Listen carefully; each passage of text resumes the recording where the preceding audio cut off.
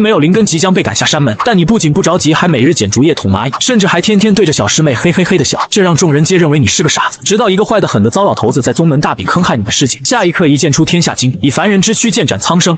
兰江有仙山名曰万道山，有32000峰，108000洞，100万仙人，1000万仙徒。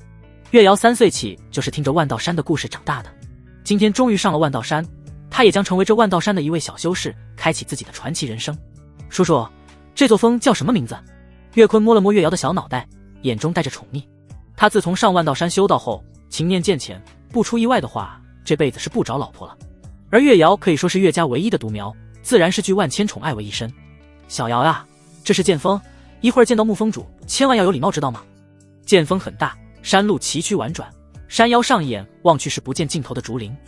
竹林小道上，1288青年正蹲在地上愣神，稚嫩的脸上带着专注。即便月瑶与岳坤的路过，也没有引起他半分回头。路过青年时，月瑶好奇地看了过去，他还很少见到这样认真的人，似乎眼里只有他面前的那一寸枯草地。叔叔，他在干嘛？岳坤拉过月瑶，眼中带着警惕。小瑶，这是你二师兄王会天，以后你在这剑锋离他远一点。剑锋在万道山颇为有名，特别是山主木青师一身修为已经达到摘星，其座下大弟子身具天火灵根，在整个南疆都是响当当的人物。可月瑶从未听过王会天这号人物。叔叔，我怎么没听说过木山主还有2个徒弟？岳坤叹了口气，王会天是个凡人，不能修炼，你自然没听过。没有关注远去的2人。王会天轻轻地将地上竹叶捡起，眼中带着痴迷。值，太值了！这片竹叶是他有生以来见过最好的剑，此剑一旦成型，可以借风而起，飞过南疆天堑，顺着中州川流而上，破掉往生峡谷，直指北原。他郑重地收好竹叶，拾阶而上。今天是万道山传道日，听说剑锋要来一个小师妹，师傅早早的就下了令，让他回山集合。糟糕，好像过了时辰，他原本很早就出发的，谁知竟然在这竹林里看到了如此绝世好剑，一不留神忘记了时间。剑锋由于人丁稀少，住所颇为简陋，山顶上稀稀拉拉的几处竹屋就是唯一的建筑。此时月瑶与岳坤已经到了竹楼，月瑶好奇地打量着这里，给人的感觉很冷清，那满是落叶的竹屋，那杂草丛生的小道，包括那孤零零站在屋前的女人。小瑶，还不快拜见你师父木青师？看起来30出头，穿着青色仙袍，整个人站得笔直，犹如青竹般苍劲修直。月瑶拜见师尊木青师，点了点头。他闭关1年才刚出关，但却有一种恍若隔世的感觉，主要是他以往每次出关竹屋都会打扫得很整洁，小道也会种些花草，虽然剑锋人丁稀少，却不失温馨。可这次一切都不一样，感觉剑锋都成荒山了。木青师向着岳坤拱了拱手，师弟见笑了，我这地方有些破落。岳坤急忙回礼，他刚到的时候也是有些错愕，还认为木青师搬家了竹林尽头。王会天紧赶慢赶，总算是到了，看到师父已经出关，他急忙冲上前来行礼。徒儿拜见师父。木青师紧咬银牙，看到荒凉的山峰，心里正憋着气呢。会天，你带师姐呢？师姐半年前去参加宗门大比了，你呢？我没有灵根，不给师姐添麻烦。木青师终于忍不了了，修道修的就是念头通达，今天不揍王会天一顿，感觉怕是会有心魔。抬手掐诀，一根竹条从林中飞来。会天，1年不见，为师试试你的修为。啪，竹条狠狠抽在王会天的背上，月瑶吓得缩在了岳坤身后。这个师傅好像有点凶。王会天不敢躲，任由木青师泻火，足足打了半个时辰，木青师才扔了竹条。会天，还有半月就要测灵，我在望山城里有座酒楼，你去那里当个掌柜吧。感受不到王会天体内有任何灵气。入山8年，他已经放弃了，不想让王会天继续在这山上浪费光阴。说完后，木青师不再看王会天，而是对月瑶招了招手。月瑶乖巧地走上前，木青师伸手摸了摸月瑶额头，灵气顺着他脸颊流转全身，最后汇聚于丹田。天生剑体。木青师错愕地看向岳坤，修道者灵根多种多样，但根据与灵气亲和度可分为天地玄黄，黄为最次，天为极品。而在天品灵根之上更有道体，道体万年难遇，每个道体无不是一个时代的宠。天生剑体便是剑的道体，若是大成，万剑臣服。岳坤嘴上带着笑意点了点头，若不是他修的不是剑，还真舍不得将月瑶交给木青师。王会天听说月瑶是剑体，急忙凑上前来，伸手搭在月瑶脊背上，一路向下摸去。他神情认真专注，如同在摸一件最精致的艺术品，挖而不屈。好见月瑶红着脸，他已经12岁了，刚好是对男女性别懵懂的时候，被王会天这样一摸，只感觉浑身骨头都软了，使不上劲。流氓刺耳的尖叫声响起，王会天的手如同触电一般收回。岳坤和木青师都恶狠狠地瞪了过来。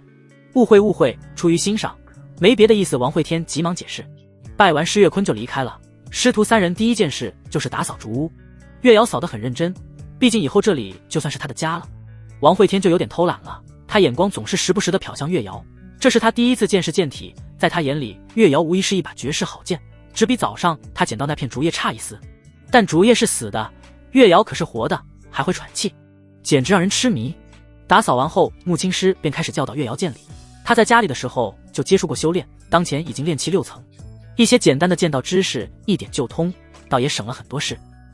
剑之一道，最基础的就是气，再是意，在剑气中融入自己领悟的意，便能10倍100倍的提升威力。你且看好。说着，穆青师向着天际一剑斩出，剑气所过之处，死亡意境紧随，天空乌云被一分为2，那云像是被死亡缠绕，正向着两侧坍塌。月瑶瞪大了眼睛，随手一剑开天。这一刻，他终于意识到了穆青师的强大。王会天拿着抹布擦着桌子，脸上有些不屑，他小声的嘀咕：“狗屁剑气，误人子弟。”穆青师再次抬手一剑，王会天手里的抹布刹那化作飞灰。你不说话，没人拿你当哑巴切，教得不好还不让人说。穆青师忍不了，一根竹条飞入他手里。一个灵根都没有的废物小子竟然在质疑他的剑道，而且还是他徒弟，这谁能忍？小兔崽子，看老娘今天不打断你的腿！王会天见到势头不对，一个闪身进了竹林，速度竟然不慢，还想跑。穆青师以竹为剑横扫而出，整个竹林都抖动了起来，似乎有万千剑气在林内奔行。月瑶有些担心地看向竹林，这样汹涌的剑气，别说是普通人了，就算是他恐怕也会被扒层皮。看到竹林不动了，月瑶低声问道：“师傅，师兄不会被你打死了吧？”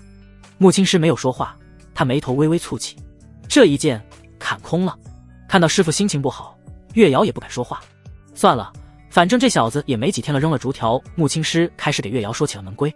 万道宗发展到现在，据百家所长，号称有万般道法，虽说有32000锋，但是真正撑起万道宗威名的是那些排名前10的山峰，而剑锋当前排名第8，全靠穆青师一人便撑起了这个排名。同门之人禁止生死大战，由于宗门人数庞大，为避免内部生乱，每年都会从各峰抽取弟子进入执法堂。执法堂超脱众峰之外，由长老会直管。可以说，执法堂便是将整个32000锋粘合起来的强力胶。穆青师细心地给月瑶介绍着万道宗，事无巨细，直说到太阳落山。小瑶，刚才那些都是万道宗的门规，而我剑锋只有一条规矩：人不犯我，我不犯人。人若犯我，提剑砍人。你要是打不过，就找你大师姐；你大师姐打不过，就来找为师。不过这一批弟子应该也没有你大师姐摆不平的人。说到大徒弟，穆青师眼中闪过一抹骄傲，那是他最得意的弟子，没有之一。月瑶也是眼中闪过崇拜，剑锋女魔头可是他从小的偶像。师傅，那二师兄呢？别提那赔钱货，娘嘞！看到他就来气，月牙当空。王会天并没有回竹楼，而是叼着棵狗尾巴草躺在山门前的大石上。他已经盯着月亮看了数个时辰，那弯月亮像是把弯刀，就像是这条小路一样，也是弯刀，不如那山林里的青竹笔直，是剑。在他眼里，世间万物有一半都是剑。山脚有一老头拿着酒壶，看到躺着的王会天，他急忙挥了挥手：“小友，今天我带了青稞酒。”这老头是1年前自己找上来的，也算是王会天在这万道山唯一的知己。在看什么？看月亮。老头倒了一杯酒，开心地推到了王会天面前。别看了，我今天是来求见的。听到求见，王会天急忙把端起的酒又放了回去。果然天下没有白吃的午餐。前辈说笑了，你修为至少摘心境，找我一凡人求见，您老找错人了。老头谄媚地将整个酒壶递了过去。他算是看出来了，今天这小祖宗似乎心情不好，可是在为策灵的事担心。万道山开宗时就立下了规矩，不管是谁8年不筑基就敢下山，而王会天上山已快8年，至今还没练气。这可是仙山，连条狗都必须是练气，更何况王会天还是剑锋弟子。他点了点头，在这里生活了8年，的确有些舍不得。老头犹豫着咬了咬牙说道：“我在万道宗还算说得上话，要不……”王会天诧异地看向老头，要知道就算是他师傅也无法左右执法堂，这遭老头子似乎身份不简单。别了，我可不想你被人指着脊梁骨骂。说完，他咬破指尖，轻轻点在了老头胸口，以血位比划了一把剑。这把剑初看透露着滔天血气，似乎很是凶煞，再看又隐于皮肉，蛰伏于天地之间。老头感受着血剑，满脸震惊，这把剑划在他胸口，竟然让他皮肤微微刺痛。你小子的剑劲又提高了，这叫什么剑？王会天轻笑，他对这把剑很是满意。这叫人剑，照着我小师妹的模样画的。老头深深吸了一口气。你小师妹知道她在你眼里长这个样吗？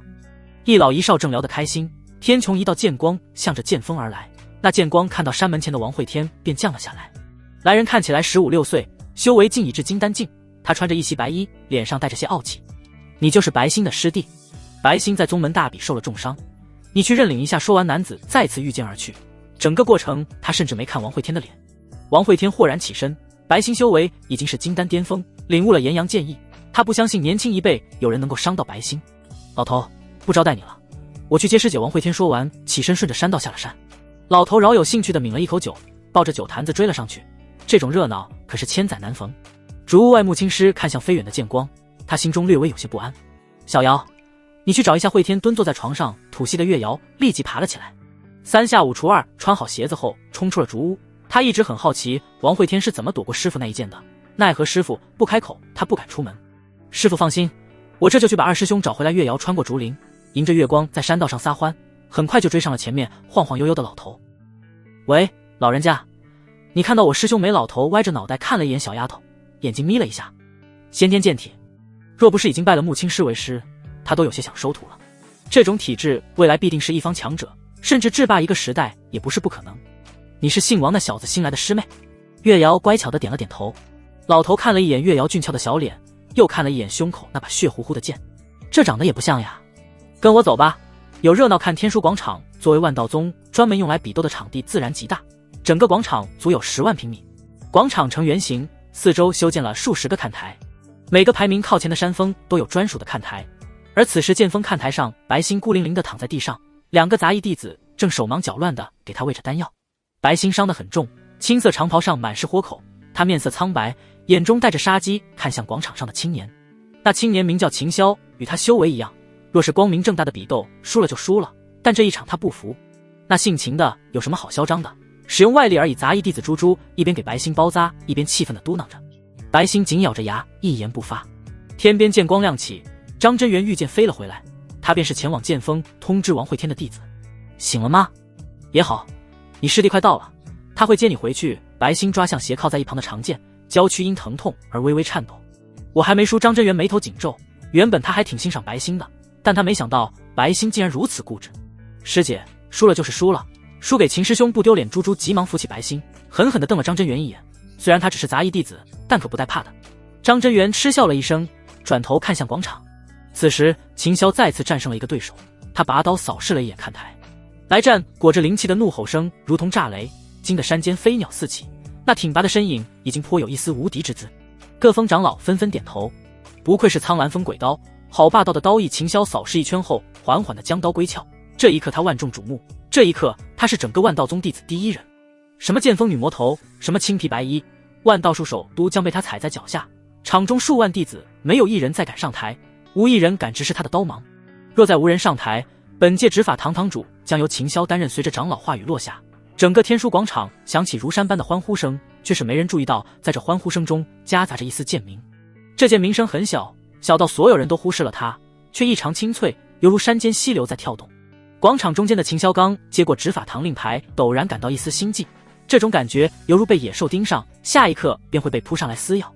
枪本能地拔出长刀，金丹期神识扩散而出。没有气，他感受不到任何带有杀意的灵气。有老六想要害我扑！秦霄吐出一口鲜血，手里的令牌掉落在地，整个人犹如断线的风筝飞了出去。他眼中满是惊骇地看向广场入口的山道，在中间那一刻，他终于找到了对方位置，可是已经来不及了。这一剑直接洞穿了他肩膀，在他身上刺了个血洞。今天的欢呼声戛然而止，所有人都没反应过来，包括裁判席上的各峰长老。主要是这一剑太近了，完全没有任何声势，也不携带丝毫灵气。谁？苍蓝峰长老赵阔飞下看台，急忙扶住秦霄。所有人齐齐向山道看去，只见一个少年缓步而来，他长发用枯草随意扎在脑后，身上穿着洗得泛白的青衫，看起来平平无奇。不，这人竟然没有修为，万道山上竟然还有人没有修为。张真元脸上带着诧异。你师弟来了。白星看向山道上的王会天，脸上看不出任何情绪。这个师弟给他的印象就是傻，从师傅带王会天上山那天起，他就没看到这师弟下过山，不是傻傻的看蚂蚁，就是在傻傻的看树叶，有时候盯着一条死鱼，他能看上一整天。后来白星结丹后，开始不断外出执行宗门任务，自然更没有闲心关注这个傻师弟了。王会天擦了擦额头上的汗，没有理会看向他的目光，他只一眼便找到了剑锋的看台。每个看台都可容纳上千人，其他峰都是人满为患，而剑锋只有白星坐在那里，2个杂役弟子在给他包扎。张真元老神在在的站在一旁，还真是和那片老竹林一样荒凉。赵括给秦霄止住血后，怒视王会天：“阁下何人？为何偷袭秦霄？”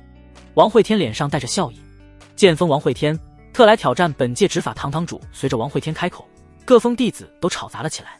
我去，剑锋不是只有白星吗？还有个木青师，那鬼地方老荒凉了。我上次路过，只感觉阴森森的。话说这家伙没有修为，要挑战秦霄，你们不觉得搞笑吗？一群人轰然大笑，都觉得王会天是来搞笑的，但秦霄笑不出来，他肩上的伤现在还隐隐作痛。赵括同样面色凝重，他一身元婴期修为，竟然没察觉到刚才的剑意，这让他老脸有些挂不住。这个少年不简单。宗门大比已经结束，要挑战改天吧。王会天没有理会赵括，而是看向白星：“是他伤了你？”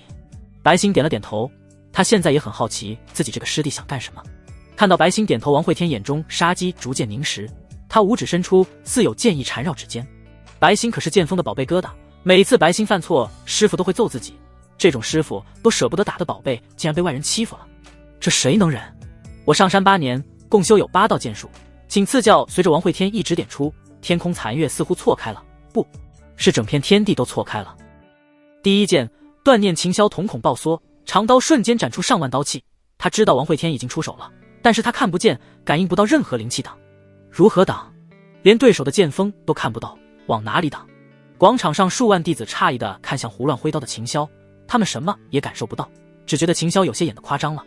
站在秦霄身旁的赵括怒吼一声，向着王会天一刀劈出。小辈放肆狂暴的刀气化作一条长龙，向着王会天撕咬而去。白星杵着长剑想要起身，却是一个踉跄，再次跌倒在地。赵长老，你身为元婴大修，对我剑锋反体出手，你就不怕家师提剑上你苍兰峰？王会天看着长龙，当即咬破指尖，弹出一滴鲜血。第二剑，血杀正在胡乱挥刀的秦霄只感觉心神一颤，一个倒栽葱摔倒在地。赵括急忙伸手探查秦霄伤势，除了肩上的伤口，秦霄身上没有任何外伤。那一剑断念究竟斩在了哪里？赵括感觉都快疯了。王会天的剑太过诡异，他活这么久还是第一次见到这种不见血的剑。还没探查到秦霄的伤势，下一秒赵括只感觉头皮发麻。王会天的第二剑是奔着他来的。此时岳瑶与老头也跟到了广场，看到秦霄被一剑斩落，老头酒都顾不得喝了，眼中金光爆闪，有些兴奋的手舞足蹈。岳瑶只看到那刀气长龙扑向王会天，心都提到了嗓子眼。老人家，快救救我师兄，救他干啥？老头子我还没看够呢。他一把抓住岳瑶，飞身上了剑锋的看台。白星见到老头连忙行礼。弟子见过道一长老。老头摆了摆手，继续看向下方大战。白星看着专注盯着广场的道一，心里却是有了其他想法。传闻道一年轻时痴迷剑术，甚至为收集天下10大名剑搅起了无数腥风血雨。莫非他在暗中传授自己师弟剑术吗？白星越想越觉得如此。看到王会天血杀剑出那一刻，道一激动地跳了起来。卧槽，卧槽呀！血杀剑太他妈牛了，以自身为剑，不带丝毫灵气，纯到极致的剑意。岳瑶嫌弃地站远了一些，他突然感觉这老头似乎脑子不太正常。出了第二剑后，王会天放下手，赵括的刀气撞在他胸口，撕起一片血肉，上衣随着刀气被绞杀成漫天碎片。他只是还未练气的凡体，根本挡不住元婴期的刀气，但就在这时，刀气突然散了。远处赵括被一把血剑定住了灵台，这血剑若是再进一步，便可刺破他灵台，洞穿元婴。他不得不散掉刀气，若是王会天被刀气绞杀，血剑失去控制，赵括也必死无疑。这是在搏命。一个凡人寿命能有多少？最多100年。可赵括身为元婴期修士，拥有上千年寿命。王会天自认为不亏，少年都是同门，各退一步如何？赵括此时说话已经不复之前的硬气，撕扯掉身上的碎布条。王会天缓步走近两人。我师姐越阶杀敌如吃饭喝水，怎么可能败给这货？他踢了地上的秦霄一脚，眯眼看向白星。猪猪，扶师姐过来。猪猪急忙抱起白星，跳下了看台。一上来他就开始告状，他们针对白师姐，这死老头还在比赛途中对师姐出手。王会天一把抓住白星手臂，脉搏正常，看起来就只是失血严重。白星俏脸微红，虽然两人从小一起长大，可这还是第一次这样接触。我没事，还没事，脸都花了。王会天满眼心痛，师姐被欺负成这样，这要是被师傅看到，那还得了？他怒视赵括，恨不得现在就刀了这货。你们如此做事，真当我剑锋无人？赵括低着头不敢说话，他今天算是老脸丢光了。身为长老堂一员，竟然输给了一个弟子。裁判席此时剩下的5人也站了起来，元婴期强大修为同时展露而出，3个元婴初期，2个元婴中期，霸道的气势席卷全场。这便是长老堂，任何一位都是宗门底蕴。够了，此事到此为止吧。王会天眯眼看向5人，这是打算包庇了？不，或许本来就是一伙的。第3剑风起哗啦啦，整个天书广场狂风乍现，这一剑不如前2剑静谧，竟是异常声势浩大。万千剑意随着山风而来，刮得天书广场地皮升起道道裂痕。卧槽！那5位元婴长老急忙升起灵气护罩抵挡，他们还是第一次见到如此可怕的剑意，蛮不讲理，碎金断石。广场上数万弟子同时四散而逃。这一剑虽然不是针对他们，但是这种狂风过境的剑法，误伤在所难免。小子，驻守道一原本正看得起劲，随着这一剑斩出，他终于坐不住了。剑锋竹屋内，穆青师正和老闺蜜藿香喝茶，手中茶水随风荡漾而起。他急忙放下水杯，看向天书广场方向。好强的剑意，竟然在借天地大势。藿香同样赞赏的点了点头。听说你又收了一个徒弟。穆青师抿了一口茶，脸上带着得意。先天剑体看见藿香瞪大了眼睛，穆青师很是满意，要的就是这个表情。2人正聊得开心，穆青师突然站了起来。天书广场不仅仅是刮了场剑风，甚至有摘星强者出手了。是道一师兄？藿香也有些错愕，毕竟道一已经沉寂太久了，他上一次出手还是下山抢了雷家堡的天雷剑，被掌门打了个半死。道一师兄不会又惹祸了吧？少管闲事多发财，假装不知道。对了，上次给你介绍那个道侣怎么样？2人一直聊到深夜鸡鸣，等到藿香离开后，穆青师才发现月瑶还没回来。他正要出门寻找，天边一抹流光急行而来，却是藿香去而复返。青师，快去百木殿！你徒儿惹祸了。穆青师心里咯噔了一下，首先想到的便是白星是不是在宗门大比打死了人。他匆忙御剑而起，向着百木殿飞去。一边赶路，心中已经想好了托辞比斗嘛。刀剑无眼，白星那么善良可爱，怎么可能故意伤人？百木殿内，长老堂10大长老、刑法堂执事、前10峰山主激进到了一半。首座上一道袍中年端坐其上，他看起来面容平静淡然，却在这平静之下似乎潜藏着惊涛骇浪。他便是万道宗掌门陆青山。穆青师刚一到场，便知这次闯的祸事不小，人来得太齐了。青师拜见掌门师兄。陆青山点了点头，看到穆青师到场，他紧攥着的拳头总算放松了一些。小师妹，你可真是教了一个好徒弟啊。他语气虽然平静，但穆青师却能感受到师兄的怒意。掌门师兄，我家白星年纪尚小，下手并无分寸，还望师兄明察恩。陆青山顿时瞪大了眼，搞了半天，似乎这小师妹还不知道发生了什么。你先看看下面跪的是谁吧。穆青师愣了一下，他刚进殿便直奔掌门来了，倒是还没仔细去看大殿中间的跪着的2人。此时转过头来才看到大殿中间跪着的正是道一，他旁边还跪着一个青年，上衣破烂，满是血污，头却是埋得极低。穆青师狐疑地凑了过去，伸出一根仙指勾住了青年下巴。这下他总算看清了这血乎乎的小子。王会天震惊，这小子什么时候和道一混在一起了？而且一个无法练气的小子能闯什么祸？王会天摇头甩开穆青师的手指，满眼怒火地盯着道一。道一也不甘示弱，回瞪着王会天，看这架势，若不是都被绑着，非要在这里干一架不可。掌门师兄，这发生了什么？是不是抓错人了？穆青师连忙站起来，虽然不知道发生了什么，但王会天肯定是被冤枉的。陆青山冷哼了一声，火气也是有些压不住了。道义，你可知错？堂堂长老阁大长老，执掌万道宗刑法，竟然故意破坏宗门大比公平。道一脑袋一歪，死不认错。我自有我的考量，老夫执掌长老堂，难道还不能搞点小动作了？王会天怒了，挣扎着爬起来就要去咬道一的耳朵。贼子，枉费老子与你兄弟相称，你竟然坑害我师姐，老子咬死你！穆青师急忙上前拉住王会天，这里可是百木殿，岂能让他这样放肆？陆青山指着王会天，也是气不打一处来。还有你个小混蛋，你装什么委屈？你知道那一剑伤了多少同门？1万多弟子轻伤，3个长老重伤，天书广场那可是万道宗的瑰宝，就这么被你切去了一半。你现在还敢逞凶？他说着狠狠地踢了王会天一脚。万道宗自开宗以来，天书广场就是门面，不管是大小比试、宗门接待，各种盛会都是在天书广场举办。而今这广场已经如同狗啃的一般，再也不复之前的霸气。陆青山踢完王会天后，对着道一腰上又是一脚。道一，你先说为什么要坑害白心？说到这个，道一脸上有些得意，这小子整日窝在山里吹牛，说什么他有一剑能从青山斩北原，老子让他斩他又推推拖拖的，所以就坑了他师姐一把。老子让他藏着掖着。陆青山皱眉，就只是这样。道一突然眼神有些闪避，这不是快到测灵了吗？吹牛那么厉害，还不是练不了气？陆青山眉头渐缓，这一下他总算知道了事情起因。万道宗每8年一次测灵，无法筑基便要被赶下山，而王会天无法炼气，所以道一在逼着王会天出手。他想要证明王会天的价值。你想要保下他？道一冷哼了一声，老夫只是觉着规矩太过死板，如此建材太过可惜。陆青山瞥了一眼王会天，再次坐回了首座上，以凡人之身一剑斩上万弟子，重伤3个元婴期长老，这何止是建材，这是他万古也不曾见过的妖孽。可就是这样的妖孽竟然没有灵根，任他如何经验100年之后也会化作黄土。的确可惜。在座所有人都沉默了，除了木青师，他现在还有些迷糊。什么砍了上万弟子？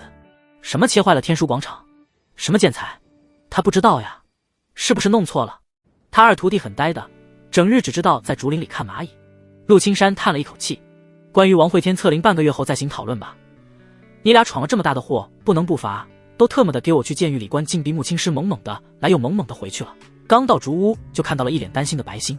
白星此时伤势已经痊愈，金丹期的修为只要不是致命伤，修复得很快。师父，师弟呢？你师弟啊，坐牢去了。师父你一定要救救师弟啊，他都是为了帮我，他不是故意的。木青师略作安慰的摸了摸白星的长发，只是摸到一半他的手突然顿住了。他想起了自己还有个小徒弟，月瑶从昨夜出门就没有回来，当时是去找王会天来着，就他那炼气修为，该不会在混乱中被打死了吧？乖徒儿，你先养伤，我去找找你师妹。说着他御剑而起，消失在天际。白星，师弟没了，所以师父又收了个师妹。万道山剑狱，其身不可见底。传闻1000年前北原来犯，魔尊杀到了剑狱，他低头一看，只感觉汗毛倒立，如被深渊盯上。但魔尊凶性上头，是要入剑狱一探究竟，结果这一进去就没有再出来。道一一边顺着石阶而下，一边对着王会天侃侃而谈，简直都快把这剑狱吹成万古第一兄弟了。哼，就一树洞而已，王会天现在看到这老头就来气，哪有闲心和他瞎掰扯。道一见他还在生闷气，瓮声瓮气的埋怨道：“你没有灵根，生命不过100年，不该浪费光阴。”王会天嘴角翘起，谁说没有灵根就不能自己造？原本他也觉得这辈子恐怕无法提升了，直到昨天见到了月瑶，他看到了月瑶体内的剑，只要能移植一把可以感受灵气的剑进入体内，他也是先天剑体。这个疯狂的想法一旦生成，就再也挥之不去了。现在缺的就是一把灵剑，那片竹叶不行，虽直但没有灵。王会天看了一眼道一，这家伙倒是收藏了不少好剑，老头用剑挺垃圾的，那些好剑在他手里简直是浪费。陆青山为避免两人再掐架，将道一关进了第10层，而王会天被关在第2层。从进来第1天起，王会天就一直趴在牢房门口看着这树洞，整个洞口直径有1米大小，岩壁光滑，他怎么看都觉得剑狱像是利剑洞穿大地而成。但这世上怎么会有这样大的剑？虽然两人被关了起来，但是此事在万道宗的影响却是越演越烈。凡人驱剑斩元婴，这是太过魔幻，除了被砍的那些人，其他没有人相信。甚至有人已经上了剑锋，想要挑战王会天。原本荒凉的剑锋硬是生生踩出了好几条小路。白星，这是我师兄叶战天的战书，邀你师弟天书广场一战。月瑶蹦蹦跳跳的跑过去接过战书，已经第28封了。你呢，也是来送战书的？他开心的将手递到旁边青年面前，青年支支吾吾的将一封书信放在月瑶小手上。不是战书，是情书。小月瑶顿时张大了嘴巴。给我二师兄的？不是，给你师父。小竹屋内师徒3人看着桌上的情书，面色各异。粉红色的信笺封面画着几个爱心，还写着些肉麻的话语。月瑶小脸上满是好奇，白星有些局促不安。木青师则是低眉垂眼，耳根泛红。白星小声开口：“师父，我和瑶瑶回避一下。”木青师摆了摆手：“回避啥？有些东西是需要大家共同见证的，避免以后出去吹牛没人信。几十年了，也不知道是哪座山头的风主开了眼。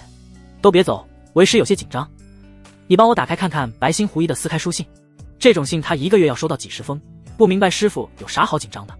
书信打开，信上字体苍劲有力，通过字迹便知此人卓而不凡，应该是个翩翩公子。木青师捏了捏手心的汗，眼泛桃花的看向信中内容：“致挚爱青师，我不要待在监狱，我要下山，你帮掌门求求情。”看着最底下王会天的留名，木青师整个人都愣在了原地。他想过是掌门师兄写的，也想过是剑仙李逍遥，还猜测了儿时玩伴华云修，唯独没想到是这个孽徒。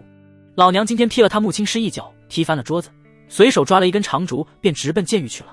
月瑶站得远，没看到信上内容，只是隐隐瞅到了王会天的名字。他惊愕地捂着小嘴：“好劲爆！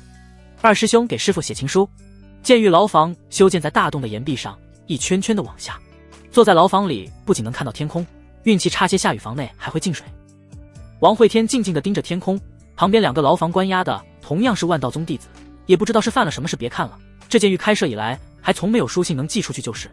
老子每月都要被抓进来几天，还没见过进来了能提前出去的。王会天懒得理2人，他的师傅他了解，只要信寄出去人一定会来。小子，没看到耀哥跟你说话吗？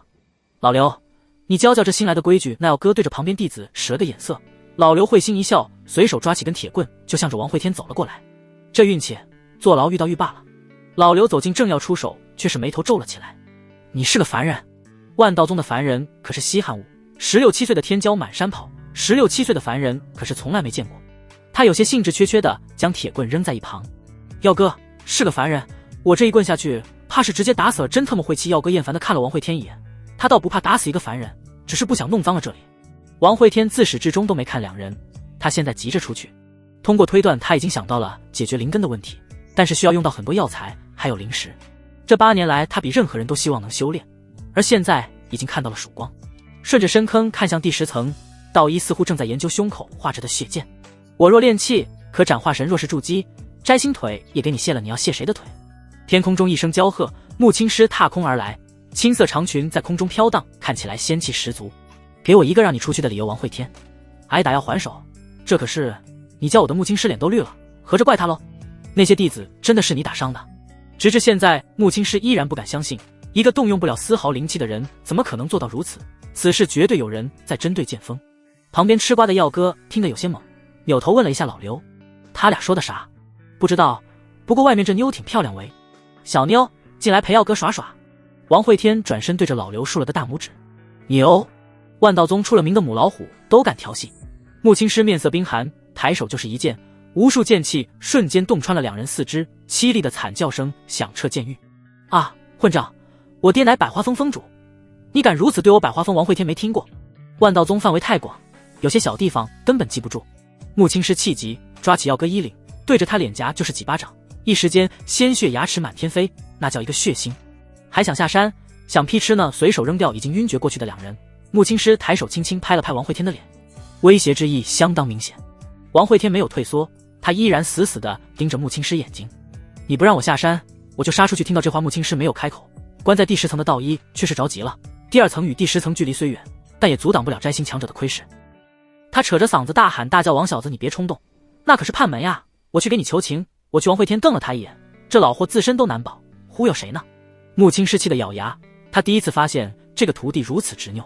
师傅，徒儿上山8年，从没求过你什么，你也没怎么管过徒儿，徒儿就求你这一次。说到这个，木青狮感觉有些内疚，想来这孩子如此极端，也是缺少陪伴，他的心顿时软了下来。这一天，木青狮提剑上了百木殿，和掌门陆青山干了一架。求情是不可能求情的，哪有让可爱的小师妹去求大师兄的道理？可怜的陆青山天书广场还没修好，百木殿又被崩掉了一角，最终还是太上长老出关才拉住了2人。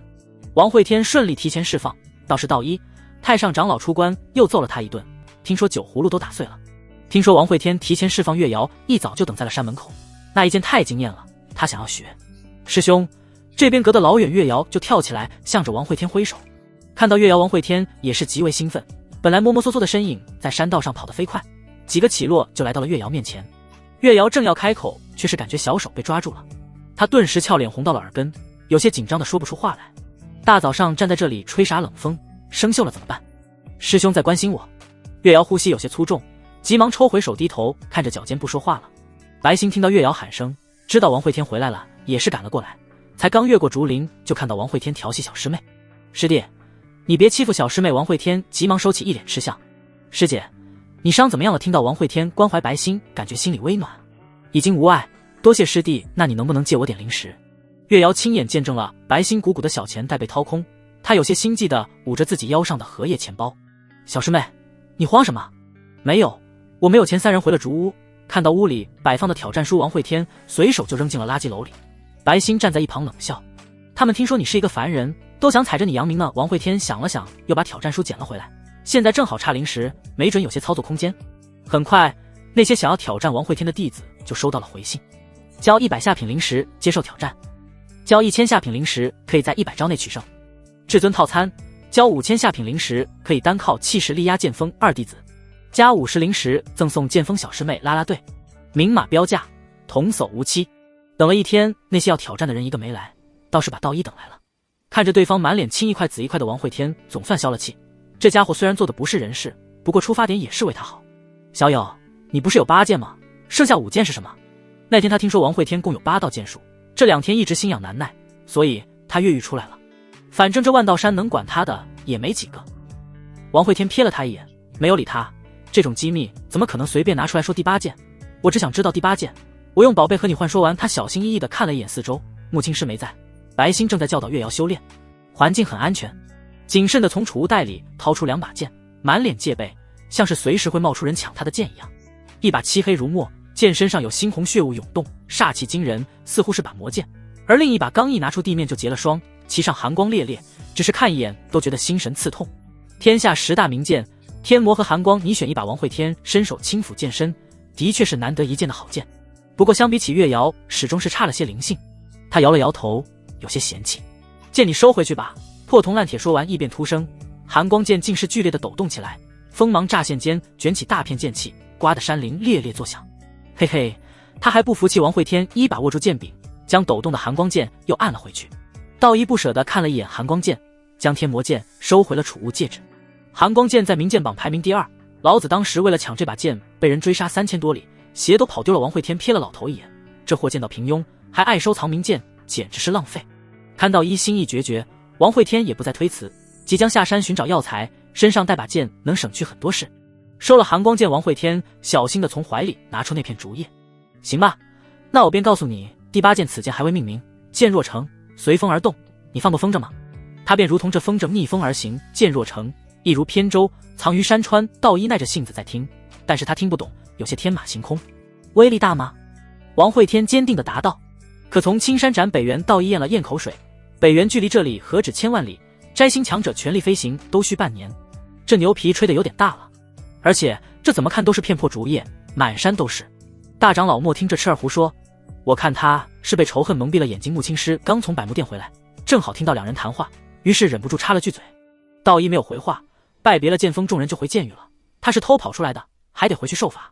苍兰峰大殿，秦霜面色阴沉的可怕，他儿子秦霄至今还没苏醒，而王慧天竟然被放了出来，简直是可恨之极。怎么样，查出伤势了吗？周围几个苍兰峰长老摇了摇头，他们轮番检查，秦霄除了肩上的贯穿伤口再无伤势，整个人呼吸平稳，金丹也正常，可就是醒不来，简直是修真界诡异事件。峰主，要不上剑锋找王慧天医治，他下的手一定有解决办法。秦霜拳头紧握，败给一个凡人已经够丢脸了，而今还要上门求助，这让他以后怎么在万道宗混？赵括留下，其他人该干嘛就去干嘛，等到所有人都离开了，秦霜才压低声音交代：明日你把萧儿抬到剑锋上去，连同担架扔在山道上，就不救全凭剑锋做主。赵括哑然，这不完全是摆烂了吗？若是他们救人也就罢了，若是人死了，我倾全锋之力也要剑锋陪葬。秦霜眼中杀机毕现，他如今已经化神巅峰，只要突破摘星，他无惧木青师。而且他苍兰峰人才济济，化神长老有数位，元婴长老更多，剑锋拿什么抗衡？次日一早，赵括和2名弟子抬着秦霄上了剑锋，穿过竹林后，便看到白星和月瑶正在竹屋前练剑。扔这儿吧！3人将秦霄往地上一扔，转身就跑。等到白星、月瑶过来时，只看到躺在地上昏迷不醒的秦霄。大师姐，他们这是干啥？白星皱着眉头，面色有些凝重，恐怕是想和我们赌命了。月瑶小脸下的煞白，急忙跑进竹屋找木青师。对秦霄进行一番检查后，木青师面色疑惑起来。秦霄浑身气血充盈，完全不像个病人，可就是昏迷不醒。慧天呢？月瑶急忙回答：二师兄一早就去看入门试炼了，说是剑锋人太少，他去给师傅物色几个好弟子。木青师强压下心中怒气，这个一向不出门的徒弟，最近好像有些不安分了。万道山下便是望山城，由于万道宗入门试炼开启，城内外来人员剧增。你们听说了吗？昨天出了个天水灵根，被逍遥峰长老收为亲传，这有什么？最新消息，今早检测出一个天雷体，客栈内所有人齐齐咽了咽口水，那个号称被雷劈就能变强的体质竟然出现了。角落处，一青年轻蔑地摇了摇头，他面若冠玉，气质有些清冷，仿佛对刚才谈论这些人提不起丝毫兴趣。此时一少女走进客栈，所有谈论声戛然而止，主要是这个少女太漂亮了，让人只看一眼便再难移开视线，身材更是毫无瑕疵，堪称祸国殃民。他径直走到少年身边，盈盈浅笑。小女子华玉秀见过叶白剑仙，一片哗然声响起，客栈内所有人都急忙埋下了头，不敢再说话。叶白点了点头，我来只有一事，最近传闻剑锋有一少年凭凡人剑逆斩元婴，是否为真？华玉秀不敢怠慢，急忙说出了他知道的消息。消息是从万道宗下山历练的弟子口里传出，由于太过惊世骇俗，很快整个大秦皇朝都惊动了，甚至听说三皇子正在南下，想要上万道山比剑。竟然是真的！叶白眼中涌起炽热，付了饭钱就急匆匆地向万道山去了。破烂的天书广场上，一群长老兴奋地围着一个锦衣少年。太好了，天雷体万年难遇，你可愿拜我为师？左冷风，你滚远点！你个练刀的瞎凑什么热闹？少年，我雷岩峰正好需要你这样的人才，你若进我逍遥峰，我保准你3年化神王慧天拼命地挤进人群。选剑锋，我师父人美心善，还没嫁人，一长老瞧见王慧天，屁股轻轻一撞，再次将他推了出去。王慧天心里着急，这帮长老简直不要脸，欺负他没啥力气，不断地排挤他。少年，我劝你不要不识好歹。一番争执过后，天雷体最终败入了雷岩峰。王慧天捶胸顿足，恶狠狠地盯着这些长老，想着是不是该劈上一剑，反正实力已经暴露，无所谓了。白星远远看到争得面红耳赤的王慧天，师弟，师父让你回去。王慧天装作没听见，继续看着前方检测灵根的人群，内心稳如老狗。想要自重灵根，光是参考月瑶的并不够，如果能多看看其他灵根，把握会更大。广场上考核人群有数十万人，但是真正有灵根的人只有1%，而天品灵根更是万中无一。你在无视我！白星从人群里抓出了王慧天，对着他屁股就是2脚。原来是师姐来了，人太多没注意，师姐恕罪，懒得理会他辩解。白星拉王慧天便回了剑锋。秦霄生机已经出现衰弱，穆青师也开始担心这家伙死在剑锋。剑锋上几个百草店长老看着秦霄都摇了摇头，表示无能为力。若是缺胳膊断腿，他们都能治，但这种情况他们也没有办法。穆青师突然看向天边，他感受到了一股惊天剑意正在接近，这剑意极为霸道，似有碾压一切之势。叶白请见穆道友，画壁一剑自天边而来，贯破长空。穆青师脸色巨变，同样一剑斩出，整个剑锋都在颤动。等到颤动停止，一个白衣少年已经站在场中，他没有看穆青师，而是伸手查探秦霄情况。哼，有趣！穆青师脸色铁青，整个万道宗都没有人敢这样无视他，就连宗主陆青山都要让他3分。何时受过这样的气？给老娘死！剑气纵横间，两人战作一团。百草店长老慌忙护住月瑶及秦霄。摘星发威，灵力肆虐，搅得天地变色。过了数十招后，穆青师咬牙：“你是摘星镜！”他一剑斩出，脱离叶白，向着百木殿飞去。打不过，找师兄。姓陆的，有人欺负我，你死哪儿去了？追出去的叶白急忙收手，完大了！若是处理不好，他恐怕今日走不出万道宗。摇了摇头，他飞回竹屋前，继续探查秦霄，眉头微微皱起。此人神仙难救，心念已断，行尸走肉罢了。说完，叶白将剑插在地上，不再理会秦霄，抬头看向百木殿方向。很快，穆青师就带着陆青山来了。剑仙叶白是不是做得太过火了？叶白俯首行了一礼，他脸庞依旧清冷，看不出多余的神情。陆青山又如何？他叶白6岁筑基，12岁结丹，如今才40就已经摘星。别说万道宗，即便整个南疆，他也没放在眼里。闲来手痒，便试试穆道友的剑。陆青山微微眯眼，带着储物戒指的手轻轻敲动：“你来我万道宗作何？”叶白没有隐瞒，看一看那个使剑的凡人。说完，他又看了一眼穆青师。若是当真如传闻那样，我认为穆道友教不了此人。天下唯我可以。他言语中带着轻视，更是带着强大的自信。穆青师握剑的手指骨泛白，这是来抢徒弟来了，明目张胆的抢。但他没有立即反驳，而是思虑数秒后说道：“慧天无灵根，叶剑仙可有方法让他踏上修行一途？若是叶白可以，穆青师倒也不建议让出这个徒弟。”叶白摇了摇头，自古无灵根者不能修炼，这是铁律。虽无法让他修炼，但我能让他这100年极致璀璨。白星带着王慧天刚靠近剑锋就愣住了，山间竹林东倒西歪，山腰上更是遍布剑痕。两人对视一眼，都认为是苍兰峰打上山来了。飞到竹屋前，才看到正在争执的几人。白星匆忙上前拜见陆青山，王慧天则是掠过众人，一把抓住月瑶的小手：“瑶瑶，你没事吧？”月瑶懵逼地摇了摇头：“不是应该先拜见师傅和掌门吗？二师兄是不是对自己意图不轨？”“二师兄，我没事。”月瑶尴尬地抽出小手，俏脸又红了。从王慧天落地之时，叶白目光就没有离开他，在他眼里，这个少年平平无奇，让他有些怀疑传闻真假。“小子，向我出剑！”叶白剑指王慧天，轻声开口。陆青山和穆青师都没有说话，他们同样好奇王慧天的剑，毕竟之前天书广场他们不在，只是听闻。王慧天摇了摇头，你会死？叶白笑了，开什么玩笑？他可是摘星，世人眼里的剑仙。王慧天嘴角轻扬，之前他说自己若炼气可斩化神，若筑基可斩摘星，现在他想补充一句，若是那个人站着不动让他砍，无需筑基照样斩摘星。出剑吧，我倒是看看你如何让我死。王慧天猛地拔出寒光，一剑斩出，没有剑气也没有剑意，仿佛凡人随意一挥。叶白身形瞬间暴退，一种极致的危险感萦绕心间，他神识刹那覆盖整个剑锋，感受不到，什么也感受不到，但那种剑修的第六感不会错。这是什么剑？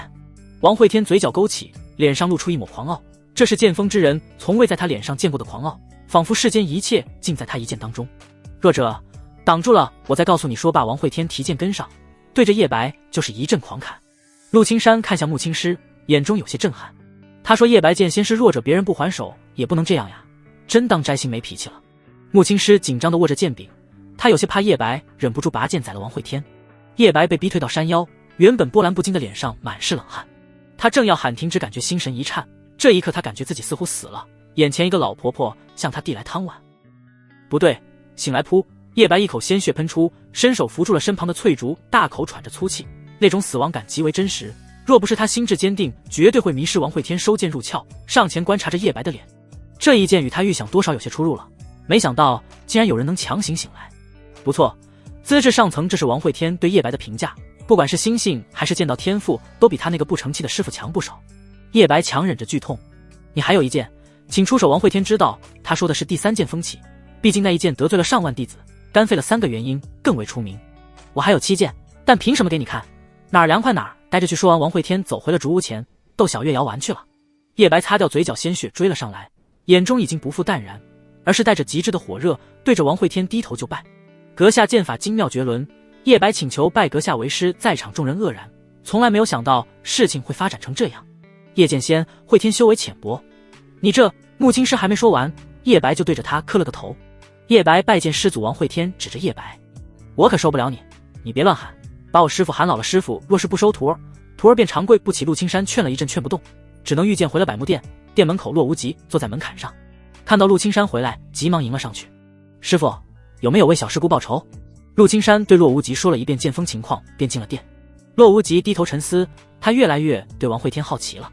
万道宗之人都称呼他为万道术手，因为世上没有他不会的，炼丹、符箓、阵法什么都会，就连剑法他也会。而练剑的人最是爱争，所以他很好奇什么样的剑法可以做到这个地步。洛无极自语问道：系统，你说若是鬼影闪对上他那招断念，谁胜谁负？他脑海中系统声音响起，宿主不要怀疑，你是最强的鬼影闪打，不过我这里还有一招更强的，一刀流居合死。狮子哥哥洛无极转身进了殿，的确是瞎操心了。系统半生，这世上谁能比他强？更何况王慧天还是个不能修炼的凡人。剑锋上，叶白自觉地给自己搭了间小木屋，还去百木殿登记了万道宗弟子的身份，只能说一切全是自己亲手操办。王慧天锁好房门，偷偷从床底下拿出了钱袋，足足有1万下品灵石，这些可都是从白星那里借来的。月瑶似乎挺有钱，他计算过，要买够栽种灵根药材，至少还需上百万。最重要的是，差一把可以当做灵根的剑，寒光虽好，但是不适合。唉，缺钱感叹声刚落，叶白急切地推门扑了进来，将一大堆灵石堆在了桌子上，足足有200万上品灵石，这可是一个摘星境的全部家当。王慧天面色一沉，语气带着责备：徒儿深夜来访，可是有事？叶白面色一喜，答应了，早知道这么简单，干嘛傻傻的跪了大半天？师傅，白天那一剑，徒儿有些不明白的地方。王慧天指了指躺在竹屋外的秦霄：池儿，既然灵气和神识都无法察觉，就用心去感受，你若能救活他，便能悟透那一剑。叶白狂喜，拜别了王慧天，再次冲出去研究秦霄了。什么叫一步登天？这就叫一步登天。王慧天抱着桌上灵石狂亲，忍不住笑出了猪叫声，哈哈哈！隔壁竹屋，月瑶听得浑身鸡皮疙瘩涌起，白星拍了拍他小脑袋，紧收心神，不要被外物所影响。王慧天，结，发财了！200万上品灵石，若是做彩礼，我他们能娶10个师姐，100个师傅。砰！一声炸响，几间竹屋同时被掀飞，王慧天的宝贝灵石散落一地。穆青师一脚踩在他腰上，扒开他裤子，举起竹条就抽。白星连忙捂住月瑶眼睛，小师妹看不得他。虽然这样说着，自己却是时不时的偷瞄2眼。好多年不见小师弟光屁股，不知不觉都长这么大了。山里的日子过得很快，不知不觉已过去半月。原本计划下山的王慧天依然没动，他在等白星出门。白星不离开他，无法接近月瑶。有些东西他还没想明白。王慧天最不缺的就是耐心，因为他输不起摸着石头过河，一步错便可能万劫不复。早上5点，王慧天准时起床修炼呼吸法，与从前一样，依然无法储存丝毫灵气。6点去竹林物件，一直到12点出门找吃的。十善堂内基本都是杂役弟子，内门弟子大多已经辟谷。王慧天进了十善堂，直接上了2楼。没办法，最近有钱消费得起。猪猪把菜单拿过来，小姑娘开心地将一本玉片制作的菜单放在了王慧天面前。王师兄，听说大秦三皇子到望山城了，来找你比剑。王慧天手里的菜单滑落，眼中闪过杀机。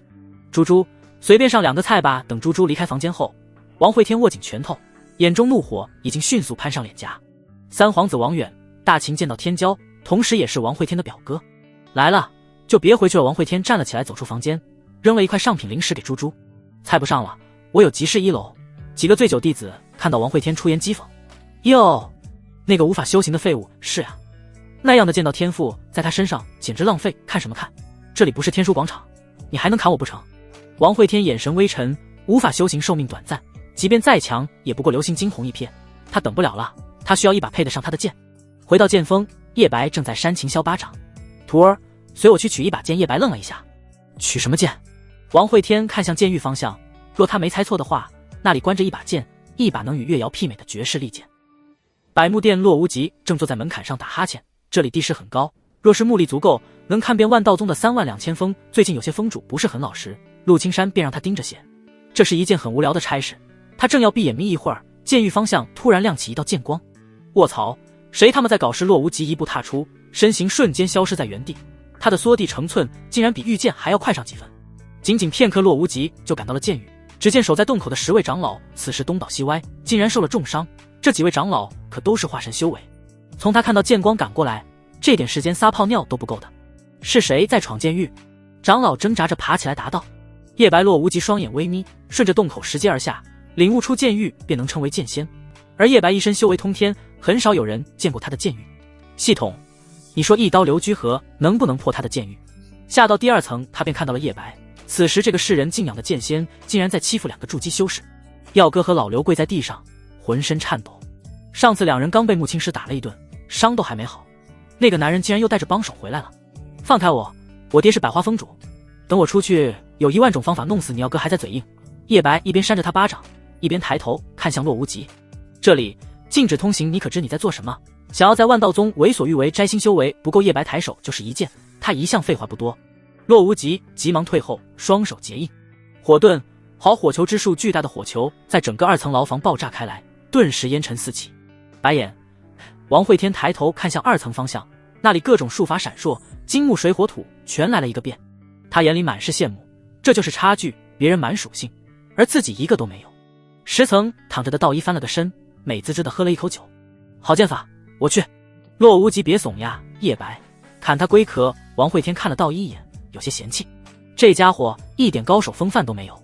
若有人下来帮我挡一下，只需半个时辰，我没回来的话，烦请去剑锋报一下丧。说完不等道一回话，王慧天继续往下走去。如果他猜得不错，剑域之所以叫剑域，便是修剑来关押那把剑的，这说明那把剑很凶，强行驾驭很可能会死。他没有剑仙叶白的逆天资质，也没有万道束手洛无极的全能天赋，想要变强只有足够疯狂。一直往下近1000米，剑域似乎深不见底。在第20层开始，剑域关押的不再是万道宗的人，而是无数奇形怪状的妖魔。这些妖魔都被阵法束缚，但嘶吼间依然能震慑心神。王慧天眼神坚定，继续往下走去。到达100层的时候，已经没有道路，前方尽头矗立着一棵槐树，叶片散发着淡淡荧光。前方进行槐树枝压上，一个小女孩拨开树叶，对着王慧天竖起了一根手指。王慧天开口：我需要一把剑。小女孩毫不退让。那把剑不属于这个世界。王慧天笑了，这是个什么破理由？我之前在洞外，然后来了洞底，你说我现在属于洞外还是洞里？剑既然在这个世界，便属于这个世界。小女孩埋头想着措辞，眉头皱得老深，她感觉被难住了。与此同时，三皇子王远上了剑锋，他看着杂草丛生的山门咂了咂嘴，够破烂的，的确是穷乡僻壤。老师，你说若是王慧天知道陛下为我和白星赐婚，他会作何感想？王远身边老头摸了摸胡子，脸上带着嗤笑。杀人没过诛心王会天一介废物，能有何感想？是的，他当年全家葬送在北原都没感想，一个师姐能有什么感想？穿过竹林便看到了竹屋，穆青师没在，和老闺蜜霍香出门了，只有月瑶喘着粗气在练剑。小孩，你家大人呢？月瑶警惕地看了眼众人，故作凶相回道：你们什么人？为何擅闯剑锋？王远四处看了一眼，知道穆青师和白歆不在，他转身对老头说道：老师，既然穆青师不在，你我先去百慕殿拜见一下陆青山吧。老头点了点头，也好，小孩，你家大人回来的话，让他来百慕殿面见三皇子。说完，两人及众多护卫御剑而去。月瑶气愤地跺了跺脚，他从来没见过这么无礼的人，至始至终完全没将剑锋放在眼里。剑玉底，槐树上无数枝条急速生长，抽向王会天。那个小女孩答不上着急了，反正我在这里，谁也别想过去。王会天翻身躲避，身上被抽得满是血痕。他最大的弱点就是攻击足够，但是防御拉垮，这种情况他连出剑的机会都没有。你不讲道理，说不过就动手，哼！在这里，我的道理就是道理。小女孩气鼓鼓地叉着腰，指挥着枝条出手。时间越久，王会天心里越着急。叶白与道一拖不了多久，很快其他峰的高手便会赶来。以后有了防备，再想谋划这把剑将会更加困难。不管袭来的枝条，王会天单手按地。第四剑，山河万千剑意惊天而起。这一剑若在地面上也没啥威力，可这里是一个巨大的深坑洞底，随着剑意颤动，整个深坑都在坍塌。你混账！小女孩再也顾不及王会天，急忙伸缩枝条去稳固崖壁。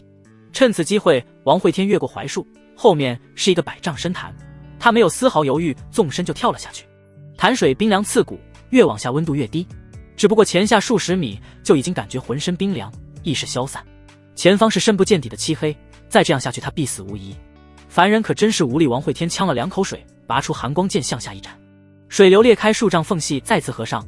幼时记忆闪过脑海，那一年他刚8岁，与父亲征战北原，这一去父亲及数百万将士战死，唯有他被穆青师带回。大秦还在，北原还在，他怎么能死？剑一断念，王会天再次出剑，这次却是斩向自身，断念专斩心神，可让人意识陷入沉睡，身体休眠。休眠后的身体对空气的消耗会减少，这无疑是放弃意识换来身体多活片刻。百慕殿感受到剑域震动，陆青山正准备前去探查，却是三皇子突然来访。这些年万道宗坐镇南疆，虽超脱世外，可终究地处大秦境内，而且大秦并不是普通王朝，其幅员辽阔，人口100亿，每城镇守无不是修为通天之辈。皇室更是掌握了龙气修炼之法，极其强大。来到前堂，看到三皇子身边老者，陆青山瞳孔微缩。4大镇国神帅之一的雪妖，不知雪妖大人与三皇子光临，有失远迎。雪妖起身行礼：陆掌门冒昧来访，多有打扰，见陆青山坐下。王远才起身，亲自将一道圣旨递了过去。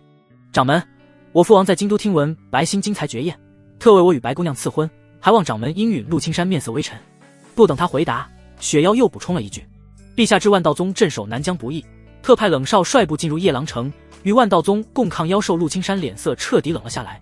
雪妖与冷少同时出动2尊镇国神帅，这是在威慑万道宗。如若不答应这桩婚事，恐怕接下来便是大兵压境。若是答应，便代表万道宗服软，任由大秦拿捏。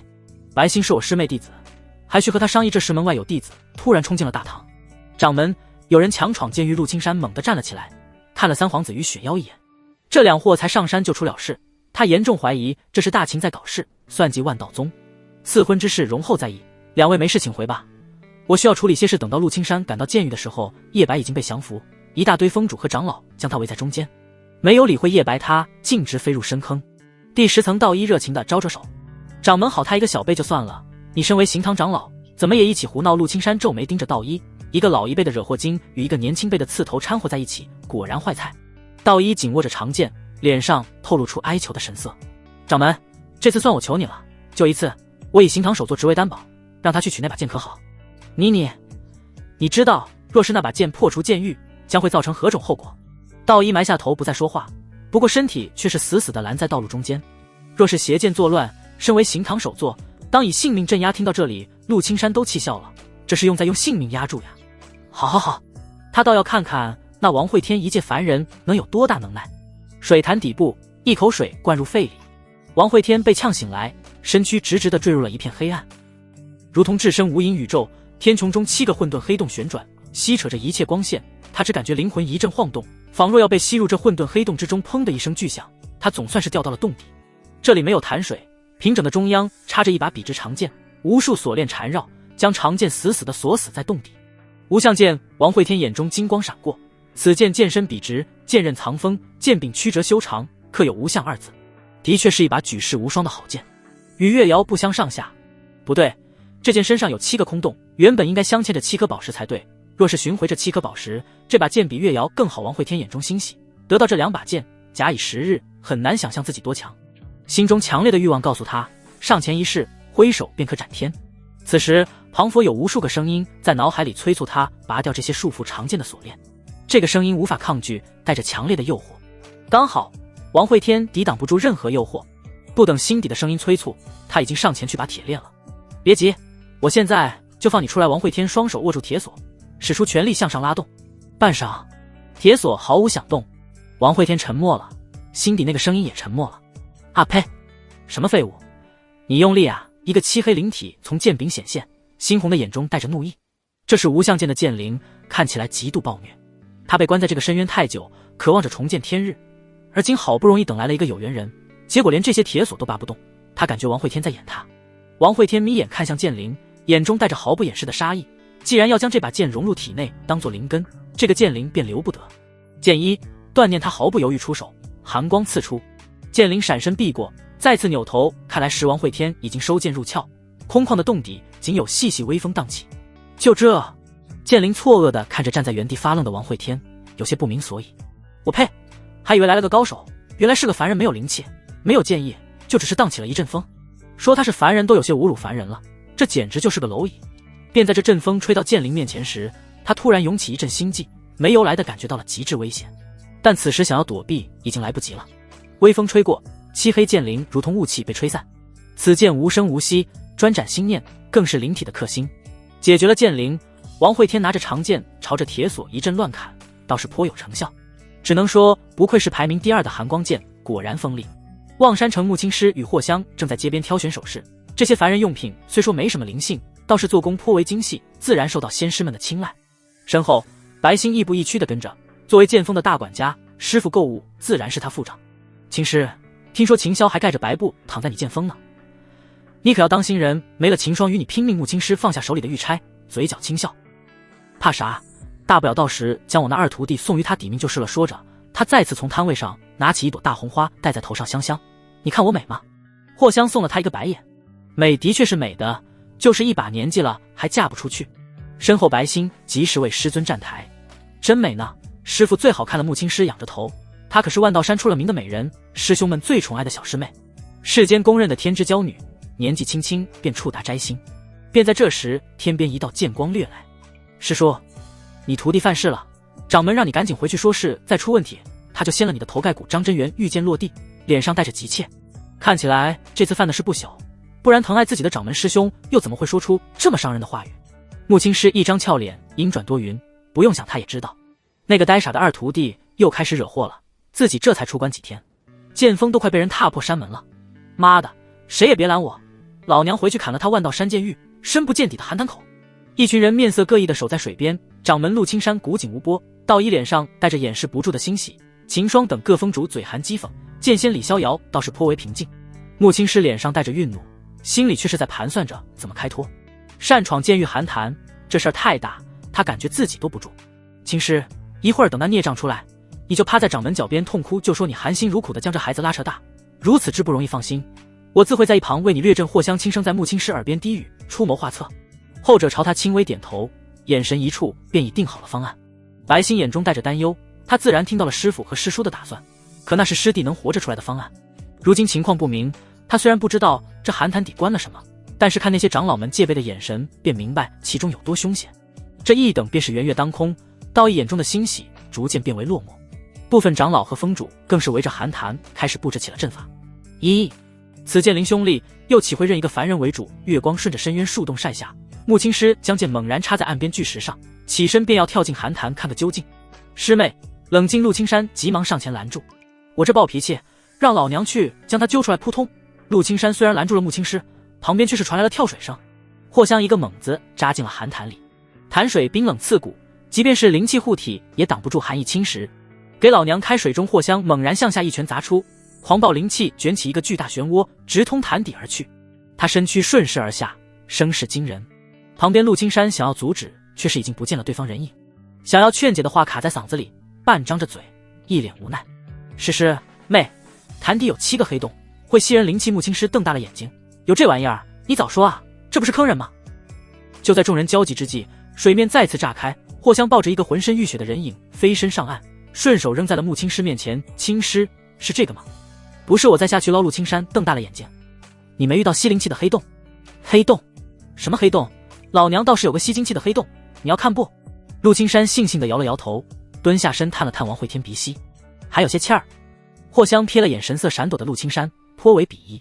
瞧你那没出息的样子。秦霜走上前来，声音略有低沉，此事无论如何，你剑锋必须有个交代。说完他甩袖离去，若不是他儿子还没救活，今天他便要了这孽畜的命。数日后，剑锋木屋里，王慧天悠悠醒来，他抬手摸了摸背脊，触手带着丝丝冰凉。那日众人只觉他并未取到无相剑，殊不知无相剑早已被他融入脊柱，塑造成了剑骨，体内无相剑气扩散，无时无刻不在刺痛着他每一寸肌肤。而且剑身上7个黑洞正在自主吸收着灵气，他有预感，当无相剑吸收到足够多的灵气后，强大的剑气将会直接撕裂这具身躯。该死，为什么月瑶的剑骨会自主滋养，而我的却是摧毁？王慧天不甘心的一拳砸在床板上。这时月瑶端着一个小碗推开了门。师兄，吃药了。看到可人精致的月瑶走进木屋，王慧天眼中金光一闪，小瑶快过来，让师兄给你检查检查身体。月瑶小身板一阵颤抖，慌忙将药碗放在桌上后夺门而出。有这么一个随时缠自己身子的师兄在旁，谁人能不害怕？更何况她这个12、13岁的小姑娘。王慧天艰难爬起身来，一口将汤药灌进嘴里。灵药，他现在需要寻找灵药修补不断破碎的身体，以此达到与无相剑的平衡。推开屋门，温暖的阳光透过竹林洒在脸上，如同破碎散落的剑气。剑锋很静，只有些蝉鸣。喜欢害羞的月瑶不知躲去了哪里。叶白蹲坐在秦霄身边，脸上带着沉思，如同一个木偶。更远处，白星在小道上舞剑，长剑在翠竹间穿梭，却不忍心刺伤翠竹丝毫。一切看起来宁静而美好。王慧天一手捂着胸口，一手从怀里掏出那片竹叶，竹叶枯黄却极为笔直。这一刻，剑成。他轻轻放手，微风卷动竹叶在空中舞动，竹叶飘荡顺山而下，掉落在山脚小溪里，随着水流飘荡，如同一叶扁舟。水流激射，竹叶时而沉在水底，时而漂浮水面，时而被礁石荡到空中。他一路向北，速度越来越快。山间时常有万道山弟子走过，他们走走停停，没人会去注意这一片寻常枯叶。道一躺在溪边山石上，眼神有些迷离，不停往嘴里灌着青稞酒，偏头看向水中漂浮的竹叶，再次抿了一口酒。这竹叶倒是有些像傻小子怀里那片。他起身将手探入水中，竹叶顺着他指尖飘过。哈哈，这哪是什么绝世利剑，定是那小子又扯谎骗我。王慧天注视着竹叶远去，眼中杀意收卷。这一剑他算计多年，如今斩出心底，总算松了一口气。咳嗽间有血迹顺着嘴角流出。小瑶，你躲哪里去了？师兄流血了，快来给师兄看看。木青师的小木屋中，半个脑袋探出，警惕地往这边看来。叶白转过头，看到王慧天，匆忙起身行了一礼。王慧天轻笑，踱步来到秦霄身前，抬指点在后者眉心。刀斩肉身，心斩灵魂。我那一剑斩的是他心念，出剑无痕，心念所达便是剑锋，剑锋所至摧心灭欲断情。随着这一指点下，秦霄双眼突然睁开，双眸却是没有神采，充斥着厌世的感觉，如同躺平等死的得道高僧。叶白似有所悟，再次陷入沉思。王慧天转身负手，缓缓往山下而去。我出去走走，你若有所得，便用它是剑，千万别弄死了。弄死了我师父不好交代。山林里，舞剑的白星看到王慧天出门，急忙拦在他面前。你去哪里？师父让你就在剑锋待着养伤，我去山下溪水里洗把脸，马上就回来。白星脸上带着狐疑，缓缓让开了道路。万道山任务殿，在这里可以接取任务下山，很多修炼有成的弟子都会做些任务，一是可以赚取修炼资源，二是想借此闯荡出一番名声。快看，怎么来了个凡人须？小声些，这厮是个狠人，他砍人不眨眼的。最近百草店药材都涨价了，周围人看到王慧天纷纷避让，整个万道宗没有几个不知道他的传奇事迹。以凡人之躯逆伐元婴，一剑伤上万弟子。你们在聊啥？看到大家聚集讨论，王慧天也凑了过去，只是一看到他，众人就都散了。王慧天颇为郁闷，他从未接取过任务，本来想找个同门了解，但这些人好像对他有什么偏见。长老，我领个任务。发放任务的长老抬头看来，眉头紧皱。万道宗弟子试炼任务分为1级到5级，分别对应修行的5大境界：炼气期、筑基期、金丹期、元婴期、化神期。可王慧天没有修为，根本没有对应的任务。领取任务需要对应修为，一个凡人瞎凑啥热闹？王慧天不甘心的继续追问，就没有不限制修为的任务？埋头整理书卷的长老突然抬头，还真有一个任务不限制修为，而且是今天早上刚送来的。他把竹卷扔给了王慧天，自己看。打开竹卷，王慧天瞳孔巨缩。守望山疑似有北元魔修作乱，需派人前往调查。之前有没有不限制修为的任务？长老摇了摇头，没有。第一次见到，算你运气好，狗屁运气好。王慧天敢肯定，这个任务100%是冲着自己来的。看来是有些人知道自己不是废材，忍不住了。望山城里，大秦国3皇子王远摇着折扇，眼神阴冷。他旁边跟着个侍女，脸上有些新旧不一的伤痕。殿下，任务被接取了。王远伸手捏了捏侍女的脸蛋，露出一抹嗜血笑容。很好，我们就在这里等他。倒是有很久没见到我这表弟了。他透过窗缝看向远处青山，思绪流转间想到了小时候的一些往事。那时候的王慧天很呆，时常盯着一个事物便要看上一天。他会去数蚂蚁窝里有多少只蚂蚁，会去算学堂前金钱树掉了多少片树叶。很孤寂，不合群。这样的人怎么可能是修剑的绝世妖孽？山间，王慧天走走停停，没有修为无法御剑，自然快不起来。剑锋距离望天城不远，可那是御剑的情况，若是不行，怎么也得走个10天半月。他到哪里了？王远皱眉问道。殿下，走到百花峰的玫瑰林了。王远双手捏的窗台咔咔作响。半月了，足足半个月，这混蛋还没有走出万道山。他感觉自己等的都截蜘蛛网了。虽然修仙者寿元长远，可也不是这样浪费的。按王慧天这速度，从剑锋走到守望山，怕是自己安排的那个魔修早都特么老死了。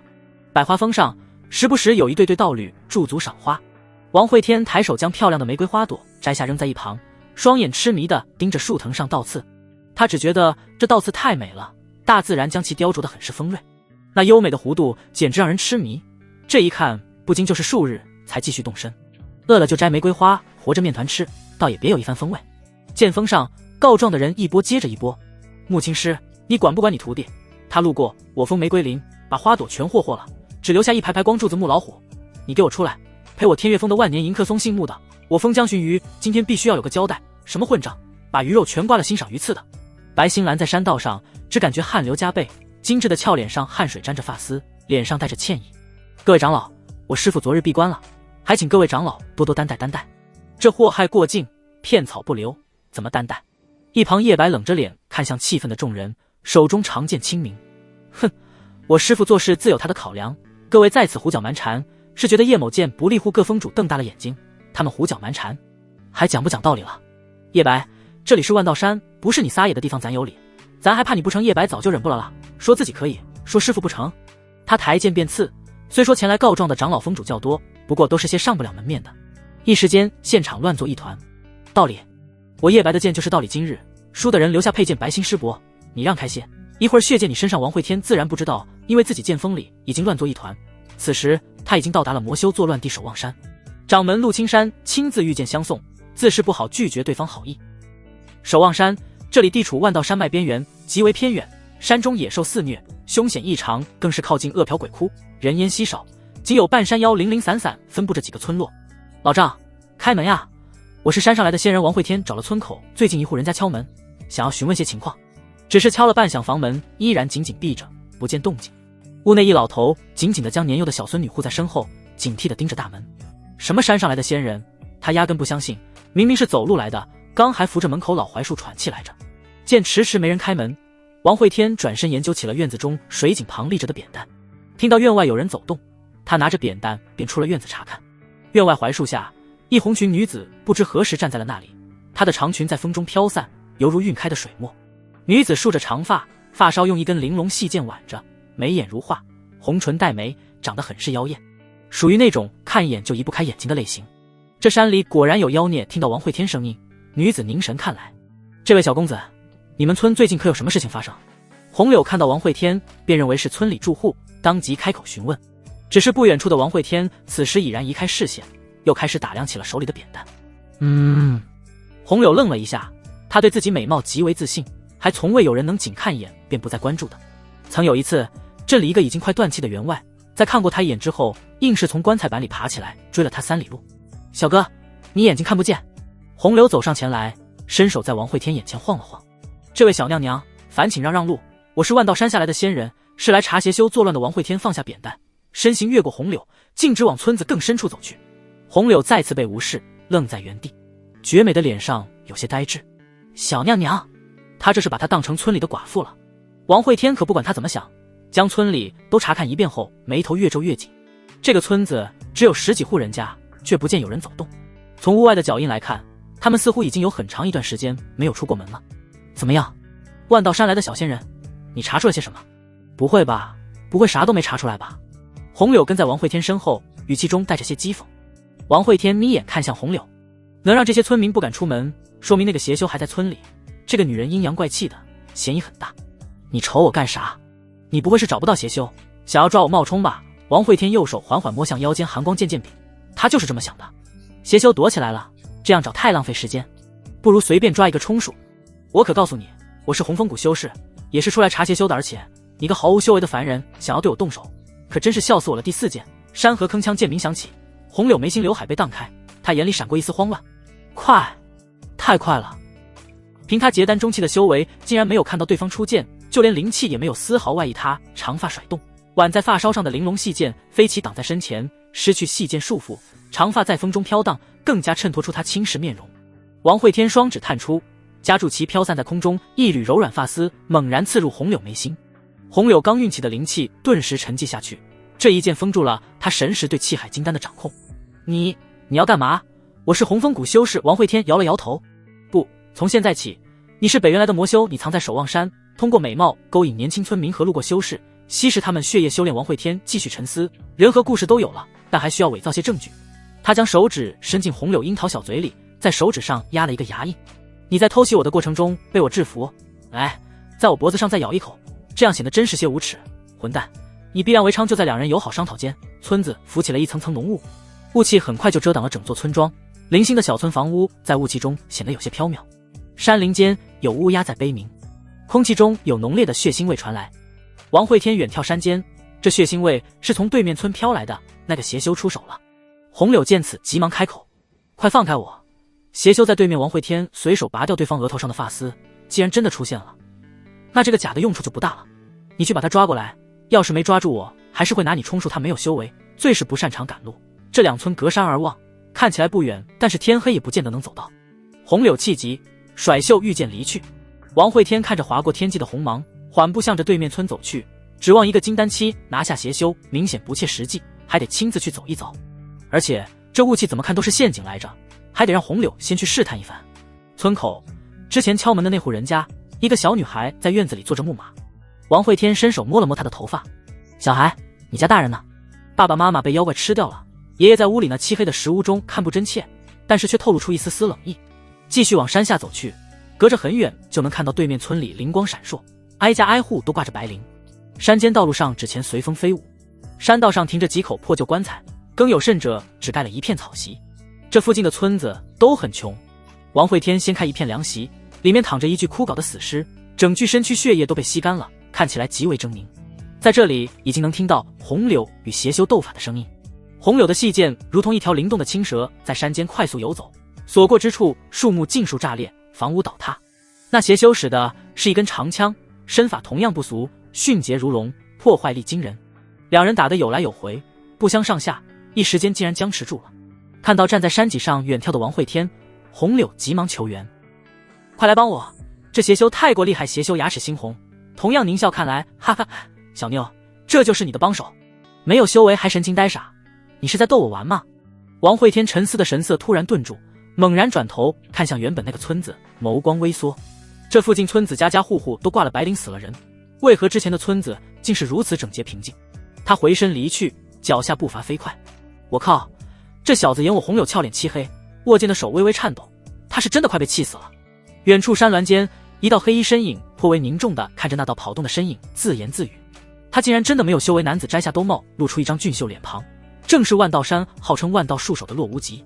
系统检测王慧天气运至脑海中，系统检测声音传出，检测完毕，人族王慧天，道歉天道气运1000万，当前气运值负1000万。洛无极一脸懵逼，什么鬼？气运还有负数的？这是做了什么天怒人怨的事？才会欠这么多气运？你说他哪日渡劫时，天道会不会劈死他？系统陷入了沉默。按理说，气运越低，天道越是不喜，雷罚便会越恐怖。可这种负数的，若真是劈死了，欠下的气运谁来还？这是个悖论。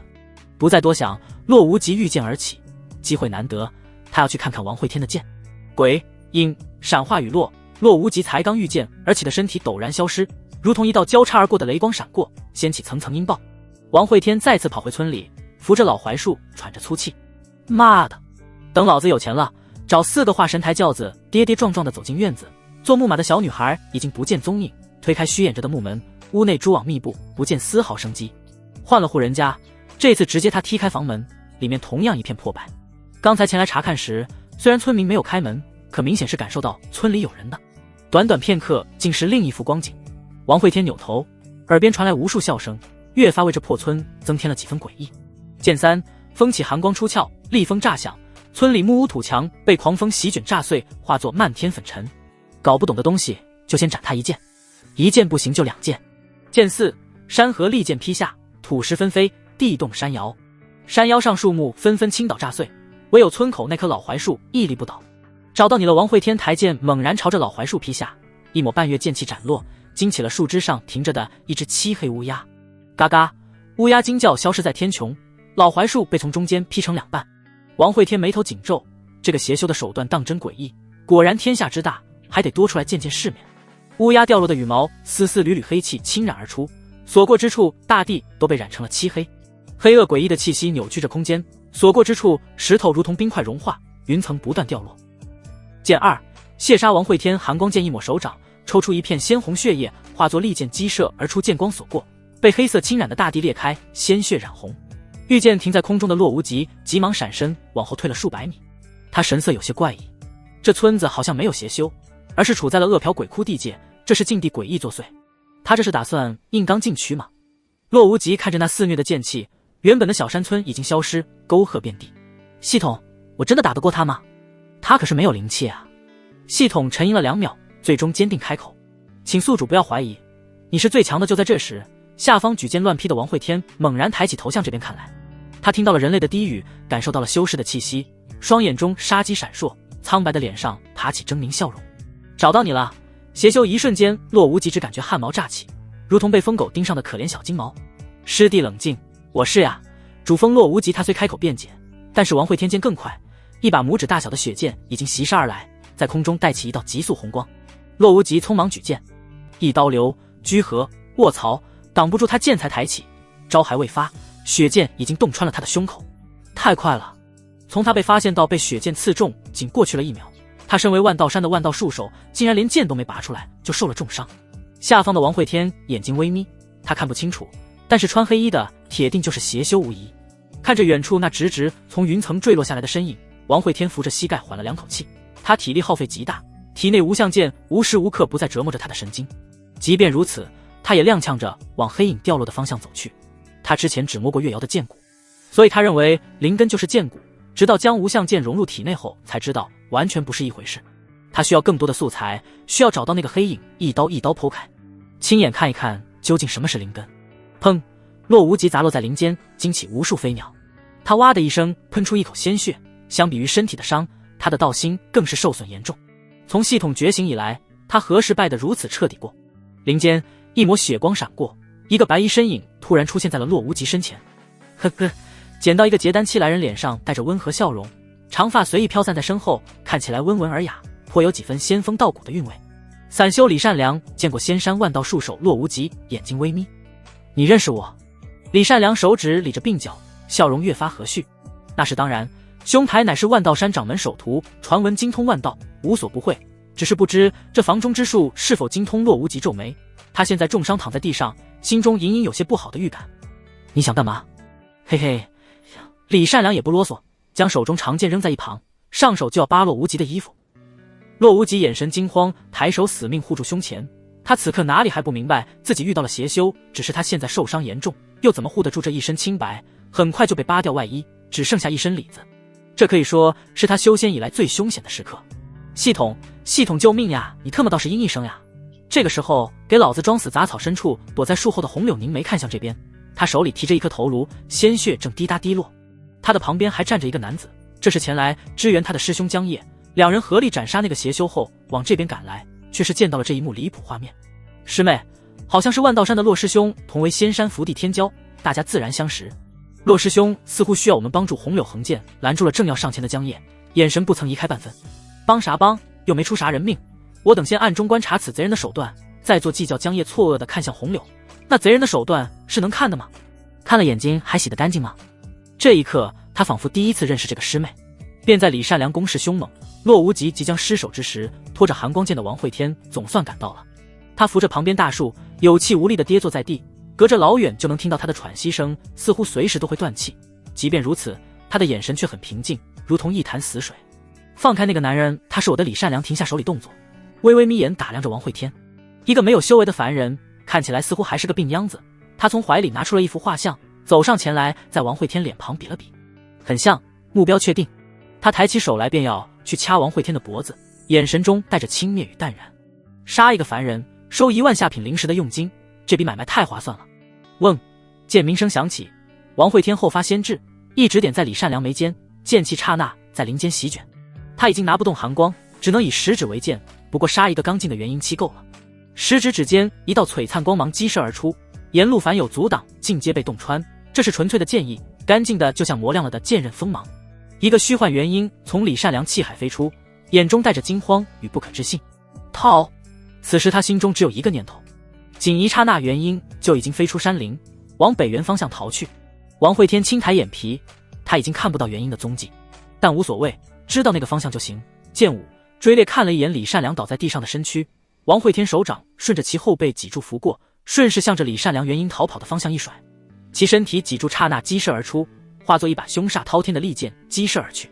王慧天看着那凶剑凝神，心中感叹，一把凡剑也有如此威力，若是祭出的是月瑶，那又该是何等利器。此时他再也坚持不住，栽倒在地。昏迷前，一抹红裙飘荡到他眼前。哼，狗贼，这下落我手里了吧？剑锋正在努力修炼的月瑶突然间打了个寒战师傅，我炼气7层了。他欣喜地跳了起来。木青师宠溺地揉了揉月瑶小脑袋，接下来为师传你洛星剑法，你可要好好修炼，这可是为师的不传之秘，练到大成可摘星斩月，所向披靡。月瑶仰着小脑袋，脸上满是憧憬。比二师兄的剑还厉害吗？那是当然，你二师兄的剑是凡人剑，狗都不学。他刚说完，院中发呆的叶白突然大笑起来，如同癫病发作。哈哈，我悟了师傅，我悟了呀！他抬手一剑斩出，剑气纵横，空间被撕裂出一个巨大裂缝，天上云层与光线被裂缝吞噬，蓝色天空看起来有极强的错位感，仿佛被这一剑割裂成了无数碎块。这便是他悟出的断念，有了灵气加持，简直恐怖如斯。师傅没有说错，他若练气，可斩化神。木青师瞪了叶白一眼，刚要转身回屋，山外一道剑光掠来，远远的便听到陆青山呼喊：师妹，你二徒弟被红风谷扣下了，说是让你带着诚意去赎人。砰的一声巨响，木门被紧紧关上。赎人？赎啥人？他二徒弟月瑶乖着呢。红风谷内，王慧天被包扎成了一个粽子，只有一双眼睛死死地盯着房梁，这里的房梁粗大直朗，不像剑锋的歪歪扭扭。一群老头围着他打量，眼中时不时有金光一闪而逝。怪哉怪哉，次子初看似乎是先天剑体，但哪有剑体只斩自身的他？这一身伤全是体内剑骨所致。红柳的师傅柳如烟紧蹙眉头，伸出纤纤玉手按向王慧天背脊。他似乎将一把灵剑融进了体内，可这也不对，他气海空空，即便是我等大修将一把灵剑融入体内，也会被剑气侵蚀毙命。他是怎么做到的？红柳瞪了王慧天一眼，他对这些都没有兴趣，只是心疼自己的前代，为了救活这混账，他几乎花光了积蓄购买灵药，现在就盼着木青师来赎人给补偿呢。这时一个年轻匆匆跑进屋内，脸上带着喜色：姐，我听说你抢了个男人，在哪儿呢？让我看看，让我看看。男人15、16岁，剑眉星目，眉眼间与红柳有几分相似。他看到躺在床上发呆的王慧天，急忙跑过来查看，怎么是个凡人？王慧天眼珠转动，看向年轻男子，哼，凡人又如何？我若能动，揍你10个哟！脾气还不小。男子明显不相信，就这副快断气的样子，拿得动剑吗？红柳急忙拉开青年，小洛，离他远点。你别看这小子是个凡人，可凶着呢。红洛眼中带着怀疑，凡人里的武道高手他见过，但也不是这个样子呀。王慧天懒得搭理这两姐弟，继续偏头盯着房梁。他伤好得很快，只2天就能下床走路了。他也不走远，每日就在院子里看着一棵枫树发呆，有时候一看就是半日。红柳撑着下巴，看着院子里沉思的人影，打着瞌睡。这已经过去1周了，始终不见穆青师前来赎人。骆无极早就在2日前就被陆青山拎走了，可这小子仿佛没人要了一般。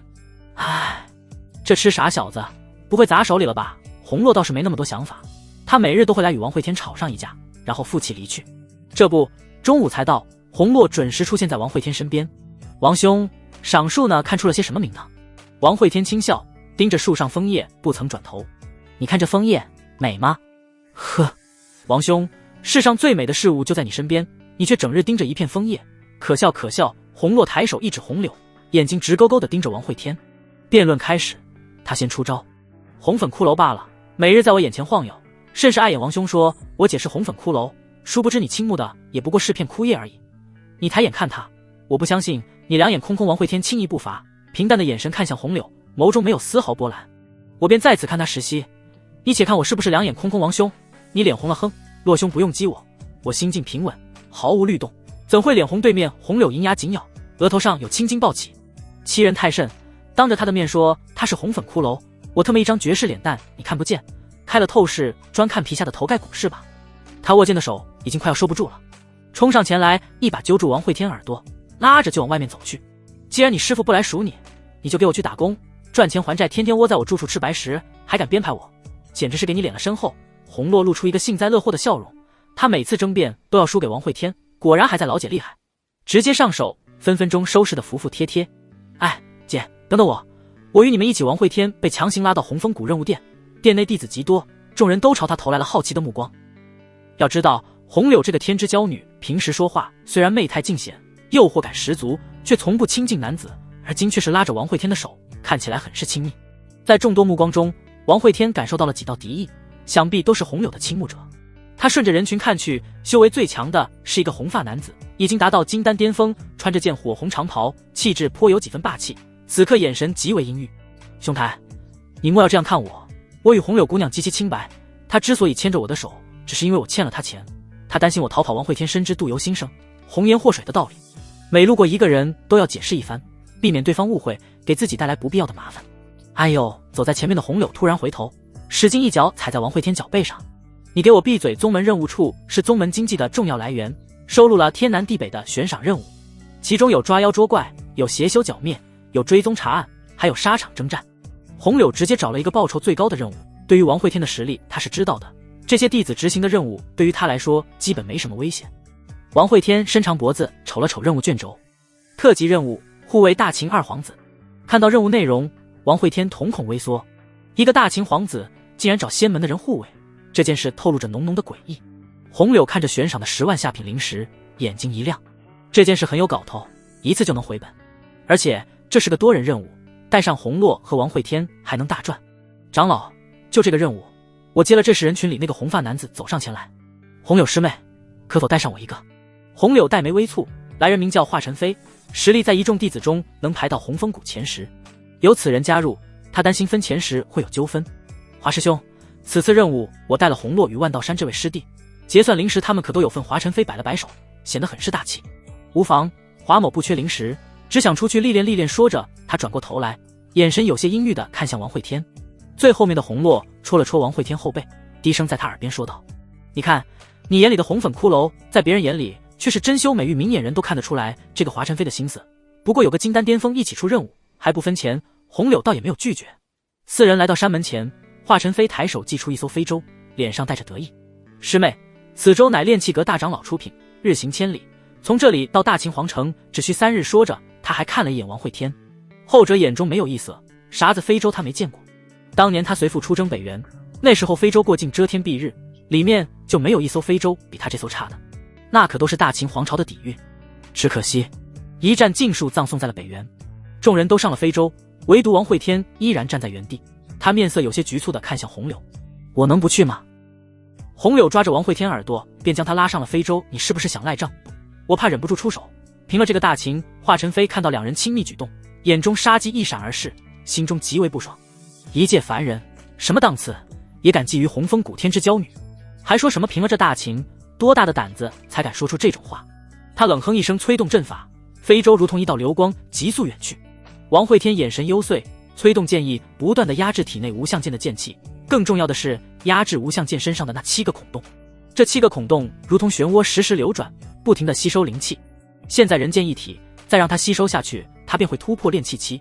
可这也代表着无相剑道时散发的剑气会更加强大，它不一定压得住。红柳好奇的双眼一直在王慧天身上打量。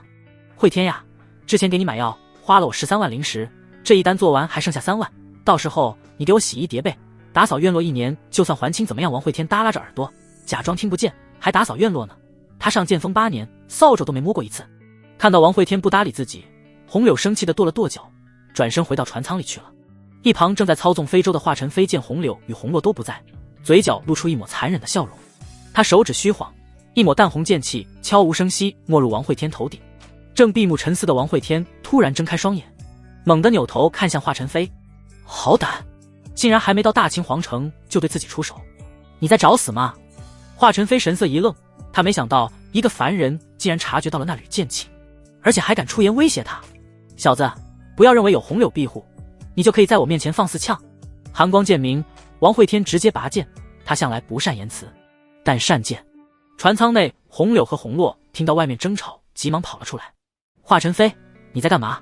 听到红柳的质问，华晨飞一脸错愕。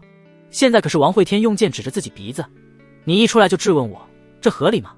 红柳师妹，还请看好你带来的这个蝼蚁。一旁红洛摇头感叹，唉，红颜祸水，红颜祸水啊。红柳回头瞪了他一眼，转身看向王慧天，怎么回事？王慧天脸上依然冷漠，双眼直视着华晨飞，我要杀他，谁拦我？死听到王慧天话语，华晨飞只觉得甚是滑稽，他忍不住大笑出声，你要杀我？哈哈，你是要笑死我吧？怎么就凭你手里这把剑？王慧天手一松，寒光掉落，直直插入船板上，他向前一步，食指点出，不用剑也能杀你。红柳见到王慧天出手，连忙冲上前来抱住他。华晨飞是他带出来的，而且对方可是红风谷大长老的孙子，若是死在这里，必定后患无穷。便是他这样一抱，王慧天点出的食指略有偏移，一道纯粹剑光从华晨飞耳边闪过，轰隆巨响中，远处一道山峰被击中崩塌，漫天烟尘掀起，一条滔天巨蟒扭动着向远方逃窜，他被误伤击中了腹部，此时看起来惊慌异常。华晨飞鬓角几缕红发飞落，他僵硬地扭过头来看向那远处慌忙逃命的巨蟒，那是条堪比元婴境的大妖。扑通，双腿一软间，他跪倒在了船板上，额头有冷汗滴落。刚才若不是红柳拦了一下，那一剑足以轰爆他头颅。王慧天再次向前走了2步，指尖点在华晨飞额头，冰冷的触感吓得后者一个机灵。不要杀我，我错了，我错了。红柳再次冲上前来抱住王慧天，眼神有些惊慌。慧天，放过他一次吧，你杀了他，我没法向宗门交代啊。淡淡的清香传来，感受着身后的柔软。王慧天看着红柳飘散在空中的秀发，手指缓缓放下，再多抱会儿。他声音很淡，却是让红柳娇躯一震。红洛此时急忙跑上前来拉起华晨飞，他同样被那一剑吓得不轻。虽然之前红柳一直给他说过王慧天很强，但是这也强得太过离谱了吧。师兄，莫要在这里碍眼了，先跟我回船舱。华晨飞被拉起时双腿还在发抖，地上都湿了一片，只感觉身体有些不听使唤。结丹巅峰的修为此时看起来是如此可笑。随着2人离开，船板上陷入沉寂，红柳从身后抱着王慧天，身体渐渐柔软下来。他感受着对方的体温，脸上浮现大片羞红，将脸颊贴在王慧天背上，双眸轻轻闭起。原来性情如此冰冷的人，身体竟是莫名暖和。王慧天偏头看向身侧红柳飘动的发丝，脸上难得的涌起笑意。第9剑，误了此剑便用红柳命名吧。第9剑，红柳随着王慧天话语落下，身后红柳快速转身往船舱里逃去。上一刻还在温存，心里还有无限幻想，这一刻他似乎感觉王慧天想要将他当作利剑寄出去。想到邪修里善良的下场，脊柱都被当剑抽了出来，这一刻他只觉得万念俱灰。王慧天手臂抬起向后一抓，手指拂过红柳荡漾在空中的秀发，哎呦，红柳只感觉头皮一疼，他的长发被王慧天扯下了几缕。利剑破空声响起，那几缕长发急速飞向远方巨蟒，长发灵动，在空气中弯曲游动。巨蟒大妖感受到后方危险，甩起尾巴抽向空中，无数巨大树木被拦腰斩断。可在如此威力抽在那些发丝之上毫无作用，发丝弯曲缠绕，竟是攀上了巨蛇身躯。王慧天走到船头，看着地面上挣扎扭动的巨蟒，嘴角轻笑。他双手抬起五指轻握，剑9，红柳挣扎的巨蛇陡然停止扭动。元婴大妖，族王慧天眉头皱起，这一剑并不完美，差了些灵动。他扭头看向红柳，后者急忙后退了2步，紧紧地将长发护在手里。不能再薅了，再薅就秃了。非洲越过山林，前方出现了些村庄，更远处更是坐落着一道城池。这是到了大秦直辖地界，一切看起来变得繁华起来。王会天看着这四锦江山，将一颗拇指大小的蛇胆吞入口中，蛇胆很苦，却是能修复他破损的身体。看到非洲行来，前方城池有修士升空，来者出示文书。红柳将锦书甩出，对方接过锦书，踏上非洲。他需对州上4人逐一核对身份。虽然各修仙福地同属大秦地界，但皇朝对这些宗门可是防备的紧。男子目光扫过红柳等人，最终落在了王会天脸上。万道山王会天，怎么不认识？王会天冰冷的声音响起，男子挺拔的身躯略有一颤。他突然单膝跪地，眼中带着惊喜。属下天双城李靖拜见镇北王。王会天神情闪过追忆，镇北王，好久没听到这个称呼了。这称谓原本是他大哥的，后来大哥战死10万大山，由老爹继承，老爹战死北原，现在到自己了吗？别人家一个爵位能世袭好几代，自己家一个王位在2代人里轮换，可真是好笑。黄舅还真是会做人，我入了青山8年，竟然还给我留着这王位。李靖低埋着头，不敢直视王会天的眼睛。当年镇北王权倾朝野，而今自己这王位恐怕就是个花架子罢了。你是镇北军旧部？李靖恭敬点头。北伐时，属下隶属于第3军3营10副长行了，退下吧。几人成功进关，不过这次非洲上几人看向王会天的眼神都变了。红柳眼里带着审视，大秦镇北王虽然是个落魄在外的镇北王，但真的还不起自己3万灵石吗？不过这次他还真猜对了，王会天手里可是有从叶白那里抠来的200万灵石。至于华晨飞，这下看向王会天的眼神更加惊恐。他从来没想到区区一个凡人，背景竟会这样复杂。该死，上了贼船红洛则是不会想那么多。他欣喜地凑到王会天跟前，一副土老帽的样子。王兄，天呀，镇北王那是不是有庞大的封地？那当然了，镇北王的封地延绵千里，从新月关到天狼山。红洛满脸震惊，这得有多大？新月关是大秦抵抗北原的边关，天狼山是北原魔修的圣山。想到这里，他顿觉不对，这镇北王的封地怎么在别的国家？王会天咧嘴一笑，镇北王一脉传统，凡未纳入大秦领土，皆属于镇北王封地。红洛撇嘴，暗道王会天又在扯谎骗自己，但他旁边的红柳则是没有说话。听闻当年镇北王风光时，皇帝封了他北境千城，可镇北王却是拒绝了。他在朝堂上狂妄开口，便讨要这大秦以外的4海8荒。皇帝一道圣旨赐下，这可不得了了。从此以后，镇北王便开始征战4海，数个邻国，10万大山，北原西没，走到哪里打到哪里。那时的镇北王还是王会天大哥，为人狂放，据说修为通天，战无不胜。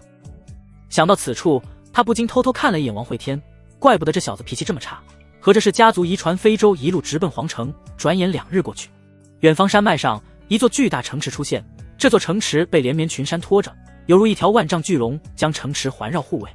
群山顶峰修建了一道道擎天巨柱，这是秦皇城的防护阵法。由于秦皇城不准飞行，非洲才到山脉底部便被迫停下。山脊之间一排排石梯错落而下，想要入城便要先登山。王会天看着这万丈石梯，只感觉头皮发麻。他一介凡体，怕不是得累死在这石梯上。红柳，你背我上去。红柳错愕地指了指自己鼻子，我这里2个大男人，就他一个弱女子，为什么是自己背？王会天嫌弃地看了眼红洛和华晨飞。红洛少年心性，1步3跳，自己这身体可经不起他折腾。至于华晨飞嘛，这家伙尿裤子，你背我上去，我还你灵石。红柳气愤地蹲在王会天身前，心中诅咒不断，果然欠钱的都是大爷，还他灵石不是理所应当的吗？现在竟然用来威胁他，男人就没一个好东西，特别是这病秧子，简直是坏到骨子里了。王会天轻轻趴在红柳背上，鼻尖有淡雅清香传来，他神色平静，感受着女子的柔软。今日你背我上山，来日我带你飞升。红柳心中不忿，你这个飞升他正经吗？这片大陆已经上千年没有人飞升了，小小凡人真不知道哪来的底气。时节虽长，但对于修行者来说并不算事。半个时辰后，众人便爬到了山顶，一穿着红色战甲的女子早已等在了这里。各位便是来自红枫谷的道友吗？红柳拿出任务卷轴，女子接过略微查看后便收了起来。怎么还有个凡人？王会天眉眼轻抬，手中寒光剑突然弹出1寸，红甲女子便有几丝黑发飘落。你可以不认识我，但是你得认识我手里这把剑。红甲女子眸子一缩，连忙抱拳拜见。小女子秦然见过前辈寒光剑，她自然认识，当年道一为了抢这把剑，可是鞋子都跑丢了。这是谁人不知？而今寒光剑出现在这个少年手里，对方又岂会平凡？几人被领进城中，二皇子并非是住在皇宫内，而是靠近皇宫的一处私人宅邸，看起来恢宏大气，古香古色，里面极尽奢华，小桥流水假山，占地极广。诸位今日先在此休息，明日一早我会为各位安排任务。王会天进了宅邸园林后，便一直盯着假山发呆，红柳则是跟在王会天身后盯着他发呆。夕阳西斜，远方山峦斜影没过两人身影，佳人如画，看起来莫名和谐。两人身影未曾移动分毫，如同坐定老僧。红洛一手搭在华晨飞肩上，嘴角叼着根牙签。你说我姐是不是真看上这小子了？你别说，这样看去还颇为般配。华晨飞哪敢回话，他现在只盼望着赶紧做完这次任务回家。外面的世界太他妈恐怖了。直到天色昏暗，王会天才将目光从假山上移开，他颇为无奈地解下腰间储物袋，扔给了红柳。3万灵石，一颗不少。红柳冷哼了一声，接过储物袋数了又数，确定数量无误后才转身离去。王会天站起身来朝府外走去，既然来了皇城，自然要去镇北王府看看。随着王会天出门，府邸外暗巷中有人影闪动，他随意瞥了一眼，心中没有丝毫波澜。蝼蚁而已，不值得太过上心。府邸内大堂里，二皇子王浩焦急踱步，虽说身处皇城，天子脚下，可是他丝毫感觉不到任何安全感。该死，为什么红枫谷的增援到了，门外反而越来越热闹？我都放弃皇位争夺，还不愿放过我吗？他面色凄苦，深陷泥沼，总感觉死期将至。便在这时，一个护卫急匆匆跑了进来。殿下，不知为何，门外监视的人员突然少了很多，走了多少？护卫面有忧愁，缓缓说道。至少9层。同时身处万道山望山城的三皇子则是过得极为滋润，他桌上摆满了山珍海味，琼浆玉露，桌旁还有2个仙子弹琴吟诗，好不惬意。不过他心思却不在这些美人美食上，他坐在窗边，眼睛不时看向远方青山。这时房门突然被推开，一个护卫冲进屋里。殿下，皇城传来消息，王会天出现在了皇城王源手中，酒杯掉落，呆滞地转过头来看向护卫。你说什么？他愤怒地掀翻了桌上美食，气得手臂轻颤。啊，本王在这里等了他半个月啊！你现在告诉我他已经到了皇城？混账废物，走回皇城！本王这次要向父皇请旨迎娶月瑶，然后将2份婚书狠狠地砸在他脸上。皇城里，王会天自然不知道望山城里的事。他此时已经来到了镇北王府，推开府门，里面陈设换了很多，早已不见当年样子。你是？少爷。正在打扫庭院的老管家伸直了腰，话语有些颤抖。王会天扫视了一眼，这偌大的镇北王府似乎就没有其他人了，只有这么一个老管家守着。南伯，我娘呢？老管家微微颤颤地走上前来，端向着王会天，眼中有泪花闪烁。8年前北原战报传来，夫人便搬回长公主府了。后来听闻你被万道山救下，老奴也曾去劝夫人将你接回，可夫人不允。那时王府客卿幕僚均被夫人遣散，老奴也是有心无力，不如让你留在万道山，还要安全些许。对于南伯说的这些，王会天并不意外，树倒猢狲散，这再正常不过。从小他就不赞成镇北王府的发展方针，什么广招幕僚、结交客卿、掌100万雄兵以图天下，都是狗屁。要他说，结交不如胁迫，掌100万雄兵不如掌手中一剑。径直来到祠堂，王会天看向祠中牌位，里面父亲与兄长的牌位已经蒙了些灰尘。王会天手指轻抚过父亲牌位上的名字，叶雄兵。南伯，烦请你去通知一下王景轩，让他来镇北王府见我。明日我不见他人，后果自负。堂堂镇北王妃，谁允许他私自回长公主府的？身后南伯浑身一颤，老迈的身躯有些哆嗦。他微微偏头看向王会天略显稚嫩的脸庞，感觉嘴巴有些发苦。虽然不知道这些年少爷在外经历了些什么，但是这霸道的行事风格，似乎当年镇北王府最风光的时候也不曾有过。少爷，长公主毕竟是您母亲，可不能直呼名讳。王会天冷哼了一声，走出祠堂。南伯急忙追了出来。少爷，不上炷香吗？王会天停下，看了一眼摆满整个祠堂的牌位，淡淡开口：俗纸凡香怎配祭祀先祖？等我取了北原万亿生灵鲜血，10万大山100亿妖族魂火，再来祭祀老管家。南伯愣了一下，他满眼复杂地看向王会天，只感觉这孩子回来以后颇为不正常，想来是这些年受到打击太大，或许有些疯魔了。不过对于王会天安排的事，倒也不敢马虎，急匆匆地出门往长公主府去了。长公主府位于皇宫里面，距离镇北王府倒也不远，可小老头走路较慢，一直到月上枝头才赶到皇宫。守门侍卫传去消息以后，并没有看到长公主，只说天色已晚，长公主早已歇息，有事明天再来。南伯一再强调王会天回来了，求见长公主，可奈何他连皇宫大门都进不去一步，无奈只能唉声叹气离去。长久不见南伯回来，王惠天推开府门，打算先行离去。只是大门打开那一刹那，石板街道突兀地刮起汹涌腥风，黑暗淹没的道路尽头，有一青年持枪而立。元婴中期修为狂暴地卷起地上落叶，在空中搅碎飞舞。如此修为，即便在青山也是一峰长老了。更难得的是，出现在一青年身上。天星校尉吴起来此请镇北王回山。王惠天打了个哈欠，自顾自地往二皇子府邸方向走去。山中有母老虎，不回，两人身影临近。吴起长枪一甩，横在了王惠天身前。你若不回，会死，你母亲不会保你。你应该明白。王惠天手指拂过吴起长枪，顺着其手臂而上，反手一个耳光甩在了他脸上。你认为镇北王会怕死？看着王惠天缓步远去，吴起握枪的手微微颤抖。镇北王当初声望太大，仇家也多，在王惠天踏足皇城那一刻，暗中筹备的刺杀便已经开始。他不认为王惠天有任何生还的可能，至少在长公主不出手的情况下没有。万道山剑锋弟子的身份保不住他。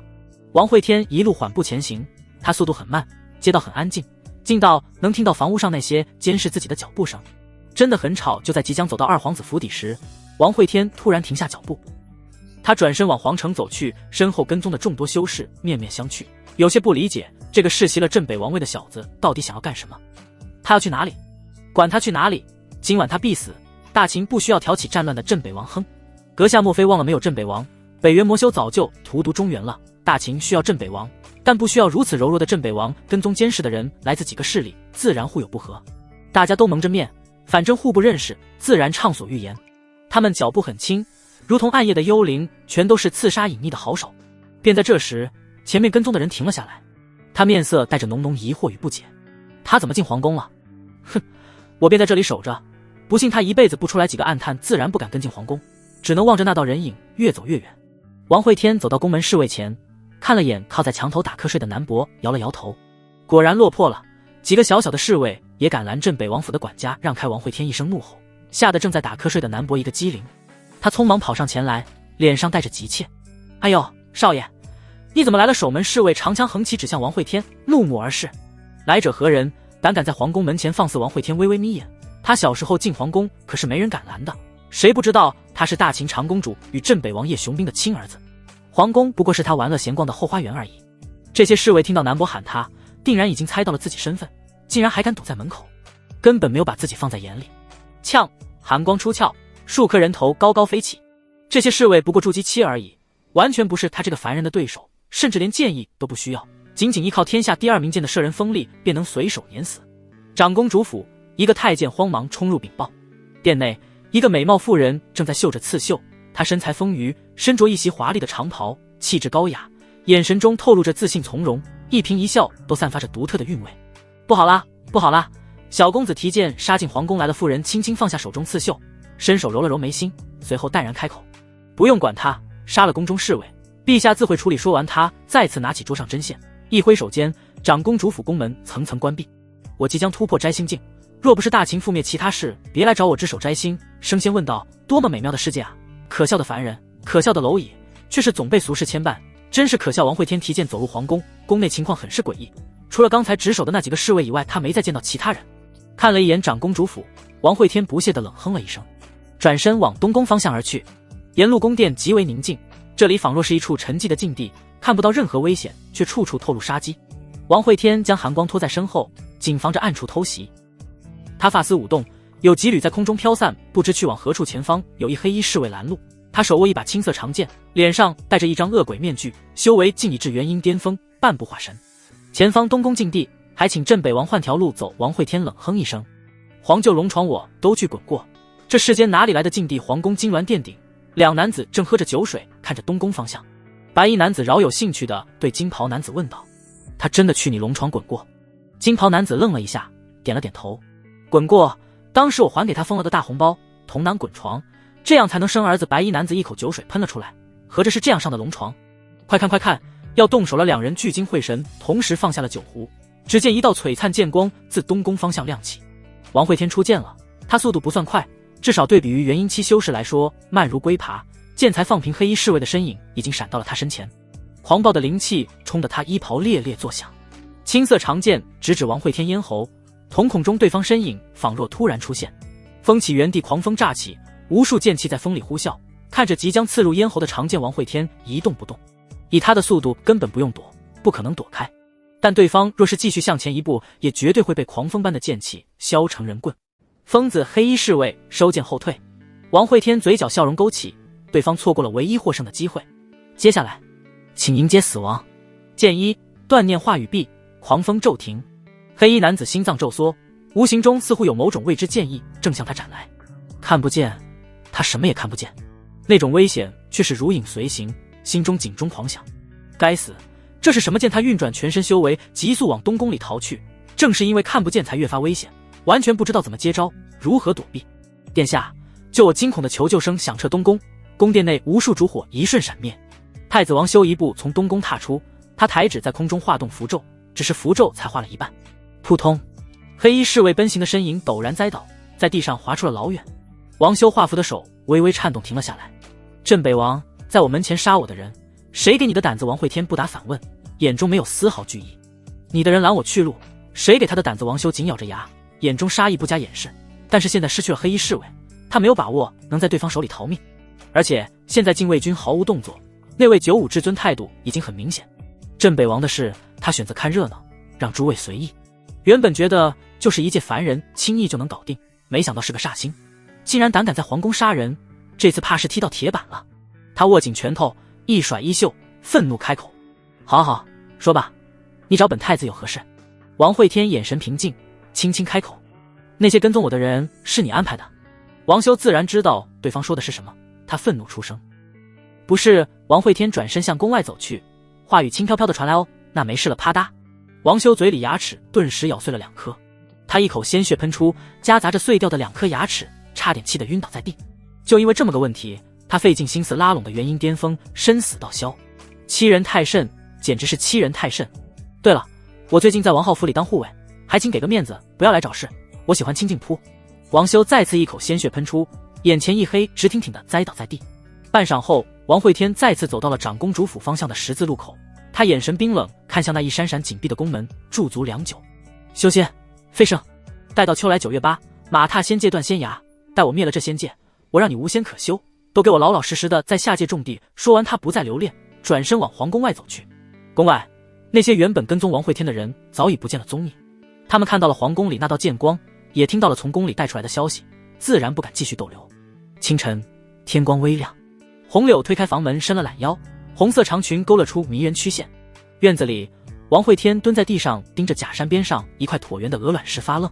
他面色凝重，心中似有所悟，但细细思索，又仿佛身处云雾之中，不得所见。红柳悄无声息地蹲在了王会天身边，皱眉看着地上的鹅卵石，他伸手翻动了2下，这就是一块普通的鹅卵石，光滑洁白，随处可见。红洛此时也推开房门走了出来，抬眼便看到了蹲在假山旁发呆的2人，他咧嘴笑问道：姐，你们2个是在拉屎吗？砰！旁边房门突然打开，华晨飞的大脑袋伸出来，满眼期冀，四处打量。兔崽子，我撕烂你嘴2姐弟的打闹没有影响王会天丝毫，他依然看着鹅卵石发呆。王浩寝宫，这位昔日一人之下的2皇子突然从噩梦中惊醒。自从在朝堂里失势以后，他每日都睡不安稳，总感觉有一把刀架在自己脖子上，随时都会落下。秦然，府外情况怎么样了？阴暗的角落里，红甲女子秦然从中走出，她是王浩最信任的人，夜晚一直守在寝宫里。殿下，不知为何，那些暗探凌晨全部离开了。王浩眉头紧皱，有些想不明白。他的党派在斗争中流放的流放，抄家的抄家，如今整个皇城除了这个府邸完全一抹黑，根本不清楚外界发生了什么。在仙朝里，他这种皇子无声无息死在府邸的太多了。快，带我去见这次请来的外援，如今皇帝随时都有可能突破入岛，退位进入长生陵，那个时候才是真正的腥风血雨。这皇城中不知道要有多少人抄家灭门。匆忙来到别院，最先映入眼帘的便是华晨飞身影，一头红色长发，穿着紫色锦衣，看起来极为不俗。红风谷华晨飞见过殿下，感受到对方金丹巅峰气息，王浩心中大喜，连连点头。哈哈哈，不愧是红风谷天骄，实力果然了得。略微寒暄几句后，他转头看向红柳红洛姐弟，心中再次沉稳，不少一个金丹初期，一个金丹中期，也还不错。贵宗不是来了4位天骄吗？不知还有一位少年俊杰，现在何处？院中所有人目光同时看向假山旁蹲着的王会天。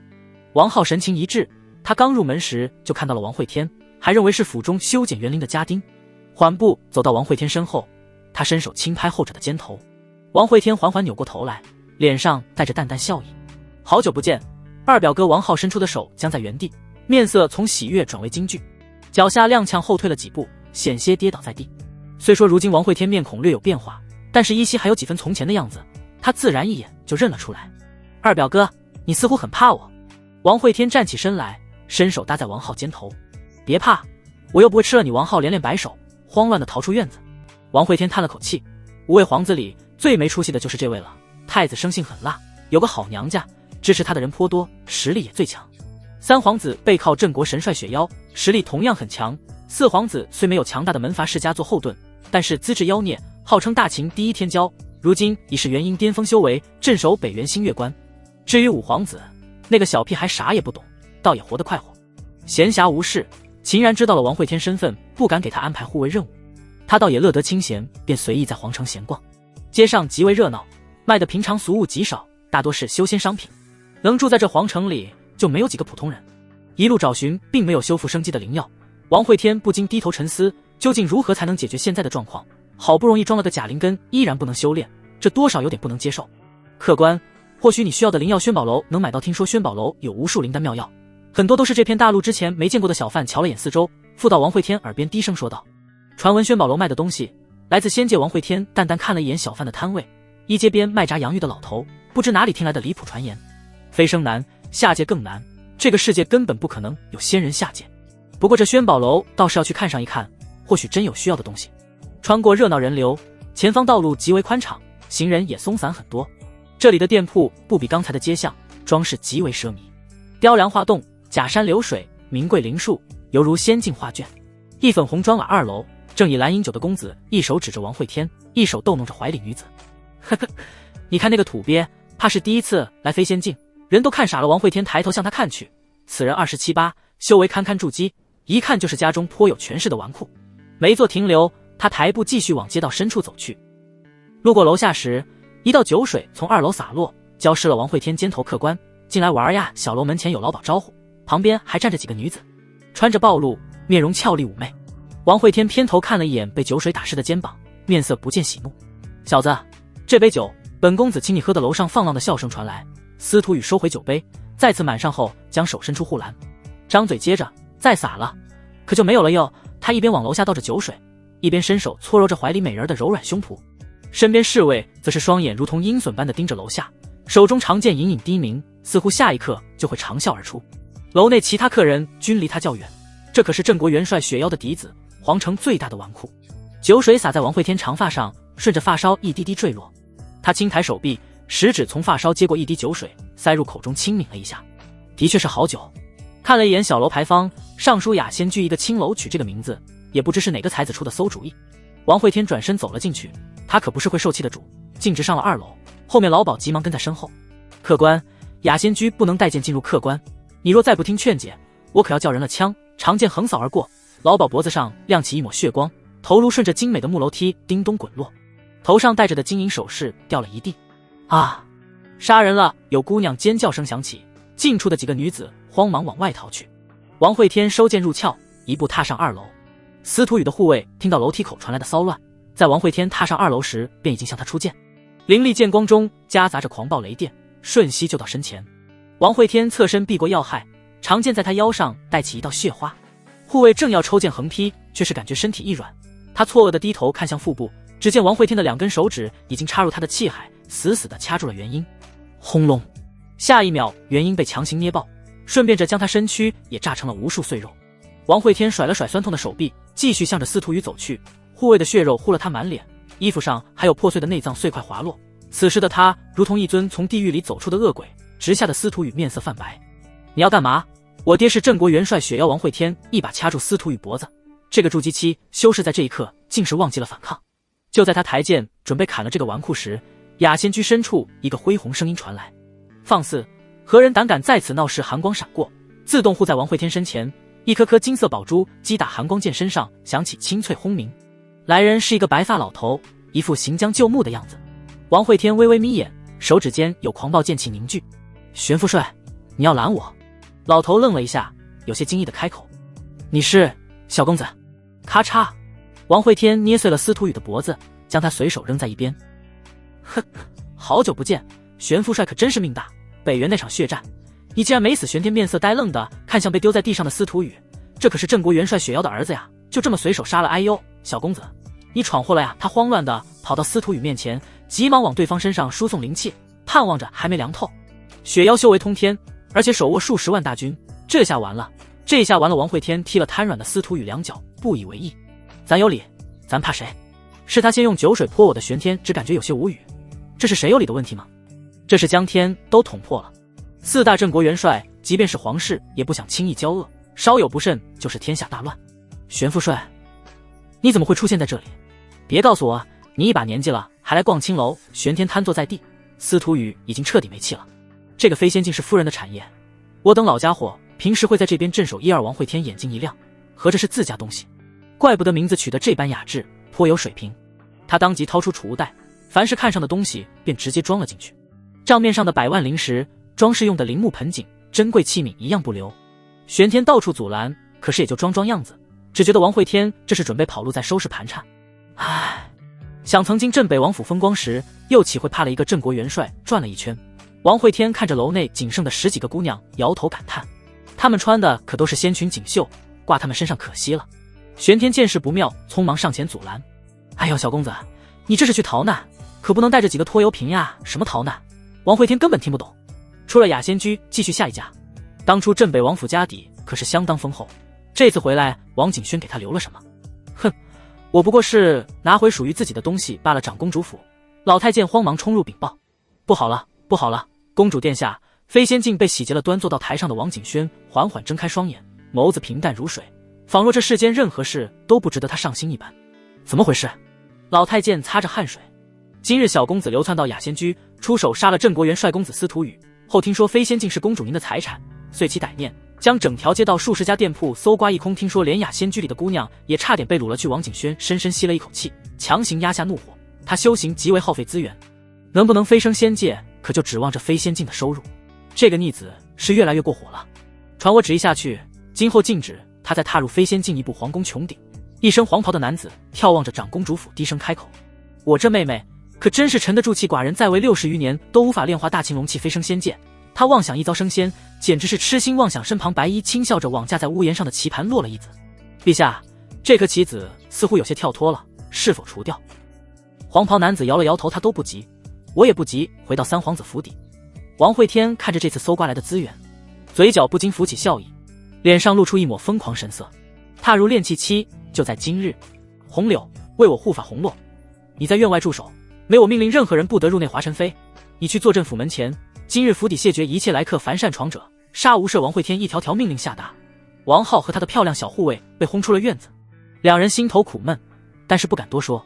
红柳看着神色无比凝重的王会天，眼里也有些兴奋。能近处观看强者突破，可以获得颇多感悟。会天，你是不是隐藏了修为？现在要突破摘星还是入道？王会天咽了咽口水，眼神中带着得意。哼，好好看着，待会儿你就知道了。他的狂傲让人感到窒息，仿若一切都在掌控之中，只待时机成熟，突破便是水到渠成。红柳同样咽了咽口水，面色蕴含期待。突破之前的王会天已经极为强大，很难想象突破后他的实力将会达到何种地步。王会天不再多说，甩手间一株株灵药从储物袋里取出，排列在地上。这些可都是世所罕见的宝药，九星天莲、紫母兰、观音藤、化仙草，怎么还有毒药？红柳暗自嘀咕，不过他也不敢说，怕打扰王会天。将所有灵草都摆上桌子以后，王会天开始拿出丹药。这些丹药可都是从轩宝楼抢来的，其中不乏有顶级5品或是6品宝丹，不过也无所谓，反正他都不认识，只要知道是帮助修行的就行。丹药加灵草足足摆满了2张大桌子，他深深吸了一口气，旁边红柳同样极为紧张。我要开始了。王会天咬牙，抬手抓起桌上的丹药和灵草就往嘴里塞，两边腮帮子鼓鼓的，很多灵草还没咬碎的咽了下去，狂暴的药力在体内炸开。同一时刻，他放弃了对无相剑的压制，巨大的痛苦瞬间弥漫全身，如同吃下了烙铁，焚烧着整个身躯。他双眼猩红，脸上青筋暴起，手上完全没有停下来的打算。一个绝症晚期的患者，既然命中注定要死，那不如死马当活马医，与上天赌一次命。看到王会天痛苦的低吼，红柳站在一旁瞬间就慌了神。他慌乱上前来抱住对方，眼泪止不住顺着脸颊滑落，但是却没有阻止王慧天去抓桌上的灵药。离我远些，一会儿爆了，血溅你身上。王慧天一把将他推开，颤抖着身躯爬到床边，手指抓住床上被褥。若我死了，你就用这条被褥裹上，随便找个地方埋了，然后带着红洛即刻离开皇城。王慧天很清楚，就凭他惹的这些祸事，红柳和红洛根本就承担不起，留下只会尸骨无存。红柳手足无措地站在房门口，眼眶通红，想要开口却不知能说些什么，只能转过头去，不敢再看。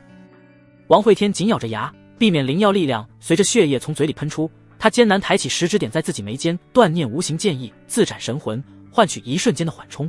可这样根本没有任何用处，仅仅瞬间就再次痛得清醒过来。无相剑孔洞汹涌，吸纳着狂暴灵气，体内各种力量交织撕裂着肉身，皮肤开始出现皲裂，密密麻麻如同蛛网。再这样下去，皮肤必将承受不住，爆裂而开。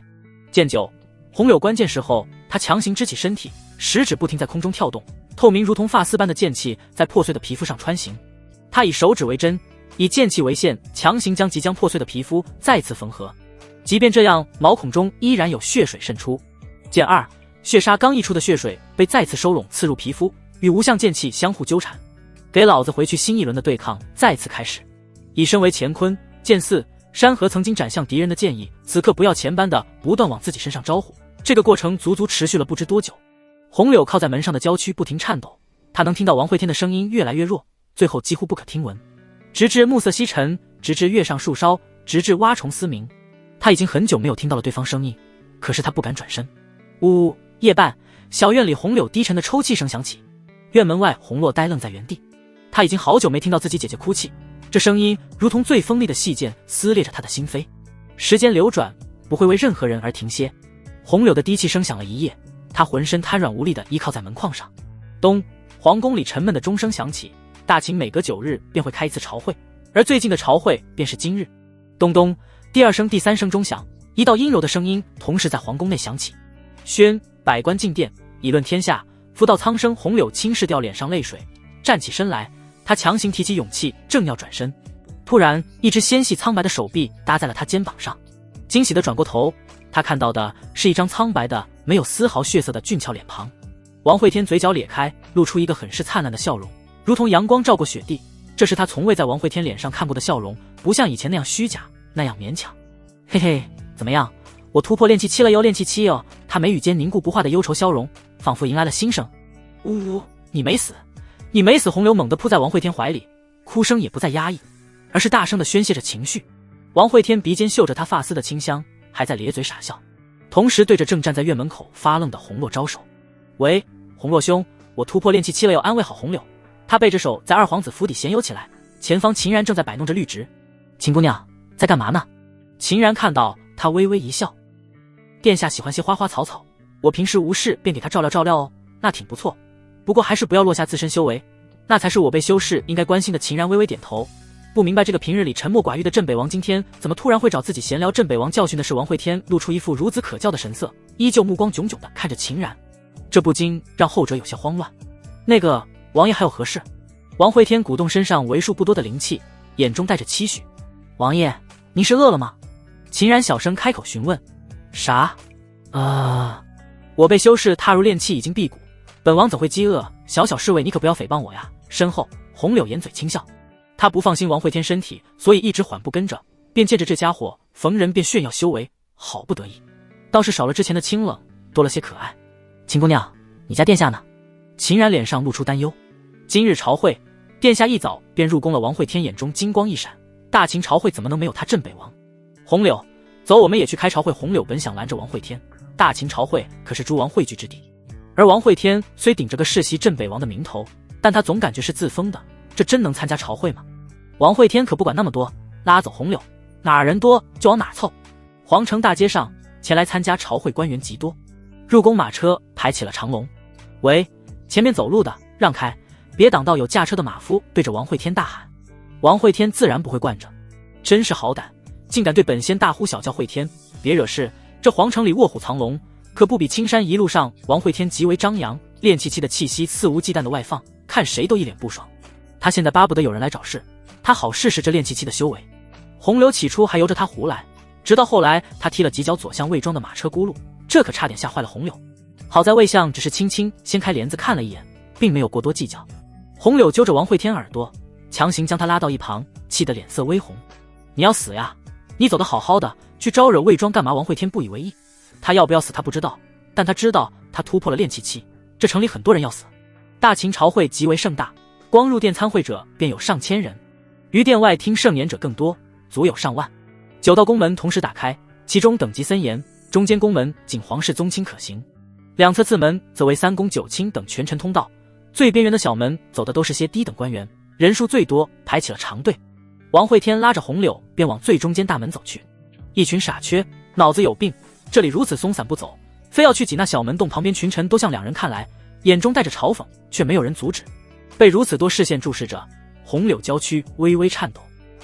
这些可都是执掌大秦的官员，其中散发出的上位者压迫感可不是普通人能承受的，更何况是如此多的官员聚在一起，他们的目光如同野外凶厉的狼王，盯上了2只懵懂的小绵羊。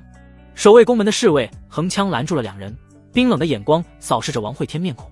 中门禁地，非皇室宗亲不得入内会天，要不我们去那边排队可好？红柳声音细若蚊蝇，低头不敢注视四周，只感觉有些汗流浃背。王会天冷哼了一声，指着自己的脸开口质问：看清楚了，本王乃王景轩亲生儿子，王道阳的亲侄，能不能走？侍卫还在思索，便感觉脑袋上挨了一巴掌。王会天抬手一巴掌接一巴掌的拍在对方头上，嚣张至极。老子问你能不能走？能不能走？能不能走？进了皇宫后，红柳依然心有余悸。自从来了秦皇城，他还是第一次与对方共同出门，只感觉压力山大，每一步都犹如在悬崖走钢丝，很是惊险。看了眼拾阶而上的乾坤殿，王会天眼眸罕见沉重。别动！他拉住红柳，咬破手指，以血为墨，在后者眉心画了3道竖剑。我去会会这大秦诸王，你在皇宫里随便逛逛，若是遇到问题，就去长公主府。记住，王景轩若不出手，你就开口骂他，说他数典忘祖，管生不管养，枉为人母。他若要出手揍你，你就说怀了我的孩子，孤儿寡母遇上了恶婆婆。王会天一番交代，事无巨细，其中内容甚是杂乱，直听得红柳在风中凌乱。群臣入殿宫内，那道阴柔的声音再次响起。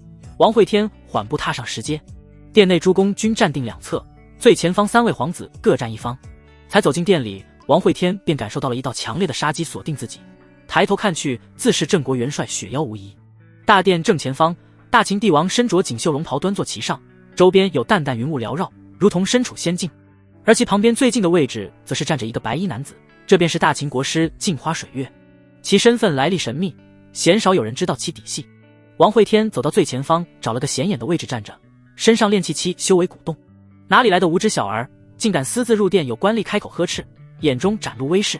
哪里来的老登，竟不识得本王皇口小儿？朕北王一脉已在北原一战尽数消弭，成为历史。你是何物？本官何须认识老登？下完朝会，我也让你全家消弭。朝中有大臣抢先对王会天开喷，王会天自然不会惯着开口回怼。一来一往之间，逐渐有其他官员加入战局。哼，小子，你进城数日胡作非为，罪已致死，还敢出现在此，眼中可还有我大秦滚滚诸公？我呸！本仙宰了几个人渣，你当若何？雪妖愤怒开口：孽畜，我大儿贤淑纯良，正善厚德，你为何杀他？本仙杀个蝼蚁，还需与你通报不成？见殿中吵得越发严重，苦主太子也不甘落后，他对于元婴后妻护卫之死可是一直耿耿于怀，哼，一口一个本王本仙，殊不知镇北王之名早已化作尘土，一个炼气期修士也敢自称本仙，简直是笑掉大牙。笑不笑掉大牙，本仙不知道，你再敢质疑本仙修为，本仙就打掉你大牙。殿中越发混乱，各种脏话污言漫天乱飞。王会天一人舌战群雄，骂到开心时还凑上前去吐着口水，完全不讲武德。龙椅上秦皇杵着下巴，饶有兴致地看着，待听来听去都没有啥心思后，才淡然地招了招手。龙椅后一个老太监走出，他手里端着一盆清脆夺目的仙人掌，径直走到了王会天面前，将仙人掌放在地上后，便转身走回了秦皇身边。正在骂架的王会天突然一愣，双眼被地上的仙人掌吸引，他就那样蹲在了仙人掌面前，神色有些痴狂，仿佛是正在发怒的猫咪嗅到了猫薄荷，又仿佛是正在狂吠的野犬看到了火腿肠。这盆仙人掌就像是一个强控魔法，让整个大殿瞬间都安静了下来。秦皇嘴角勾起大笑出声，哈哈，还是和小时候一个样。他笑得很是畅快，完全不顾店里吵得脸红脖子粗的人群。好了，接下来开始议事吧。先说什么呢？要不先说说孤入道后谁来执掌大秦吧？随着秦皇话音落下，大殿里彻底变得落针可闻。这可是个敏感话题，而今却被秦皇一下子摆到了明面上。见下方无人应答，秦皇慵懒地靠在了龙椅上。我知朱清君有心中人选，不若这样选太子的站左边，选二皇子的站中间，选三皇子的站右边。随后他话语突然一凝，低沉着声音继续说道：选景轩长公主的站到姑前边来，大家投票，谁的人多选谁可好。随着最后话语落下，雄厚的帝王威压在大殿内宣泄开来，所有人心里皆是一颤，齐齐跪倒在地。臣等不敢。秦皇猛地一拍龙椅，扶手站了起来。不敢吗？对于修仙皇朝来说，有什么不敢的？只要实力足够，何事不敢？他都立了太子，这些各方官员及诸王还在后面做些小动作，简直是不把他放在眼里。不过对于此事，他也只是敲打，只要长生灵不倒，这大秦的江山就乱不了。无数年来，每任秦皇突破入道境，都会进入长生灵，那才是大秦真正的底蕴。没人知道里面隐藏了多少大能，即便是他也不清楚。哼！你们最好收收心思，否则姑不介意入长生灵前再清洗这朝堂。他踏下石梯，缓步走过一个个大臣王爵，冰冷的视线一一扫过。各位大臣们注视着自己脚尖，面色毫无变化。巡视了一圈，秦皇再次坐回了龙椅。这次禀报的东西都正常了很多。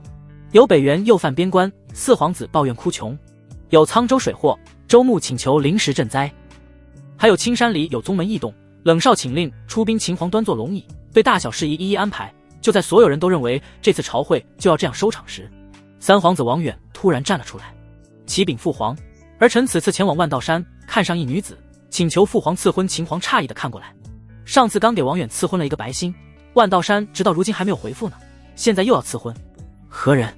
万道山剑锋月瑶画壁，正低头研究仙人掌的王会天骤然抬头，眼中寒意乍现，身前灵气凝聚出一把3尺长剑。乾坤殿里温度骤降，滔天杀机竟是在他身遭，化作淡薄红雾。杀锵锵，随着王会天嘶吼声响起，大殿内各种刀兵出鞘声不绝于耳。有大臣头簪化作长剑飞于手中，有将军腰带里软剑弹出，有皇子吓得拿出一个盾牌挡在身前。千般百态，各有不同。但均同时警惕地看向王会天方向，他们的出手均是出于修士的应急反应，被那一个杀字牵动之下，纷纷拔出了刀兵。王会天双眼直勾勾地盯着王远，看得对方心里发毛。王会天，乾坤殿重地，岂容你放肆雪妖也是？眼神阴冷的一步步向王会天走来，他早已按捺不住对后者的杀意。天要使其亡，必先使其狂。今日我便替镇北王府清理败类。他身为镇国元帅，手握重兵，征战无数，也算是颇有见识，但却从来没见过如此狂妄之人。王会天神色平缓，淡淡开口：我身具皇家血脉，可调皇城龙气，我亦是当代镇北王，就连这皇城大阵都是我镇北王府修的，我狂怎么了？你能奈我何？这一瞬间，在场所有人均瞳孔微缩。这句话中蕴含的信息极为巨大，可调皇室龙气，可掌皇城大阵。没有人分得清这2句话的真假，就连秦皇也是微微凝眉，面色有些沉重。王会天可不管他们怎么想，他一步步走到王远面前，吓得后者连连后退。啪！一个巨大的巴掌扇在后者脸上。再敢打月瑶的主意，我活剐了你！说完，他走回原地，将地上的仙人掌抱起，微微对秦皇行了一礼。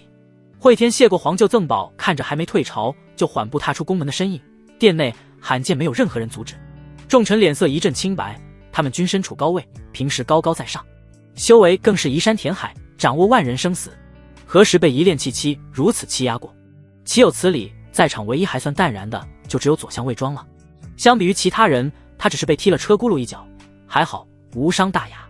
出了乾坤殿，石阶之下，洪流早就等在了原地。皇宫重地，他可不敢随意闲逛。见到王会天出来，他急忙面带担忧地迎了上去。一个8年之后再次归来的世袭镇北王，他很难想象这场朝会中这个男人所面对的境地。那是大秦滚滚诸公的围剿，是大秦天子一念之间的生杀。会天，你还好吗？他声音轻柔，满人心脾。王会天咧嘴一笑，我很好呀，你看，还收了个礼物。他将仙人掌递到他面前，笑得很是开心。红柳略感心酸，他伸手去拉王会天的手臂，想要给他些安慰。王会天急忙闪身避开，小心些啊！一会儿仙人掌掉地上了，出了宫门。红柳脸上笑颜如花，仙人掌被他一只手拎着，另一只手则是牵着王会天，也不管后者满是抗拒的脸。无所谓了，对付这种死脑筋的男人，就不要给他死脑筋的机会。走快点，再磨磨蹭蹭的，我就将你这宝贝扔在地上。砰！当他坠落在地的瞬间，尖刺折断，我再狠狠地踩上2脚，想想就很带劲。王慧天连忙紧张地勾着脑袋，眼睛死死地盯着红柳手里的仙人掌，生怕他一个没拿稳掉在地上。看路街道上传来红柳气愤的吼声。就在这时，王慧天的身影突然停了下来。前方街道中央，一个身穿白色长裙的身影正缓缓走来，他脸色清冷，气质冷艳，身材高挑而匀称，给人一种孤寂绝美之感。师姐，你怎么来了？来人正是白星，他颇为诧异地看了一眼牵着手的2人，啧，简直是一朵鲜花插在牛粪上。师尊让我来接你回家月瑶呢，他有没有说想我？白星心中腹诽，小月瑶才上山几天，似乎你们关系也没这么好吧？没有，你不在山上，月瑶都变得开朗了很多。那我不回去。白星皱眉，眼神却是不自觉地看向红柳。为啥？王慧天理所当然地回到此间乐不思蜀，山中有只母老虎。就在这时，王慧天感觉后背一寒，身后一个熟悉的声音响起：你说谁是母老虎？王慧天僵硬地扭过头来，只见一袭青袍的穆青师不知何时已经站在自己身后，他目光中有火气在跳动，似乎是在极力压制着愤怒。那张绝美的脸上爬满了扭曲，手中竹条在空气中轻鸣。小混蛋，你究竟在皇城干了什么？你可知擎天司的人都快把我剑锋踏平了，全是告你状的，全是。王慧天接过穆青师甩在自己脸上书文，一脸茫然。我没做啥呀，昨日吃了个钵钵鸡，前日去雅仙阁喝了杯花酒，上前日在宫里赏花。说着，王慧天还将目光看向红柳。对吧？红柳早在穆青师出现那一刻就宕机在了原地，如同见了婆婆的媳妇，满脸通红，不知所措。只隐约听闻王慧天在询问自己时僵硬地点着小脑袋。这时穆青师也注意到了红柳，他目光带着审视。你就是红枫谷天骄红柳？木前辈，试试我就是你寄信到万道山让我拿灵石去红枫谷赎人。试试我不是。我看到红柳那羞红的脸色，惊慌的神情，无处安放的小手。穆青师略微无奈地摇了摇头。红枫谷的这个天骄算是废了。王慧天也看出了红柳的不对劲，连忙从他手里接过仙人掌，生怕对方不小心掉在地上。白星和穆青师同时面带怜悯地看向红柳，摇头叹气。喽，这就是你看上的男人。几人回到二皇子府邸，这里的仆人少了很多。今天王慧天这么一闹，二皇子已经吓坏了，刚回府就带着护卫长秦然搬家了，继续住这里他感觉比之前更加危险。院子里3个女人坐在一旁品着茶水，王慧天则是不知道去了哪里。师父，咱们不回去吗？穆青师眼光微沉，通过万道山安插在皇城里的一些人员，他已经大概知道他这2徒弟干了些什么。回去？怎么回去？待在城里还能让别人忌惮护城大阵，不敢出手。只要是出了这秦皇城，恐怕将面对铺天盖地的追杀，恐怕就是他也只能勉强自保。出不去了啊！混蛋。夜色中，随着二皇子的搬家，整座府邸变得更为静谧。早各个房间就熄了灯，仅有中庭客厅里的烛火在夜风中摇曳。王慧天拿着根银针挑动着灯芯，显得百无聊赖。可恶呀，师父竟然没发现自己踏入了炼气期，这让他总有富贵还乡，结果锦衣夜行的感觉。哼，还摘心镜呢，观察力也太差了一些。这修为怕是靠嗑药堆上去的。夜半时分，堂中烛火突兀熄灭，夜色中有一个高大身影缓缓从屋外走来，他身影融入黑暗之中，面色看上去很是虚幻。王慧天继续低头看着灯芯，神色极为专注，仿佛没有察觉到有客到来。小友，先别看了，我很忙的，时间不多。那个身影进来后，随意找了张椅子落座。你来就来了，吹灭我的蜡烛干嘛？随着王慧天话毕，堂中烛火再次燃起，照亮了来人刚毅威严的脸庞。来人赫然就是被他踢了马车轱辘3脚的魏庄。你找我何事？王慧天转过脸来看向魏庄，嘴角微微勾起。我想知道大秦龙脉孕育出的那颗金丹在哪里？魏庄眉头深皱。那颗金丹可是大秦国宝，与秦王剑并列。大秦帝国建立数千年以来，总共也就孕育了3颗，其中第1颗被初代秦皇炼化，踏入圣境，以此建立了这浩瀚大秦。第2颗被震碎散落青山，引起了数场腥风血雨，间接导致青山各修仙宗门无数强者陨落，被大秦纳入疆域。这第3颗金丹则是作为秦国底蕴，被藏在这皇宫之中。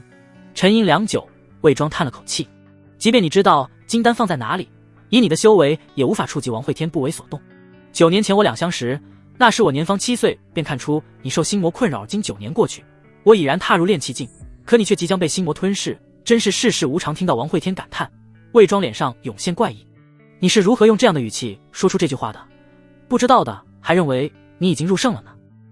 一个炼气期而已，这小子尾巴都快翘上天了。王慧天瞥了他一眼，继续说道：我有一剑名曰断念，专斩神魂邪念，失望等一切不可视之物困扰你无数年的心魔，在我看来，若要除之，如吃饭喝水，两人一直商议到鸡鸣魏庄才离去。客院内，穆青师视线穿过无数楼宇，直视着魏庄离去的方向。即便是皇城里摘星镜也不会多，而今他才到第一晚，就遇上了一个。白星乖巧地守护在穆青师身边，为他斟着茶水。师傅，你在看啥？看你师弟又在作妖，这个惹祸的猪鞭子，早知道就不该放他下山。接下来几日，皇城都较为平静，不过却有种风雨欲来的压迫感。王会天也早已从突破炼气的喜悦中冷静下来。他发现别人的炼气期都有10层，而他的炼气期只有7层。因为体内无相骨上只有7个孔洞，第一个孔洞被灵气填满后，他突破了炼气1层；第二个孔洞填满后，他突破了炼气2层。这么算下去，满打满算就7层。该死，这样会不会根基不稳？对于王会天的抱怨，众人只当没听见。凡人就能斩元婴，还担心各批的根基不稳，这简直就是凡尔赛。皇宫里，二皇子王浩又搬了回来，他的二皇子府就在太子府旁边，每日都能听到太子府里撕心裂肺的惨嚎声。他知道这是太子在修炼邪功。原本太子还极为避讳，但不知何为，最近却是直接变得毫无顾忌，似乎有什么事情在压着他，不得不这样做。太子慌，他也很慌呀。秦然，你说太子究竟在怕什么？秦然略微思索后回到殿下，在怕什么？太子就怕什么？王浩抬眉看了一眼秦然，早知道就不问了。他能怕什么？他最怕的就是太子。就在这时，旁边太子府的嘶吼声突然停止，王浩心里顿时就警觉起来。这些嘶吼声平时听着毛骨悚然，但是突然没了，反而让他更加害怕。咚咚咚，半晌后，皇子府敲门声响起。王浩被敲门声吓得一个哆嗦，尽管他千般不愿，也不得不爬起身来，朝着外面看去。只见府门打开后，一个身形凌乱不堪的身影出现在门前。他头发随意地铺散在脑后，眼中血丝密布，上半身赤裸着露出匀称的肌肉，下半身则是穿着一件血腥长裙。皇兄，你这是怎么了？王浩语气有些颤抖。从小到大，他何时见过衣服不穿就出门的太子？王修虽然为人狠戾，但打扮从来都是一副谦谦君子的模样，而今却是极为憔悴，还赤裸着半身，这怎么看都不太对劲。皇兄，你要是火气大，我宫中这些太监宫女你随意施为，可千万不要打秦然和我的主意。王浩虽然心里惧怕，但还是表明了自己态度，慌忙的将秦然护在身后。实在是太子这个样子太过恐怖，让他一时间都忘记了秦然才是护卫。王修猩红的双眼扫视了一眼院内众多宫女，最后落在双腿颤抖的王浩身上。他步伐沉稳地走进院里，单手抬起一招，身后宫门轰然关闭。就在王浩自觉今日在劫难逃时，王修开口了：出宫去找镇北王，就说我要见他，无论付出何种代价，我要见他，立刻，现在，马上。他的声音近乎嘶吼而出，吓得王浩两腿颤颤。宫外府邸，王会天听说太子要见自己，也是颇为诧异。他才入城第一天就杀掉了对方手下的元婴修士，按道理两人已经结下死仇才对，而今既然要见自己，想来是被逼上了绝路。那么是谁在逼他？院内红柳正在教导红洛练剑，华晨飞在一旁谄媚的为白星切着西瓜，穆青师则是外出逛街去了。王会天朝外喊了2声，红柳进来一下。红柳诧异地看向屋内，要知道王会天若没事基本不会叫自己，整日就坐在窗前看着那盆仙人掌发呆。他走进屋内，看到面色平静的王会天，没有说话。红柳，如今二皇子已经搬回皇宫，你的任务也算完成了，带着红洛和华晨飞回红枫谷去吧。他声音平缓，毫无波澜，语气带着淡然。红柳却是从中听出了些其他意味。你呢？我啊，你不是看到我师尊已经到了吗？等你走了，我也要回万道山了。红柳倔强地摇了摇头。我要跟你回万道山，让小洛与华晨飞他们自己回去。王会天站起身来，他虽然比红柳小一些，但身高却是高出了对方半个脑袋，抬手揉了揉红柳长发，他话语变得冰寒无比。你是红枫谷天骄，此生注定摘星入道，而我天生废体，没有灵根，就连我母亲也嫌弃我，你知道吗？她嫌弃我，即使这一身炼气修为，也是我用命去搏来的。你可知我今后的路有多凶险？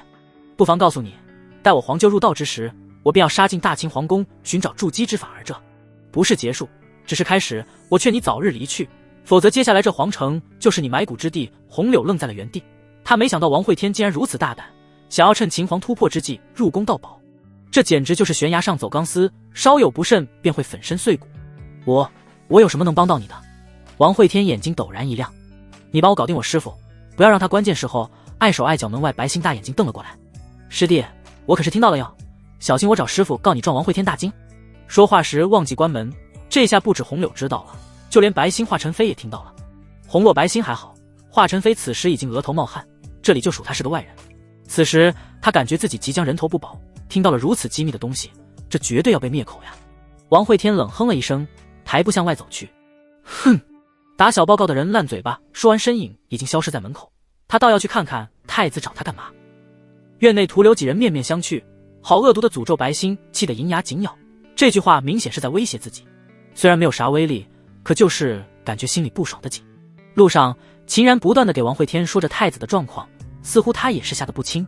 修炼邪功，这可是大秦明令禁止的。大秦有自己的传承功法，九龙归元诀传闻修炼到极致，可气化九龙，战力无穷。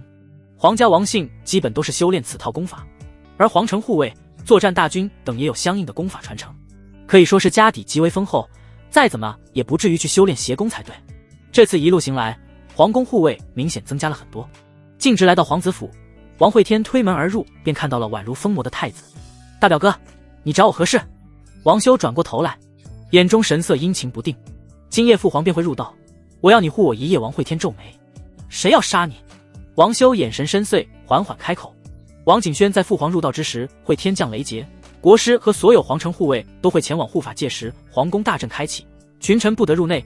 王景轩定会在此时出手，他想干嘛？王修眸子低沉，眼中闪过惧怕。他想屠光皇子，自己称帝，炼化龙气，妄图飞升。数年前父皇便与他有过一战，结果父皇大败，提前入道是父皇的唯一机会，却也是王景轩称帝的最佳时机。王会天沉默了，似乎王景轩只有自己一个儿子吧，那自己是不是要当太子了？而且自己随母姓，当个大秦皇帝也合情合理吧。越想越离谱，这个太子果然有点东西，知道很多。我就炼气期修为，你觉得我护得住你？王修语气带着无奈。你能以凡人之躯杀掉我的元婴巅峰护卫，如今踏入炼气期，实力只会更强，或许能拖住他到父皇完成渡劫。而今朝中大臣态度不明，我没有可以相信的人了。场中王会天陷入了沉默。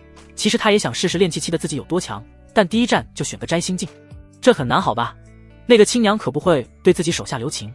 他还记得自己初开神智时，王景轩说的第一句话：本地沦落下界也就罢了，怎会生出个没有灵根的凡尘俗胎嫌弃？从出生起就充斥着的嫌弃，要不是父亲哥哥对自己颇为宠爱，怕是早就被这个亲娘扔山里喂狼了。好，我可以保你，说说你的报仇。太子深吸了口气。二代镇北王佩剑，天渊听闻天渊剑消息，王会天神色一滞。那可是一把拥有强大剑灵的道器，已不是寒光这种凡器能够相提并论。当然，寒光也有它的优点，那就是不认人，谁拿到手都可以使用。而灵气就不一样了，即便最低级的宝器也是认主的，更何况道器。至于更往上的圣器和地器，若主人陨落，灵气还会自主为主人报仇，灵智已经不亚于生灵。好，成交根本不用迟疑，正好试试现在自己实力。两人达成交易，皆大欢喜。二皇子傻愣愣地站在一旁，面色时而惊愕，时而恐慌。他是真没想到这其中还有这么多隐情。王爷救我，我也不想死呀。王会天鄙视地看了一眼王浩，同样是皇子，怎么差别这么大呢？你有什么报酬？王浩沉思良久，最后一咬牙，面带不舍地开口：你看秦然怎么样？一旁秦然顿时羞红了脸，殿下怎么能这样，也不问问自己的想法？护卫又不是奴仆，也有人权的好吧？略作商议后，太子与二皇子决定使用太子府作为阵地防守。王修在很早之前就开始筹备。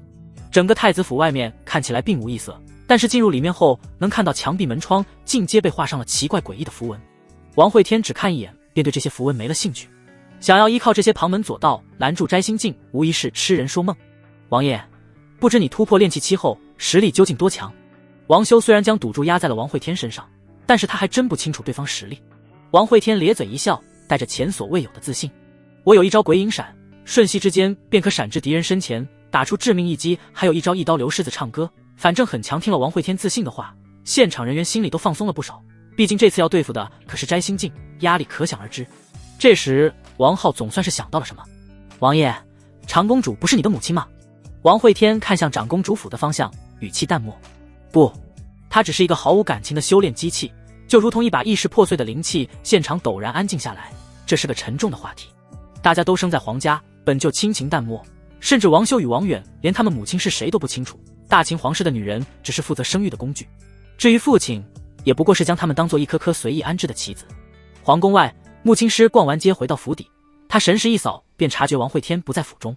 白歆，你师弟呢？白歆神情拘束，有些扭捏。师父，他说我告诉你就烂嘴巴，快说。穆青师瞪了白歆一眼，恼怒吼道，一个个的都不让人省心。师弟他入宫了，白星委屈的开口，穆青师直接是面色大变。白星、红柳，你们几个即刻出城，他交代了一声，随即身形快速向着皇城赶去。由于护城大阵的净空领域，他飞行极低，飞剑掀起的气劲在街道顶托起一条火红长焰。同一时间，皇城众多方位突然震动起来，皇城外的山脉上通天石柱骤然亮起滔天白光，一个透明巨大的能量罩子快速向内收缩，目标直指皇宫。这是将原本整座城池的防护大阵聚于一点，以达到威能翻倍。蓝色光芒扫过穆青师飞行的身躯，最后聚焦于皇宫前，形成了一个深蓝色的巨大屏障。穆青师身影缓慢停在空中。来不及了，现在皇宫内谁也进不去，他这个养了8年的徒弟怕是要没了。傻徒弟啊，你太低估摘星了。皇宫内看到那环绕了整个皇宫的巨大屏障，王会天站了起来，他嘴角露出狂傲的笑容。哈哈哈，王道阳、王景轩、大秦诸王，你们都太低估我了。结，现在谁也进不来，谁也出不去。狩猎时刻正式开始。看到突然张狂起来的王会天，两个皇子身子颤抖了一下，王修甚至警惕后退了2步。王会天扫视了2人一眼，抬步向外走去。你要去哪里？王修皱眉问道。之前的对策可是再次以阵法周旋，当然是主动出击。我被剑修炼气7强者，怎能龟缩在此？损我道心。他才一步踏出，身影瞬间虚浮，原地只留下一道残影。这是从洛无极身上偷学来的鬼影闪，威力虽然不足，但却是赶路的神技。即便他当初没见洛无极使用过鬼影闪，但看过洛无极的佩剑，依然让他悟到了此招剑技。轰隆！此时皇宫上空乌云从万里聚集而来，黑云翻滚，层层叠叠向下压来。吼！乾坤殿中一条金色龙影盘曲而上，对天嘶吼。云层中有剧烈白光闪动，狂暴雷霆在其中翻滚炸裂。长公主府盘膝打坐的王景轩突然睁开一双凤眸，强大的威压自他身体里宣泄而出。终于入道了吗？因每任秦皇最多入道便会退位，所以这是秦皇朝气运最为强盛之时。本帝总算等到了这一日，先停！本帝失去的一切都会亲手拿回来。他目露凶光，眼中杀气闪烁，右手抬起，一把金色长剑自动飞到他手里。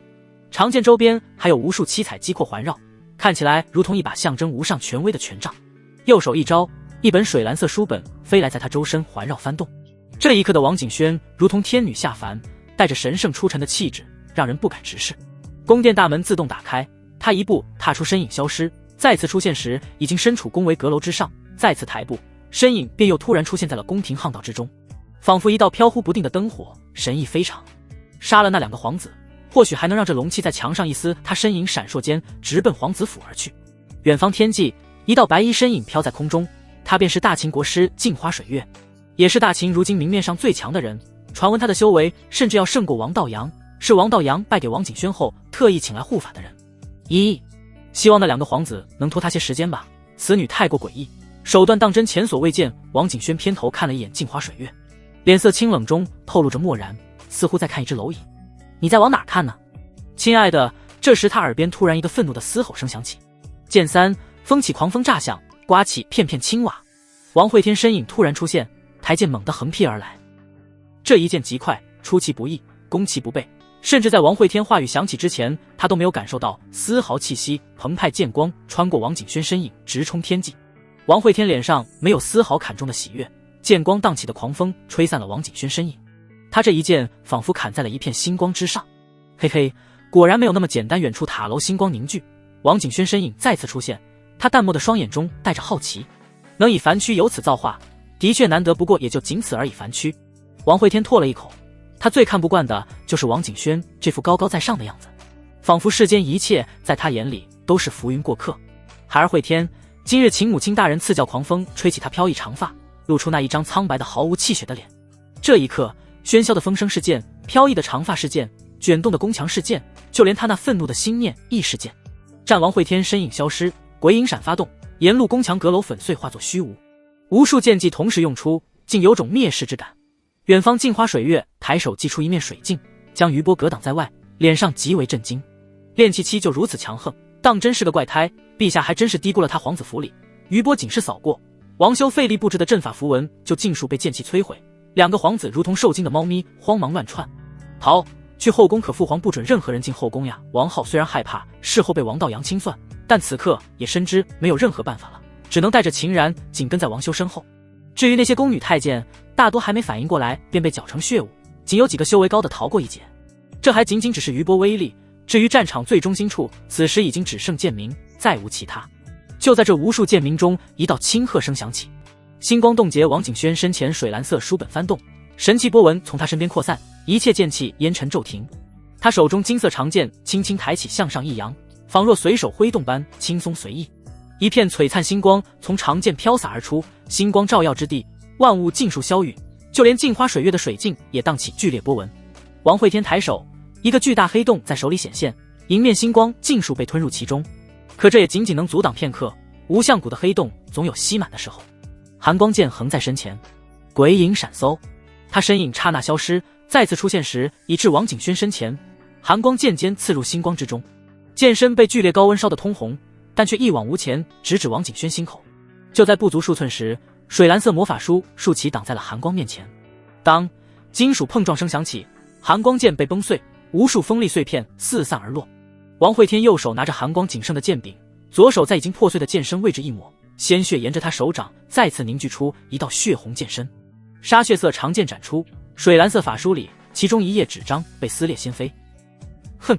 皮肤汗数王景轩金色长剑光芒大盛，环绕剑尾上旋转的无数宝石突然停止，这些原本凌乱的宝石顿时形成了一个火凤图腾长剑，颜色由金转红，汹涌烈焰蓬勃而出。王会天以血凝聚的剑身被刹那蒸发，他的身躯更是被烈焰烧成焦炭坠落。镜花水月防护水镜炸起密密麻麻裂纹，他甩袖将水镜收回，眼里满是心痛。还真是变态，可惜也只能到此为止了。此时乾坤殿顶天空中的雷云已经逐渐稀薄，金色巨龙在雷云里遨游，隐有入道的强大气息溢散而出。王道阳即将入道。王景轩不再关注地上焦糊的身影，而是扭头看向乾坤殿方向。罢了，少两个皇子的龙气无伤大雅。他身形踏出，原地身影如同火焰熄灭，镜花水月身边一缕火苗燃起，后者当即双手掐诀，口中无尽水流向那缕火苗喷涌而去。火苗被大水浇灭，一把火红长剑从水中飞出，上面宝石转动，火凤图腾变成了玄龟。两大摘星镜出手威势极为骇人，原本巍峨耸立的乾坤殿硬生生被打成了一个巨坑，而后又化成了一个湖泊。地上焦黑的身影手指颤动了一下，真痛！王会天艰难地爬起身来，他皮肤皲裂，肉身破碎，几乎不成人样，但是嘴角却是高高的扬起，露出了一口大白牙。黑漆漆的手掌摊开，7颗圆润如同星辰的宝石被他抓在手中，这些宝石极为漂亮，散发着七色柔和光芒。他的剑身上宝石那么多，少个1、2颗应该看不出来吧？王会天小声嘀咕，一口将手里的宝石尽数吞入了腹中。先藏起来，以后再说。另一只手张开，里面则是抓着一页被他斩下的水蓝色纸张。这玩意也颇为神异，应该是个好东西。这样想着，他将纸张揉作一团，同样张嘴吞了下去。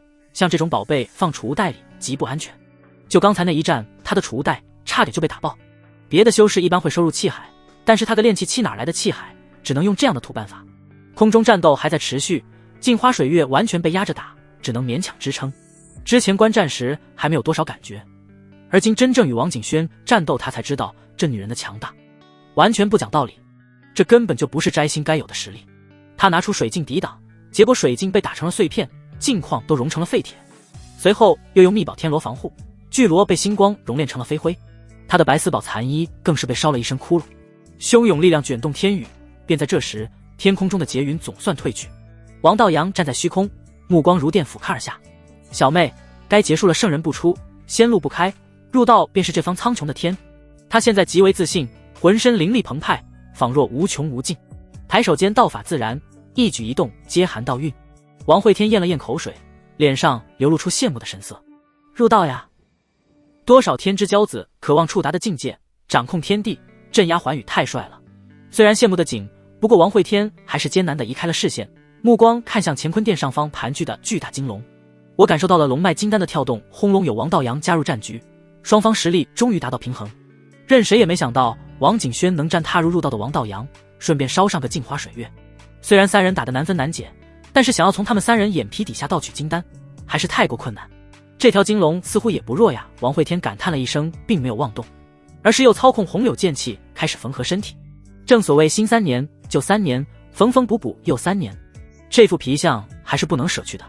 这样都不死，你可真是够命大的！一道沙哑粗狂的声音在王会天身后响起，来人身上裹着一件漆黑风衣，就连面容也藏在了风衣里面。你果然能操控护城大阵，既然如此，为何不放你师父进来，而是我？狂风吹的风衣猎猎作响，卷起其面容兜帽一角，露出魏庄颇为刚毅的面孔。这便是王会天找来的元首。我师父胆小，见不得这种场面。王会天依然低头缝合着伤口，神色认真肃穆。接下来该怎么做？魏庄看了眼空中大战，面色凝重异常。若不是需王会天救命，打死他也不掺和这里的破事。不管最终赢的是谁，他依然是大秦左相，手握无上权势。一会儿你去拦住他们，我去杀金龙。取龙珠。魏庄瞪大了眼睛，心中一句无耻小儿，不知当讲不当讲。那可是一个入道，2个摘星巅峰，而且其中一个摘星还能压着入道打。你让我去拦？看到魏庄满脸的抗拒，王会天一脸鄙夷。这年头的摘星胆子都这般小吗？真是靠谁也不如靠自己。那我去拦，你去杀龙取珠。记住，你只有10息的时间。说罢，王会天站起身来，休息了这么久，够了。他抬步往乾坤殿方向走去，魏庄则是停在原地，看着那一瘸一拐的身影。你有几分把握？王会天没有回头，也没有说话。把握？有个屁的把握！不过没有把握又如何？当初他吞药炼气时也没有把握。凡事都需要把握，那与别人将饭喂到嘴里又有何异？左相放心，本王有10分把握龙丹唾手可得，只是现在需要你去帮我收取而已。王会天语气带着狂傲和自信，仿若摘星入道在他眼里不过尔尔。若不是他那浑身焦黑的身躯，还有那一瘸一拐的样子，他还真相信了。哎，上了贼船。王会天可不管魏庄怎么想，他走到乾坤殿前，抬头看着天穹的厮杀。你们加油哟，赢了的人才可挑战本仙。此时他俨然将自己当成了最终 BOSS， 只待3人拼个2败俱伤，便是他出手收割之时。听到王会天狂傲的话语，3人没有任何异动。或许他们至始至终都觉得王会天翻不起任何浪花，为避免3人警觉，魏庄的身形再次隐藏了起来。不过王会天知道他已经进了乾坤殿。天空中，王道阳祭出大秦印玺，王景轩祭出水蓝色书本，2大法宝相撞，掀起狂暴威势，一时间竟是僵持住了。镜花水月身影从王景轩身后幻化而出，一掌拍向后者。王景轩手里金色长剑化作无尽星光，如同给镜花水月穿上了一件金色长衣。星陨轰隆，万千星光轰然爆开，镜花水月浑身染血的身影从天空坠落。动手！王会天鬼影闪发动，身在空中坠落的镜花水月只感觉腹部一重，王会天已经出现在其身上。他双脚踩在镜花水月腹部，双手背在身后，低头俯视着后者。国师大人，好久不见！镜花水月心中大骇，他刚被王景轩打伤，一身灵力消耗一空，正是他此生最为虚弱之时，却偏偏王会天此时发难。剑舞追猎！王会天咧嘴一笑，看起来温暖和煦的笑容落在镜花水月眼中，却是如同张开了獠牙的恶魔。随着王会天五指按在他胸口，他胸前肋骨化作利剑，齐齐在体内搅动，刺向气海。孽畜，尔敢砰！只来得及一声嘶吼，2人身体同时坠地，滚滚烟尘掀起。同时，深藏乾坤殿里的魏庄也出手了，他身后一个巨大法相鼎立而起，猛然抓向金龙。吼！金龙受到袭击，在地上扭曲翻滚。感受到金龙危机，天空中的王道阳与王景轩同时面色大变，2人而今僵持，不管是谁贸然停手，都将遭受重创。可以说，王会天动手的时机把握得极为准确。魏庄，你敢反我！王道阳愤怒的咆哮声轰然炸响。陛下，我也是身不由己。魏庄一边回答，一边抓着金龙哐哐乱砸。砰砰砰！乾坤殿周围塔楼无数大门同时打开，上万禁卫军从中杀出。这是王道阳最后的屏障，是最信任的死忠。禁卫军正副统领都是化神修为，手下军士更是进阶筑基以上，上万人同时冲杀之下，气势滔天。镇北王，拦住他们！魏庄大吼，神色凝重无比。即便他修为已至摘星，可以多爻死相，一旦被禁卫军缠住，后果将难以想象。好了好了，好歹也是个摘星大能。一天天大呼小叫的王会天从烟尘中走出，他站在大殿前的石阶上，面对上万禁卫军，看起来风轻云淡。本王最近参悟皇就送的仙人掌，偶有所得，领悟一计，现请诸君共赏。说完，他将上身焦黑的衣服往下褪了些许，露出了线条明晰的锁骨，在2根锁骨之间有银白丝线从血肉里穿出，打了个蝴蝶结。王会天抬手将结解开，刹那，他的皮肤从银色丝线处开始裂开，这丝线赫然便是他用来缝合皲裂皮肤的红柳剑气。仅仅片刻，失去剑气束缚的皮肤裂口就爬满全身，逐渐的有小片皮肤开始掉落在掉落的皮肤下面，没有任何血肉，能看到猩红色的剑气缓缓流淌，这些如同血液般流动的是血杀剑气。砰的一声炸响，不堪重负的皮肤尽数爆裂。血杀剑气从中流出，向四方蔓延，待到剑气铺满大地，原本的位置只剩下一具如玉枯骨。可这也不是真正的人骨，而是由龟裂剑气凝聚而成。枯骨头颅，两抹红光在凹陷的眼眶跳动，原本无形的断念剑意，而今散发着幽邃冷光。失去皮肤束缚，黑色发丝化作银色飘散，有些洒落在屋檐，有些洒落在地上，随着血杀剑意流动。母亲，从出生之日，你便嫌弃我生的平庸，有辱先脉地血。你之所给赐今日尽散，我不欠你了。随着王会天话语落下，他身后一把漆黑长剑缓缓浮现，剑体修长，剑身上7个摄人心魄的黑洞缓缓旋转，贪婪地吸食着这方天地灵气。天空中，王景轩伸手一招，水蓝色法书飞回，他身影瞬息闪至远处，避开王道阳杀招，面色复杂地看向乾坤殿前的身影。在他眼中，他是仙庭女帝转世，这方世界一切皆是结束，一切所见皆是过客。可如今他却是感觉心绪波动剧烈，道心隐隐有些动摇。此事本帝不参与了，他淡淡开口。水蓝色法书环绕他身躯转动，看起来神圣而又优雅。乾坤殿前，上万禁卫军已然冲入王会天的剑狱之中。这一刻，起风了。看起来平静异常的剑狱中，杀机凸显，有士兵踏入血水中，身躯被血杀剑气刹那融化，有士兵被飘来的银丝割成碎块，有的甚至什么也没碰到，便在冲杀中突兀死亡。一切看起来诡异而恐怖，即便是风也能吹散一身血肉。这一刻，王会天以自身为界，画出了一方禁地。2个化神统帅身处剑狱之中，也只能堪堪抵挡，再难有所施为。所有禁卫军退化神统领一边抵御四面八方袭来的剑气，一边下令撤退。如此剑狱，即便是他们人再多也是枉然，这是军阵的克星。进了本王剑狱还想活着出去，简直是痴人说梦。王会天声音从四面八方传来，每一丝剑气都是他自身的一部分，此刻他本身的存在变得极为缥缈，难以查询。王道阳神色凝重，纵观古往今来，他从未听闻过有人舍了一身血肉将自己化作纯粹剑气的人。这样的人若是死了，或许他的身陨之地将彻底沦为绝对禁区。毕竟剑气有形，但剑意无痕，难以消散。王会天，你离经叛道，今日我便将你诛杀于此。王道阳手持秦皇印玺，朝着庞大剑狱镇压而下。印玺仿若山岳，还未落下劲风，就掀起了滚滚烟尘。印玺上受命于天的金色符文显化而出，将靠近的剑气尽数震散消弭。殿前王会天抬头凝望天际大印，没有丝毫血肉的手骨握住黑色长剑，踏天而起。轰隆声中，长剑与印玺相撞，无相剑被崩飞回殿前，他那身由锥裂剑气组成的骨架直接碎裂，炸开王道阳身影，随着印玺落在地上，皱眉凝视四周。无相剑旁，无数血杀剑气回流，组成了一个浑身猩红的身影。王爷，再撑一会儿，我马上就好了。身后魏庄法相骑在金龙身上，一手按着龙头，一手在金龙身躯上探寻龙丹的位置。王会天拔出无相剑，血色身躯冲向王道阳，杀狂风乍起，地脉翻动，红柳飘扬，所有汹涌剑气随着他同时而动，整个皇城都在震颤，皇宫原本仅存的房屋更是被搅成了废墟。两人身影不断交战，所过之处烟尘飞扬，剑鸣不止。虽一时之间看起来平分秋色，但是王会天的剑气正在不断减少，或许当他剑气少到不足以凝聚身躯之时，他将彻底消散。孽畜，你今日必死无疑！王道阳手掐剑诀，秦王剑被他祭出，剑身扫过之处无不无断，也只有无相剑能与之抗衡。便在此时，身后金龙突然发出一声哀鸣，巨大龙躯扭动倒地。王爷，拿到龙丹了！走！魏庄一声怒吼，抢先向着皇宫外奔去。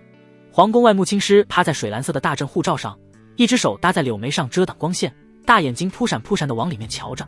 他只能隐约听到宫内狂暴的剑鸣声，却是什么也看不到。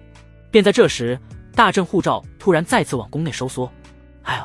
失去支撑的穆青师一个重心不稳，往前摔了个狗吃屎。他匆忙起身，眼睛四处扫了一圈。还好，虽然护罩外挤满了前来查看的群臣，但是没有人关注到他。随着大阵收缩，一抹血光闪现而出，停在了穆青师身前。他浑身由红色剑气凝聚而成，看不出长相，却给他一种熟悉之感。还傻愣着干嘛？带上师姐撤离皇城，化碧血光再次化作滔滔剑气，直奔城外而去。守在皇宫外的群臣虽然看到有剑气自宫中激射而出，不过却没有过多关注。他们此时都被大阵显露出来的一角皇宫场景震惊了。原本高耸壮阔的皇宫城墙已经尽数坍塌，宫中巍峨奢华的琼楼玉宇已经变成了无尽废墟。大阵收缩至乾坤殿范围时再次停下，里面传来了王道阳愤怒憋屈的嘶吼声。穆青师四处瞧了一眼，见没有人关注自己后，悄悄往后退去。见到这坍塌的皇宫，让他想起了自己的剑锋。妈一，吓死我了！他拍了拍自己胸脯，快速赶回了二皇子府。此时，白星、红柳等人正神情紧张地坐在一起，看到穆青师回来，白星连忙上前询问：“师尊，师弟呢？”穆青师瞪了白星一眼：“师弟，整日只知道问师弟，也不多关心一下他这个师尊。不过他此时哪有时间给几人解释？他离开皇城了，我们也赶紧些，再晚怕是走不掉了。红柳，你们几个小家伙也随我一起，避免路上遇到劫杀，几人快速离开府邸，没有惊动之前二皇子留下的仆人。另一边，血红剑气随着山风飘荡游走，最终在城外一处密林的小溪边停了下来。王会天俯身看着溪水中的倒影，沉默良久。这个样子的他看起来很是邪异，已经没有了当初的稚嫩与温和。这或许就是成长所需要付出的代价吧。他低声呢喃，手指轻轻放进水中，一时之间溪水沸腾，无数鱼儿翻了白肚飘起。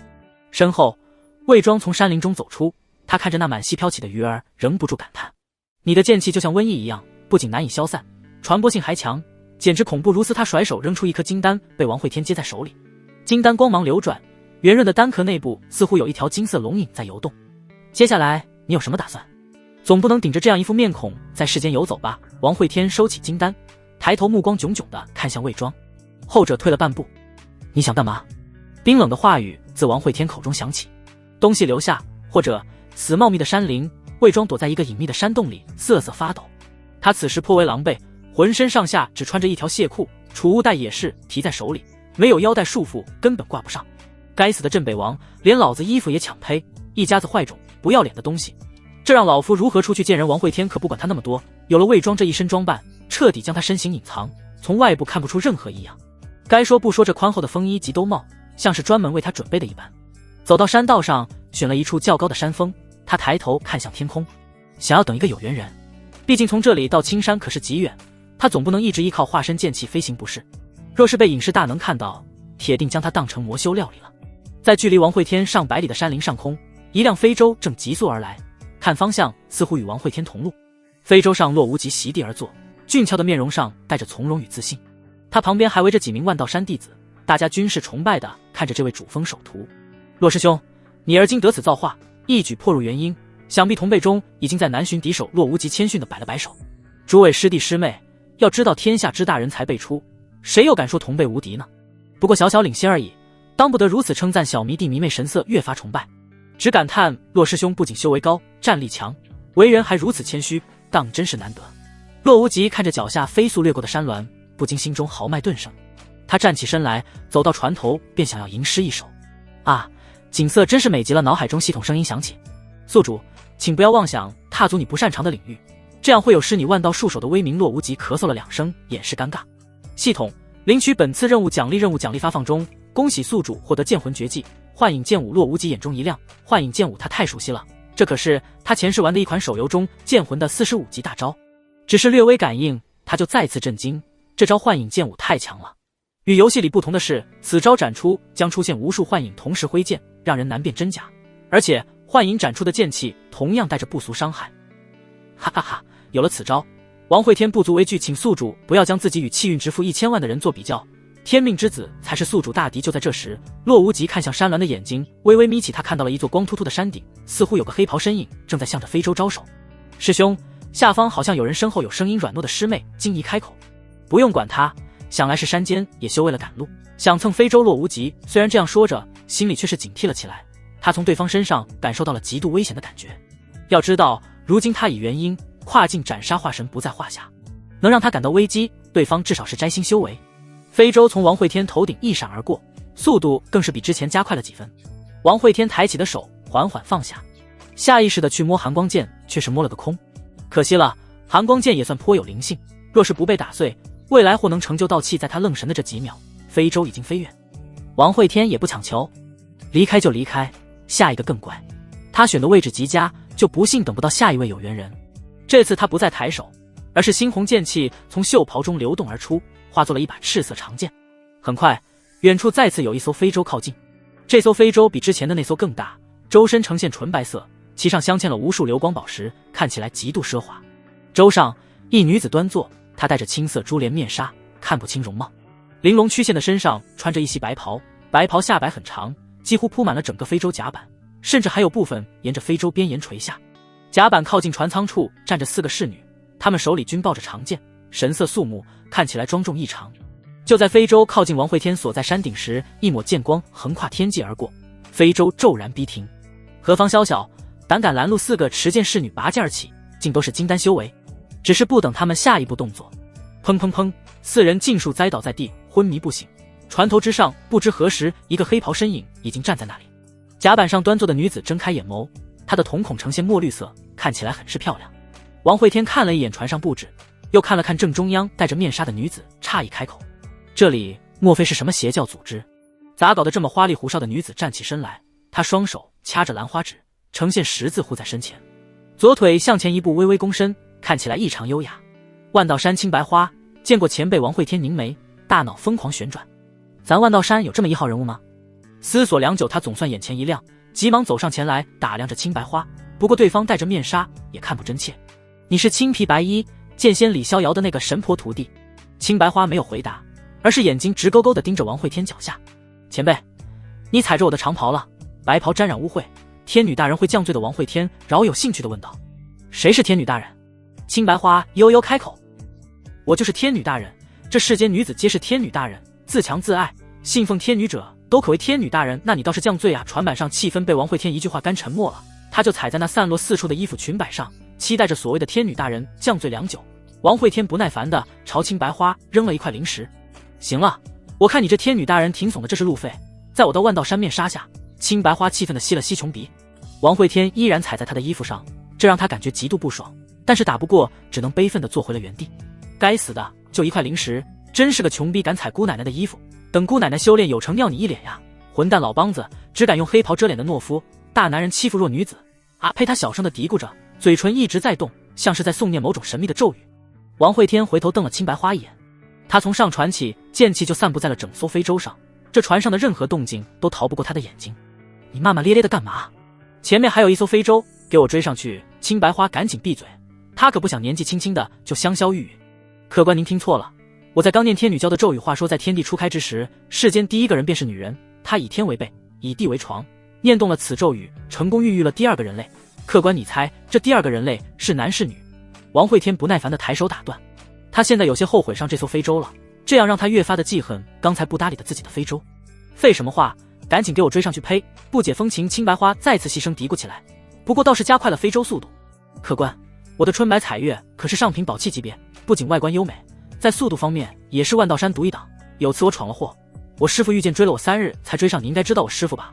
剑仙李逍遥，不仅是咱万道山的山草，那剑法更是出神入化。就这样追了本天女3日，硬是累得犯了肺痨病。他一开口就巴拉巴拉停不下来，从非洲讲到师父，从师父讲到了万道山女修八卦，又从那些个女修八卦讲到了他们徒。王会天刚开始还能直接无视，后面逐渐烦躁起来。凡修仙之人，哪个不是性情清冷孤傲，怎会有此废话连篇之人？够了！王会天愤然起身，黑袍身影一闪，出现在青白花身前。青白花面色大惊，客官你要干嘛？我虽然国色天香，美艳非凡，可我还年轻呀，很多地方还没发育成熟。不等青白花说完，王会天一甩手，其脸上遮着的青色珠帘被甩到一旁。长得倒是如他所说，国色天香，绝美异常，不过可惜长了一张嘴。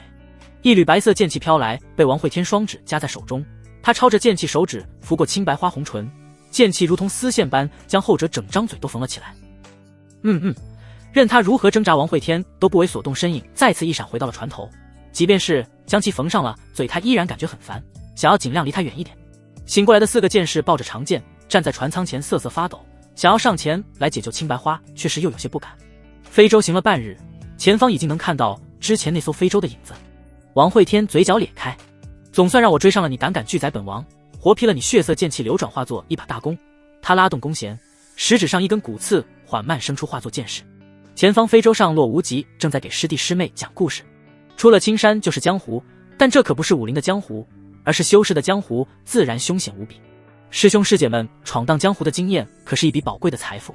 道途凶险，在外不比山里，杀人夺宝，抓人炼药时有发生，就好比刚才那山顶的修士，就极有可能是一拦路山匪。你们师兄我虽能力敌此辽，但谁又知那群山中是否还藏着更多邪修？他正眉飞色舞地说着，突然感觉被杀机锁定。师兄不好了，后方有非洲撵上来了！师妹莫慌，我来看看。洛无极跳上船舱顶部，向后看去，见到那白色船楼颇为熟悉，脸上神色稍缓，露出淡然笑容。无妨，是青师妹的传楼。他刚松了一口气，便见后方传楼有一箭矢朝自己击射而来，其速度快若奔雷，箭矢沿路空气荡起圈圈波纹。心中大骇之下，长剑出鞘，幻影剑舞落无极身影一分为三，分身与本体同时出剑。这招剑法极快，甩动间长剑只能看到道道残影，无数月牙形剑气在他身前凝聚。哈！随着他一声大喝，所有剑气激射而去，轰隆，月牙剑气与剑矢在空中相撞，剧烈的爆炸声响彻天宇，四周空间化作一片炽烈。而在这璀璨的爆炸余光中，有一根断了半截的剑矢从中射出。洛无极面色大变，已经来不及用出其他招式，剑矢受到幻影剑舞阻挡准头略有偏移，向下坠落间斜着插进了洛无极脚背上。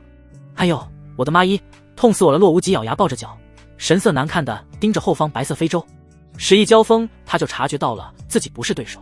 系统检测对方战力，系统扫描中姓名剑人王慧天境界，炼气2层战力，18修行功法，无情绪状况。疑惑中带着些跃跃欲试。狗系统，你给我说这战力只有18，离了个大谱。洛无极心中怒骂，又是王慧天，每次遇上这货准没好事。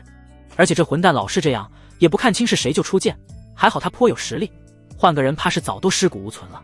虽然心中极度不爽，但是他脸上却是攀起笑容，一手抱着脚，一手向着后方招手。哎呦，大水冲了龙王庙了，慧天兄是我啊！洛无极此时王慧天已然放下长弓，早在他射中洛无极时，已然通过剑气感应到了对方身份。他身影一闪，出现了在了洛无极非洲上。无极兄，当初我们一起被红风谷扣押，也算是共患难了，奈何无极兄当时走的匆忙，没有与你好好叙旧一番。洛无极心中咯噔了一下，这话虽然说得好听，但是却暗含讥讽，埋怨自己当时离开没带上他。嗨，此事都怨我师父。他说慧天兄自有牧师叔花钱去赎。话说刚才慧天兄跨越非洲的手段，倒是与我所用的一招剑技颇为相似。王慧天自然知道洛无极说的是什么，能不相似吗？简直是一模一样。无极兄，刚才你所用剑技颇为绚丽，不知叫什么名字？提到幻影剑舞，洛无极脸上闪过自得，系统出品必属精品，自然能打又好看。此剑技名为幻影剑舞，乃是本公子自创，剑动如起舞，剑出如幻影，哈哈，偶有所得，不值一提。幻影剑舞吗？王慧天暗暗地记下了名字，避免以后使用的时候喊错剑招。两人有一搭没一搭地聊着，洛无极的那些师弟师妹们皆离得远远的，看着他脚背上插着的剑时有些惶恐。后方非洲青白花被缝合的嘴总算能张开了，他愤怒地从旁边捡起面罩戴上。可恶的滚蛋，我天女教与你不共戴天。非洲速度放慢些，让那混蛋先走，避免他再回来缠上本仙女。王慧天看了一眼后方停在原地不动的非洲，眼中闪过不屑。上了洛无极的船，谁还稀罕那啰嗦娘们呢？非洲越过大秦，最后一座城池进了青山，眼前风景变得不同。在大秦直辖地界时，虽有山峦丛林，但每隔一些距离都会有村落城池，而进了青山便入眼皆是绿意，偶有阁楼也隐藏在群峰之中。青山里宗门众多，最为强大的便是万道山、天剑门、回风圣地。临近万道山，王慧天回乡之情越发急切，他感觉已经有好久没见到月瑶了，甚是想念。剑锋上穆青师等人已然回来，只不过华晨飞在进入青山之后便自行离去回红风谷了，只有红柳兄妹到了剑锋做客。竹林小道，月瑶端着扫帚清扫路上落叶，看到空中御剑而来的众人，他连忙将扫帚扔在一旁迎了上去。师父、师姐几人跳下飞剑落在林间。红柳略带诧异地打量着月瑶，只见小丫头颇为害羞地藏在白星身后，只露出半个小脑袋看着红柳姐弟两人。这就是月瑶。红柳颇为疑惑地四处看了一圈，这剑锋颇为荒凉，只有几处竹屋，除了眼前的小丫头，似乎没有其他人了。这剑锋只有一个月瑶。见白星点头，红柳还是不敢相信，再次开口询问：红柳师妹怎么了？我剑锋当然只有一个月瑶，没什么。红柳颇为尴尬地摇了摇头。在皇城时，他常听王慧天念叨月瑶，原本想着这月瑶应该是一个绝色佳人，哪能想到会是一个12、13岁的小丫头。想到此处，他面色稍显难看，心中闪过一个荒唐的念头：莫非该死，慧天绝对不是那样的人，不是哪样的人。白星凑上前来，好奇问道。红柳看了月瑶一眼，脸色有些羞红。看到对方神情举止，白星心中了然，合着这货出门在外没惦记自己和师尊，反而是惦记上了小月瑶。哼，红柳师妹，我师弟就是那样的人，你可千万要擦亮眼睛。两姐弟就这样在剑锋住了下来。如今叶白带着秦霄去了苍兰峰，这里就剩下穆青师等三人，倒也不显拘谨。而且平时穆青师都去跟她老闺蜜混在一起，白星则是专注修炼，山上更显冷清。红柳每日看着山间小道，很是担心王会天能否安然回来。直至7日后，洪流有些无聊，在山道上闲逛起来。他漫步走着，郊区突兀的一愣，远处的竹林空地上有个黑袍男子正蹲在地上盯着竹叶发愣。虽说男子浑身都被黑袍裹着，但是那专注的神情，除了那个狗男人还会是谁？他顿时脸上青筋暴起，有些掩饰不住怒意。老娘在山上担心的等了你7日，结果你在山下摸摸索索的赏花，简直不当人呀！你何时回来的？王会天转过头来，看到红柳面色一喜。咦，是红柳呀，快来看我发现了什么。一片很直很俊的竹叶，我问你是何时回来的？回来3、4天了，我特么。红柳绷不住了，他现在真想抬剑劈死这混蛋。随着众人回到青山，大秦朝堂变动的消息也传播开来。王道阳与王景轩一战大败，被后者封印修为，扔进了长生林。王景轩称帝，大皇子与2皇子都被软禁了起来，至于3皇子则是逃了。称帝当晚，4皇子从新月关写信回来祝贺，表示愿意臣服，顺便找姑姑哭穷。王景轩为了稳定局势，送出了大量灵石。至此，大秦权力旁落。听闻长生林外哭晕了无数老臣，但是未见任何一位先帝显现。对于此事，王会天不做任何评价，个人皆有个人的宿命，但他影响了无数人的宿命。龙丹被他安在了无相剑的第一个孔洞上，为这把邪剑增添了不少威势。至于从王景轩权杖上偷来的7颗宝石，被炼化后漂浮在身后，组成一个圆环，缓缓旋转，看起来颇为神异。其中蕴含着7种属性之力，分别是金、木、水、火、土、星光、雷电。哈哈，哈，木青师来战。现在的王会天感觉自己强得可怕，掀开师傅竹屋就要与之一较高下。白星及月瑶皆瑟瑟发抖的看着木青师竹屋炸碎，红柳和红洛则是回了红枫谷，没看到这惊天一战。炸碎的竹屋地板上，霍香骑在王会天身上抬拳暴锤，木青师则是按着王会天双手避免他反扑。可恶，你们2打1不讲武德，放开本仙鹤，2个打你1个怎么了？我师兄还是万道山掌门呢，老娘一句话就可招来一群摘星。你拿什么跟我斗出来混？要讲背景，要讲势力。这场毒打一直持续到深夜，如今他一身血肉尽是剑气化成，很耐揍，2个老姐妹打得很过瘾。第2天山下巨石上，王会天痛斥着霍香与木青师的暴虐行径。道一在一旁听得暗暗咂舌。小友，那你当时怎么不使出剑域的力量呢？王会天懊恼地挠了挠头。剑域波及范围太大，本仙若是用出孔剑锋难保。其实我最近学了一剑，亦可击败2僚，奈何霍香能力诡异，竟是带有封印之力。听闻王会天还有一剑，道义当即眼中金光大盛，求爷爷告奶奶的要看上一看。王会天已只在山石上虚化，数道月牙形剑气凝聚而出，两人皆盯着山石上的月牙印记看入了迷。半晌后，王会天突然神色一凝，这剑气有些古怪，似乎不是属于这个世界的力量。随着他话语落下，天空中一道惊雷炸响，山雨哗哗而落，将山石上的剑气冲淡，直至消弭。王会天站起身来，眼睛微眯，看向主峰方向。万道束手，真的妖孽如此，精通万道吗？轰隆一道闪电撕裂天空，在闪电之后是主峰上响起的钟声。万道山曾有一句老话，主峰钟响，生死难挡，这意味着召集万峰首座，共议大事。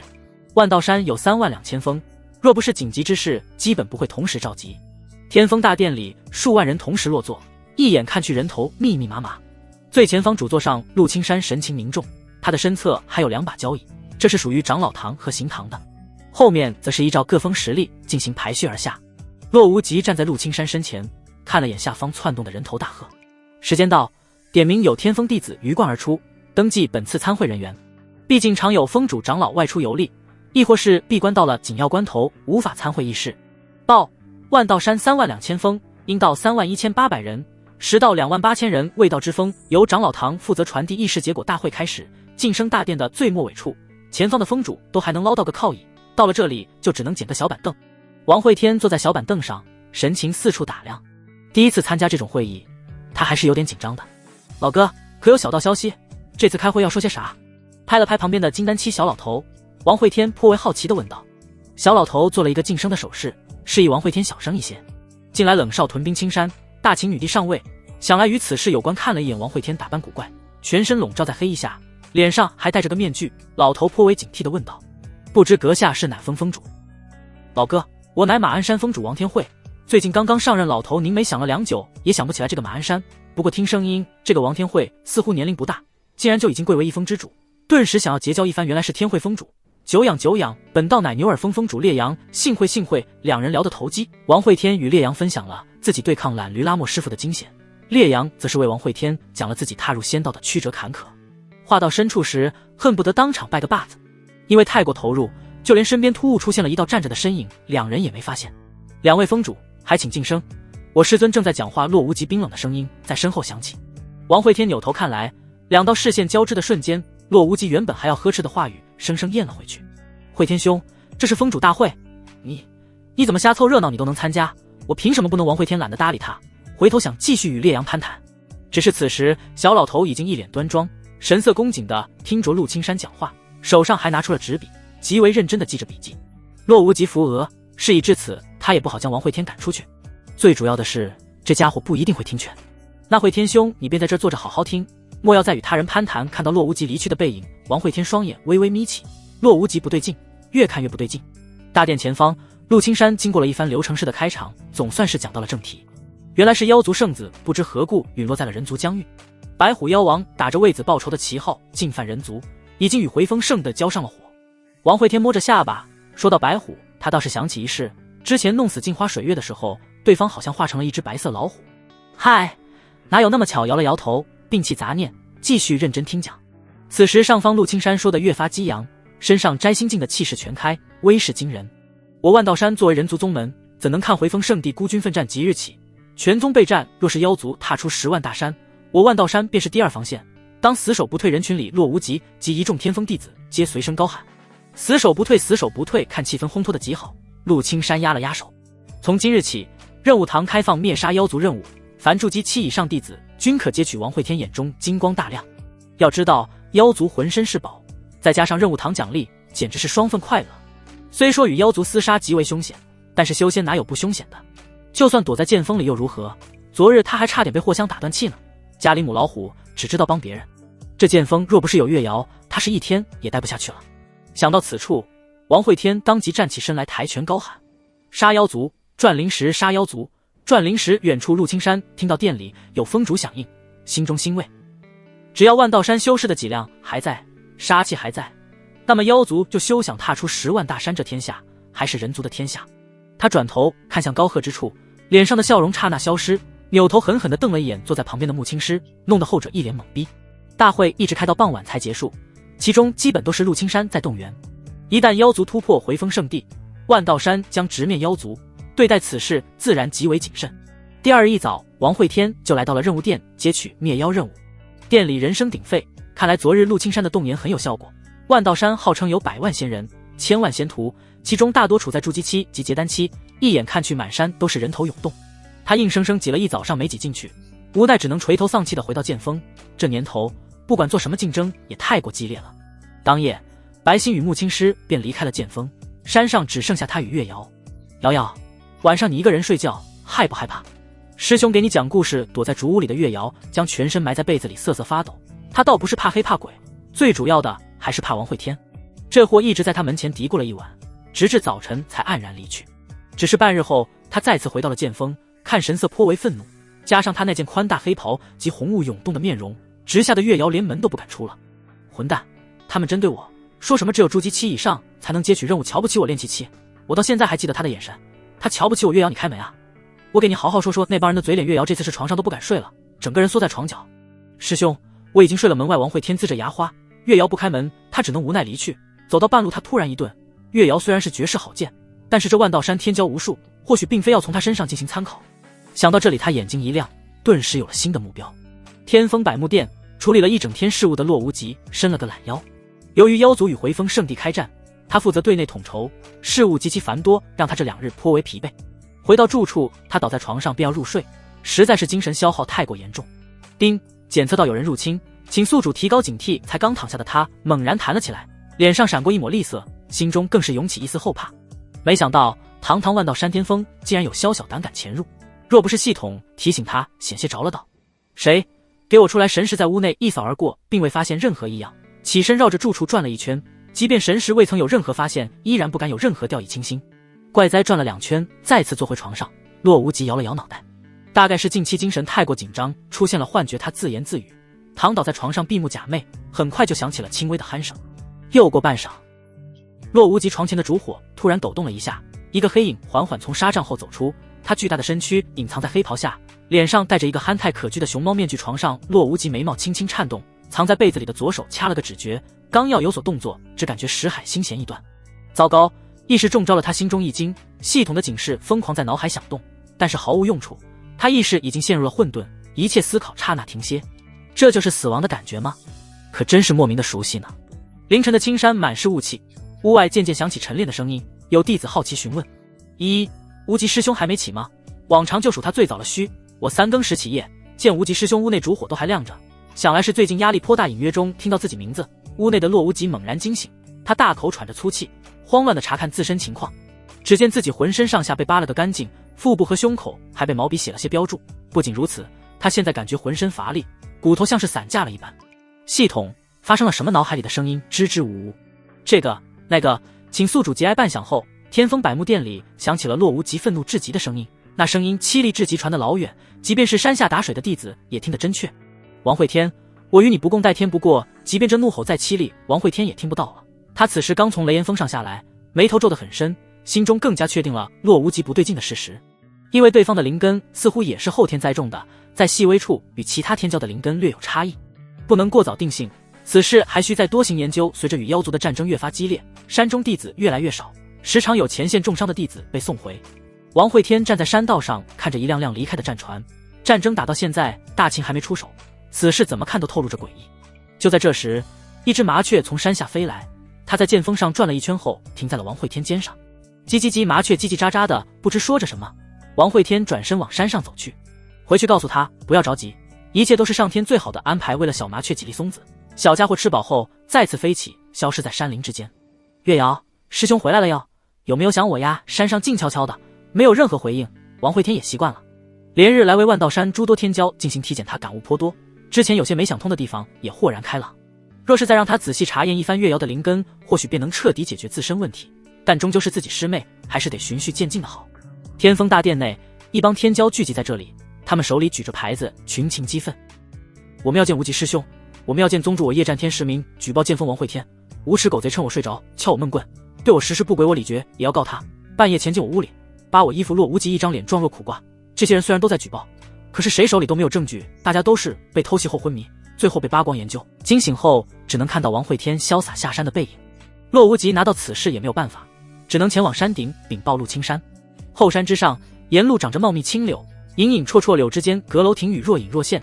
穿过柳荫，远处出现一亭台，亭台中有2人对坐而已，其中一人便是陆青山，而另一人则是个须发皆白老头，其面容和蔼，神态温和，看起来平易近人。师尊，小师妹实在是太过分了，上次打坏了我的百木殿，后来又与那货香厮混在一起，到我的灵药阁偷酒喝，如今听说去了回风圣地也不老实。前2日回风圣地长老还与我告状，让我换个带队。风主老头抚须轻笑，脸上带着宠溺。你们师兄妹中他年龄最小，自是调皮一些，你作为师兄自要多多担待，莫要失去了做师兄的格局。陆青山苦着脸，颇有些怨气，明明是小师妹乱来，结果师尊说我格局小，这找谁说理去？此时洛无极走到了近前来，对着2人行了一礼。弟子拜见师尊，拜见师祖。老头看向洛无极，颇为满意的点了点头，是个好孩子呀，年纪轻轻就有如此修为。无极，你来此可是回风圣地那边又有变故？洛无极摇了摇头，那边倒是没啥事，打得有来有回，互相试探，各有损伤，倒是这家里出了事，让他颇为头痛。师尊，各封天骄聚在百木殿内，要状告剑锋王会天告状，为何不去执法堂？师尊，执法堂新任堂主秦霄自从被王会天打伤后，至今还未完全苏醒，行堂堂主道义师伯包庇王会天，众弟子也是哭诉无门。老头微微皱眉，啥时候这万道宗这么乱了，有冤无处伸？洛无极尴尬地低下了头，说出了最重要的原因。主要的是众人没抓到此条证据。老头满脸好奇，这青山没多少新鲜事，无非就是争强斗勇，杀人抢宝，亦或是道侣争风吃醋。这王会天是有多大本事，竟同时得罪了各封天骄？于是忍不住询问道，他究竟做了何事？听闻老祖发问，洛无极脸上闪过悲愤。此贼趁众弟子放松戒备之时，或套麻袋，或敲闷棍，或直接出手封印神魂，将人弄晕之后扒衣施为，探人根底。可恶之极！看着洛无极满脸气愤之色，陆青山脸上浮现古怪。徒儿，你是不是……他还没说完，洛无极就炸毛了。怎么可能？我是清白的，任他王会天手段如何肮脏，又怎能算计于我见他欲盖弥彰的惊慌神情？陆青山2人都没再询问。这王会天是何人弟子？陆青山瘪了瘪嘴。师妹的老头忍不住抚须轻笑，这不巧了吗？师傅刚告完师傅，徒弟又来告徒弟。见师尊有些兴趣，陆青山便将王慧天情况说了一遍。总结下来就是修为不高，实力很强，性格为所欲为，就是个青山祸害。师尊，经过探查，妖族圣子很有可能便是被王慧天所杀，所以此次支援回风圣地，我特意将其排除在外。老头冷哼了一声，一个妖族圣子而已，杀就杀了，倒是这王慧天让他颇为有些兴趣。他当即起身伸了个懒腰，你俩继续商议山中事务，老头我难得出来，随处走走。说着他身影消散，已然不知去向。剑锋上，王慧天在竹林前一阵忙活后，月瑶快出来了，我给你做了个秋千剑，没有响动。他捏着下巴沉思了一会儿，月瑶，师兄抓到了只漂亮的花蝴蝶，你再不来我放了又叹了口气。王慧天无奈地坐在山道青石上，他已经使出浑身解数，奈何现在月瑶如同惊弓之鸟，完全没有机会可趁。师兄威严已然丧失，想要再次树立何其困难。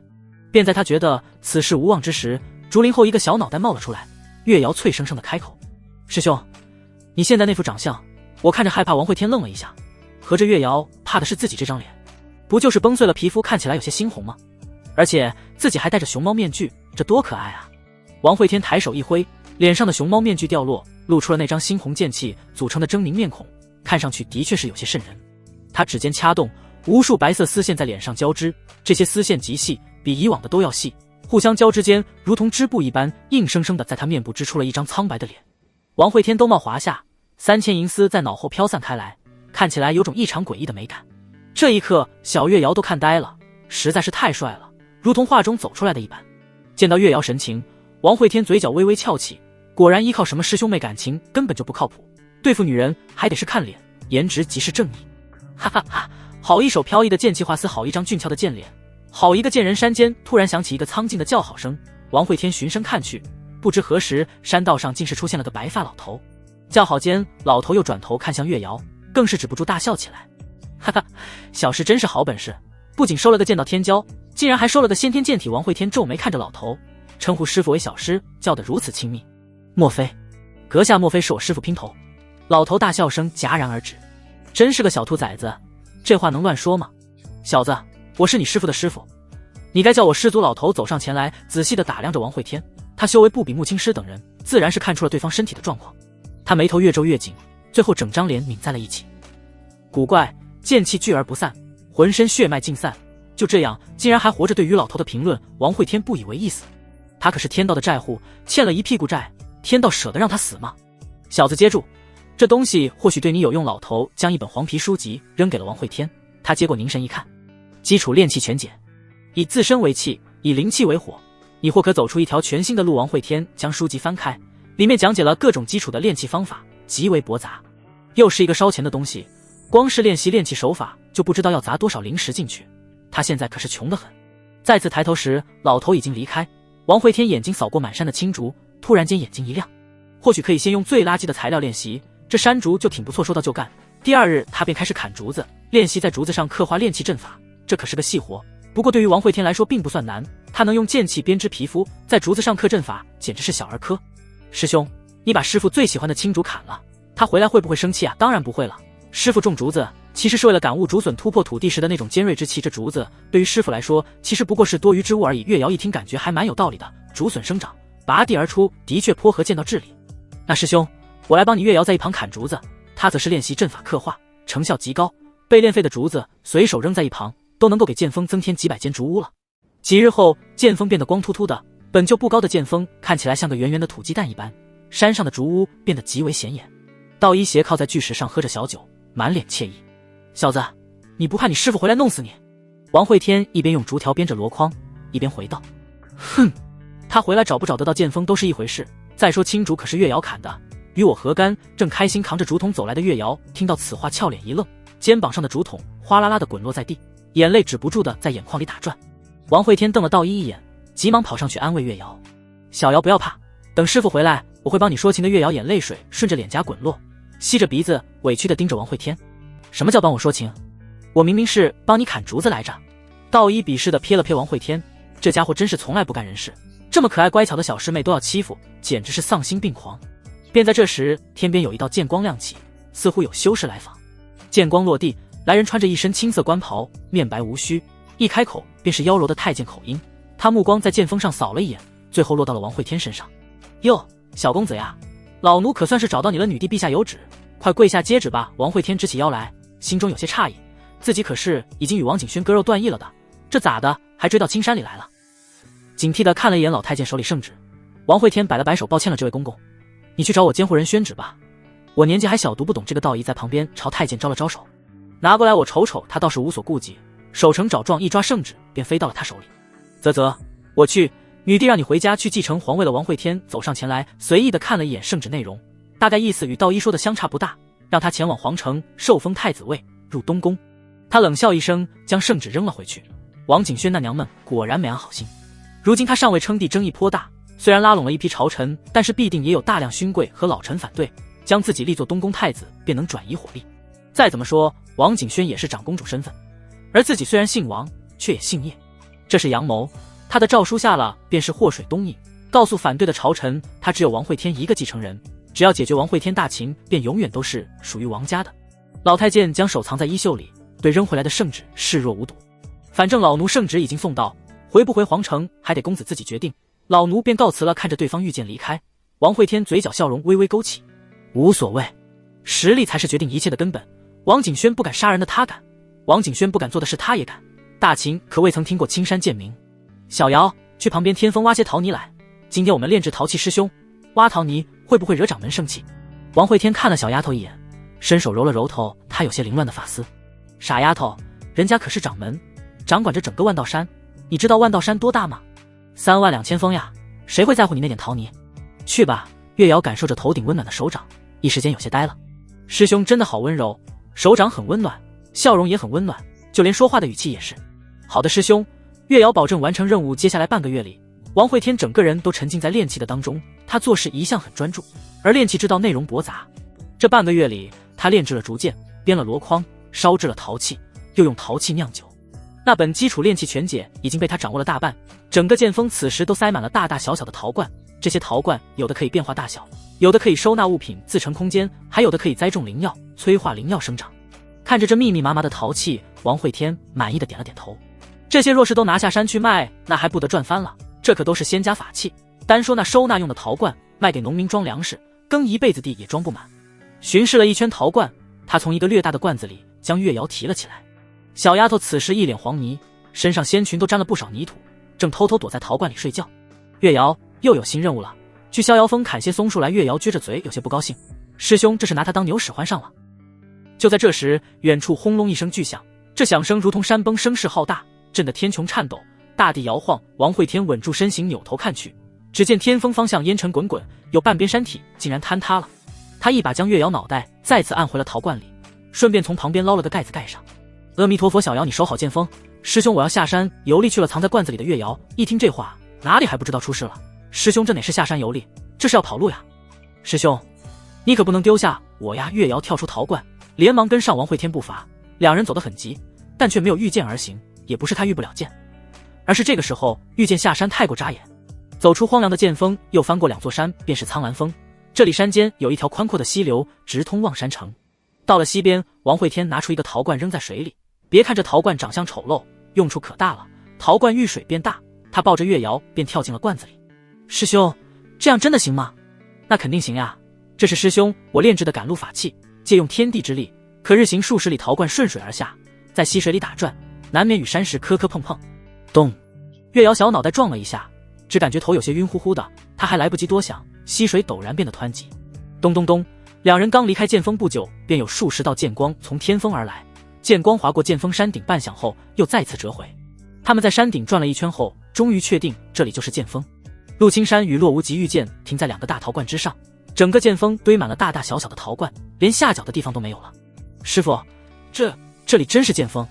陆青山面色难看，原本风景秀丽的剑锋，今就如同佛祖头上的疙瘩一样。他本来因为天峰塌了个山头，正愤怒至极，而今看到剑锋这凄惨模样，突然气消了很多。神识扫了一圈，除了罐子就是箩筐，还有些成捆的竹剑、长弓，却是没有发现王慧天和月瑶身影。无极，此事莫要告诉你。牧师叔和白星洛无极点了点头，看向原本穆青师等人居住的竹屋，那里挖了几个陶瓷窑，几间竹屋被烟熏得黢黑。自今日起，天峰弟子轮流巡逻。说完，陆青山御剑离去，他嘴角压制不住的微微勾起，明明要装的愤怒，却是忍不住想笑。穆青师呀，穆青师，你也会有今天，活该。陶罐飘了一天，总算是到了望山城下。月瑶掀开盖子，艰难地爬出来，趴在罐子边缘打着干呕。师兄，这就是你说的借用天地之势？说得如此高大上，原来就是借着水流往山下飘，真不知道自己在期待什么。明明自己早已看清了师兄的嘴脸，却还是上了他的当。月瑶呀月瑶，你真是太傻了。王慧天从罐底爬了出来，趴在月瑶旁边，脸上带着淡漠与冷厉。哦，师兄，我们去哪里？月瑶看着城外药田以及不远处的望山城，一时间有些茫然。他从小就没出过门，后来上了剑锋，也从来没下过山。对于外面的世界，可以说是又好奇又害怕。王慧天摸了摸月瑶小脑袋，眼中有一抹寒光闪过。这人间修不比山上修，要拼时运，要夺机缘，不像山上那般清心寡欲，10万大山不能去，师傅和师姐在那边，大秦皇城也不能去。最近沧州会有圣人秘境出世，我们去凑个热闹。月瑶皱眉思索了一番，现在师兄的话，他只敢相信3分。他抱着怀疑的态度问道：师兄，你整日在山上练气，怎么知道沧州有圣人秘境要出世？王慧天咧嘴一笑，将陶罐缩小挂在腰间，银白发丝在风中飞扬。我当然知道了，因为那是我打的鱼窝呀。他笑容狂放，眼中似有神光流转，身后7颗璀璨宝石浮现而出，缓缓旋转，黑色风衣上有红色剑芒流动。小月瑶再次看呆了，他平时所见修士尽皆打扮清雅，哪有像师兄这样说话都要带特效的？真的是太帅了，被骗就被骗吧，师兄总不可能害自己吧？师兄，沧州那么远，我们又不会遇见，要怎么过去？王慧天拉着月瑶瞬间消失在原地，数百米处两人身影再次出现。看到了吗？这招叫做鬼影闪，可用来赶路，不过此去沧州路途遥远，鬼影闪消耗巨大，师兄教你一招零消耗的赶路之法。月瑶拉着王慧天黑袍，刚才那招真的惊艳到他了，现在他是片刻也不敢放开小手，生怕师兄突兀一下消失，没带上自己。师兄，无消耗赶路，不会又是借天地大事吧？想到陶罐漂流，他顿感一阵恶寒。不，这次不借天地之事，而是借人间之力。月瑶大眼睛一亮，这人间之力听起来就不简单，他竟是有些期待起来了。与此同时，沧州大地上一只麻雀掠过高空，它飞了极远都没有找到一处落脚的地方。下方大地洪水滚滚，水中漂浮着无数残垣断壁，稍高些的山石上挤满了人群，他们面带悲伤，神情绝望。稍矮些地方，洪水浪头打过，原先恐慌求救的人消失无踪，天空中时不时有数道剑光划过，他们任由百姓被冲进洪水，无动于衷。洪水退走后，先抢救药田，能收多少收多少。有修士下达命令，声音带着冷厉：州牧大人有令，即日起，沧州活下来的百姓不得私自离开属地，每人每周可到衙门领取辟谷丹1枚。洪水正在退去，一些断壁残垣的村庄开始露出水面，很多淹死的家畜及人半掩埋在泥沙里，歪歪扭扭的乔木上还挂着几具残破躯体。小麻雀越过无数破烂村庄，最后停在了一根数十米的巨大石梁上。洪水还在退去，石梁的全貌逐渐显现，其上雕龙画凤，颇为古朴壮观。其下是一道闭合的石门，石门中间被洪水冲开了一条细缝，通过细缝能看到门内山川河流，那似乎是另一个世界。望山城外一处土坡上，王慧天紧盯着天空，眼中满含期待。师兄，咱在等什么？等消息。飞一会儿，这里是青山前往沧州的路线，一旦沧州圣人秘境消息传开，必定会吸引大量修士前往，届时这里必定会有大量非洲路过。师兄，我师傅给你的辟谷丹呢？吃完了先抓路边的野草解馋，很快就会有人路过了。月瑶看了一眼山头，连个野果都没有，最终只能眼巴巴地盯着天空，期待所谓的有缘人。这一等便是3日，天上一艘纯白非洲缓缓而来。月瑶兴奋地爬了起来，盯着非洲，双眼直放光，如同饿久的野狼看到猎物。师兄，我们劫了他吧。王慧天皱眉看着天上那辆熟悉的非洲，心中是百般不情愿。小瑶，我们换一个，咱再饿也不能吃屎不？师兄，我快饿晕了。看着小丫头那饥不择食的样子，王慧天只能无奈叹气。算了，谁让是自家小师妹呢？自己不宠谁宠？剑鸣声响起，天空陡然一亮，无数剑光拔地而起。来人止步非洲上，青白花面色大变，他慌忙的命令剑士将非洲掉头，今天不宜出门。只是一切已经太迟，眼前星光一闪间出现了2道人影，其中一个留着一头银白长发，面容俊朗，另一个则是个抽架子的小丫头，看起来眼眶深陷，头发枯槁，面黄肌瘦，脸上还带着泥污。将吃的拿出来。小丫头面色凶恶，刚上船来就恶狠狠地盯着青白花，让他心中一阵胆寒。有没有搞错？家门口被劫到了。枪！身后4名剑士同时拔剑，青白花手中一根软细长剑同样从袖中飞出，这次说什么也得拼一把。他好歹是万道山天骄，年轻一代翘楚，可不会任人拿捏。只是梦想有多美好，现实便有多残酷。王会天双指弹出，夹住了他细剑，一根银色发丝顺着剑身缠绕而上，瞬间刺透了他眉心，直指神台。大侠饶命！小女子错了他认怂极快，连忙从怀里掏出储物袋，并细心地解开了神石印记。王会天抬手扔了一块灵石到他手里。去沧州，青白花嘴角微微抽搐。好吧，合着又碰见了那个混蛋。前辈，你能不能换个人欺负呀？王会天瞥了他一眼，不要得了便宜还卖乖，这次可是晋圣人秘境，若是你运气好，说不定能获得不少机缘。青白花脸上带着怀疑，狗屁的圣人秘境，大秦境内就没出过几个圣人，而且现在沧州水患严重，说不准还有水妖作祟，他心中是100个不情愿，但奈何人在屋檐下，形势比人强。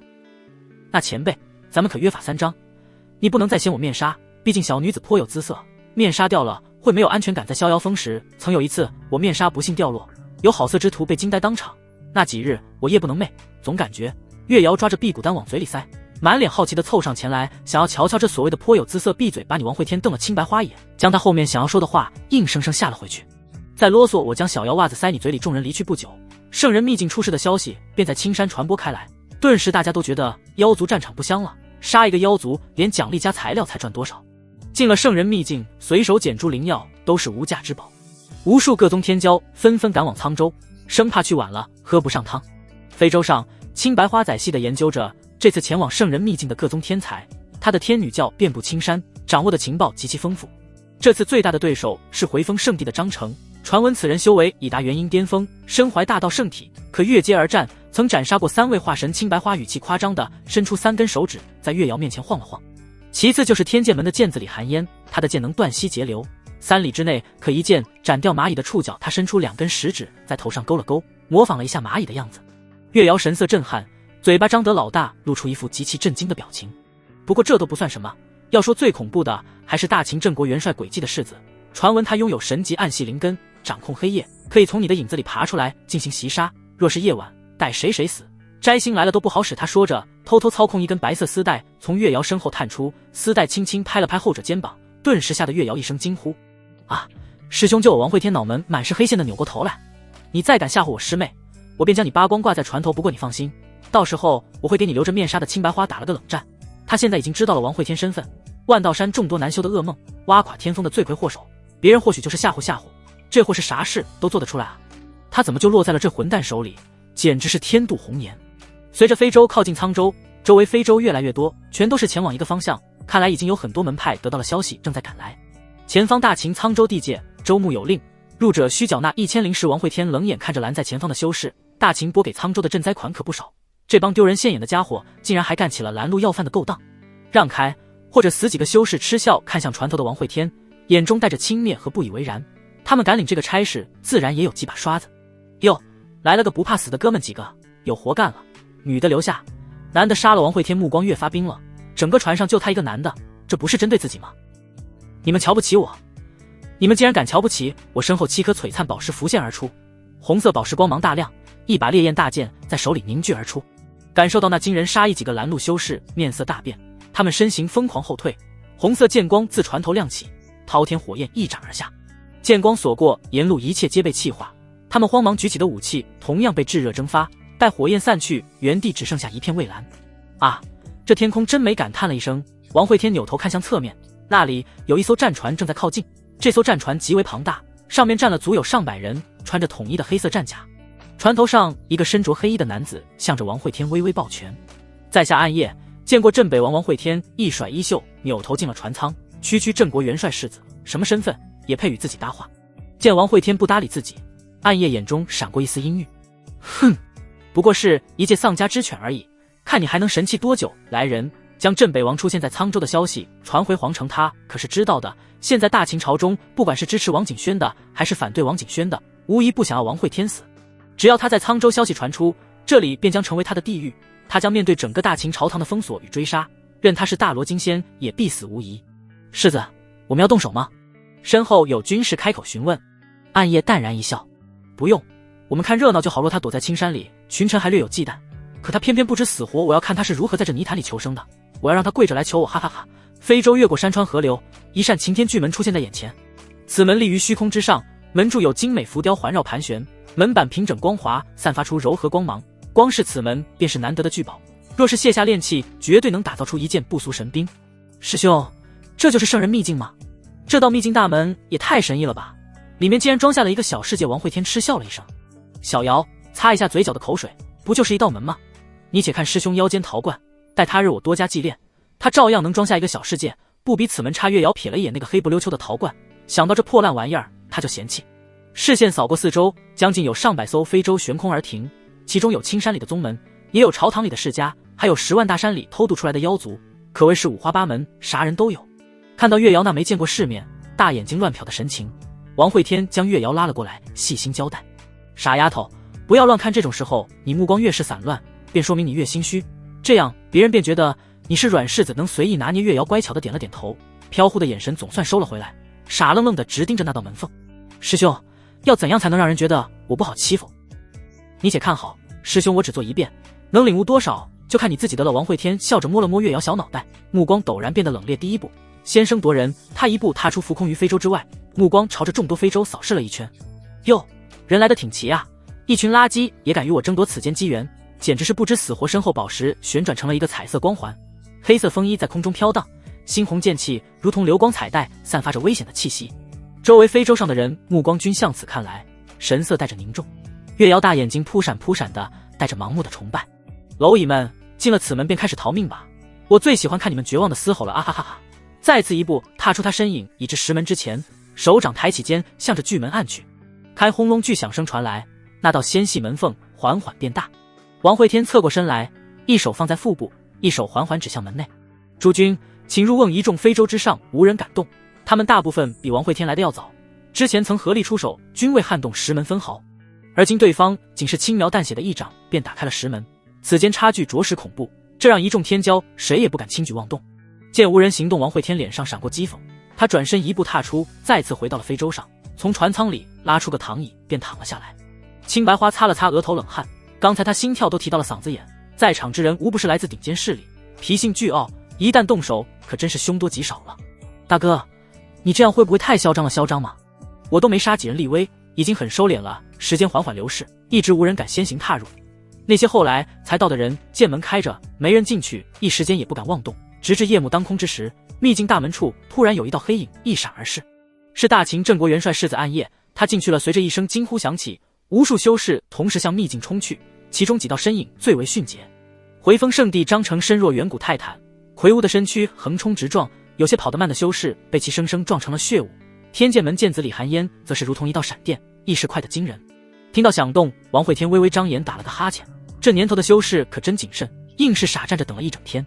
他看了一眼下方鱼贯而入的人群，感叹了一声，倒是有几个摘星，也不知是否有入道藏在其中。小瑶过来，月瑶乖巧的凑到身前，师兄，我们还不进去抢宝贝吗？慌什么？王慧天拉过月瑶小手，伸出食指在他手心画了个圈，一缕微风凝聚而出，缓缓旋转。仔细感受这道剑意，若能参悟其中，万一微风所过之处，包皮削骨，无物不破。若是遇到危险，便将它寄出去。对了，那个神婆呢？教导完月瑶，王慧天往船上瞅了一圈，发现已经没了青白花身影。青姐姐已经带着人抢机缘去了。听到月瑶话语，王慧天眼前一亮，他一手揽过月瑶腰肢，将其夹在腋下，一手举起陶罐，对着巨大非洲收。整艘非洲顿时化作流光，被收进了陶罐内。抿了抿嘴唇，他看向其余漂浮在空中的非洲，那些人走得匆忙，仅留下少数护卫守着非洲战船。这些势力平时飞扬跋扈惯了，大多数人为保证从秘境出来后第一时间离开，均是选择将非洲停在原地。大机缘，这就是大机缘呀！手中血色长剑祭出，强行劈开了一艘非洲护盾，无数护卫被吓得抱头鼠窜。大胆，阁下要与我家将军为敌吗？待我家世子从秘境出来，定然让你不得好死！王慧天不为所动，强行将一众护卫驱赶下非洲后，用陶罐将非洲收了进去。他会怕什么狗屁柿子？还不清楚能不能出得了秘境呢？即便出来了，也只能走路回去了。空中这些非洲护盾虽然开着，但是在他剑下如同纸糊的一般，仅需一剑就能破去防护，沦为待宰羔羊。那些想要开船逃离他，直接出剑将其击落。我得不到的东西，别人也休想得到。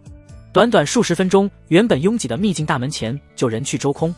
月瑶张大着嘴巴，神色震惊，这一波得赚多少灵石啊！要知道万道山好多山峰都凑不出一架完整的非洲来，原来师兄早就算计好了，从什么时候开始呢？大概是从炼制陶罐的时候就谋划了这一切，这才是师兄真正的实力嘛。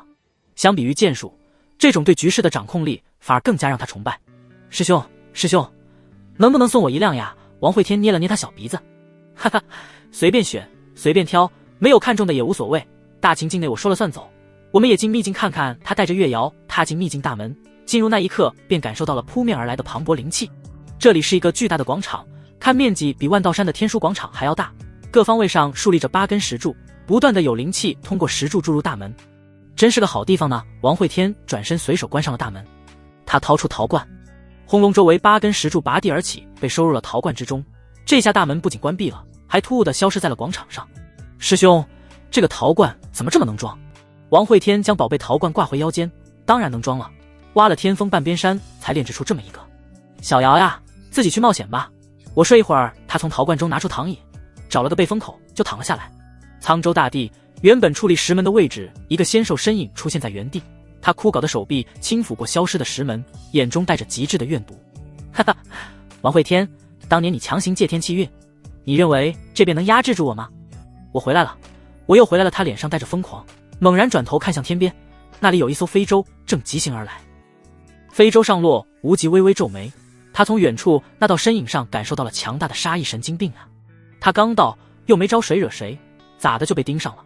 叮，检测到气运之子对方当前气运值300N。洛无极脸色一变，气运之子，天道宠。可这个气运之子似乎也太寒酸了一些，怎么会只有300气运？他还想要继续探查时，那道身影已经消失不见，对方似乎有所顾忌，像是在躲避些什么。见对方离开，洛无极也没有多想，他这次是奔着圣人秘境来的，并不想节外生枝。喂，下方兄弟，你们知道圣人秘境在哪里吗？他勾着腰朝下方一群男子大喊。下方几个男子互相递了个眼神，如今他们将非洲弄丢了，正愁怎么跟少主交代呢，现在竟有人主动送上门来，这可真是上天垂怜，柳暗花明。道友，我们也正欲前往圣人秘境，你载我们一程，我们给你指路如何？洛无极大喜，他已经在这里转了2圈，连根毛都没有，现在有人指路，自然不会拒绝，当即放开非洲护盾，将几人迎了进来。诸位，还请指明方向，我们即刻前往。几人上了非洲，杀机历险。道友，打劫江湖凶险，世风日下。洛无极找了半日，依旧没看到所谓的圣人秘境，反而是被无数低阶修士盯上了。仅这半会儿功夫，他的非洲已经被打劫8次了。这什么狗屁地方，怎这般混乱不堪？虽然这些修士实力不高，但是却不厌其烦。他们为了这艘非洲简直是毫无底线，有的靠骗，靠宝物勾引，有的用美人计，还有的相隔老远用飞剑攻击非洲屏障，无所不用其极。甚至后来他们还组建了联盟，想要硬抢。相比于洛无极的四处逃窜，王慧天则是过得很是惬意，体内无相骨疯狂吸收着秘境内灵气，他的修为已经突破到了炼气3层。这换做以前可是想都不敢想的事，那种修为提升的快感简直让人着迷啊！我的小月瑶，你真是我的福星。他一边感叹着，一边通过微风感受月瑶的位置，还在动，活着，挺好。此时山林中一道小小的身影正在奔行，他手里拿着一株红色灵草，额头上爬满了细汗，身后一条筑基巨蟒正在对着他狂追。月瑶喘着粗气拼命飞逃，如今他已然炼气8层，足足比王慧天高了5个小境界，自然实力强横。一人一蟒在山林中大战，打得草木纷飞，巨树折腰。青色逐渐扫过，带起一抹鲜血，巨蟒被他斩在身下。啪啪啪，林中突然传来拍掌声，2个筑基修士从灌木里走出。小妹妹当真妖孽，以炼气后期斩杀筑基7妖兽，厉害。他们2人听闻打斗，早就藏于一旁，而今妖兽被杀，月瑶力竭，正好是成火打劫的时候。不知小妹妹抢了这妖兽什么灵药，拿出来我们瞧瞧可好？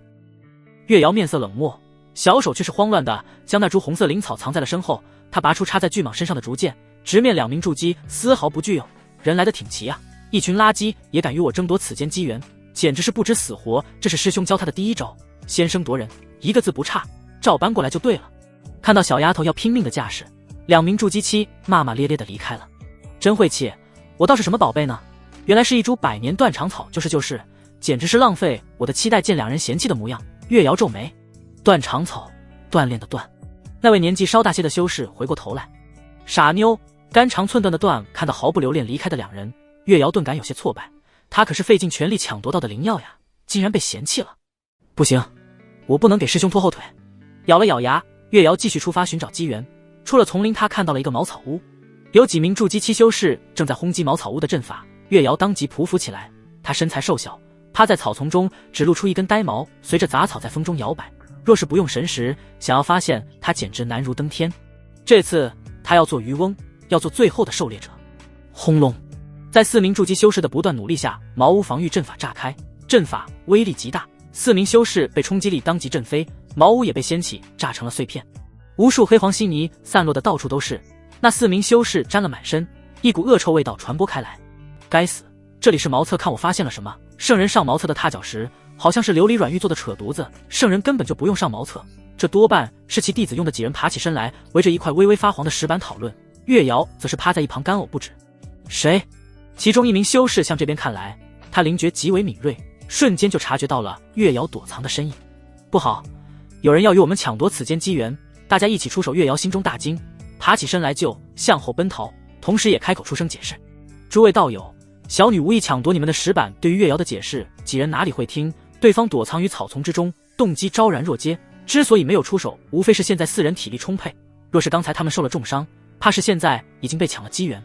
围住他，避免他将我们获得机缘的消息走漏。大战一触即发，筑基修士已经能够御剑而行，追赶一个炼气期，手到擒来。但是月瑶身怀先天剑体，功法极为凌厉，9攻不下之后，只能无奈退去。噗！月瑶一口鲜血喷出，斜靠在一棵老树上休息。刚才一战他灵气耗尽，受了些伤，现在正需找个安全的地方休养恢复。深吸一口气，在身后挖了个树洞后，他便藏了进去。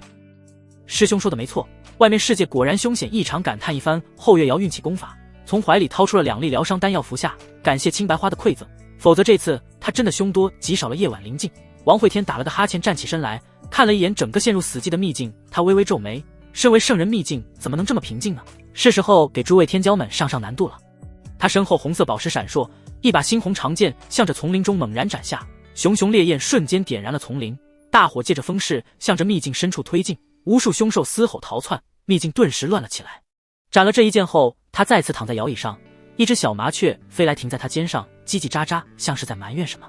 行了，你去看着些我小师妹，她可是我的宝贝疙瘩，千万不能让人伤了她。一根汗毛小麻雀狠狠地啄了一下王会天后，振翅飞起，他身影直奔丛林，想要越过着火带。无数火苗在他四周喷涌，浓烟熏得他直打转，看起来险象环生。小家伙，别那么怕火嘛，你可是有朱雀血脉，没准烧2下就觉醒了，加油！我看好你。有小麻雀叽叽乱叫，它的毛都被烫卷了，再烧一下都熟了，还觉醒朱雀血脉，骗鬼去吧！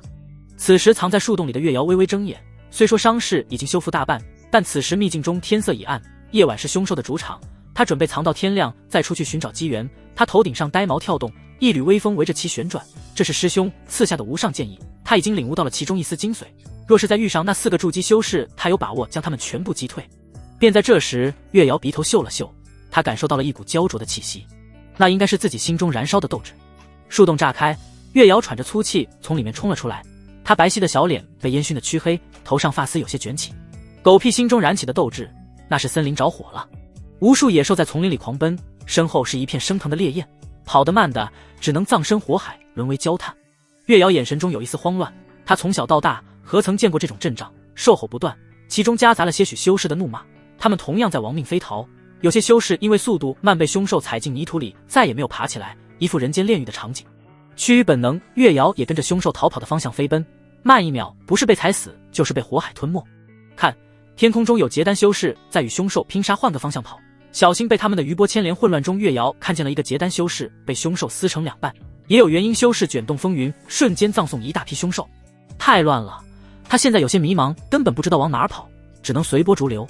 在他身边逃命的是一只看起来呆萌的大狗熊，月瑶便认准了他，毕竟人家是本地的，没准知道生路。大狗熊一边逃命小眼睛，一边盯着月瑶逃跑的方向。他今天刚被两脚兽欺负过，深刻的知道两脚兽的智慧，跟着这个小丫头一定能保住熊命。大火一直持续烧到天亮，秘境内淅淅沥沥的下起了小雨，不知道有多少凶兽和修士葬身在这场混乱中。跑了大半夜，月瑶与大狗熊都累得虚脱了，之前一起逃命的修士和凶兽也都跑散。月瑶身体蜷缩在一片巨大的芭蕉叶下躲雨，她眼眶有些泛红，只感觉很是憋屈。这外面的世界也太凶险了，不修仙好歹能活个7、80，修了仙13岁这场大劫差点没躲过去。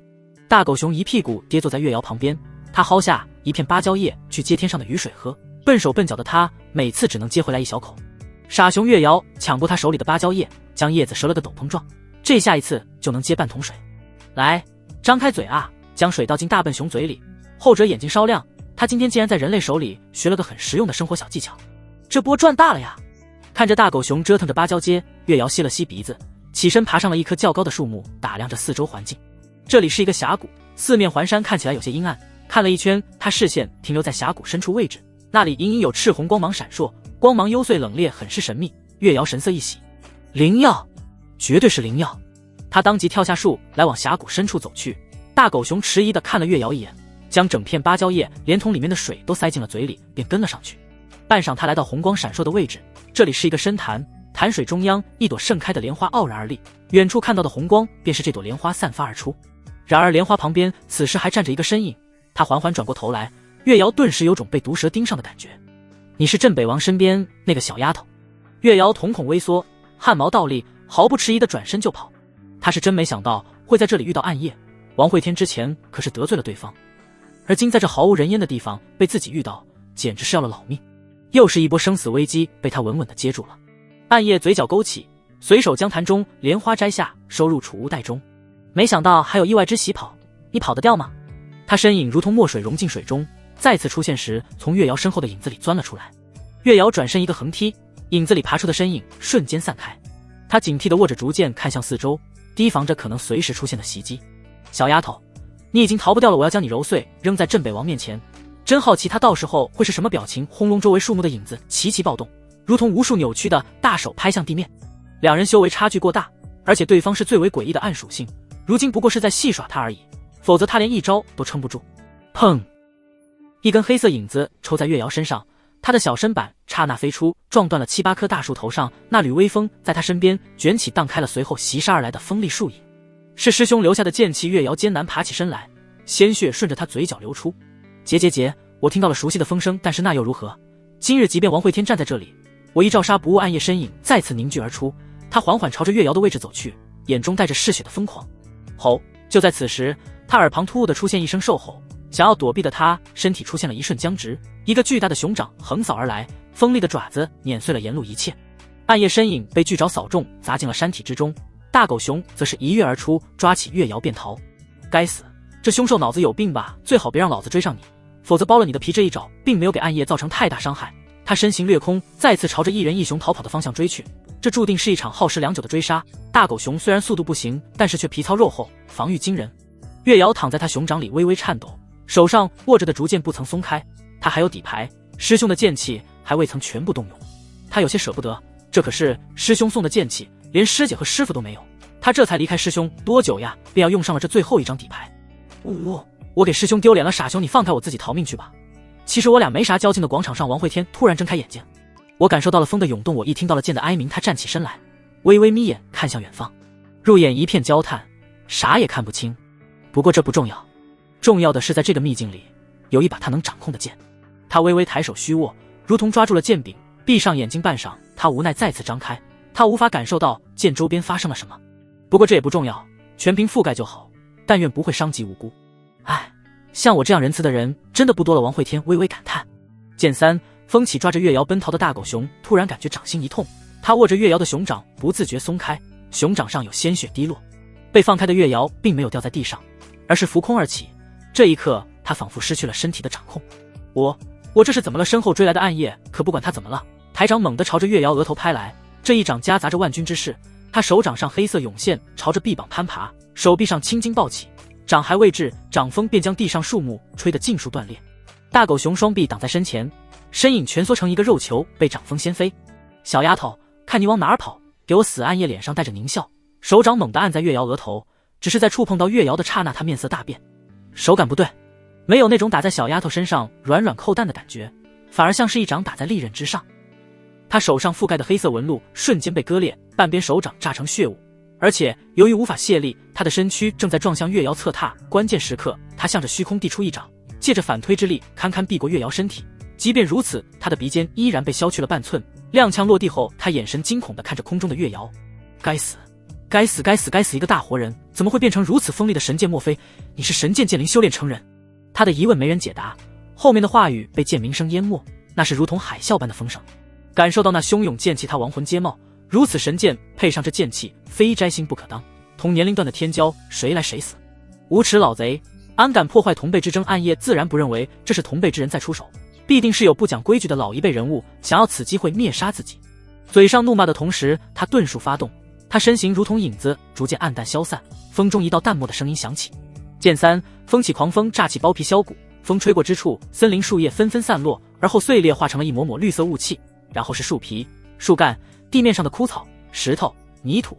这一刻的风有了颜色，带着绿意，带着粉白，带着淡黄，在空中飘荡，如同一条条彩带。趴在远处的大狗熊肚子上灰毛被吹飞，肚子上的肥肉如同波浪一样流动，抵挡着风势。好在它被暗夜掌风吹飞了很远，否则必定也将化作一条猩红彩带。而暗夜就没有那么幸运了，对于虚空中的身影被吹飞而出，还未落地，他的衣服就已经全部碎裂飘散，皮肤更是被一层层剥去，露出红色血肉。此刻他已经听出了那道声音的来历，镇北王。可明明年纪还要小自己一些，镇北王为什么会如此恐怖，还讲不讲道理了？他心中惊骇，拼尽全力嘶吼：王会天，你安敢杀我！我爹是镇国元帅！诡计风鸣声中夹杂着低语，这是风组成的声音，亦是暗夜最后的死亡通告。我娘还是大秦女帝呢！风止，各色烟尘缓缓坠落，这片丛林被雾霾笼罩。见来王会天随手一招，月瑶身影化作一道流光，直奔广场而来。一处山顶宫殿，青白花正带着4个侍女探索这里，他们收获不错，不仅得到了强大的战绩，更是发现了些珍贵丹药。这时月瑶所化的剑光刚好从5人头顶飞过，青白花一手遮眉，向天上看去。我的天女大人哟，这好像是月瑶，她还没筑基咋的就飞起来了。感觉到事情不对，她急忙带着人追了上去。这好歹是万道山师妹，而且之前在非洲上她与月瑶相处颇为融洽，自然要去看看怎么回事。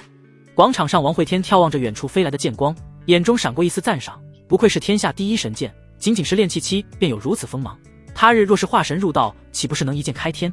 哐当，剑光坠落在王会天面前，双脚直直地插入了广场地板之中。月瑶此时依然是一脸懵，发生了什么？自己咋的就反杀了暗夜，又为什么突然飞回了师兄身边？师兄，王会天抄起衣袖上前，细心地擦拭着月瑶黑黢黢的小脸，眼中满是心痛之色。这到底是发生了什么，让神剑蒙尘？小瑶呀，你这是咋了？心疼死师兄我了！感受到师兄的关怀，月瑶眼眶又红了。他毕竟只是个13岁的孩子，心里委屈爆发，说话都有些抽泣起来。师兄，我就躲在树洞里疗伤，结果遇到了山火，那山火撵了我一路，熏得我眼睛都睁不开。逃出来后，我又遇到了你的仇人暗夜，他想抓住我威胁你山火。王会天擦拭的动作微微停顿了一下，谁放火烧山，真该死呀！还有那暗夜，敢欺负师妹，我定然斩他！给月瑶擦干净脸。王会天看向远处山峦，那里一座巨大宫殿显现，最惨烈的厮杀已经开始，众多天骄互不想让静香冲向天宫，圣人造化，谁人不想染指？师兄，我们不去抢夺一番吗？月瑶有些跃跃欲试，只要师兄在，他什么都不害怕。王会天摇了摇头，这个圣人秘境本来就是他布置的陷阱，实在是没有什么需要抢夺的。月瑶，该走了，真正的挑战在外面等着我们。想着来自大秦的恶意，他眉头深皱，这其中不知有多少高手。当初让王景轩登上皇位就是个错误的决定，给他带来了太多的麻烦。青白花带着4个剑士紧赶慢赶的到了广场，看到月瑶无恙，他心里松了一口气。王师弟，你们要离开了。王会天看了一眼青白花，差点了忘了这个同门。要知道，等他出去后，这里将彻底关闭，那些所谓的天骄将被永远关在里面，直到他挥兵北上之时才会被放出来，成为他出星月关的先锋军。师姐，一起走吗？青白花看了一眼远处的圣人宫殿，眼里有一丝不舍。王会天自然知道他想什么。师姐，你若是想要圣人传承，怕是要等到很久才能从这里出去了。什么意思？意思是我要带走从这里出去的大门。青白花一愣，随后脸色大变，这是断了进入秘境里所有人的退路呀，他怎么敢的？同时得罪这么多的宗门。王会天抬指在虚空一画，一道竖着的光门出现，他拉着月瑶走了出去。看到光门正在缓慢消失，青白花急忙跑了上来。等等，我光门连接着进入的位置，只是他刚走出光门就后悔了。这里天空地上围满了修士，他们手握长剑，杀机凛冽，将这里围得水泄不通。王会天，你以圣人秘境为饵，以天下天骄为虫，以圣人传承控制阳谷，你认不认罪？一个浑身枯槁的男子站在众多修士面前，在王会天走出秘境的第一时间便发起了质问。王会天微微眯眼看向男子，对方很是消瘦，但看起来年龄似乎与自己相差不大，面容有些熟悉，但他却是记不起来了。阁下，我们是不是见过？男子见到王会天脸上疑惑的神情，他神情越发癫狂。哈哈，你不认识我？你竟然敢不认识我？8年前，对，就是8年前你随父出征北原，还记得吗？是我，就是我亲手杀了你父亲。说，你把我的气运藏到哪里去了？最后一句话，他几乎是嘶吼出声，震得天宇颤动，话语中带着极度的愤怒和怨毒。王慧天微微眯眼，他认出来了，不过对方变化太大，当年白衣飘飘，儒雅俊朗，而今丑的跟一具干尸一样，的确很难将两者放在一起对比。哦，原来是你呀！听着王慧天平淡的语气，男子气得肝疼，他只感觉一双拳头打在了棉花上。你不应该恨我吗？你为何如此平静？王慧天嗤笑了一声。我镇北王一脉，古往今来征战无数，更是有诸多长辈战死沙场，那仇人比我头发都多，咋的？你要我一个一个的去记着？你算老几？男子被说得哑口无言，黑袍里的手臂剧烈颤抖。此时他身边一个健硕男子走出，他早已不想听这两人在这里掰扯8年前的恩怨，开口就怒声喝道：镇北王，你设计坑害人族天骄，其罪当诛！王慧天看了一眼说话男人，大秦又像李庆天，摘星修为，善用长枪，这货曾经也是征战沙场的武将，由于用兵无谋，葬送了自己手里军队，改做文官。有年让他去处理饥荒流民，这货为了避免流民窜到其他地方，硬生生杀了1州之人，人称武相。扫视了一眼四周，除了李庆天以外，还有3名摘星，化神7、8名。大秦除了4大镇国元帅以外，有分量的基本都到齐了。在场各位这些年来杀的天骄还少，说得如此冠冕堂皇，不就是为了让王景轩坐稳皇位吗？孽畜，我们今日来不是和你讲道理的。沧州州牧许世杰双指指向王慧天，冰冷开口。他不明白对付一个练气期，这些人在这里逼逼叨叨什么，徒手镇压了就是。王辉眯眼看向许世杰，手中血色长剑凝聚而出。那你们特么的还在废话什么？他身影一散而开，幻化成无数分身，同时扑向众人。滔天剑光如同骄阳亮起，枪月瑶抽出竹剑，朝着一个地上站着的化神镜就冲了上去。只是他还没有临近人家，就已经御剑而起，加入了空中的混战。他提着长剑愣了一下，便又盯上了一个元婴期。沙大喝一声，调转方向，竹剑上青光闪烁，脚下一缕微风为他添加了几分速度。只是他刚冲出去一半，就被青白花揪住了后领子。傻丫头，不跑还等啥？青白花此时已经吓得面色苍白，如此多的大能同时出手，灵气翻滚，毁天灭地，稍有不慎就会被卷入余波中，灰飞烟灭。他真不明白是什么给了月瑶勇气，敢提着一把竹剑就往上冲的。师姐别怕，我师兄在呢，还能让我吃亏不成？他话刚说完，天上一缕狂风席卷过山头，两人在地上被吹飞了数百米远。青白花的长袍被割裂成了无数碎布条，头发散落披着，脸都在地上刮花了。该死的，这就是你师兄的剑气！青白花紧咬着牙，敌人没有对我们出手，反而是自己人让他遍体鳞伤。他就知道那个狗男人不靠谱，原本紧跟在身后的剑士也不知道被刮去了哪里。这次出门亏大了。月瑶从一个泥坑里踉跄爬出，他刚才撞上了一块石头，现在脑子有些昏，使劲地摇了摇头。他后四处寻找着不知掉落在哪里的竹剑，嘴上还在念叨着：哟，人来的挺齐啊，一群垃圾，简直是不知死活。终于找了半晌后，他从一个石缝里抽出了只剩半截的青竹剑，握上剑的时候，他信心又上来了。扫视了一圈，周围只有青白花慌乱地朝自己跑来，敌人均以御剑加入战场，在场就没有一个不能御剑的。他恶狠狠地抬头看向天空，眼中杀意汹涌，台剑猛地朝天上投掷而去。王慧天白色发丝在空中舞动，猩红色剑气在他背上组成了2道巨大的翅膀，面对一众强者丝毫不惧，声音中带着冷冽与杀机。一群垃圾，简直是不知死活，待我筑基之日，我要大秦皇城血流城和他翅膀扇动。身影如同流光急速远去，那是10万大山的方向。身后无数修士紧跟上，各种绚烂招式齐发，地上河流山川被轰爆坍塌。王慧天一边飞行一边出剑，专逮着出头鸟杀。原地位置，月瑶掷出的青竹剑飞出数十米后掉落在地，他运起身法拔出青竹剑朝前方追去。只是才跑了几分钟，他又停了下来。师兄和那些修士速度实在太快，他已经看不见人了。该死，我竟然跟丢了身后跑上来的青白花。听到这话翻了个白眼，这小丫头平时明明很乖巧呀，怎么修为不高，杀心这么重？小瑶，你师兄一定会没事的，我们先回宗门。听到这话，月瑶不禁想起了剑锋如今的惨状，心头一颤。不能回去，这个锅背不动。虽然剑锋的竹子的确是他砍的，虽然天风的确是自己挖他的，但是他小小的炼气期怎么承受得起这么大的因果？轰隆！王慧天背上挨了一锤子，他身形被巨大力道砸进了一处山体之中，剑气的过多动用让他面部有些坍塌，半边脸已经可见白骨。4名摘星很是难缠，还有那个被榨干的气运之子也不好对付，这些人是想将他生生耗死。围住他，此子肉身血脉不存，浑身由剑气凝聚而成，想要杀他，只有耗光他剑气，或是灭掉他神魂。王慧天站起身来，左手如同粉尘破碎，化作剑气在他周围旋转。这些人已经看破了他的虚实，想要一点一点将自己蚕食。李青天始终御剑在空中与主战场保持距离，防止王会天用剑气裹挟神魂逃离。其他众人则是排布阵法，由摘星挡在前方，其余众人用远程不断消耗。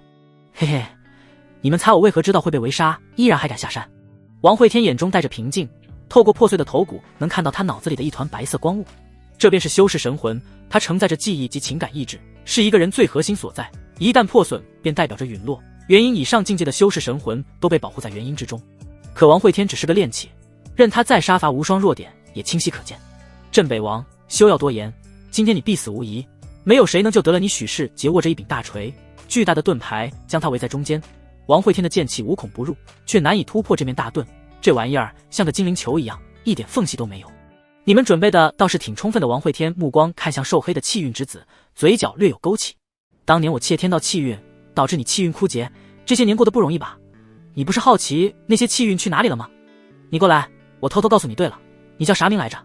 李长生对吧？真是个好名字。随着王会天话语说完，周围所有攻击顿时停了下来。不仅李长生想找回气运，在场的修士也很好奇天道气运是如何窃取的，又被藏在了哪里。那玩意儿若是得到，岂不是直接起飞？到时候想要什么机缘得不到？咦，你们也想要呀？王会天脸上露出恍然，可奖励只有一份呢，真让人为难。他脸上带着癫狂，皮肤在一块块脱落，露出里面的一片猩红。疯子，这家伙就是个疯子。对于众人的评价，王会天不知可否。疯子又如何？痴儿又如何？若不疯不痴，怎么活下去？他生在征战不休的镇北王府，却身无灵根；若父兄尚在，还可庇护一二，可两人均已战死。他想要生存，只能如此，不惜一切代价变强，哪怕失去一切。杀！白发化作红柳剑气激射而出，在空中游荡漂浮，织出了一张覆盖千米的大网。元婴修士被困在网中，寸步难行，更有部分人被割裂成碎片洒落，元婴也被剑气当成虚无消散。猩红血肉响起，剑鸣层层玻璃。正在逃离的化神修士，只差那尸神就被洞穿眉心。孽畜，还敢逞凶！李庆天身后一尊魔元法相擎天而起，巨大手掌向下镇压而来，根根剑气被崩断消弭。勉强逃离出剑狱的数名化神修士眼神骇然，脸上闪过庆幸。此战已经不是我们能够参与的了。他们脸上带着惧色，众人皆是大秦中流砥柱，而今却是被一个小儿逼到如此。互相对视了一眼后，他们身形再次往后退了数千米。魔元巨掌拍落地面，掀起大量烟尘，无数剑气再次往外扩散，方圆数里尽皆被剑气笼罩。在如此密集的剑气之下，4名摘星都不敢释放神识查探烟尘中情况。要知道，这其中有一种剑气可是专门针对神识的，一个不慎，他们也有陨落风险。我来，其中一名摘星甩动袖袍，滚滚烟尘向他袖袍涌去，被收入袖中。哈哈，好一手袖！李乾坤面对众人夸赞男子，脸上浮现笑意。这可是他成名绝技，与佛门的掌中佛国不相上下。这次看他往哪里逃，便在众人都觉得王会天无处可逃之时，男子突然感觉腋窝一痛，一把长剑从他肩上刺穿而出。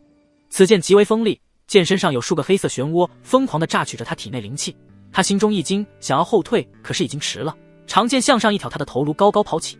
李长生站在远处山头看着这一幕，神色没有丝毫意外。从剑狱铺开后，他就退了下来。王会天哪会有这么好杀？若只有如此，当年他早就死在天狼山了。感叹了一句，他继续紧盯着场中战斗。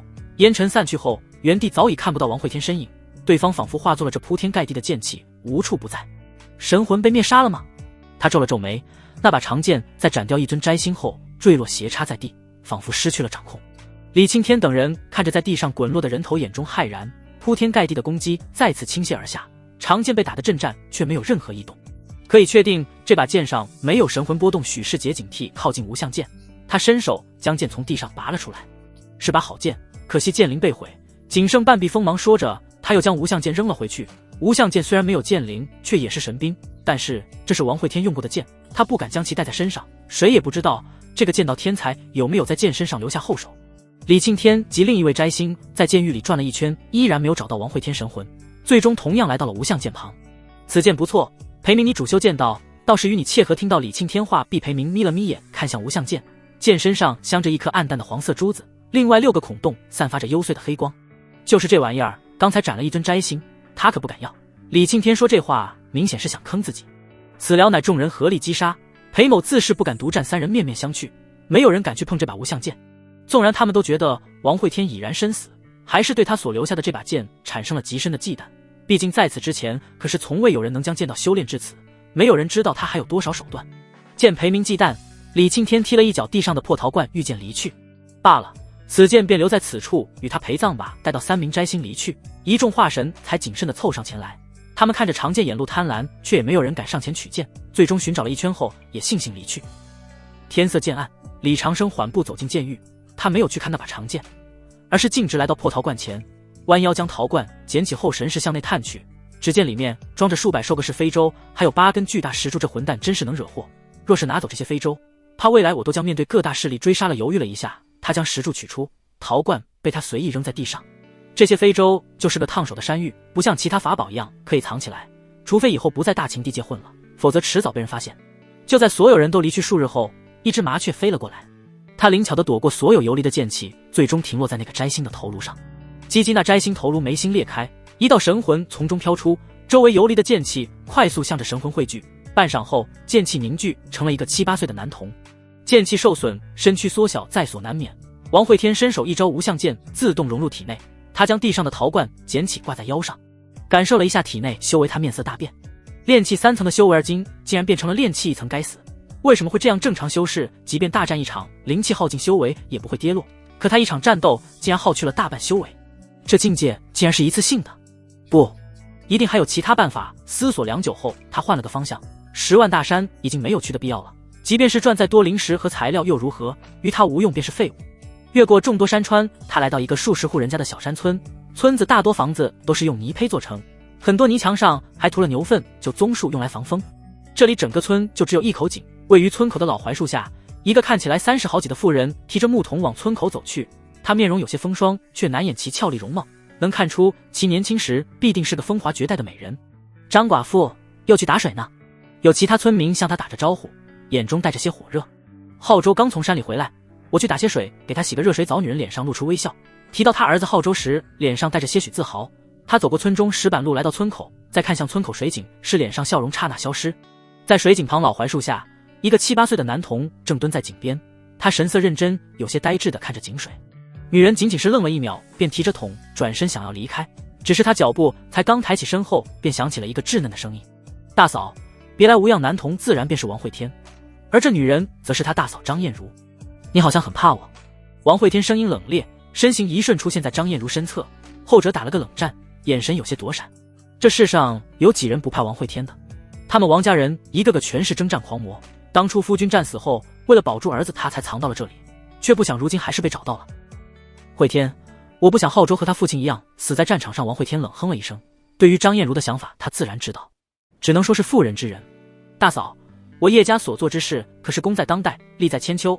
你没去星月关外看过，不清楚魔修以人血煞气为食，你也没生在10万大山，不知道妖兽凶残。带我去看看浩周吧。张艳茹不敢说话，只能提着桶走在前面。王会天则是悠闲地跟着，不断地打量村里环境。哟，张寡妇，出门打个水捡到的孩子？哈哈，这不会是你和村头老王的私生子吧？要不也给我生一个？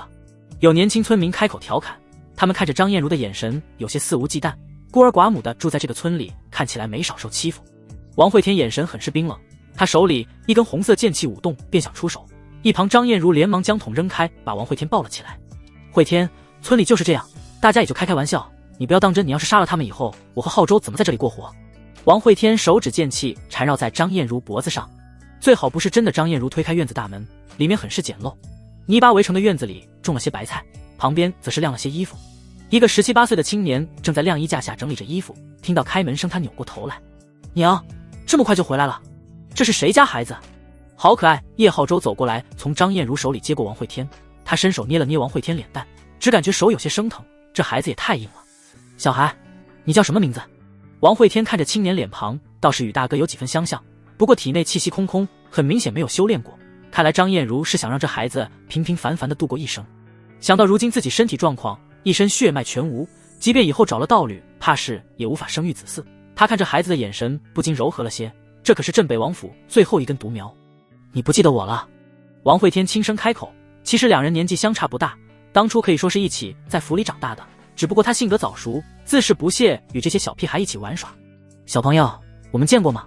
一旁张艳茹看到自家儿子将王会天当做了一般小孩，连忙将后者抢过来放在地上。毕竟镇北王一脉可都是暴脾气，他是与王会天多年未见，也不知这个小祖宗现在是什么德行。晚饭张燕如炖了些兔肉，这是叶浩洲进山打到的。不过王会天只看了一眼就进屋了，他并不需要吃食，没那个消化功能。站在屋里沉吟良久后，他站到窗边招了招手，小麻雀飞来停在窗台上。叽叽，拿出来吧。之前的路走不通，小麻雀愣了一下，张开双翅，低头从胸前的羽毛里掏着东西。很快，他胸前的羽毛里就掉出了5本书籍。王会天将书籍捡起摆在地上，第一本名为《杀道》，这是他所有剑技的起源，剑气也是以此为基础进行演化，主攻形意。可是如今这条路已经走到了尽头，并非是没有更强大的剑境，而是他神魂受限，如今的一切已经是一个凡人能推演的尽头。第二本是《天书》，而今整个大陆上的修仙功法基本都是以此书为基础进行延展。感受了一下体内掉到炼气1层的修为，王会天脸上闪过戾气。他之前的炼气期3层是虚假的，只是灵气带来的虚妄，一旦灵气损耗境界便会下跌。废物功法他一脚将天书踢飞，险些控制不住身上的剑气一散。深吸一口气，看向最后3本功法，分别是魔望、归途、佛心。3本功法分别对应魔修、鬼修、佛修。嫌弃的将佛心塞回小麻雀怀里，他眼神在另外2本功法上游离起来。修魔还是修鬼，这是个问题。凝视了一眼北原方向，他似乎已经没有选择。去告诉他，我这次或许扛不过去，他欠我的不用还了。叽叽，小麻雀展翅飞起，在天空中化成一个黑点，直至消失不见。鬼修之法毋庸置疑要先死而生，修饰神魂蕴含的是生机，而鬼魂之体潜藏的是鬼气。可神魂磨灭，生机淡去，却是不一定会衍生鬼气的，也有可能淡然天地之间一无所有。而且大多数鬼魂浑浑噩噩，难寻真我，也容易被岁月消磨，真灵溃散。王会天看着归途，眸光闪烁，前路已断，新路难寻。他真的很羡慕那些拥有灵根的修士，哪怕是最废物的杂灵根也好。其中尤其最让他羡慕的就是洛无极，那家伙简直是让人羡慕到痴狂，任何法术信手拈来，烽火雷电样样精通。他背靠着窗户，埋头坐在地上，手里拿着归途，如同一条狼狈求生的野狗。或许恶殍鬼窟能绝处逢生，一夜无话，王会天便这样一直做到天明。或许是张燕如对叶浩洲有了交代，两人都没有进来打扰他。迎着第一缕晨光，他走出房间，叶浩洲拘谨地站在院子里，看到对方那稚气未脱的面孔，眉间略有些坚毅的神色，王会天笑了，笑得很释然。咱镇北王府又不是绝后了，我这是在怕什么？哈哈，简直是杞人忧天。他一边大笑着，一边朝外走去。那本天书被他留在了房里，叶浩洲能不能踏入修炼一途，全凭他自己选择。走出很远后，叶浩洲冲出院子，他朝着那个有些孤独又瘦小的背影喊道：“二叔！”王会天扭过头来，笑容越加放荡。哈哈，二叔，你去哪里？傻小子，说什么傻话？我身为镇北王，当然是回我镇北王的封地了，那你还回来吗？王会天笑容停住，语气变得郑重。我不回来了，你且记住，镇北王一脉传统，凡未纳入大秦领土，皆属于镇北王封地。你若要找我，便去镇北王封地找我吧。说完，他不再回头，转身离去。张燕如走出院子，看向那个远去人影，这人影渐渐与当初他夫君离去的背影相重合。只不过当初叶安心身后跟着100万雄兵，而如今王会天仅是孤身一人。大秦皇城乾坤殿，王景轩穿着一身华丽龙袍，端坐在龙椅上，无尽龙气环绕他周围，尽显威严仪态。启禀陛下，镇北王殿下于沧州与荒州交界处被刺杀身亡，还请陛下另立太子之位。王景轩皱了皱眉，对于谁是太子他根本不在乎，整个下界太过渺小，这里不过是他重回仙界的跳板而已。对于王会天的死活他也不在乎，在他巅峰之时抬手便能打造100万生灵，又怎会在意这个亲儿子？既然镇北王身死，那便另立太子吧。诸卿自己商议好后禀报我即可。殿里众人面面相觑，这皇帝当的可真是啥也不管呀。王景轩回到自己宫殿，他那把不断变化颜色的长剑将一条金色龙影钉在地上，缓缓走上前来，他眼神带着期待。快了，不会太久，他便能借助龙气飞升。下界修士若是正常修炼，需成就大地才能破开仙界屏障，可作为一招之皇却不需要。龙气是天道气运的一种，携此界之运沟通仙界，自然能轻松踏入。就在他心中带着期冀之时，长剑四周环绕旋转的众多宝石却是卡顿了一下。怎么回事？他眉头深皱，凝神查看着那些旋转的宝石。片刻后，他面色大变。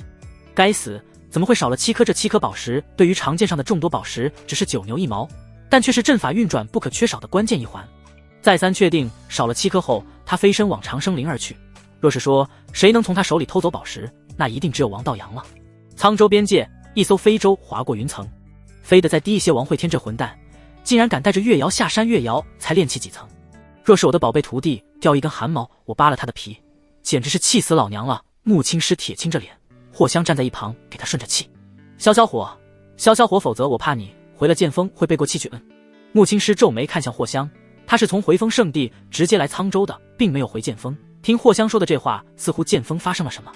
香香，你是不是有什么东西瞒着我？霍香扭头看向一旁，嘴角不停颤动，看得出来他憋笑很难受。青师，这是啥话？我们几百年的交情了，我能瞒着你啥？一旁白星眼里也是有些狐疑。霍香偏过来的脸正好对着他，对方扭曲的面孔明显很不对劲。师叔，真没事，真没事，哥，真没事。哥，一边说着，霍香身体一边颤动，笑出了母鸡的叫声。穆青师师徒俩脸色一黑，这情绪都不压着了。这家伙肯定是知道什么，两人同时抓住霍香进行逼问。在一番打闹之下，霍香只能坦白部分。哈哈哈，别挠了，我说师伯送了你二徒弟一本炼气手册，结果他为了炼制陶罐，只是你的月瑶宝贝将天风挖塌了，哈哈哈！你是不知道，给青山师兄气的脸都青了，而且事后两人还跑路了。师兄亲自带人去剑锋抓人，硬是扑空了。霍香一边说着，一边模仿着陆青山愤怒的脸色，还表演了一段无能狂怒，演得惟妙惟肖。穆青师也在一旁听乐了，想到当时陆青山的脸色，他也是扶着霍香笑得直不起腰。对，就这样，青山师兄当时嘴角就是这样抽搐的。白星看着笑得前仰后合的两人，微微皱眉，他总感觉霍香还隐瞒了什么。这个师叔的尿性他可是知道的，恨不得天下大乱，他好看乐子。沧州一处山峰顶，月瑶叉着腰直视着天空，青白花和他的4个剑士一脸衰样坐在石头上。之前跟丢王会天等人后，他们原本想回青山的，可是最后发现非洲不见了。那可是青白花重金打造的非洲呀，上面的栏杆都是喷了香水的，没有人能体会他此时的心痛。他感觉在非洲丢失那一刻，他的魂儿也跟着丢了。就在这时，月瑶说他有办法，于是几人就被月瑶带来了这个小山顶。月瑶，我们在这干嘛呢？月瑶嘴角翘起，脸上带着自信的笑容。等个有缘人，就在青白花几人不明所以之时，天上一艘非洲飘荡而来。这艘非洲走得极慢，飞得也很低，只不过方向不是回青山的方向，也不是月瑶想去的10万大山方向，反而是从10万大山往沧州而来。不过这并不重要，他相信拦下非洲后，对方很乐意换个目的地。上方非洲停下此处进行。月瑶一声怒吼，拿着青竹剑面带杀气，朝着旁边傻站着的青白花递了递眼神。见青白花毫无反应，月瑶一脸怒气不争。师姐，还愣着干啥？上去先控制对方主力，要不你用飞剑将我送上去。青白花傻眼了，合着你的办法就是劫道？你师兄究竟是给了你什么底气啊？炼气后期就敢拦路劫道？师姐别怕，师兄给我留了一剑，足以让沧州的风吹到青山。月瑶满脸自信，青白花一脸凄然，她堂堂天女大人竟然混成了劫匪。见天上非洲停了下来，青白花面色变得凝重，她自然不能让月瑶去冒险。身为师姐，她也有师姐的担当，不拦已经拦了，现在无路可退，她一咬牙，御剑飞起，向着非洲而去。身后4个剑士紧跟上，一副杀气腾腾的样子。只是飞剑才与非洲持平几人就愣住了。青白花面色难看的扭头看向下方月瑶，师妹啊，这次师姐是救不了你了，愿天女大人保佑你吧。非洲上，穆青师脸色黢黑的看着青白花几人，对于剑仙李逍遥的这个徒弟，他自然是知道的。霍香站在一旁捂着嘴，脸色涨得通红，哈哈，青师，你被劫到了，好像带头的就是你的宝贝徒弟呢。你看他那急切的样子，还不能御剑就敢劫非洲，要是哪天能飞了，怕是要去抢仙界。哎呦，老娘的腰呀！他实在是忍不住了，一边大笑一边拍着白星的肩膀，后者被他拍得一个踉跄，险些摔倒。青白花见穆青师脸色不对劲，连忙走上非洲行了一个大礼。师侄白花见过师叔，祝师叔福如东海，寿比青山，年年美貌长存，月月灵时结余，日日喜笑颜开。停！青白花一滴冷汗滴落在非洲上，他可是知道这个师叔的，能提剑去和掌门硬刚的人，就连他师父李逍遥也忌惮3分。穆青师袖袍一甩，山顶的月瑶被卷了上来，他晕乎乎的在甲板上转了2圈，最后脚下一歪，摔倒在穆青师面前。哎呦，我的剑呢？他爬起身来便要去捡青竹剑，却是刚好看到穆青师，顿时心中一惊。他第一时间想到的是，师傅一定是来找他算账的。师傅，你怎么来了？穆青师看着眼前自己这个宝贝徒弟，只见月瑶此时头发凌乱，脸上还带着泥土，衣服上则是满满的破洞，好多地方还带着烟灰，像是从煤洞里爬出来的一样。要知道，岳坤刚将月瑶送上山的时候，那可是衣服白净，白白胖胖的，就像一个小公主一样。哎呦，这我怎么跟你叔叔交代哦？原本一肚子的火气，现在瞬间消散。他满脸心疼的给月瑶整理了一下头发，就知道跟王会天那孽徒出来落不着好。这才几天都混成个小乞丐了。手指掐诀，一阵清风吹起，月瑶衣服上的尘土被清风带走。白歆走上前来，细心地给月瑶梳理着头发。木青师神识在周边扫过，皱着眉头问道：“你师兄呢？”月瑶不以为意：“哦，师兄呀，遛狗去了。”青白花拉了拉月瑶袖子，将沧州发生的事给木青师说了一遍。木青师师徒俩与霍香脸色同时沉了下来。4个摘星，一堆化神元婴追杀，如此阵容，即便入道也极其危险，更何况王会天只是一个空有剑技的凡人。木青师当即调转船头，沿着王会天逃走的方向追去。只是在场众人都知道，怕是已经来不及了。距离在沧州交战已经过去数日，摘星全力飞行之下，不知去了多远。这次会天怕是在劫难逃了。木青师脸色黯然，众人心情都有些沉重，神识不断地查探着下方，沿路山川崩碎，地面裂开无数裂口，从这些便能看出当时的大战有多惨烈。霍香愤然开口道：“若是那小子没了，我们去宰那几尊摘星给他报仇，我还就不信了。大秦敢与我万道山开战，那狗屁冷少，整日守在边界耀武扬威的，老娘早就看不惯他了。”对于木青师等人的担忧，王会天自然不知。他此时已经来到了恶殍鬼窟，这里看起来与之前没有任何变化。他从山道上选了一口上好棺材，里面是一具狰狞发黑的死尸。“老哥，你换个地方吧，这口棺材我看上了，给里面的死尸换了一床草席。”他扛着棺材往禁地里走去。禁地里天空极为阴沉，地上落叶堆了一层又一层，空气中夹杂着腐烂的味道，时不时能踩到发黑的枯骨。微风吹过树梢，响起呜呜的声音，显得有些阴森恐怖。往里走了大半个时辰，王会天停下脚步，前方不远处，一个枯瘦的老头趴在地上咀嚼着什么。听到响动，他扭过头来，扭曲的面部看起来很是狰狞，双手正往嘴里塞着泥土。饿死我了，你有没有吃的？他一边询问，一边抓着腐叶送进嘴里。王会天皱眉，视线停留在老头那鼓胀的肚子上。这个化神修士也不知道吃了多少东西，才能让肚子胀成这个样子。没有理会老头，王会天扛着棺材继续往深处走去。只是走出不远，身后突然传来了一声轰隆巨响，无数漆黑污浊的东西如同天女散花，撒得到处都是。那个化神修士的肚子竟是因为吃下太多东西炸开了，他身体断成2截，上半身还在艰难地爬行着去抓腐败的落叶。不愧是人类禁区，王会天看到那些炸碎的血肉，此时竟然也感觉到了些许饥饿。这种饥饿仿佛是来自灵魂对食物的渴望，即便他身躯早已异化，现在却是能感觉到因饥饿而引起的腹部痉挛。强行压下这种感觉，他再次往深处前进。这里阴气太过薄弱，死在这里只会烟消云散。又走了数里地，渐渐的四周出现了些阴魂，这些阴魂眼中带着贪婪，流着口水，一直跟在他的身后。饿呀，小哥我可以吃掉你吗？王会天紧咬着牙，眼眶猩红，他一直埋着头往前走。在听到这些阴魂合理的要求后，他突然停下脚步，埋着的头也缓缓抬了起来。我也很饿啊，他声音中带着贪婪，嘴角口水拉成银白丝线垂落在地。周边一众饿死鬼吓得退了几步。王会天看他们的眼神如同在看食物。这位道友，谨守心神，不要被欲望驱使。一声怒喝在王会天心底响起，他躁动的欲望被暂且压下，视线的尽头有一倒扣而下的古朴剧中。微微眯眼，他是真没想到这禁地深处竟然还能遇到活着的修士，不过听对方声音也已经到了油尽灯枯的地步，全凭那口剧中苟延残喘。将棺材扛到剧中旁边，王会天脸上露出笑容，哈哈哈，无道不孤，不知道有如何称呼。剧中里的修士没有回应，似乎刚才对王会天的提醒已经用尽全力。王会天也不在意，坐在一旁缓缓开口：“我叫王会天，世间剑道第一，奈何天妒不生灵根，中万般法不入仙门，经散神气先修魂，入鬼道半晌。”剧中里总算有声音传来：“本座赵今朝，道门天师，善捉鬼除妖荡魔，道友可想清楚了。”王会天看了一眼大钟，好家伙，道门天师，这可是鬼道克星，这一派隐于江湖，并没有专门的修行圣地，而是散布于世界各处，其实力难以揣测。有话如此，灭青山容易，灭道门难。没人知道道门有多少弟子，他们各行其事，互不干涉，是个极其强大传承势力。对于天师略带威胁的提问，王会天只能用行动给他证明。想清楚了，他站起身来，拿出一个铁锹，就开始掘土。刨开腐叶，下面是黑色的泥土，这泥土带着丝丝猩红，像是浸染了鲜血。很好，这就是他要找的地方。真是可惜，你似乎出不来，要不就有人给我填土了。你可知我走到这一步下了多大决心吗？真是负了我的红柳家人，也不知道他现在过得可好。我跟你说，那红柳长得可好看了，而且他铁定喜欢我。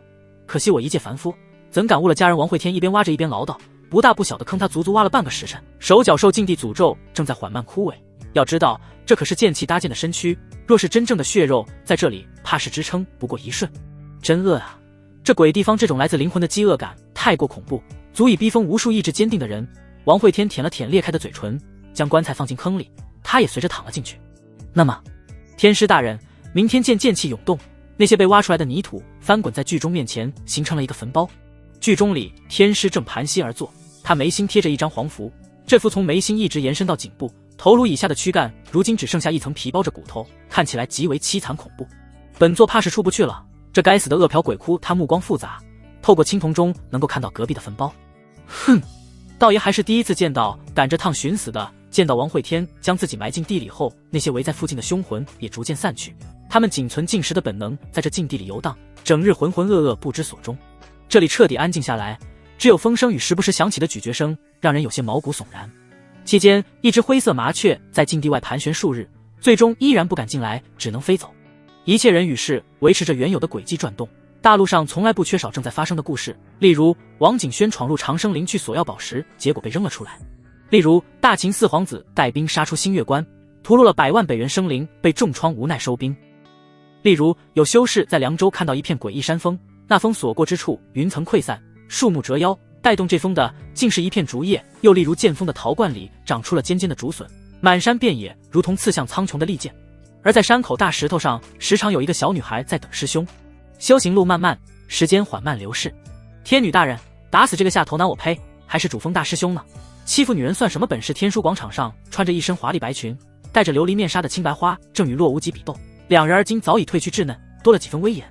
师妹，你打不过我也不至于让你的追随者对我人身攻击吧？洛无极满脸无奈。这次峰主选拔万道山，没有一个人是他对手，可是遇上青白花这个神棍，他是真的没有办法。对方不讲武德，实力不行，就鼓动那所谓的天女教网暴他。他是真没想到穿越了还能遇到这么离谱的事。无极师兄，这也不怪我啊，女人本来出生就是弱势群体，你个大男人就不能让我们吗？啊，说的好像挺有道理，可是有什么可是的？你个大男人一点绅士风度都没有。我听说你与师妹们一起出门执行任务，花费还要平摊，简直下头洛无极满头黑线。他空有一身本事，掌握无数术法，却是在此刻完全没有用武之地。广场四周各宗前来观摩的人都在憋笑。洛无极平时在青山里出尽风头，号称青山年轻一辈第一人，没想到也会有吃瘪的时候。红柳坐在观众席看台上，他眼神冷冽，周围修士都不敢离他太近，仅有红洛这个亲弟弟陪在左右，只因隔得很远，便能闻到他身上那浓烈的血腥味，仿佛那一身红衣都是用鲜血侵染的一般。走吧，去剑锋逛逛。看到红柳离开，红洛急忙起身跟了上去。剑锋依然翠绿，青竹摇曳，只不过那山口的大石上换了一个人而已。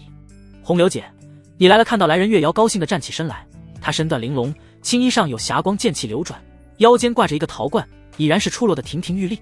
她还没有回来吗？月瑶自然知道红柳说的是谁。没有呢，不过我感受到了剑气喜悦与颤鸣。她开心地从陶罐里唤出一缕清风，这清风绕着月瑶手指流动。只是就当月瑶要将清风收回陶罐时，这缕清风却是突然散了。恶殍鬼窟深处，一声突兀的钟声响起，无数凶魂在哀鸣嘶吼。接下来便是道门天师无奈的叹息声。道友，我说过这口钟你啃不动，你要是真的饿得慌了，你可以选择去吃掉你自己的棺材板。剧中外面黑雾翻滚，一个长着血色獠牙的凶恶厉鬼正在撕咬青铜巨钟，他神态疯狂，额头上有9柄7剑形印记，这些印记排成一个圆形，看起来极为妖异。对于钟内天师的建议，厉鬼置若罔闻，依旧与青铜钟死磕。干，从这货来到这里，老子就没有安宁过。天师骂骂咧咧，他是真的被烦得不轻，出又不能出去，全靠这口钟吊着性命。这狗贼每天还要来准时敲钟，让他无法集中精神对抗恶殍鬼窟的诅咒。54天师倒数了5声，外面果然没有了声音。他已经习惯了这货的规律，每天起床必敲钟，比太阳还准时，随后就会去找吃的。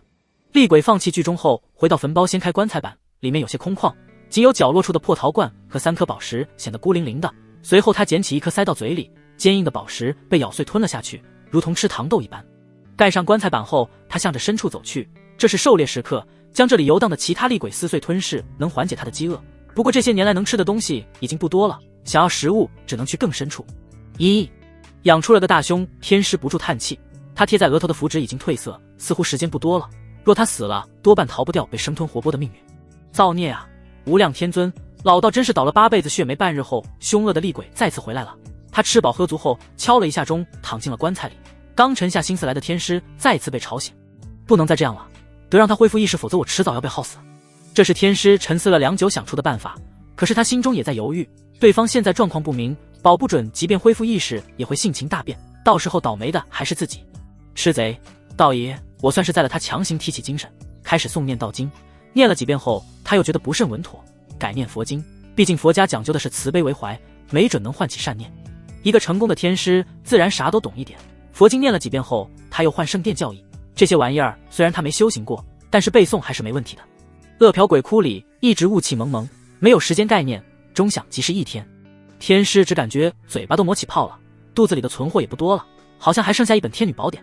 天地分阴阳，女者为阴，阴能生阳，因为只有女人能生孩子，天地间第一个女子便是天女大人。有男人出生时头朝地摔坏了脑子，天女大人称其为下头男。天师越念声音越小，直至最后破防了。特么的，什么狗屁宝典，简直是离谱至极！要是老道能逃出这破地方，定抓了这帮天女教的，让他们去与那堆慈悲为怀的和尚辩论东。钟声响起，王会天凶魂准时叫他起床。敲过钟后，他回到坟包处，吞掉了最后一颗宝石，破烂陶罐也被他一口吞了进去。至此，整个棺材里已经空无一物。他双目猩红，往禁地深处走去，沿路再无恶灵。无数年来，没有任何存在能去往鬼窟核心，鬼也一样。他们越是靠近核心，饥饿感就会越强烈，最终开始吞噬自己，直至消散化作这里的一缕阴气。王会天化作恶灵后很凶，但也仅仅是比那些浑恶的幽魂凶，在恶殍鬼窟里依然如同沙粒般渺小，不知走了多远。他开始啃食自己的手指，没有任何存在能抵挡这种饥饿，但还好他之前吃的足够多。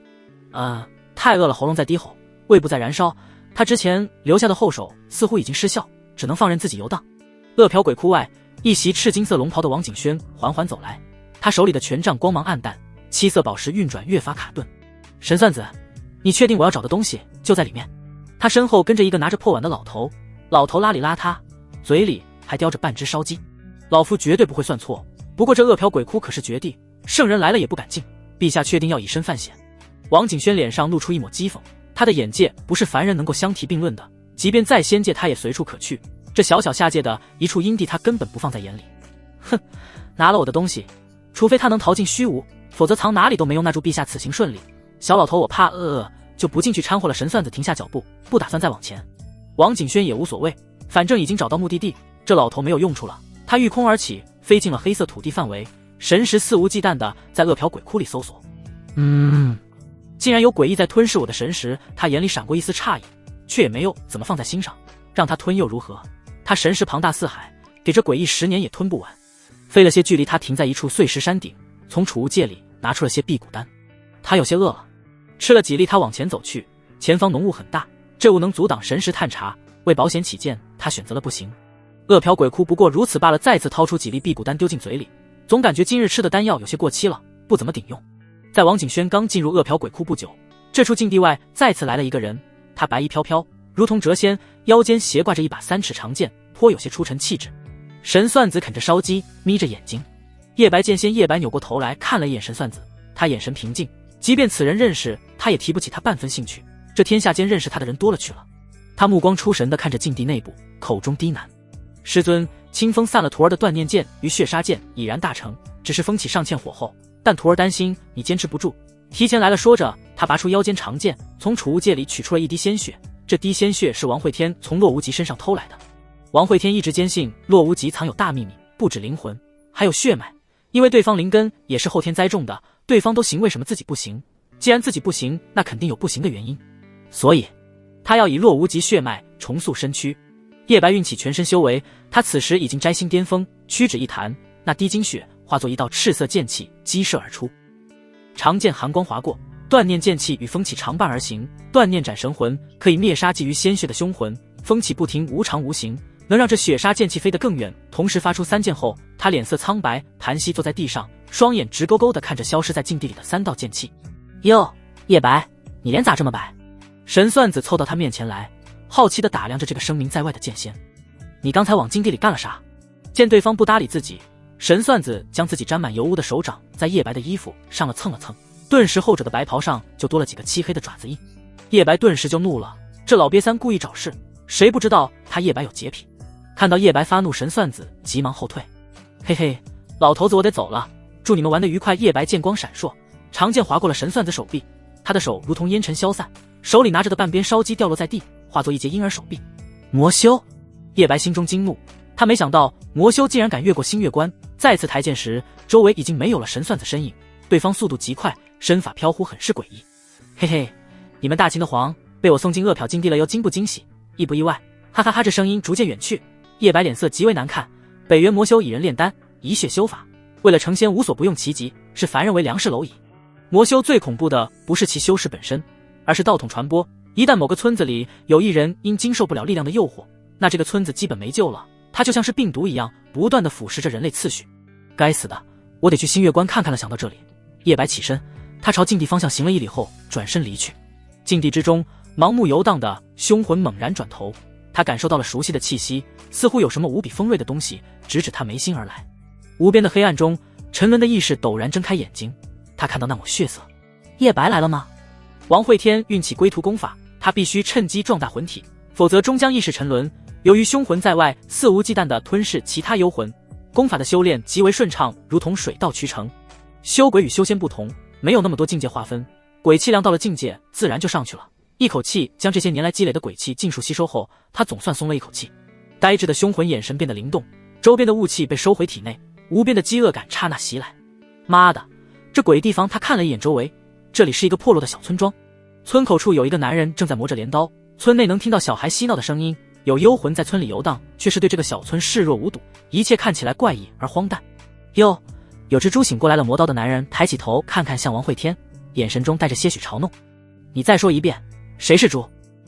王会天声音冰冷，对方奈在这禁地深处保持清醒，还能悠闲磨着镰刀，很明显不是普通人，至少道门那个入道境的天师做不到。但他王会天可不是吓大的，虽然现在剑气散尽，但他重新凝聚不会花太多时间。我在这里待了很多年，能清醒过来的游魂屈指可数。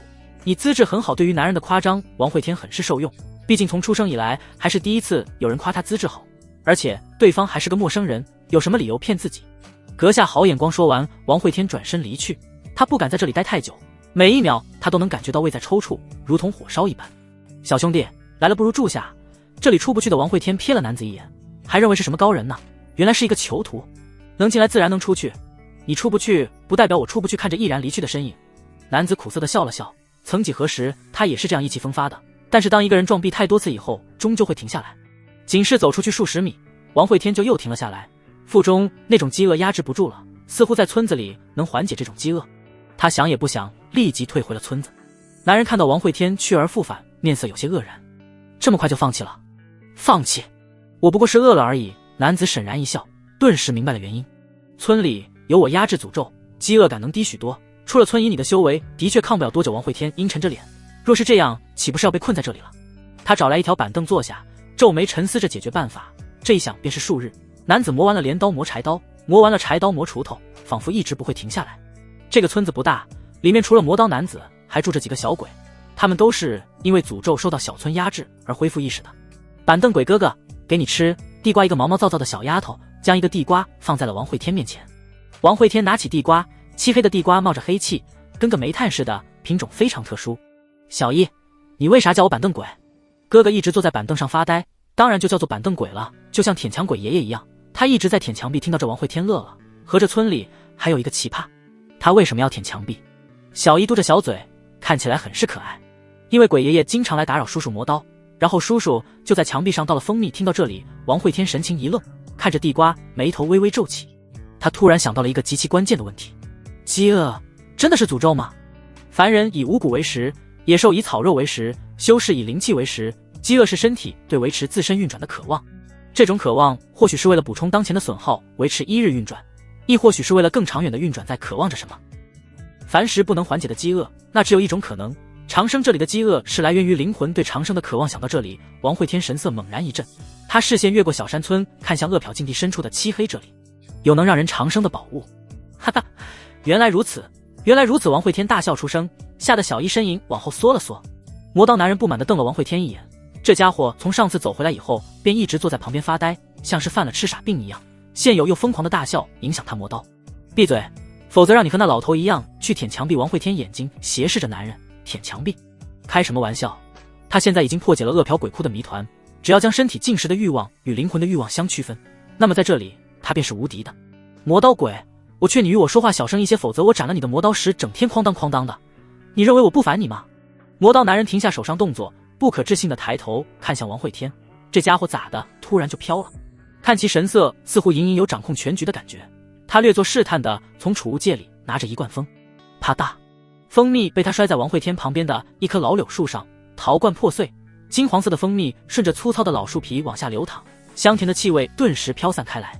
只见原本还端坐在小板凳上的王会天突然双眼猩红，猛地扑向柳树，粗糙的老树皮被他撕下几块，直接吞进肚子里，完了还伸出猩红的舌头舔舐着柳树。嗨，我还认为他掌握了什么对抗诅咒的办法呢，合着是在骗老子。蜂蜜男人嫌弃移开视线，继续哐当哐当的开始磨刀。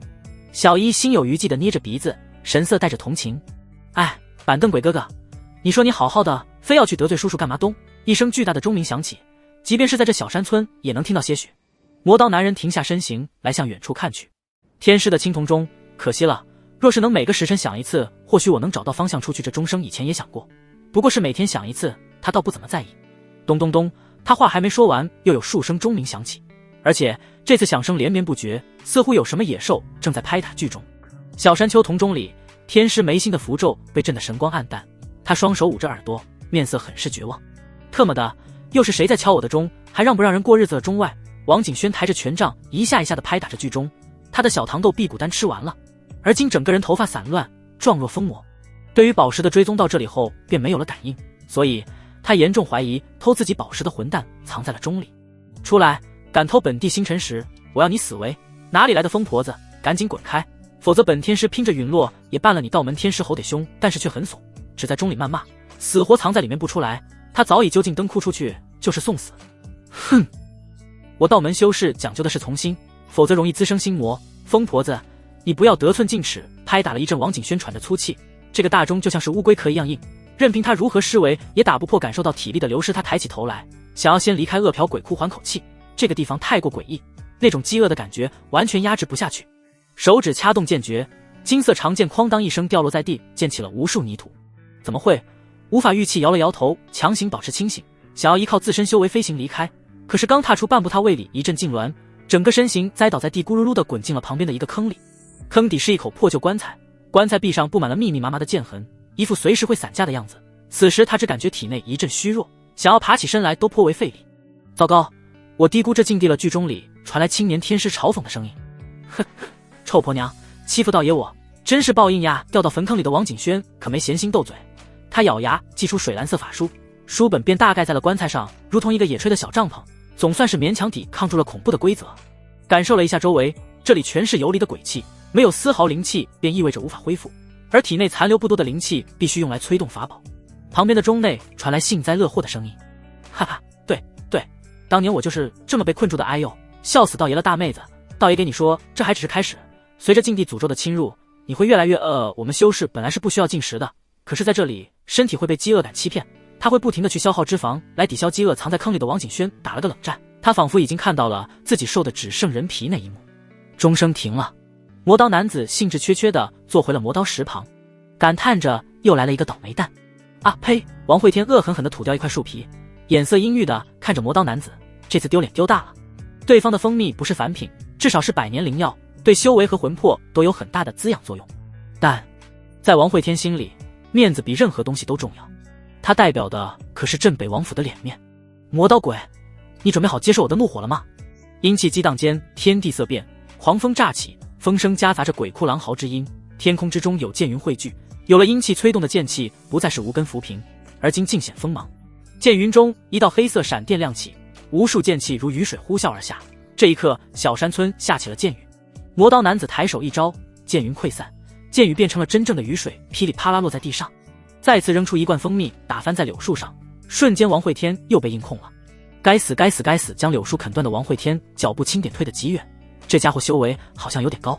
要知道，即便是入道，自己也能抗衡1、2，而在这个磨刀的手里，竟然翻不起半点浪花。莫非你是圣人？哼，我道为何世间圣人不出？原来是圣人都太浪，给自己困在了禁地里。面对王会天的嘲讽，磨刀男不以为意，他好歹到了圣人才浪，而王会天呢，练了一手剑技就开始浪了，还有脸说自己小练气，真是可笑。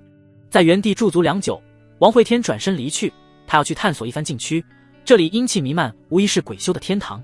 等本阴神修炼有成，再来找回面子。磨刀男子唾了一口，小家伙好大的口气，才刚成鬼就敢自称阴神，也不怕说话闪了舌头。离开了小村，强烈的饥饿感再次袭来，不过王会天已经有了应对之法。他手掐剑诀，数道断念剑气开始封锁灵魂部分感应。流水的身体铁打的断念，这玩意儿果然从来不会让自己失望。呜哈哈，如此这恶殍鬼窟岂不是任我探索？正在他欣喜之时，远处灰白的土地上陡然出现一抹红衣。这红衣出现后，周围温度瞬间下降，潮湿的地上白霜如同发豆芽一般冒出，脚板底阵阵刺痛传来。王会天急忙收卷鬼气，找了棵枯树后藏了起来。这玩意儿太凶了，仅仅是他散发出来的气息就差点冻碎自己鬼躯。红衣在黑色土地上游荡，漫无目的，如同迷失在大海里的蒲公英，这极大地限制了王会天对这境地的探索。他才离开小山村5天，便遇到了这红衣3次。他似乎是在跟踪我，在第4次远远地看到红衣后，王会天得出了这个结论：偌大的境地，1次2次碰面算是巧合，3次便不正常了。这次王会天不再躲着，他看着红衣离开的方向跟了上去。对方走动疯疯癫癫的，时不时的还要停下来甩动红袍跳上一段舞，柔美的身躯带动着红袍绸带在枯树中飞扬。郎君呀，你为什么闭妾言？你又为何收纳染血钱？他声音空灵凄然，唱的是一个血染红嫁衣的故事，很俗套，一直在重复。王会天时不时也跟着哼2句。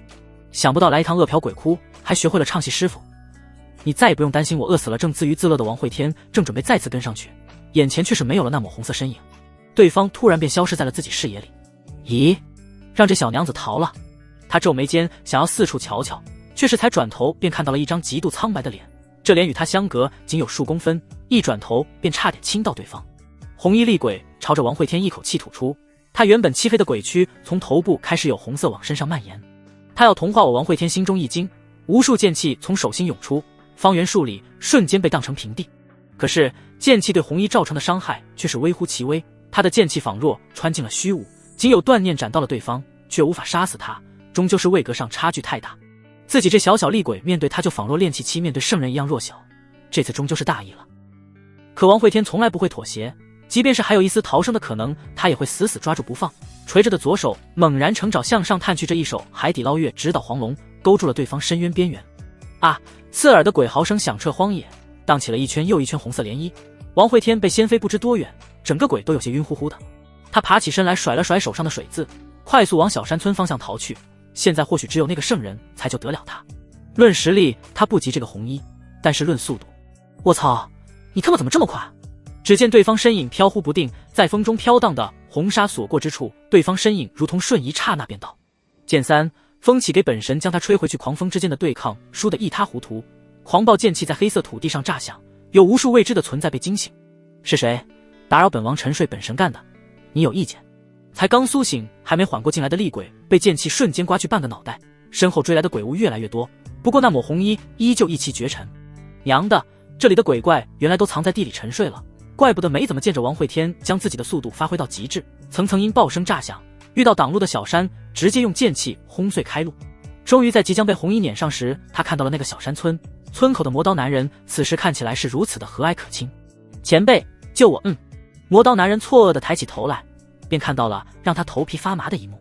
只见上万厉鬼滚滚而来，黑云压顶，这其中还有一抹猩红，即便是他也从这猩红里感受到了极强的心悸。在他愣神的片刻，王会天已经冲进了小山村里。小一，快回家！站在小路中间发懵的小女孩被他顺手抱起，毫不犹豫的便冲进了一个小茅屋里。板凳鬼叔叔，你这是干啥了？你，小姑娘家家的，好奇心不要那么重。王会天心有余悸的凑到茅屋窗户边，伸出半个脑袋往外瞧。若是磨刀男打不过，他也好早做打算。轰隆！磨刀男还没反应过来，便与上万厉鬼交上了火。无数厉鬼被他一掌拍成零散鬼气，圣人之强难以言喻。抬手间便是大道法则流转，天空中有神秘符文流动，将万鬼阻挡在小山村外。不过他自己也不好受，在与红衣对了一掌后，他手臂被染得通红，鲜血顺着指尖点点滴落。刀来！他怒喝出声，无数锋利镰刀锄头化作流光，在万鬼当中搏杀。这场战斗打得昏天暗地，直到最后，整个战场上仅有红衣与磨刀男2位存在交战，其他炮灰已然化作漫天养料飘散。王会天总算是松了一口气，还好，只能说不愧是圣人，没有让他失望。这小子以后倒是勉强能追随自己马踏仙界，是个人才。小姨，家里还有没有吃的？搞2个红薯来。我们边吃边看，小女孩颇为不舍地从橱柜里拿出了2个黑黢黢的红薯，这可是她存了好久的。要知道，在饿殍鬼窟一口吃的有多稀缺，王慧天一把夺过红薯。放心，吃了你的红薯，变成了你的情。来日叔叔忘不了你的好处。曾经有个女孩背了哥哥一程，你知道我答应她啥吗？送她飞升。叔叔可是个懂得感恩的人。他一边吃着红薯，一边给小姨画着大饼，顺便欣赏着外面的战斗。从这场战斗里，他感悟颇多。要知道，这片大陆已经很久没有圣人出手了。上次看到圣人出手，还是在8岁的时候。村外红衣与魔刀男在对拼了最后一招后，同时停了下来。红衣身影飘远，却没有离开，而是守在了村口。魔刀男则是退回了村里。他面色苍白，嘴角有血迹流出，似乎受了些伤。想不到这饿殍鬼窟深处竟然还有这种存在。魔刀男眼神阴郁，光是对抗禁地的诅咒已经让他费尽全力，而今又被红衣堵村，可以说逃出去的机会更加渺茫了。小混蛋，你给我滚出来！前辈，我已经睡了，有啥事明天再说吧。王慧天很识趣，现在出去不是自找苦吃吗？上策还是先暂避锋芒。他将小姨搂在怀里，挡在胸前，整个鬼有些局促地躲在墙角。论如何挡住圣人一怒，当然是赌他大发善心，不忍心伤害可爱的小女孩了。可惜魔道男人根本不吃这一套，他一脚踢开房门，将小姨抱起放在一旁后，拖着王慧天就出了房门。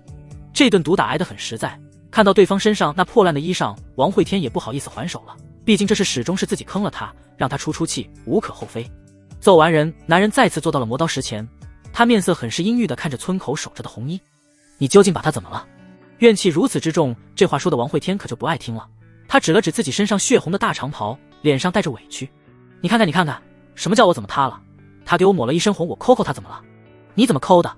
王慧天神色颇为怪异的伸手在磨刀男面前向上抓了抓，后者一脸嫌弃的退后了些。你抓的是哪里？还能是哪里？众恶之源两人一时间都陷入了沉默，这事毕竟不怎么光彩，不过当时为了求生也只能如此。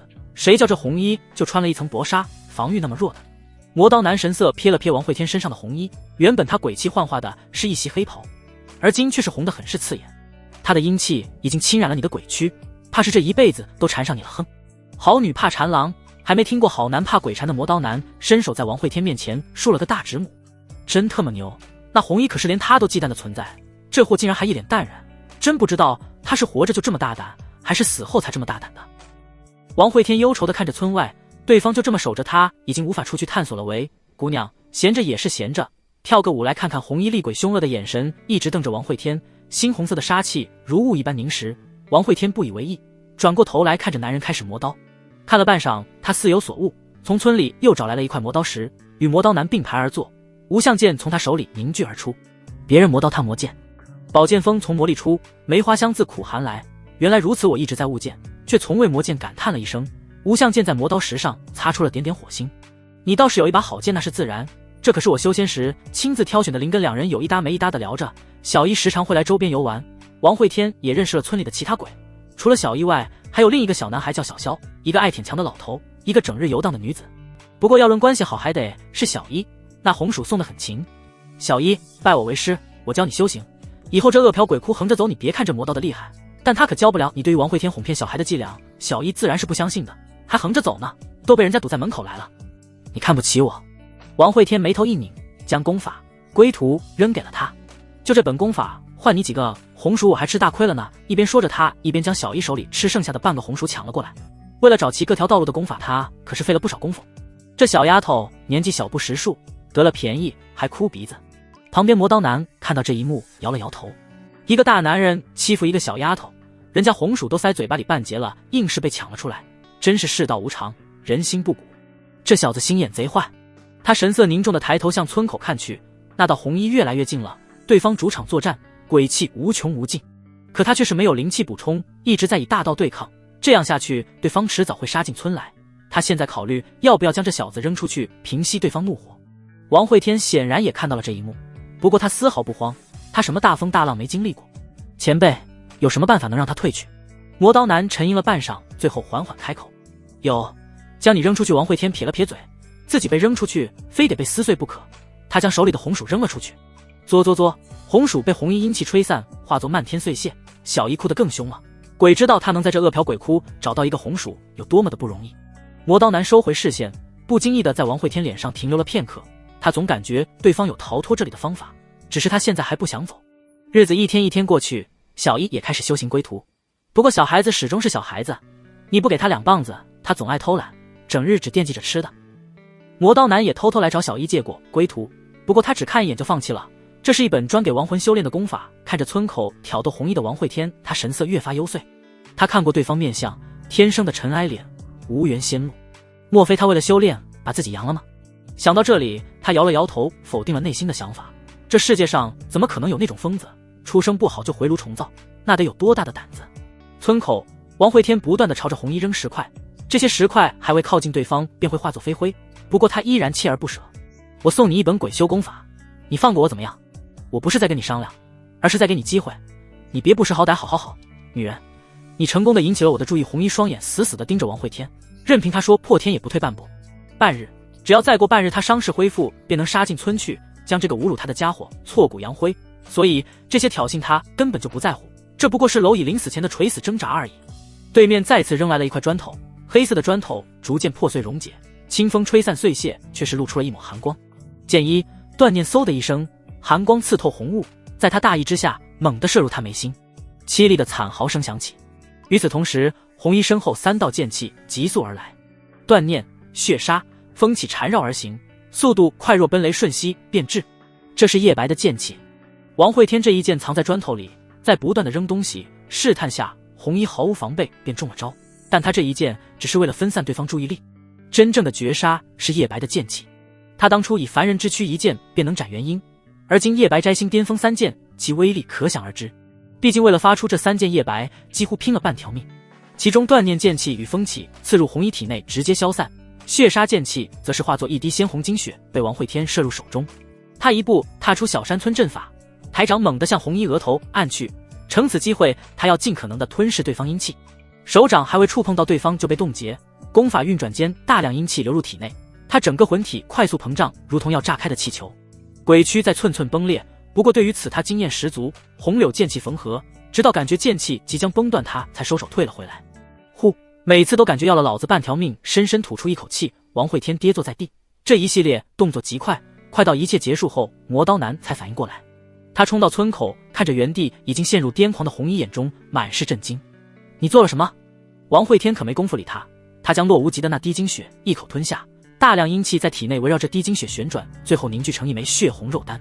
此时无相剑上一缕微不可察的生机融入肉丹，顿时血红肉丹上一道树眼睁开，如同一把金石神剑。这一刻他终于知道了洛无极体质，混沌体，包容万物，怪不得能学习万般术法，无物不通。前辈，给我一滴精血，我带你离开这里。王会天咬牙开口，他现在以洛无极精血重塑肉身，若是再获得更加强大的精血滋养，没准能让混沌体再次蜕变。魔刀男面色只迟疑片刻，就从指尖弹出一滴精血。他被困在这里太久了，哪怕有一丝可能，他也要抓住。从第一次见到王会天，他便感受到了对方的与众不同，明明已经变成亡灵，却潜藏有一丝生机，简直是离谱。王会天接过精血，一口咽下，融入肉丹之中，强劲的圣道法则在肉丹内流转演化。天空中刹那电闪雷鸣，无尽乌云滚滚而来，无数雷电劈向这片灾厄之地。这是天罚。魔刀男错愕地看着阴云翻滚的天空，这片大陆已经很久没有天罚降下了，大家都觉得这是个仁慈善良的天道，通俗来说就是好欺负。可如今这么好欺负的天道竟然发怒了。王会天抬起头来，眼中带着戏谑，劈呀，有本事就劈死我，反正我无所谓，大不了投胎重来。他说的风轻云淡，落在魔刀男耳里却是比那漫天雷霆更加震慑人心。这是在威胁天道，他怎么敢的？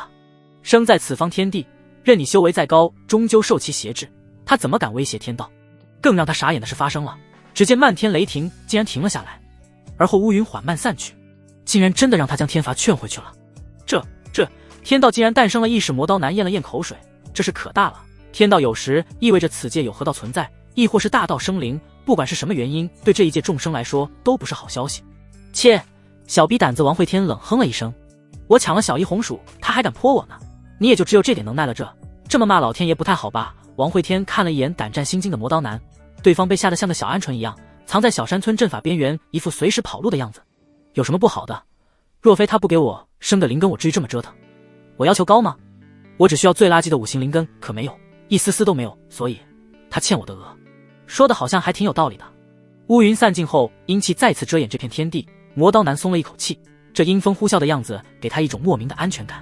对于王慧天的质问，他给不出答案，毕竟灵根这事全看运气，没有就是没有，强求不来，这一直是修行界公认的事实，他也是第一次听说没有灵根怪天道的。你打算怎么带我离开这里？这个才是他最关心的。离开。王慧天缓缓站起身来，嘴角微微翘起，感受到体内灵丹的跳动，他有种说不出来的自信。前辈出不去，无非是这恶殍鬼窟变化莫测，找不到离开的路。可我不一样，我有一件名曰月瑶，此剑相隔千里，我也能感应到它的存在。魔刀男皱了皱眉头。坐标。王慧天背着手往村子里走去，若要离开他，还得处理一下小一的事，这毕竟是自己第一个徒弟。此时小一正瑟瑟发抖地躲在屋里床角，刚才的雷电可吓坏他了。在恶殍鬼窟出生的他，何曾见过天威？他认为世界原本就是阴气漫天的样子。王慧天走进屋里，将他一把从床角提了出来。啊！救命！救命呀！小丫头闭着眼睛，沾满炭灰的小手无助地在空中乱抓。王慧天提着他抖了抖，几个红薯从他衣服里滚落出来。我给你的功法呢？听到是王慧天的声音，小一总算是冷静下来。他颇为小心翼翼地指了指木桌，只见那本归图被他垫在了桌子脚底。他颇为胆怯地抬头去看王慧天脸色。最近王慧天总是逼着他修炼，每次都会用小棍子打他，可这次他却没有从对方脸上看到愤怒，反而极为平静。王慧天将小一放在床上，将地上几个红薯捡起放在他怀里，这应该便是这只小女鬼生在恶殍鬼窟唯一的财产了。小一啊，并不是我非要逼着你修炼我和魔刀的，就要离开这里了。他留下的阵法迟早有一天会散去，我们保护不了你一辈子。王慧天摸了摸小一脑袋，其实他可以将小丫头一起带走，但是他所走的路太过凶险，说不定会将其拉入漩涡。而魔刀男身为圣人，又怎么在意一只小女鬼的死活？收留他们不过是顺手而为罢了。说着，王慧天走到桌子旁，将功法抽了出来。我们保护不了你一辈子，但是他可以。他将功法放在桌上，转身向门外走去，路给他铺好了，是生是死自己选择。小丫头抱着红薯，愣愣地看着那个逐渐被阴雾模糊的背影。师傅，他声音很小，小到王慧天耳朵那么好也没有听到。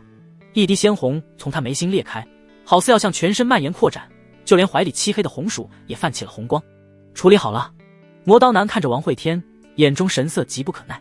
村口那家伙怎么处理？王慧天向村口看去，只见红衣被剑气重创后变得越发癫狂，他卷动阴气胡乱地攻击着一切可见之物，时不时的有能量打在小山村阵法上，荡起一圈圈波纹。大量的阴气被王慧天吞噬后，那一身红衣显得有些暗淡。无妨，我的剑能快到他反应不过来，到时候你可要跟紧了，走丢了我可不负责。魔刀男虽然轻轻点头应是，心中却是有些不以为意。不过是剑而已，能有多快？还能有大道法则快吗？要知道他可是圣人，掌握大道的存在。大道是什么？凌驾于一切之上。王慧天走到村口，他闭上眼睛，伸出一只手抚摸着虚空，去感受那一把无上利剑的锋芒。感受到了吗？你别催，剑太远，哪有那么容易？也是，我太心急了。两人便这样站在村口不再言语，直到魔刀男感觉眉毛都结了蜘蛛网。王慧天突然睁开眼睛，嘴角露出一抹笑容。对了，你出去以后想要做些什么？对于这个问题，魔刀男想也不想便给出了回答。当然是正道大帝，飞升仙界了。你呢？当然是马踏仙界，哈哈哈。王慧天突然大笑出声，语气中带着狂傲与不拘，与他一直呆滞的形象形成了极大反差，仿佛这才是真正的他，真正的心之所向。见来他一声高喝。与此同时，万道山剑峰之上，正在发呆看着竹林间山笋的他，身躯一阵摇晃，一股强大的引力牵扯着他身体欲往北方而去，恰如那日在圣人秘境之中一样。是师兄的召唤，他正欲随着牵扯力飞身而起，天空中一只麻雀俯冲而来，他速度极快，带起一阵狂风，最后稳稳地停在月瑶肩膀上，后者身躯瞬间被定在原地。这是师兄养的麻雀，师兄并非是在唤我，而是要回青山吗？在月瑶身形被定住的同时，恶殍鬼窟里，王慧天身躯嗖的一下飞了出去，他如同离弦之箭，快出了残影，前方一座土丘瞬间被洞穿而过。刺了！红衣厉鬼褪色的红包被狂风扫过，碎裂成无数布条，而后又化作红色雾气。他猛地扭过头，红雾翻滚，朝着王慧天追去。魔刀男正思索着王慧天刚才说的话。娘乐，我说我要成仙，你说你要马踏仙界，这是诚心不想让自己好过呀。他正要讥讽一二，便见王慧天留下的残影在他面前散开。卧槽！人乐等他反应过来之时，只看到那土丘被洞穿后的黑色烟尘以及红衣的尾气。靠！真的就这么快？他运转大道之力，快速往王慧天与红衣厉鬼离开的方向而去。但是即便是使出了吃奶的力气，他依然追不上那两道身影，只能勉强根据对方留下的痕迹追去。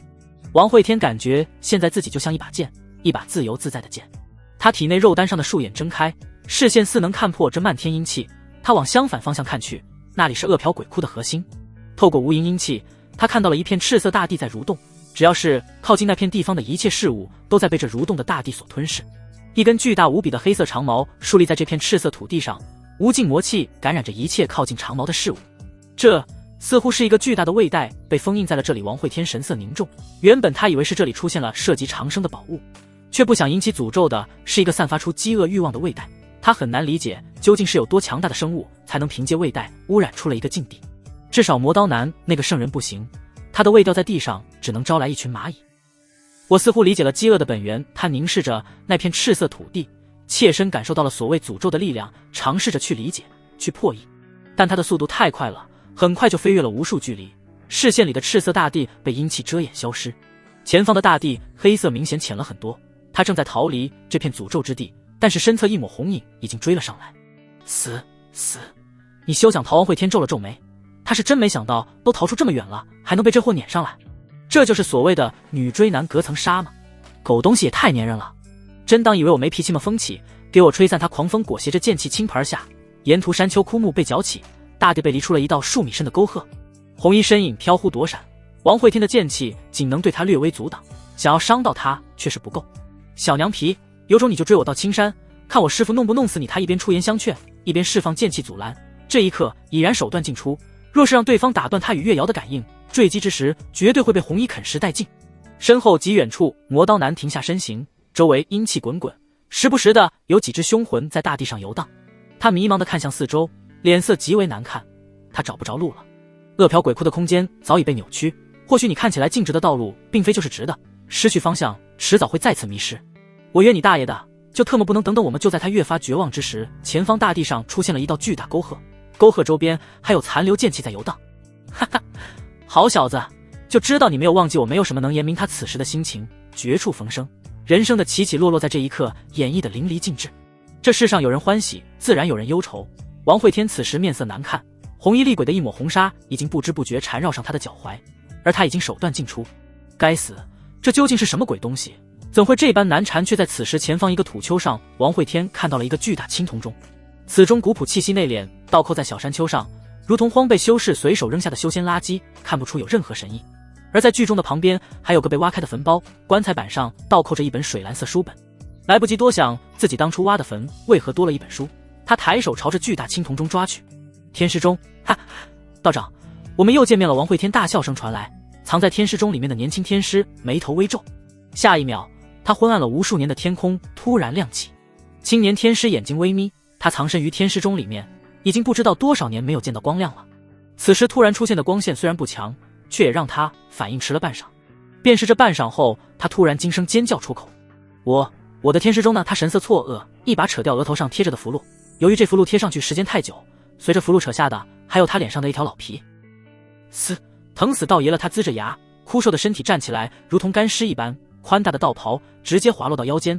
他慌忙捞起道袍系在腰间，神色往四周扫视了一圈，总算是看清楚了天师钟的去向。只见天际一抹黑光急速远去，在这黑光的下面还有一片红色雾气尾随，而自己的天师钟便在那道黑光之中。大胆贼子，休走！青年天师一手掐诀，天师钟可是他这一脉的传承法宝，又岂会轻易被人抢了去？感受原始的欲望吧！饥饿天师刚念动法诀，天边一道淡漠的声音响起。随着这道声音的响起，他只感觉胃里一阵痉挛，原本抵御恶殍鬼窟的饥饿诅咒他已经拼尽全力，而现在这道声音无疑是让他更加雪上加霜。他扶住腰间一阵干呕，强烈的饥饿感让他出现了身体反应。该死！天师钟不能丢！缓过一口气后，他将两道神行符贴在脚上，抬步快速朝着天边两道身影追去。即便是走错方向，闯入境地更深处，他也认了。没有天师钟，他根本抗不了多久。就在天师离开不久，旁边的坟包上那本法书被掀开，王景轩目光幽邃地看着天师离去的方向，神色飘忽不定。有时候人就是这样的，知道自己身边有人也在和自己一样受苦受难，心里会平静很多。一旦只有自己一个人了，便会陷入恐慌情绪。刚开始天师钟被抢走的时候，他还有些幸灾乐祸，可是当天师追了出去之后，他便感觉到了有些不安。本地真是受够了下界这群贱民，他此时只感觉下界的人素质太差了，偷自己权杖上的镇机宝石，现在连个破钟也偷。他犹豫了几息后，收起法书，向着天师离开的方向追去。所有人中他来的最晚，消耗最少，速度倒也不慢。再次飞了数十里，王会天一手拎着天师钟，一手撑剑指，维持着与月瑶的感应。红色薄纱已经缠绕到了他的腰间，身后红衣离他仅有数十米，甚至已经能闻到对方身上散发的淡淡腥甜。快了，只要能看到禁地边界，他便能抽出手对付这个红衣。不知过了多久，也不知飞出去多远，感受到腰间薄纱开始往他鬼躯里钻，王会天神色一拧，来不及了。剑散在他停下来的瞬间，身后红衣猛扑而来，王会天举起天师钟向下盖去，轰隆，大钟极为精准地将红衣笼罩在了其中，周围红雾顿时消散，只能说不愧是道门法宝，对鬼怪拥有极强克制。咚咚咚，剧中声音响起，红衣在钟内疯狂挣扎，想要出来。王会天死死压在钟顶，有天师钟隔绝那诡异的红雾，光凭力量他可不虚这个女的。结，被我抓住了吧！天师钟疯狂颤动，声音响彻荒原。剑三，风起剧烈狂风从天而降，这风竟是从天上往地下吹的，无数剑气打在钟上，钟声变得更加密集。即便这样，王会天依然不满足，他双手不停地在钟上拍打追我。震死你个王八蛋！这钟声足足响了半日才沉寂下去。王会天停下手来，坐在钟顶喘着粗气，累，太累了。被盖在钟里的红衣早已没有了动静，那种神智薄弱的东西，怕是这半日的钟声已经让他再次陷入了混乱。犹豫了一下，他揭开钟底一个口子，顿时有浓浓红雾涌出，吓得他急忙再次盖上。看来这天师钟带不走了，这玩意儿是道门传承宝物，价值不菲。不过扔在这里倒也不觉得可惜，毕竟本来就不是自己的。感受了一下方位，他悄悄地离开了，不带走一片云层。这里已经极为接近外面，空气中有少量的灵气在流动，再加上刚才飞行方向的指引，即便是走也能走出去了。在王会天离开半日后，青年天师也赶到了这里，感受到空气中淡淡的灵气，他内心狂喜。太好了，只要恢复体内灵气，我便能逃离这鬼地方天师钟。哈哈，失而复得，失而复得呀！这小贼定是怕了我道门，所以才将天师钟放在此地。他欣喜地走到天师钟旁，抬手便要将钟收入体内。不行，虽然这里已经有少量灵气，可始终还是在恶殍鬼窟之中，还是得有此钟防护才算安全。这样想着，年轻天师便揭开天师钟，一脚钻了进去。哎呦，我的妈呀！钟内传来一声惊呼，接着钟声再次响起。巨大的钟声为这荒凉的恶殍鬼窟再次增添了一抹生机。已经走到禁地边缘的王会天听到钟响，回过头来，他脸上浮现一抹笑意。有钟声送行，倒也不枉此行。他脚步不停，远方山峦已能看到片片绿意，不再是一望无际的漆黑与漫天灰白。天空中有些白云，束束金光洒落。啊，自由的味道，还有青草的芬芳，还有让人作呕的酸臭味。所以这里怎么会有个穷酸道士？他微微眯眼看向曾经遇到红柳的那个村庄，在那里有个拿着破碗的老头，他穿着破烂，身上满是油污，此时也正向王会天看来。两人视线在空中交汇，王会天步伐停了下来，眼中杀机突起。他闻到了肮脏的灵魂，感受到了腐朽的魔气，那是一个错误而不该存在的道统，他们一直在污染这个世界。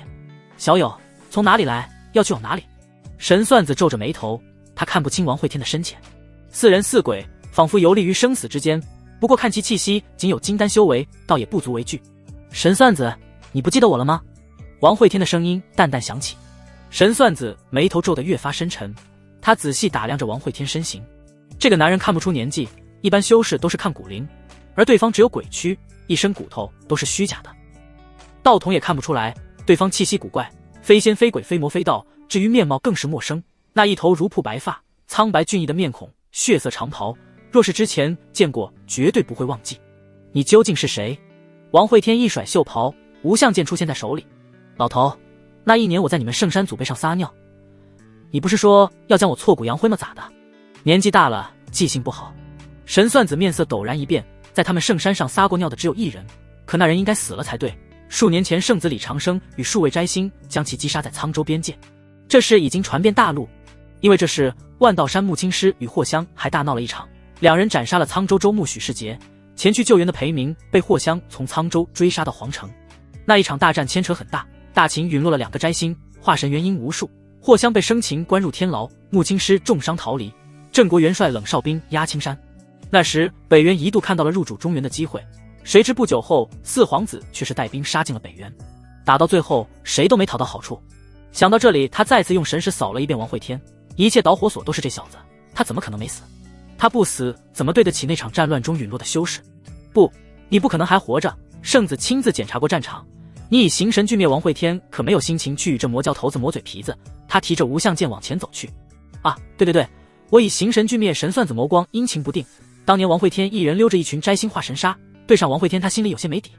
镇北王，此一时彼一时，我们不一定是敌人。我觉得你当前应该先对付大秦，整顿朝中，积蓄力量，然后再图谋青山，最后剿灭妖族，然后再与我北元开战。对了，我将大秦新皇送进恶殍鬼窟了，这正是你的机会。王会天面色古怪。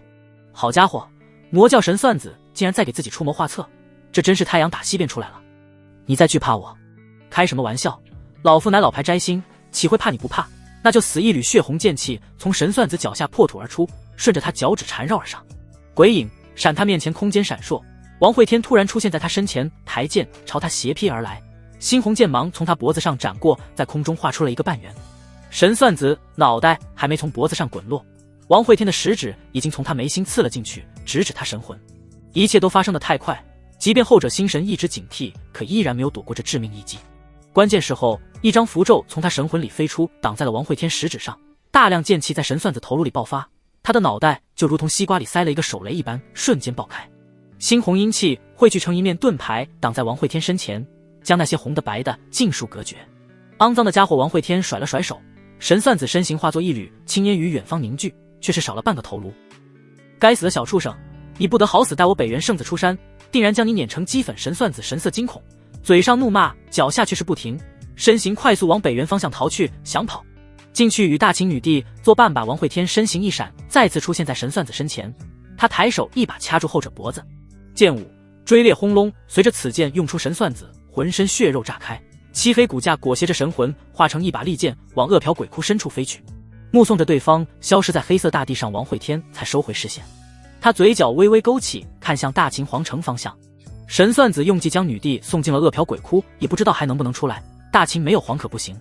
叹了一口气，王会天自语开口：哎，这大秦总得有个人挑起大梁，如此重任，本王这肩上的担子真是越来越重了。从吞入体内的陶罐里取出一辆飞舟，王会天径直往皇城方向而去。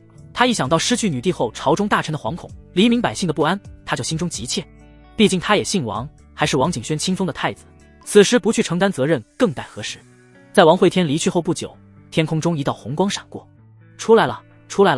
芜湖魔刀男一把扯掉身上破烂不堪的长袍，兴奋地在林间树梢上狂奔。多少年了，他都已经忘记过去了多少年，却不想柳暗花明让他抓住了这次逃离的机会。哈哈，红柳那小丫头应该已经长大成人了吧？回家！他目光不经意地瞥向王会天离去的方向。这小子是个祸端，以后还是尽量离他远一些。他暗暗地发誓。其实他早就赶到了恶殍鬼窟边缘，特意等王会天走远后他才出来。谁知那家伙才出来便在这里干了一架。哪家正经修士天天干仗的？大家都是以修仙长生为目标，毕竟命只有一条，命没了争那么多来干啥？嘿嘿，红柳不再想那么多，他飞身往青山方向而去。大秦皇城自从王景轩失踪以后，又向李庆天监国，他本一服最小的五皇子上位，但是阻碍颇大，大皇子、二皇子、三皇子同时跳了出来，三人开始拉帮结派，再次上演了抢夺皇位的戏码。要我说，这皇位就应该是大皇子的，他本就是太子不不，女帝陛下已经废除了他太子之位，现在应该公平竞争，要不此事还是禀报长生陵，让诸位先帝定夺大殿上群臣炒成了一锅粥。李庆天论杀伐，即便是四大元帅也能较量一二，但是论治理却是能力欠缺，于是便有了这四分五裂的局面。就这般争执一吵便是数月，上朝开会吵架，下朝回家总结整理下次吵架副稿。李庆天刚回到府上，便愤怒地摔砸瓷器泄愤。这群混账，凭什么不听老夫的？现在皇城里老夫最能打，惹急老夫给他们头全卸了他！一边骂着，一边将手里精美花瓶捏成齑粉，一件件昂贵瓷器玉器在他手里被碾碎舒畅。不过破坏这些死物并不能缓解他心底多少戾气，他要杀人。李想，去给我抓几个贱民来！他朝着大厅外吼道。过了良久，却是没有人应答。李想，你他娘的哪里去了？他踱步走出大堂，嘴里的怒骂声戛然而止。只见大堂外的廊道上，门厅前，大院里竟是躺满了尸体。一声淡漠的声音突然在他耳边响起：谁最能打，就听谁的。老头，你这句话很在理，本地爱听。在耳边声音响起的瞬间，李庆天汗毛炸起，对方能无声无息地出现在他身后，说明也能无声无息地杀死他。一只冰凉没有任何温度的手搭在了他的后颈上，让他浑身剧烈颤抖了一下。前辈，前辈饶命呀！王会天双手滑到他肩上，将他僵硬的身体扳了过来。你看看我是谁？在李庆天身体扭转过来的同时，他袖中一把长剑突然激射而出，身躯刹那暴退。他庆幸对手的愚蠢，修士斗法稍有不慎便会翻盘，此人竟然如此托大。你感受过饥饿吗？随着话语响起，飞身逃到院门处的李庆天突然感觉胃里一阵痉挛，身体不受控制的从空中跌落下来。此时也终于看到了来的是谁，那一头白发太过刺眼，那是飘荡在空中凝而不散的剑气。不可能，你怎么还活着？王会天面色淡漠，他一抬手，李庆天身躯被他吸了过来，后者身后一尊魔元法相凝聚，顺势扑向王会天。他可是摘星巅峰，已经触摸入到门槛。他是这大秦武相，是这皇城的王，他强行给自己打气。魔元法相巨大拳头还没落下，就将周围房屋尽数碾碎，看起来凶焰滔天。王会天不闪不避，任由那巨大拳头落在头上，轰隆，后者身躯被一拳砸成血雾，地面层层破碎。死了！冲上近前来的李庆天皱了皱眉，他伸长脖子往那大坑看去，上过一次当的他已经不怎么相信神识了。不等他看清坑里场景，耳边再次传来了那个淡漠的声音。剑舞追猎！李庆天还来不及反应，便感觉自己屁股被拍了一下，顿时他脊柱骨冲天起，失去支撑的肉身如同烂泥一般瘫倒在地。半空中一缕神光向远处遁去，那是李庆天的神魂，摘星强者，神魂不灭便可重塑肉身。王会天看着那逃离的神魂，屈指弹出一缕发丝。我最喜欢看猎物的挣扎逃吧，你不是这大秦皇城最能打的吗？我倒要看看有谁能救你。他飞身而起，不紧不慢地跟在李庆天神魂身后，嘴角笑容有些瘆人。谁救你，我就杀谁！李庆天心神颤动，为了逃命已经是用出了吃奶的力气。他速度极快，往城内一名与他交好的摘星强者府邸飞去。显山兄，救命！听到求救，一名络腮胡大汉从屋内走出，看到是李庆天，他面色大变。堂堂大秦武相，竟然在皇城内被人打得神魂离体，何人竟如此猖狂？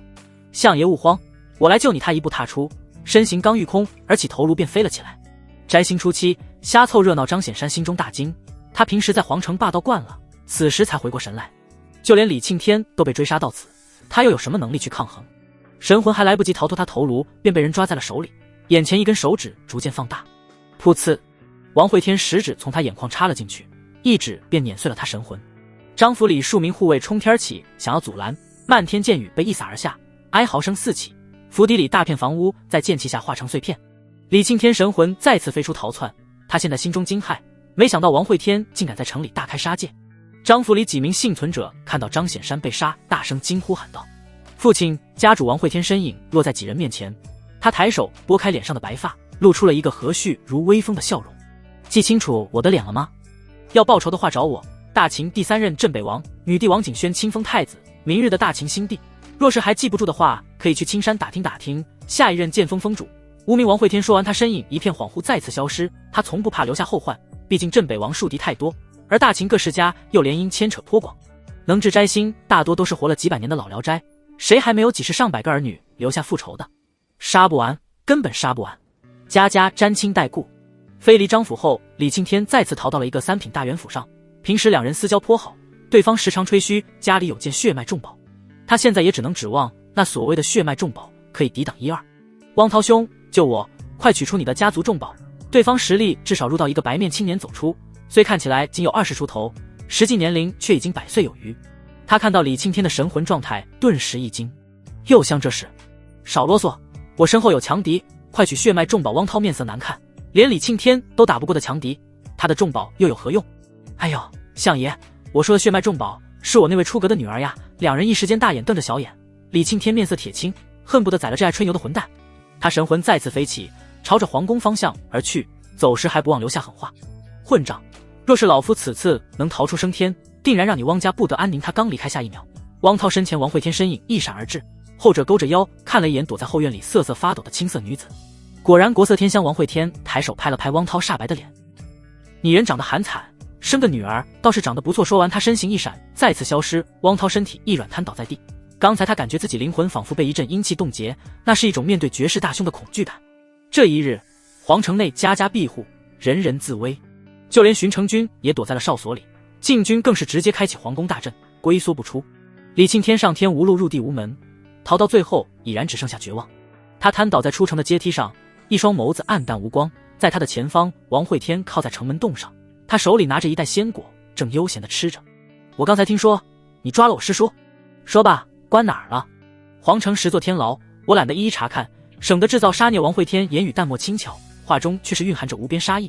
听闻霍香为了给自己报仇被囚禁天牢，他心中很是愧疚。穆青师那好歹是自己师父，而霍香与自己无亲无故，这个恩情他记住了。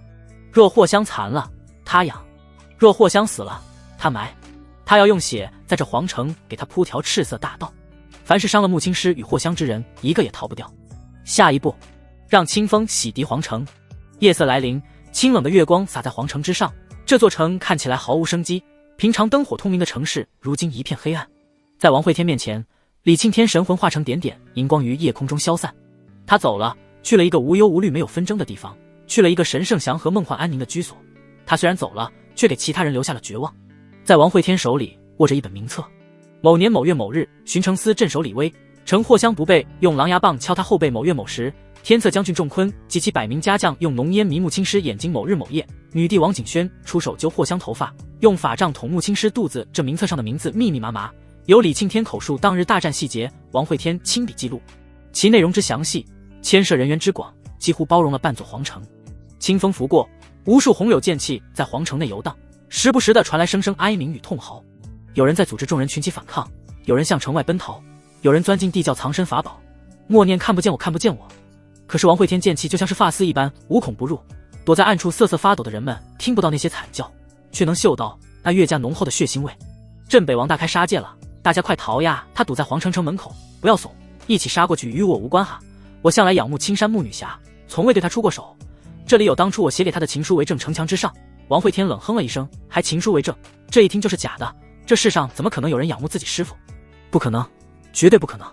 皇城内哀嚎逐渐稀疏，渐渐地变得宁静，原本稀疏闪烁的斗法灵光逐渐稀少，最后熄灭，偌大的一座城池再次黑了下来。王会天收回覆盖整座城池的阴气，转身眺望着与皇城遥相对望的不老陵，那是大秦皇族的禁地，蛰伏着这个王朝最强大的底蕴，不成皇不入道者终身不得进入。而刚才，曾经的大秦太子王修闯了进去。当王会天杀进皇城来的时候，他便觉得机会来了，以此事进不老陵，请胜理由充分。在先帝镇压王会天的同时，封他个皇位不过是顺手而为，毕竟那群老家伙超然物外，根本不在乎谁是这大秦的皇。王会天脸上神色期待，他见过北元的圣，却是从未见过大秦的圣，他倒要看看所谓圣人是不是真的超然物外，不理世事。收回目光，在他身后街道上有一盏灯火向这边来。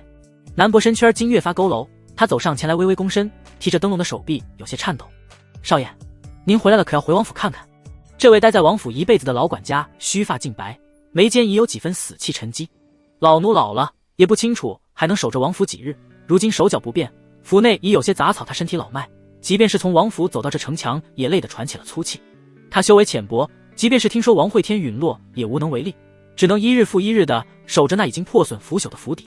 少爷，前几日老奴私自挪用王府款项置办了一口棺材，还请少爷责罚他。就这么勾着身说着府内发生的一件件事，有厢房坍塌修缮，有后院墙壁开裂缝补，有府门牌匾上漆，事无巨细。王会天看着他没有打断，这些事在他眼里无关紧要，在老人眼中却是天大的事。说到最后，南伯突然开口问道：少爷，你可有找到心仪的姑娘为叶家延续香火？我为你存了些娶亲的彩礼，都藏在了大少爷屋子的密室里，若是哪天我不在了，你记得去取。听着南伯的唠叨，王会天感觉心里有些不是滋味。一个年近古稀的管家守着一座人去楼空的府邸，他应该很孤独吧？至于让自己安稳下来延续香火，拿什么延续？他现在的身体拼拼凑凑，一片斑驳。南伯，要不我给你找个老伴怎么样？正在断断续续说着话的南伯一愣，神色极为诧异地看向王会天的脸色，顿时心中咯噔了一下。看王会天神情不像是开玩笑的样子，想到自己这100多岁的老妖，他当即提着灯笼转身离去，看起来腿脚都利索了很多。喂，南伯，你去哪儿？我和你说真的，少爷，老奴回去收拾一下府邸，你办完事早些回来。王会天略作感叹地摇了摇头。嗨，这老头还害羞了。他抬步往天牢方向走去，每踏出一步都在地上留下个鲜红的鞋印。第9天牢，这里修建在一个湖泊之上，湖泊中间是一座低矮的岛屿，每当月亮升起之时，湖泊便会涨潮淹没岛屿，阴寒的湖水会不断侵蚀囚犯的身体，这是惩罚也是限制，避免有囚犯修为突破逃出牢笼。万道山岛也派人来救过霍香，但都是些低阶修士，自然掀不起什么风波。王惠天看着湖水，轻皱眉头。在那汹涌的湖面上，有一叶扁舟，一个穿着蓑衣的男子正端坐其上，挥着鱼竿，颇有些世外高人的样子。小友，你人也杀了，气也消了，退去如何？王惠天看着沉在水里的岛屿，他有些想不明白，这里究竟藏着什么，竟会有入道强者守护。阁下，你在此钓鱼，第一竿便上了鱼，你是否还会继续下饵？男人皱眉，明白王惠天不愿退去，于是再次开出价码。若现在离去，这大秦的皇位给你3年，可否？你应该知道，大秦面积广阔，别说3年，即便是1日所收资源，也是天文数字。王惠天轻轻趴在湖边腐朽的栏杆上，看着湖里上下沉浮的鱼漂，谈着皇位的交易。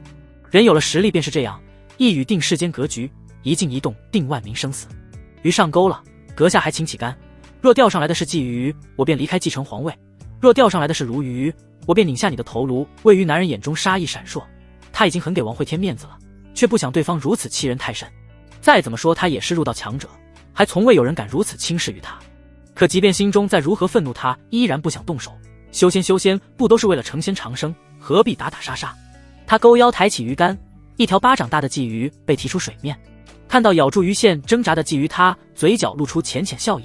小友，你该走了。他话还未说完，那鱼线竟是向着他缠绕而来。鱼线划过小船，浮在这滚滚浪涛里的扁舟被切成无数碎片。王惠天突然出现在他面前，血色长剑刺向男子眉心。抱歉，这条鱼太小了，不算数。看见王惠天出手，男子面色大变，无数水流卷动他身体，向高空飞去。无耻小人，当真以为我怕了你吗？他扯开嗓子嘶吼出声，抬手间风云变幻，湖泊中无数水柱冲天起，向着王惠天绞杀而去。滚滚黑云在他头顶凝聚，倾盆大雨从天而降，这些雨水还未落地便凝结成冰晶利刺。这便是入道高阶的威势，动若天灾，杀伐无双。整片天地间仅能看到大水漫天，王惠天身影在水里飘荡，恰如刚才那一叶扁舟。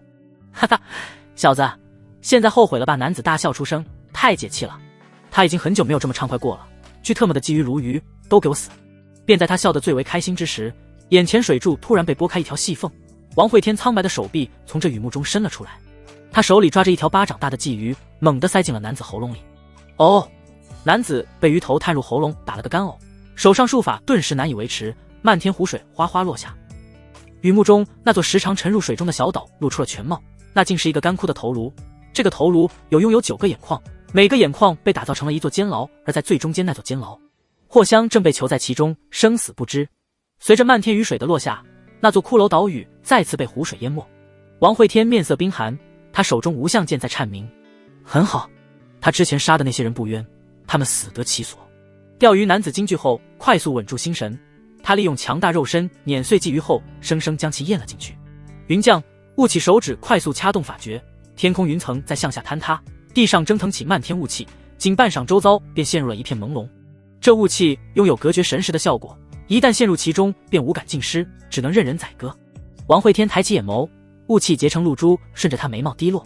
哈哈哈，你区区结丹境界，怎知入道的强大？即便是有些手段又如何？在我眼里你依然是只蝼蚁。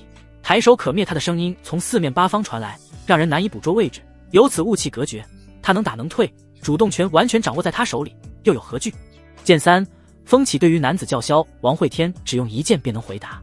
狂风卷起，拨云散雾，云雾淡去的瞬间，王惠天便看到了男子身影，他藏身于湖边一块巨石下，正准备换个位置继续出言威胁。那勾着腰偷偷摸摸的样子，活像一个偷狗的，很难将其与入道强者联系起来。你没招了吧？那该换我了。听到王惠天话语，男子猛然暴退，他倒是还有颇多手段，可是现在换了回合，已然来不及施展，只能凝聚水遁，仓促躲避那漫天剑气。镇北王，我受命大秦诸地在此镇守，你当真要与我不死不休？王惠天懒得听他啰嗦，无尽剑气覆盖了方圆10里，一时间湖水决堤，山川坍塌，掌控水的法则又如何？他的剑比这湖水还多。原本沉寂的皇城此时又亮起几点星火，有朝中幸存修士及皇城大家族往这边看来，即便相隔甚远，他们依然感觉目光刺痛。是长生灵的人来了吗？那疯子究竟多强？如此密集的剑气，真的有人能挡得住吗？人们战战兢兢，原本这世间用剑出众者都会被尊为剑仙，那是对其剑道的肯定与崇敬，他们心里的剑仙白衣飘飘，洒脱飘逸，哪曾见过这般诡异的剑域？天上落雨是剑，地上流水是剑，空中山峰是剑。那雨滴沾染他红袍被照映的猩红，那滚滚山峰中漆黑阴气蒸腾，那流水之中伸出道道猩红长鞭缠绕追逐着。长鞭尽头钓鱼男子举着一个深蓝色盾牌惊慌奔逃。平时高高在上不显世间的入道竟也这般狼狈，这让皇城里一众残存下来的朝臣与门阀对王会天更加恐惧。剑仙超脱凡俗，剑魔狂傲嗜杀镇北王，用剑出神入化，可他不配剑仙之名。剑魔一词倒是贴切，众人看着大战低声讨论。入道层次的大战可不多见，最近一次还是王景轩与王道阳的地位之争，不过那时战场被大阵阻拦在皇宫里，哪有现在看得如此真切。似是风声给王会天带去了这些闲言碎语，湖泊之上的他眉头皱起，猛然向着皇城方向看来。剑魔，世间之道，他最恨魔之一字。这些人好大的胆子，竟敢称他为魔，败坏他的名声，当真该死。无相剑被他抬起向上一挑，一道巨大的黑色剑光从地面升起，直往皇城大街而去。剑光擦过一角皇宫城墙，那护卫皇宫的大阵与城墙便如豆腐般被一分为二。再敢乱嚼舌根，死冰冷的话语响起，惊得一众偷偷出来看热闹的人急忙躲回家里，还说不是剑魔，说他一句便要抬剑砍人。众人虽然躲起来了，但是王会天能让他们一时闭嘴，又如何能让他们一直闭嘴？他这剑魔的名声怕是洗不掉了。收回视线，他缓步向着湖中走去。湖水流进那巨大的骷髅已经全部显现出来，这个头颅足有100米巨大，即便死去良久，依然能感受到其强大的压迫感及赫赫凶威。他面部攀爬着无数血丝，这些血丝连接着那9个巨大眼眶，不断的有血液从中输送而出。王会天走进最中间眼眶，霍香被无数铁链绑着手脚束缚在空中，沿着这些铁链有无数细小的血丝攀爬而上，他们贪婪地吸吮着霍香体内精气。曾几何时，在他眼里高不可攀的师叔也曾经将他这样吊起来打过。王会天嘴角微微勾起，哈哈，真是此一时彼一时啊！当初你把我吊起来揍，现在自己也被吊起来了。师叔，别来无恙。听到声响，霍香艰难地抬起头来，他长发打结，尽是泥污，衣袍破烂，隐隐透露出些许春光，目光有些空洞。你是何人？王会天抬手斩断缠绕在霍香身上的血丝，嘴角勾起一个残忍至极的笑容。他现在核心是那枚带着树眼的肉丹，中间是死后凝聚的鬼躯，最外面则是以剑气覆盖遮掩鬼气。霍香认不出他来也属正常。别说是霍香，他若是不报名号，亲爹来了也不一定认识。姐，师叔，没想到你也会有落我手里的一天。瘫倒在地的霍香心头咯噔了一下。完了，来寻仇的。由于被囚禁太久，他体内伤势严重，身体极为虚弱，而今才一摆脱束缚，又受到惊吓，双眼一翻便晕了过去。王会天蹲下身来，手指搭在他腹部，少量鬼气侵入，探查着他体内伤势。本源枯竭，命不久已皱着眉头，他看向那些被砍断后逐渐枯萎的血丝，顿时一股戾气平白生出。好个长生灵，好个大秦朱棣，竟用修饰本源供养这死了不知多久的鬼东西。他将霍香抱了起来，向外走去。果然这大秦存在的太久，终究腐朽了，竟然出现了这种效仿北元魔修的事。神算子说的对，我若想灭北元，最先要做的便是整顿大秦，走出牢房。那漫天剑气已经散去，在不远处干枯的湖底淤泥上，钓鱼男子跪坐在地，他身上尽是剑痕，血液顺着他所在的位置向四面散开，一根红柳剑气从他下身刺入，又从头顶伸出。他的神魂被这根剑气透穿而过，气息正在缓慢消散，已然是死期将至。诸位先帝不会放过你的。他艰难开口，气息虚弱至极。对于男子的威胁，王会天不以为意，谁不放过谁还不一定呢。缓慢走到男人边缘，他抬起食指勾起对方下巴，呵，呸！一口阴气吐在后者脸上，刹那将对方那最后的倔强吹得烟消云散，随之散去的还有这个血色夜晚。皇城东边一抹朝阳缓缓升起，王会天眯了眯眼睛，他现在有点讨厌阳光。河岸边，一个穿着华服的男子迎着朝阳向这边跑来。表弟，哎呦表弟，我来迎接你登基了。来人正是二皇子王浩，他一脸谄媚，身后还带着之前那个红甲女护卫秦然和几个侍卫。王会天抬头看去，眼中有一丝寒意，让后者身形一颤，急忙站定原地，不敢再上前来。表弟，你忙，你先忙。他颇为尴尬地嘟囔了2声，抬袖擦了擦额头上不存在的汗水，不动声色地往秦然身后挪了挪。他是真的害怕，这杀心一回来就灭了半成人，只有躲在秦然身后能够给他丝丝安全感。王会天没有理会王浩，转身走进了其他牢房。第一间牢房里关着一个赤膊大汉，他浑身肌肉虬结，上身纹着一条过肩青龙，狰狞龙头浮于胸口，看起来栩栩如生。道友，救我出去，条件你提。在李飞尘感知到外面战斗的时候，他便知道机会来了，这或许是他逃离的唯一机会。王会天上下打量了一番李飞尘，顿时一个人名出现在他心里。过肩龙、鬼头刀小儿只提李飞尘，这可是曾经闻名大秦的入道强者，没想到竟被关进了这里。对于王会天能准确叫出他的名字，李飞尘丝毫不觉得意外，毕竟他的凶名又岂是岁月能轻易淡忘的。确定了男子身份后，王会天眸光一亮，我身边缺个侍女，我要你的妹妹李飞雪。男子神色一愣，目光颇为怀疑地打量着王会天，让你随便提你就真的随便提啊？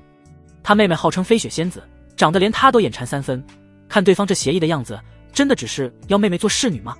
他怎么那么不相信？道友，要不你换一个条件？王会天目光一冷，别叫我道友，本王与你不熟。看到王会天变脸，李飞尘急忙同意，最主要的是他妹妹就被关在隔壁，不同意又能如何？可以说现在他与妹妹的命都捏在对方手里。将剩余的7间牢房全部查看后，王会天共计就出了3人，除了李飞尘兄妹，还有另外一个叫做赵盘。原本3人应该都是入道修为，而今却是掉落到了摘星。走出牢房，王会天眼中红光一闪，肉色金丹从他眉心飞出，巨大头颅表面的无数血丝爆裂开来，被吸入其中，如同小山一般的怪物头颅正在干瘪缩小。这些精气乃此魔物违法所得，而今本王没收诸位没什么意见吧？他身后李飞尘等人看着那肆意吞噬气血的肉丹，眉头跳了跳，他们敢有什么意见？你厉害，你说啥都是对的。散发着凶戾气息的肉丹吞噬大量精气后急速变大，丹上那如同剑纹的树眼看起来越发邪性，眼中瞳孔在众人身上略微扫过，便让他们惊出一身冷汗。诸位莫怕，你们别看他长得怪异，他其实是一颗善良的金丹。里飞尘打了个寒战，神特么善良的金丹，谁家金丹长这样？收回肉丹，王会天抱着货箱往湖边走去，身后怪物头颅被一阵风吹过，化成漫天粉尘。他装作不经意的开口对李飞尘问道，不知诸位出去以后想要做些什么？李飞尘嘴角抽了抽，我与妹妹想跟在阁下身边长长见识。赵盘虽然语气不情愿，但还是小声回答，我也是。李飞雪冷笑看着两人，长个屁的见识，别以为他没听到这2个家伙躲在牢房里的图谋，把自己送去当侍女啊！这就是亲哥。岸边二皇子王浩一直小心翼翼地站着，不敢上来打扰。秦然俏生生地站在一旁，心中也是颇为忐忑。毕竟往日热闹非凡的皇城，而今街道稀稀疏疏，没人知道昨夜死了多少人，或许连王会天自己也记不清楚了。他抱着货箱走到王浩面前，看向王浩的眼睛微微眯起。这家伙表面仅是元婴期，但是在刚才他肉丹上树眼的刺探下，似乎潜藏着未知的力量。他隐藏了境界。二表哥，我观你有大帝之姿。他声音淡然，落在王浩耳里却如同惊雷，让对方谨慎的身躯微微一颤。陛下哪里话，我不过是这大秦平平无奇的一个小皇子罢了。对了，皇兄王修已经去了长生陵，3弟王远现身处郑国元帅雪妖军营，怕是也会起兵擒王。他这声陛下喊得王会天猝不及防。好家伙，自己还没登基呢，正位皇子就迫不及待地喊自己陛下，怕不是这皇位有些烫手。这王浩看起来可真是无害又乖巧，说的话也是在暗暗撇清自己，告诉王会天真正的威胁是3皇子和长生陵，若不是察觉到对方境界异常，怕是王会天都相信了。哼，长生陵若是师叔就不活，他便烧了这长生陵。王会天看了一眼仍旧昏迷不醒的霍香，飞身往皇宫而去。他身后几人面色古怪地看了王浩一眼，同样跟了上去。愣在原地的王浩眸光阴晴不定，急忙转身招呼手下，快，傻站着干嘛？请太医啊，殿下！皇城里的太医昨日有些被镇北王迁怒杀了，还有些今日一早卷铺盖逃了。叫啥镇北王？叫陛下抓回来，统统抓回来！大秦皇宫自从王景轩上位以来，王道阳的后宫统统被遣散了，偌大的宫殿群里仅有数千禁卫军及一些太监杂役，他们原本就是王道阳的人，对王景轩并无多少归属感。而今王会天来了，顿时跪成一片，几个王景轩的心腹被禁锢了，修为捆在大殿里。这事他们经历过了一次，很是熟悉，做事颇为干练老辣。除了王景轩住的未央宫进不去以外，其他宫殿都被整理了一遍。而且这次有二皇子领头，可以说是考虑的面面俱到。陛下，这边请几个小太监殷勤的在前面带路。王会天刚将货箱找了处寝宫放下，二皇子便带着一群御医风风火火的来了。所有人排队进殿诊断，若是救不活，通通杀头。秦然将禁军派出去，通知那些还没死的53刻进宫上朝面见新帝小雨，通知城防营将人全给我撒出去，但凡周边城池兵马异动，立即来报王佐，派出高手盯紧长生陵，若有先帝出朝，立即摇响双生陵。一队队人马领命离去。王会天神色怪异的看着忙前忙后的王浩，这家伙简直绝了。对于大小事务，他仿佛演练过千百遍一般，一切安排的井然有序。说实话，他只是脑袋一热便来了皇城，对这地位他毫不在意，这可是王家的天下，就算控制了皇城，也很难控制整个大秦。但这二表哥可就有点离谱了，他现在竟然开始协调各州诸侯，想要在其中博一个平衡。海公公，你指就说镇北王殿下是女帝亲封太子，正位继承，这还不够。陛下，我们还需借势青山镇国元帅天作与我四弟分别镇守新月关与深渊古道。我们可以造谣说他们已经投诚，震慑诸侯，拉拢一批，打压一批。他一边安排，一边在王会天耳边巴拉巴拉地说着，其中谋划牵扯之广，几乎布局天下。王会天被他说得一愣一愣的，就连他身后的几个摘星也是再次被这家伙震惊住了。李飞尘轻轻俯身在他妹妹耳边道：“这家伙莫不是他爹在位时就谋划着造反了？啧啧，人才啊！”李飞雪瞪了李飞尘一眼，冷喝开口：“哼，你把我卖掉的事，我还没跟你算账呢，竟然还敢与我说话！李飞尘，你给我死！”对于这两兄妹的打闹，王会天没有理会，他紧紧地盯着屋内躺倒在床上的霍香。进去的御医很多，每个出来都无奈摇头。本元枯竭哪是那么好医治的？这些御医全都看过一遍后商量了些许，最后还是一个须发净白的老头走了上来。镇北王，霍仙施本源为封禁之力，或许服用6品封天丹能有奇效。王会天皱眉，这天下5品炼丹师都极为稀少，去哪找6品丹药？他醒了吗？老御医犹豫了一下答道：“已经醒了，说您竟然敢吓唬他，让您进去挨揍鹅。这么记仇的吗？好歹是师叔呀，就不能大度些？”王会天站在门外踌躇了半晌，还是走了进去。对于这个师叔，他还是有些惧怕的。当初这娘们揍他，那可是下了黑手的。看到门口那个一步分作3步挪的身影，霍香气不打一处来的吼道：“小子，踩蚂蚁呢，还不赶紧滚进来！”王会天走到近前，他低着头，有些心虚的说道：“师叔，是我连累你了。”霍香强撑着站起身来，目光颇为不爽的看着王会天。身着大红袍，留了一头白毛，腰间还挂着个破陶罐，这是什么造型？他越看心中越是鬼火戳。谁家父母看到自家孩子一头黄毛不生气？谁叫你这么打扮的？哪里还有半分正道修饰的样子？你自己看看你自己现在什么样子，还敢吓唬我？长大了管不了啦是吧？你师傅的好你是一点没学到，竟是学了些臭毛病。混账至极！他从头到脚将王会天数落了一遍，从他的打扮到性格进行了批判，不过却是越说声音越小，最后只是化作一句轻叹罢了。还活着就好。房间里陷入沉默，王会天不知道该怎么回话，他没有什么与长辈相处的经验，也不善于情绪表达。霍香则是骂累了，沉寂半晌后，他再次缓缓说道：“当初我与你师傅说好的，谁被抓住只能算自己倒霉，我和他早就想给大秦松松骨头了，此事与你无关。别看你师傅逃回去了，他没准比我还惨。”说到这里，霍香苍白的脸上露出了一个诡异的笑容，似乎有些幸灾乐祸。王会天眉头皱起，师傅究竟怎么了？竟然能比霍香还要惨？莫非是被人侮辱了？他那暴脾气本来就嫁不出去，若真被侮辱了，还不得杀个1000万人泄愤？心中虽然好奇，但是王会天也不敢问。二皇子送来了一些固本培元的丹药，但这些也只能略微吊住霍香的命。等他从霍香屋子里出来之时，天色已暗，乾坤殿里被抓回来的群臣还在焦急等待，没人敢有怨言。即便当初面对王景轩时，他们也没这么谨慎。毕竟王景轩不会血洗皇城，为了皇位他可以略作忍让，而王会天不一样，他可以不要皇位，只要杀得心里舒坦。看到冷着脸从殿外走来的王会天，众人噤若寒蝉，竞相埋着头，不希望对方注意到自己。走到殿前，踏上台阶，王会天看了一眼那由极品灵石打造的奢华龙椅，脸上露出一抹嫌弃。轰隆，散发着璀璨宝光的龙椅被一脚踢飞了出去。他从陶罐里掏出一个小板凳，放在原地坐了上去。诸位，3件事：第一，寻找6品封天丹，若是找不到成品，给我单方也行。第二，传令冷少撤军，停止封锁青山。第三，即日起各州备战，除了本州防卫提升之外，抽调5万驻击进驻新月关，半年后北伐天狼山。说着，他眸光在大殿里扫了一眼，声音中带着冷意：“我知诸位并非真心服我，你们不过是在等待长生林显圣，亦或是雪妖军入京平叛都无所谓。但在那之前，若是在场有人对我安排之事倦怠拖沓，杀无赦。”说完，王会天看了一眼王浩，论正事处理，还得是这家伙，他没时间一直盯着，只能交由对方统筹。他倒也不怕对方给自己挖坑，反正柿子多了不怕痒。若有处理不了人或事，李飞尘、赵盘2人，你可随意调动。2人毕竟曾是入道修为，就算掉落摘星实力，也不是一般周牧能比的，足以镇压些许心火。至于李飞雪，还需要留下来照顾霍香。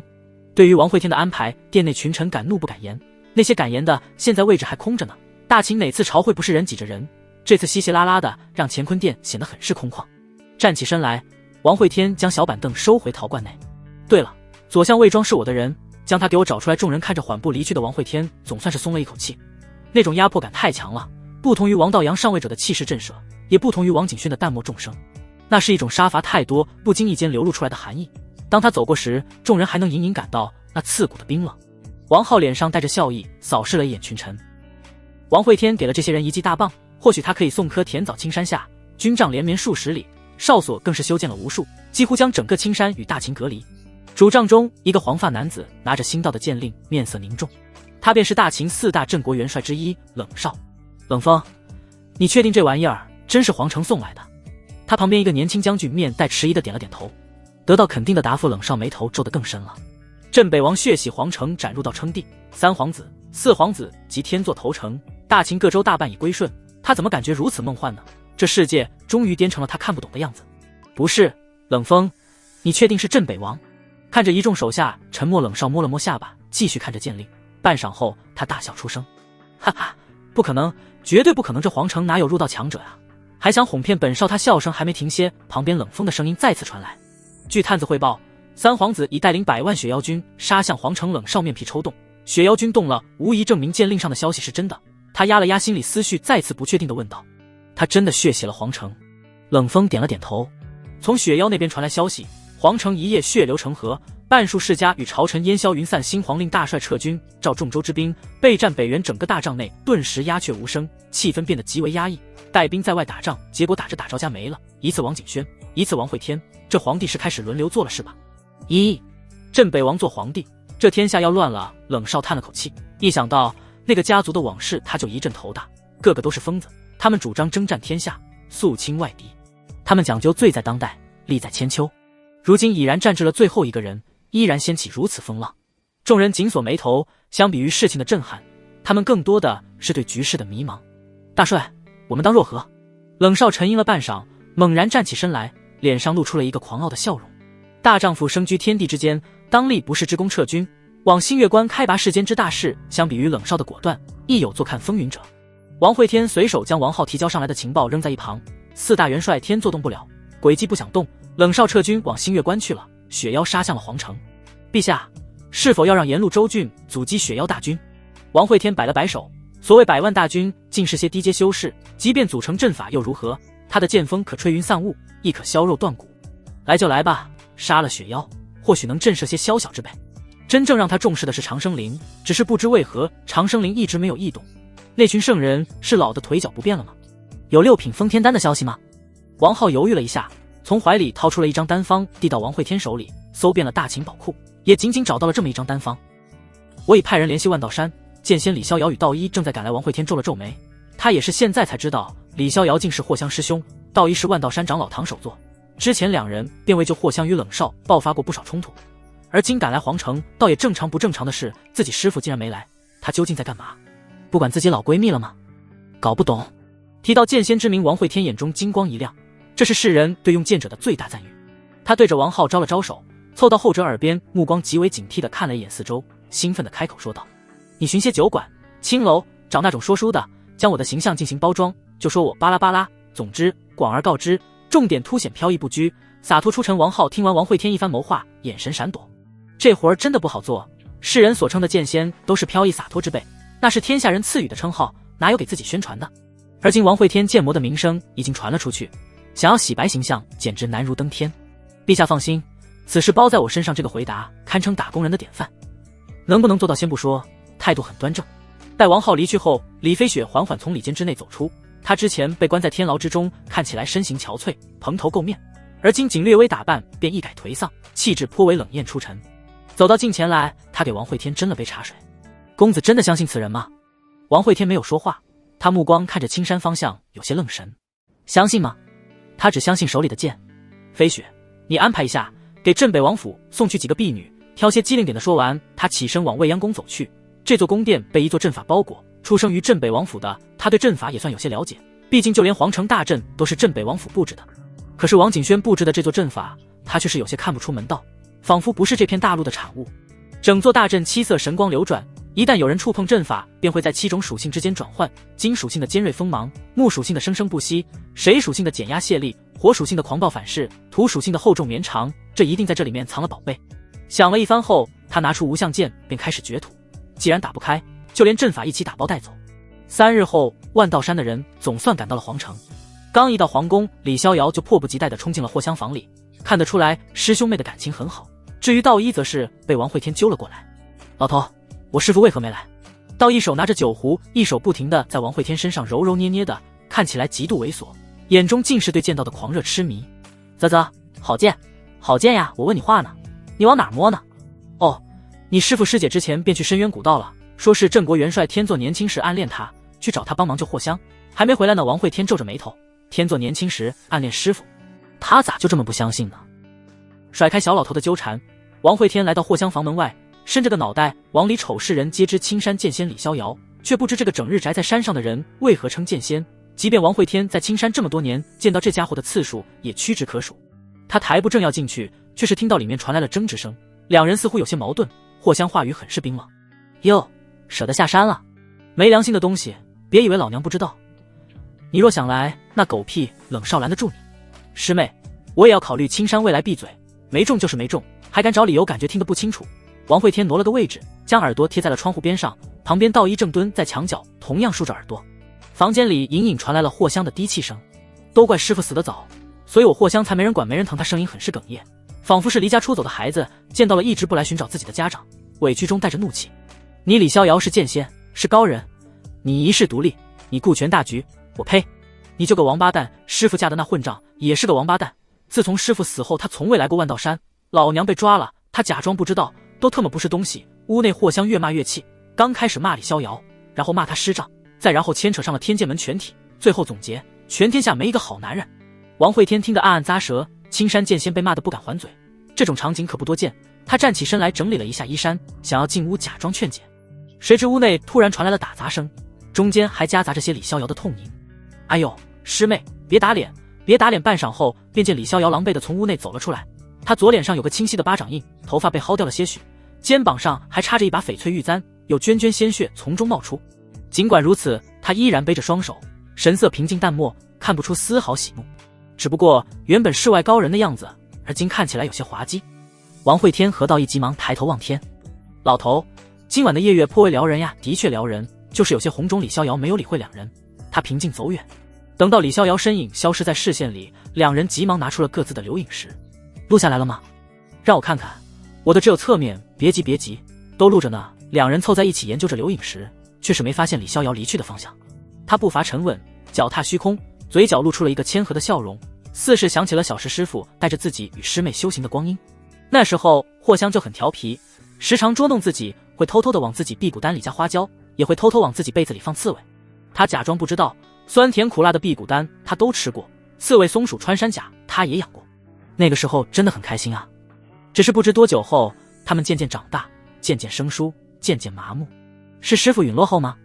亦或是自己开始练剑后？李逍遥不停地询问着自己，有些没有答案的问题，他会去问手中的剑不会回答，但是剑锋指着的人会回答。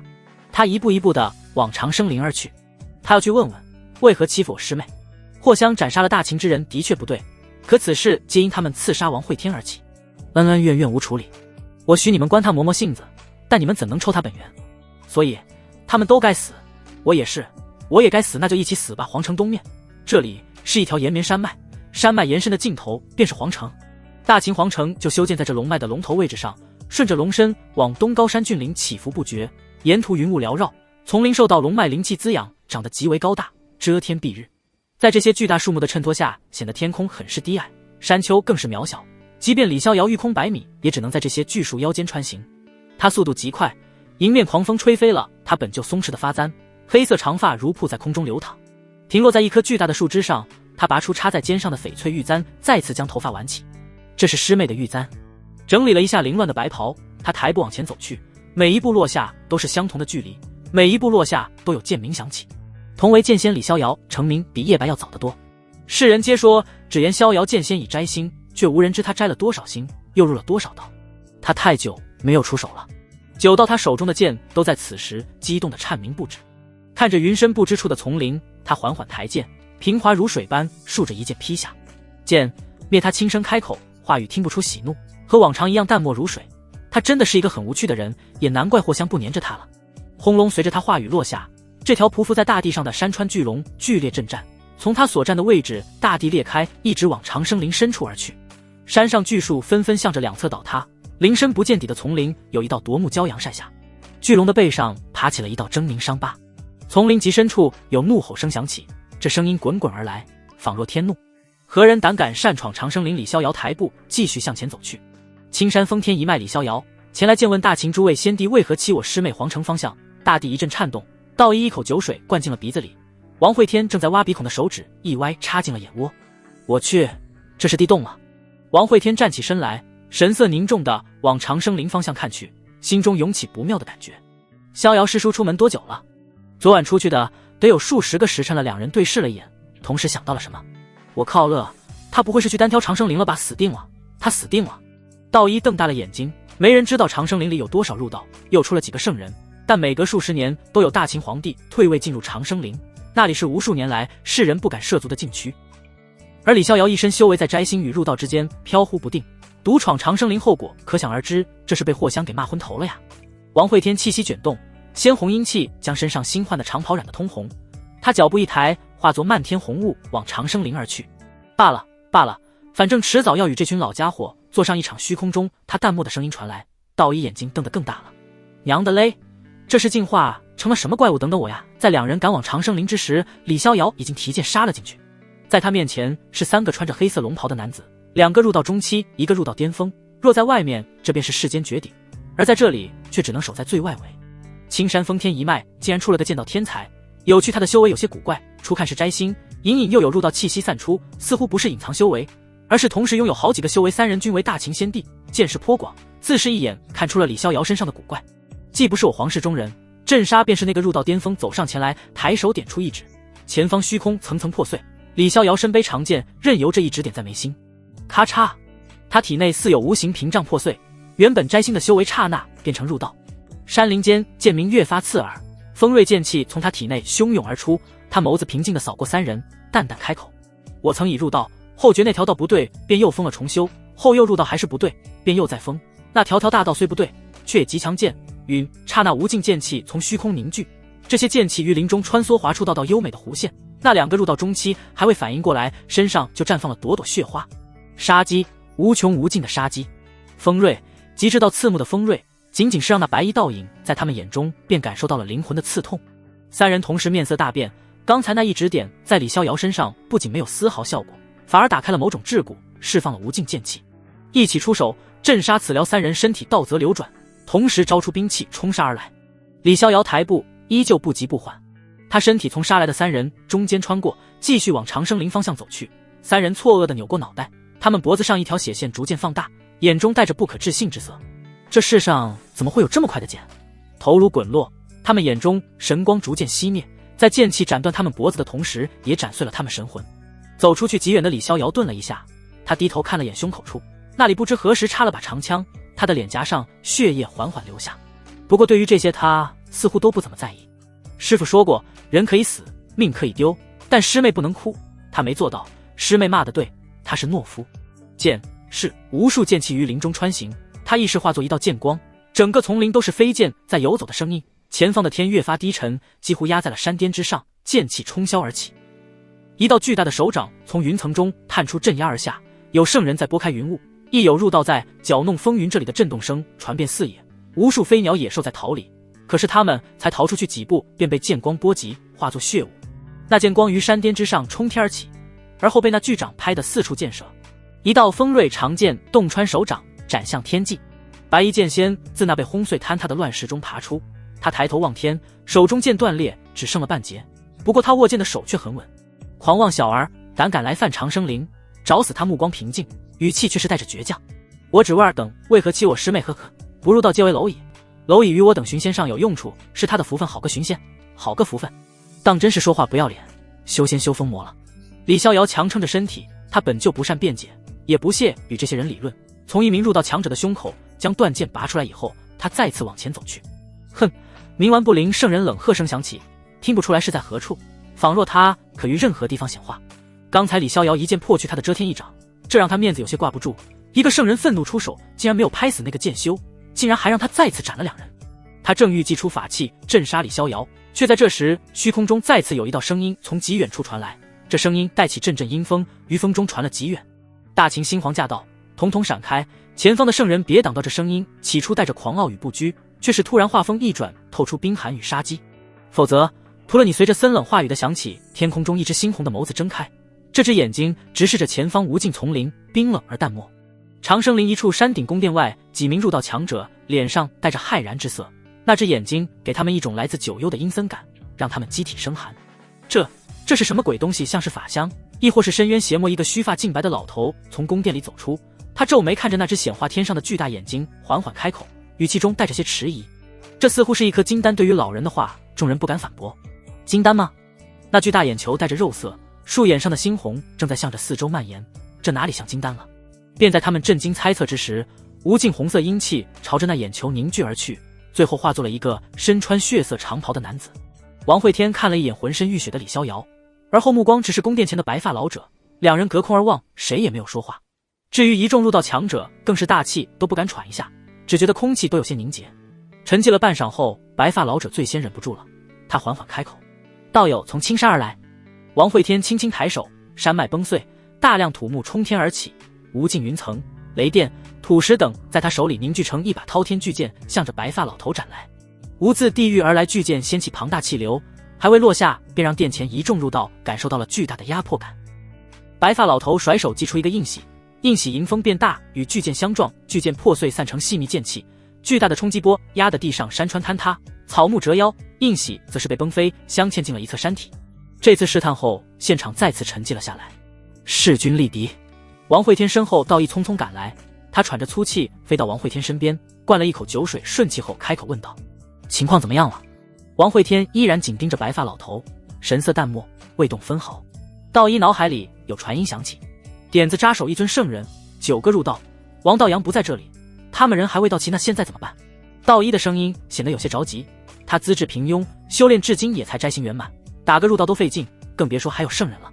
无妨，只是他莫要露怯，我来演他这种时候，一旦让别人看出虚实，那么今天便难以全身而退了。李逍遥已是强弩之末，道一买一送一，真正能打的只有自己。山顶宫殿白发圣人与王会天对拼过一记后，一众入道强者都神色凝重。要知道，对手仅是随手施为，而自家圣人是祭出了法宝的，竟是斗了个旗鼓相当。白发圣人身边同样有入道在传音询问：“怀岳大圣，对方什么底细？”老头语气凝重，表面同样不动声色。实力很强，若是硬拼，我与他倒可全身而退，尔等怕是会殒命于此，那现在怎么办？无妨，莫要露怯，我来演他。怀岳大圣往前走了一步，气势鼓动衣袍猎猎作响。道友，阁下门徒擅闯长生林，杀我大秦入道5尊，此事总得有个交代吧。王会天同样上前一步，面色依旧冷冽，心中却是在暗呼：好家伙，不愧是青山剑仙，不出手则已，一出手就斩了5尊入道，这家伙藏得好深。即便今日他死在这里，有了这5尊入道兜底，不亏。想到这，他说话的底气不由都足了几分。杀就杀了，你当如何？怀岳大圣皱了皱眉：道友，圣人不理世事，不问江湖，超然物外。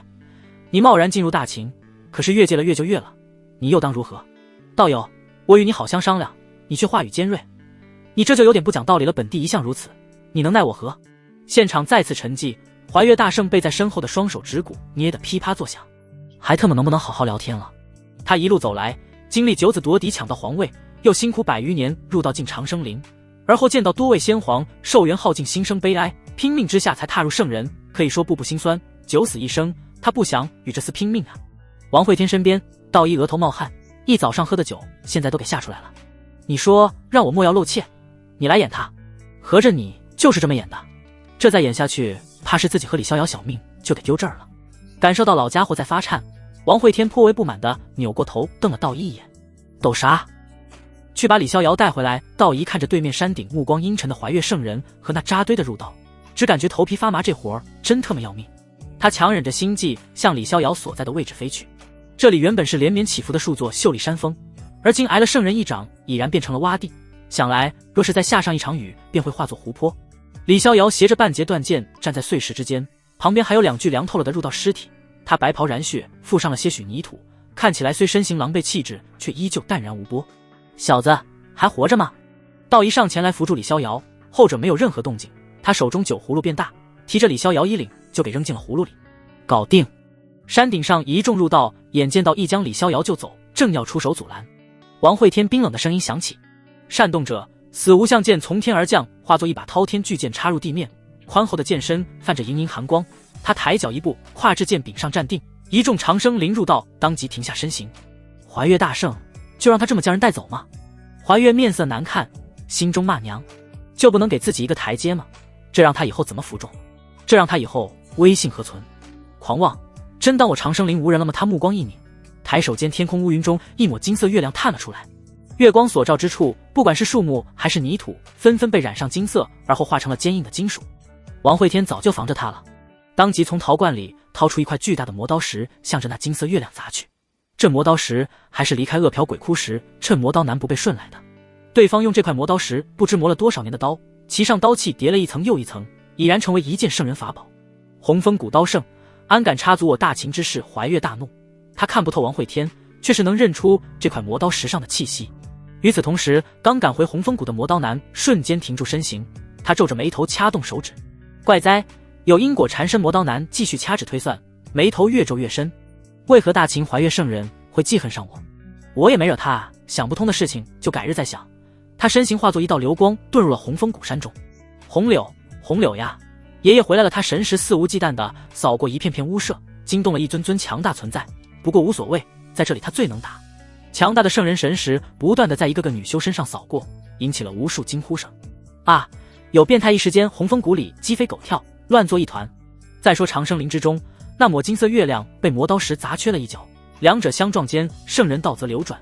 王慧天鲜红的长袍被撕扯成大片红雾，狂暴的圣人道则碰撞中道，一紧抱着酒葫芦于金色流光中穿行。若是稍有不慎，被法则力量波及，必死无疑。哎呦，完蛋了，完蛋了！圣人出手了，他将酒葫芦顶在头上，慌不择路，好几次都跑错了方向。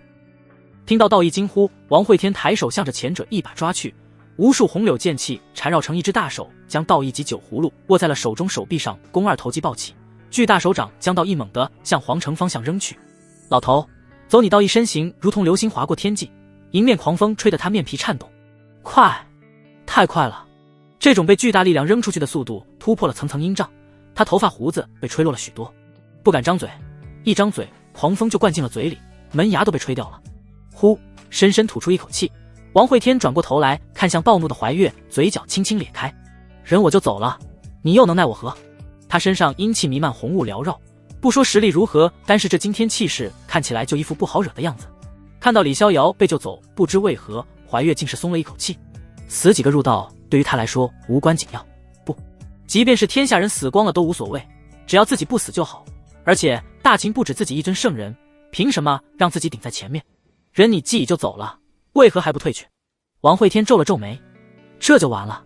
与他预想的不对啊，对方不是应该暴怒出手，与自己不死不休吗？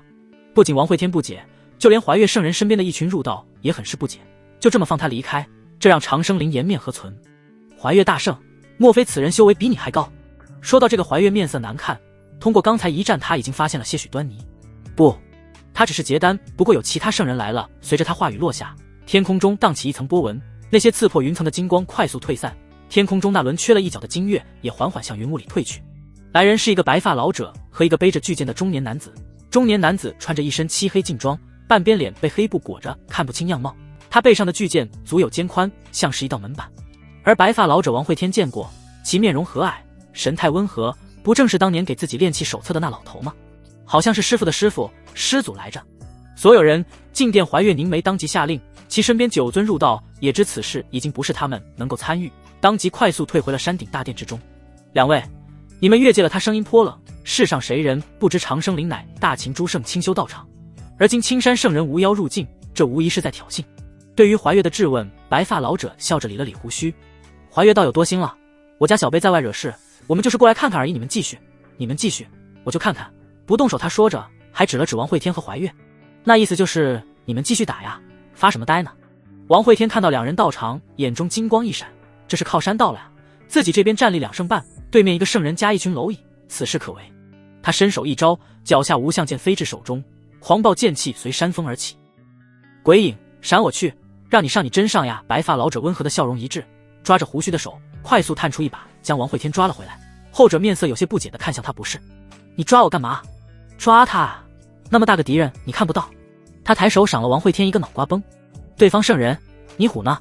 王慧天皱着眉头，半晌总算是想通了师祖用意，于是开口解释道：师祖，我已探出了对方虚实，不过是一个新晋圣人，能杀你们2人为我略阵，有2胜在场。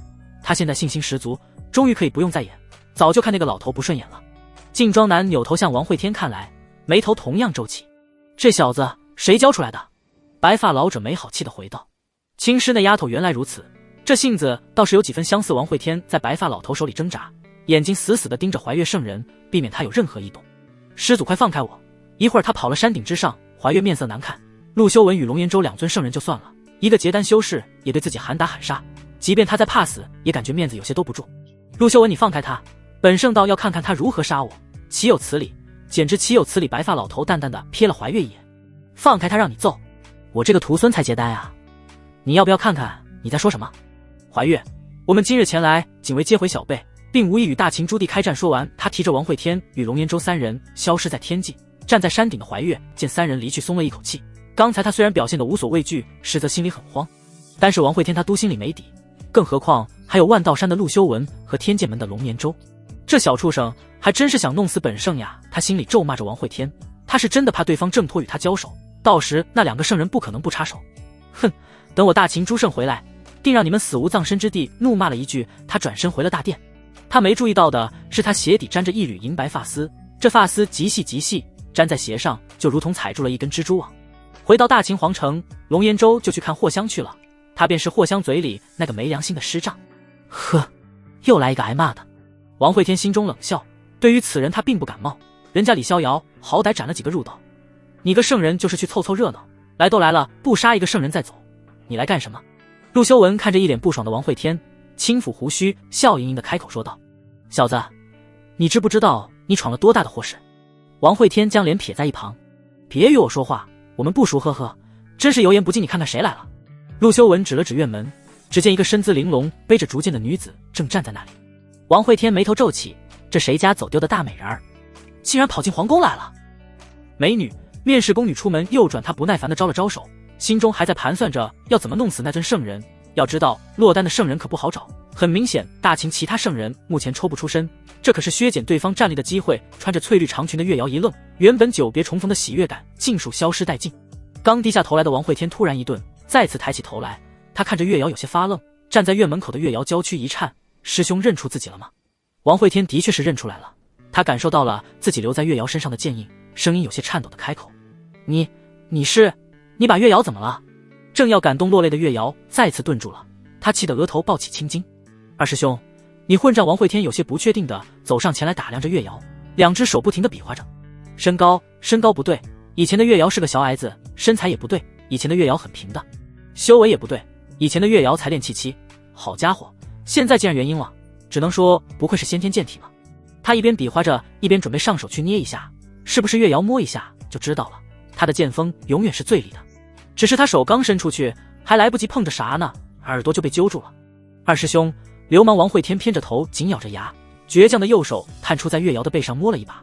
他震惊的扭过头来，真的是月瑶，这丫头怎么变化这么大？明明小的时候脸庞肉嘟嘟的，这肉都掉到胸口去了吗？月瑶俏脸一红，狠狠地瞪了王慧天一眼，这家伙还是这么不靠谱，白瞎了自己的感动。原本想说的一肚子话，现在是一句也说不出来了。他现在心里塞塞的，师父师姐出门一去不回，好不容易找到了师兄，结果这货一副好奇宝宝的样子盯着他，简直是太过分了。想着想着，眼眶变红了，2滴眼泪挂在睫毛上，只感觉心里委屈的紧。呜，师兄，师父和师姐出门了，一直没回来。我一个人在山上提心吊胆的，掌门师伯也出去找他去了，也没有回来。月瑶哭着哭着，眼泪珠子便串成了线。突然身后有人碰了碰他手臂，将一块绣着荷花的手帕递了过来。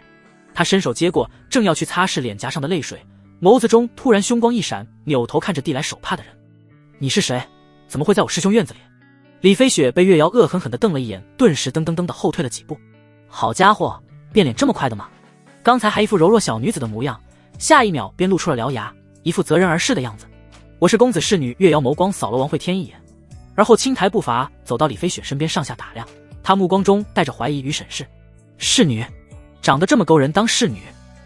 呵呵，可笑，我师兄一向独来独往，可没有收侍女的习惯。王慧天埋着头，这小妮子是不是对自己有所误会？他还寻思着再凑3个出门抬轿子呢，这可是自己梦想。月瑶紧咬着李飞雪不放，想要看穿对方的图谋。你眉若桃花，眼似星辰，顶着一张狐妹子脸，莫不是接近我师兄另有企图？李飞雪身躯不断后退。我是你师兄抢来的？胡说！我师兄光明磊落，心怀正义，见不得人间疾苦，岂会强抢娘家妇女？月瑶一步步逼近，直接将后者逼至了墙根。李飞雪退无可退，后背死死地贴在院墙上，她颇为无奈地看着已经贴在自己身前的月瑶。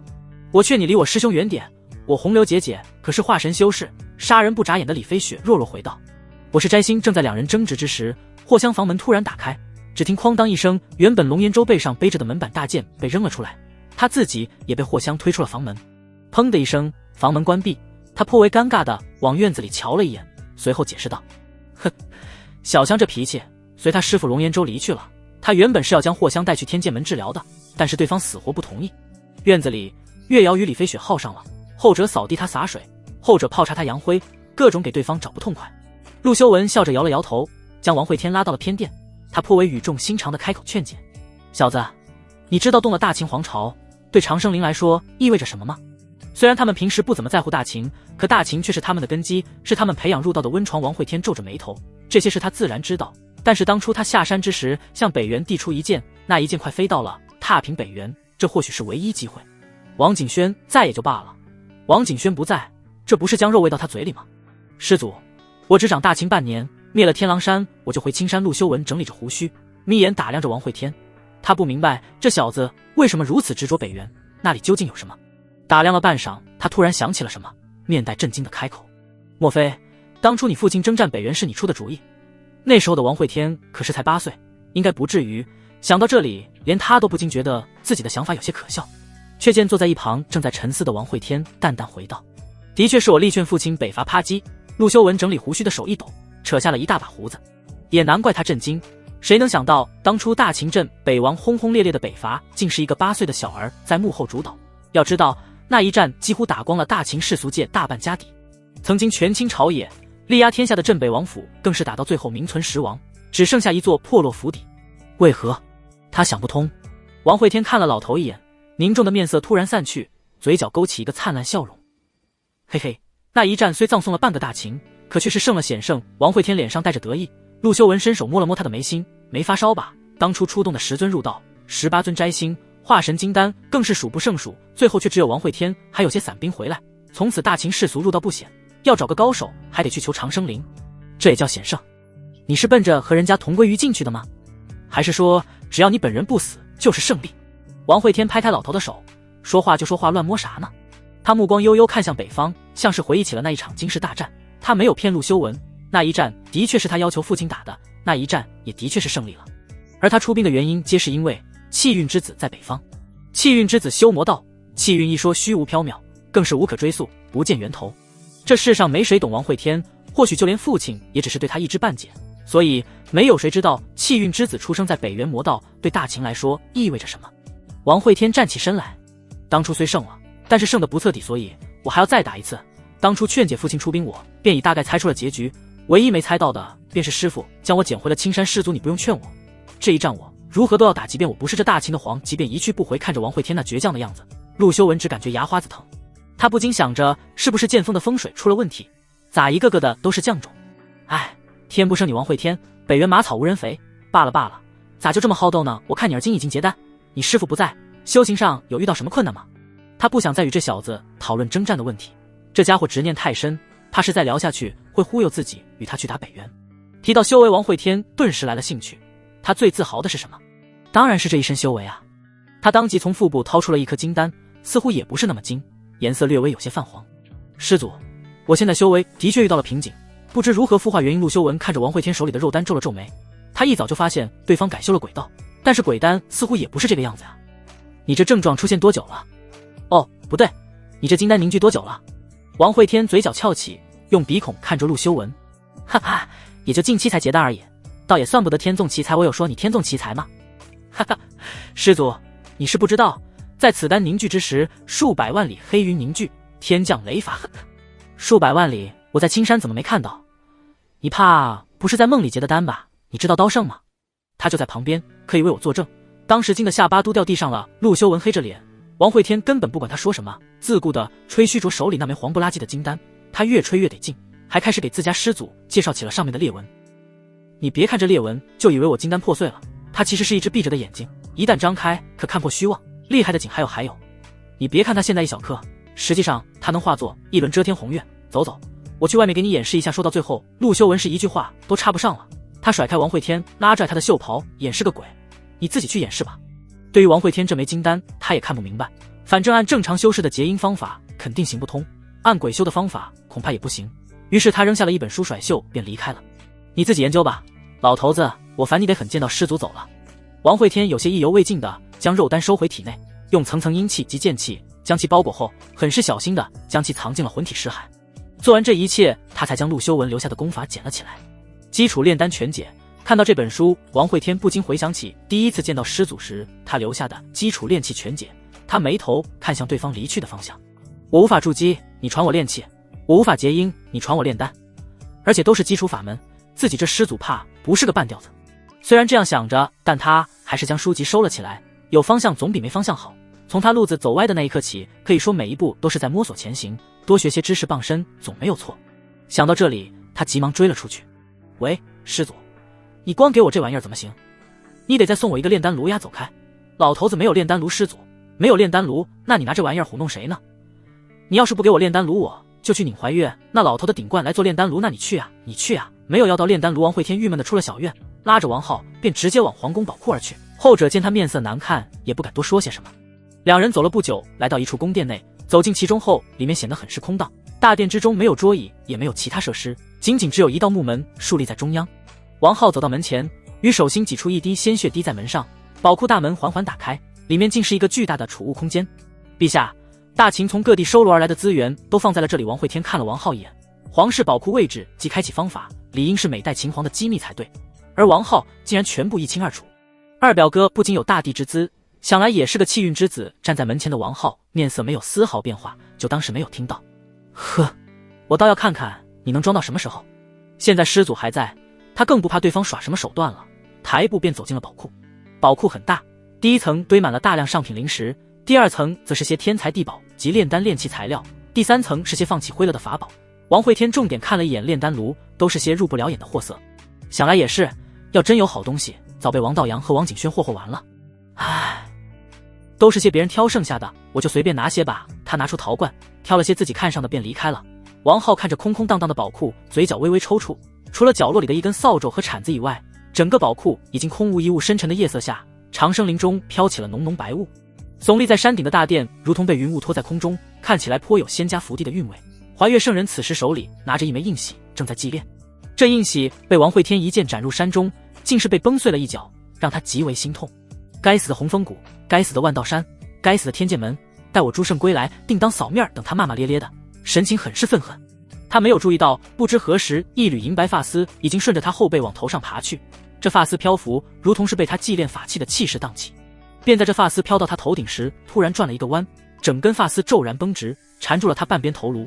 锋利的剑气刹那爆发，竟是在一瞬间将他头盖骨旋了下来。嗖一声音爆响起，这缕发丝缠绕着被旋下的头盖骨破空而去。怀月祭炼法器的动作一顿，急忙抬手向头上摸去。啊！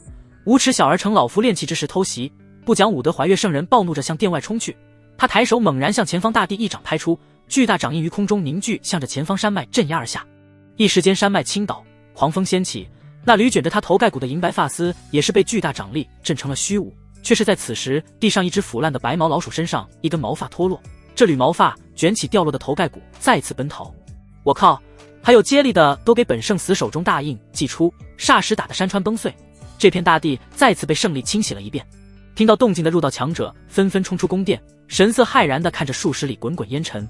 他们齐刷刷地看向站在山崖喘着粗气的怀月圣人，却是神色齐齐一愣。只见对方造型甚是古怪，身上没有任何伤势，头颅却是少了半边，似被人从眉心处一剑切下，准确来说是头骨少了半边，顶盖不见了，脑子倒是完好。欺人太甚，欺人太甚！怀月指着山林怒骂，圣人少块头骨倒无伤大雅，但此事很是耻辱。他堂堂圣人竟然被人在家里偷去了头骨。所有人检查方圆10里一切事物，那小畜生的剑气隐匿机枪翻出来，都给我翻出来！众人看得出来，圣人现在很愤怒，也不敢去触他眉头，只能不断地用神识在山间查探。怀月站在山巅，面色阴沉，沉默了数个时辰后，他毅然决然地将大殿收入了袖中，带着一众入道强者往长生林更深处飞去。他要搬家。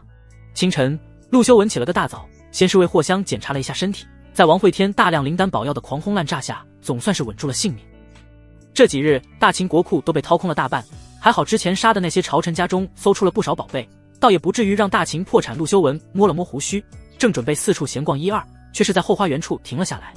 远方凉亭里，王会天穿着一身工匠服，正在敲敲打打，像是在练气。他神色认真，时而蹙眉，时而沉思。陆修文颇为赞许地点了点头。这小子不耍颇认真起来，倒是颇有几分持重气质。他缓慢走近，尽量不打扰对方思索。只见凉亭的四周摆满了无数珍贵材料，星辰铁、四星火石、银月砂、白虎妖兽的神通宝骨，应有尽有，可谓说富的流油。其中好几种材料，即便是在陆修文这个圣人眼中，也有些火热。暴殄天物，暴殄天物呀！王会天不停地将大量珍贵锻器材料融入一个晶莹剔透的古碗之中，他似乎要将这个古碗炼制成丹炉锅底。小子，丹炉锅底常年被火煅烧，需耐火材料。你这古碗你这玩意儿哪里来的？陆修文说到一半顿感不对，这古碗里竟蕴含了圣道气息，若是死掉的圣人骸骨也就罢了，这古碗竟然还残留生机，能不断提升威能。这似乎是从一尊活着的圣人头上刨下来的。他不停地围绕着王会天转悠，若是没有被祭炼过，他倒是能感应出来这是哪尊圣人的头骨，可是如今被融入了无数材料，气息驳杂，他一时间也无法感应出来是谁被掀了头盖骨。小子，你究竟是从哪儿弄来的？王会天不耐烦地将他推开，自己正忙呢，一旁玩泥巴去，哪有空搭理你。此时月瑶从一旁蹦蹦跳跳地走了出来，悄悄凑到了陆修文耳边。师祖，昨晚师兄去了长生林，我看他回来时手里便多了这个碗，可吓人了，上面还沾着些白色毛发。陆修文愣住了，长生林里还能有谁？定然是怀月大圣被掀了头盖骨。他浑身打了个激灵，咽了咽口水，看向正在被祭炼的古碗，此时已经颇有些丹炉的形状。但是炼器嘛，哪有次次成功的？若是这小子失败了，下次遭殃的会是谁？想到这里，小老头只感觉头皮一阵发麻。这小子可是有前科的，当年为了炼器挖他的天风，他是连自家人都不放过呀。陆修文当即起身往外走去，他要回青山，现在就回。身为青山圣人，怎么能一直待在大秦皇城呢？感受到陆修文匆匆离去的步伐，王会天停下手里的活来，向后者看去。师祖，你要去哪里？他声音颇为平淡，落在陆修文耳里，却是感觉对方话语里带着别的意味，如同恶魔在耳边低语。哈哈，回家回家，我想山里的孩子小瑶，你要与我一起回去吗？月瑶摇了摇头，师兄在哪里，他就在哪里，剑锋上空荡荡的他才不要回去。陆修文离开了，顺便将霍香也带走了。而今王会天身处漩涡之中，霍香待在皇城只会更加危险。师兄，师祖好像有些怕你。王会天把玩着手里的炼丹炉，眼睛微眯，看着急切远去的非洲。小瑶呀，师祖已是圣人，世间巅峰，他能有什么怕的？你多心了吗？月瑶扭过头来看向王会天手里的炼丹炉，这是一个活着的炼丹炉，王会天祭炼的时候特意保留了其中生机，怕不是以后每次生火炼丹，那个丢失了头骨的圣人都会感觉头皮在被烈焰灼烧。陆修文的非洲消失在远方天空，另一面地平线上却是出现了一个晃晃悠悠飞来的酒葫芦。我去，把道一这老小子忘记了。在看到那酒葫芦出现的瞬间，王会天便收起炼丹炉，想要找个地方藏起来。见人休走，道一驾驭酒壶从天而降，他衣衫破烂，头发稀疏，整个人面黄肌瘦，像是被人凌辱过一般。葫芦也破了2个大洞，用布条塞着，避免酒水洒出。他暴怒地冲了过来，拦在王会天身前。小子，你知不知道你那一巴掌将老子甩了多远？你知不知我特么被你从长生林扔到了黔州边界，你还在我身上裹了清风剑气，我根本就停不下来啊！他愤怒地质问，一开口就露出了缺失了2半的门牙。王会天脸色颇为尴尬，为了让这货逃走，他的确在其身上捆绑了剑气，原本回到皇城后就应该散去那些剑气的，可是他忘记了。这也不怪他呀，他记性不好。老头，你且听我狡辩。他正要解释，天空中突然飘起了大雪，抬手接起一片雪花，冰冷刺骨的寒意传来。王会天抬头向远处看去，嘴角微微勾起。以雪铺路，寒冻3尺震尸骨，雪妖君来了。一旁道一也是皱起了眉头。小子，你这下麻烦了。飞雪所至之处，雪妖君1日内便会到达，100万兵甲可屠胜。寒冻3尺震尸骨，你这皇帝梦怕是到此为止了。随我回青山吧。王会天看了神情凝重的道一眼。麻烦吗？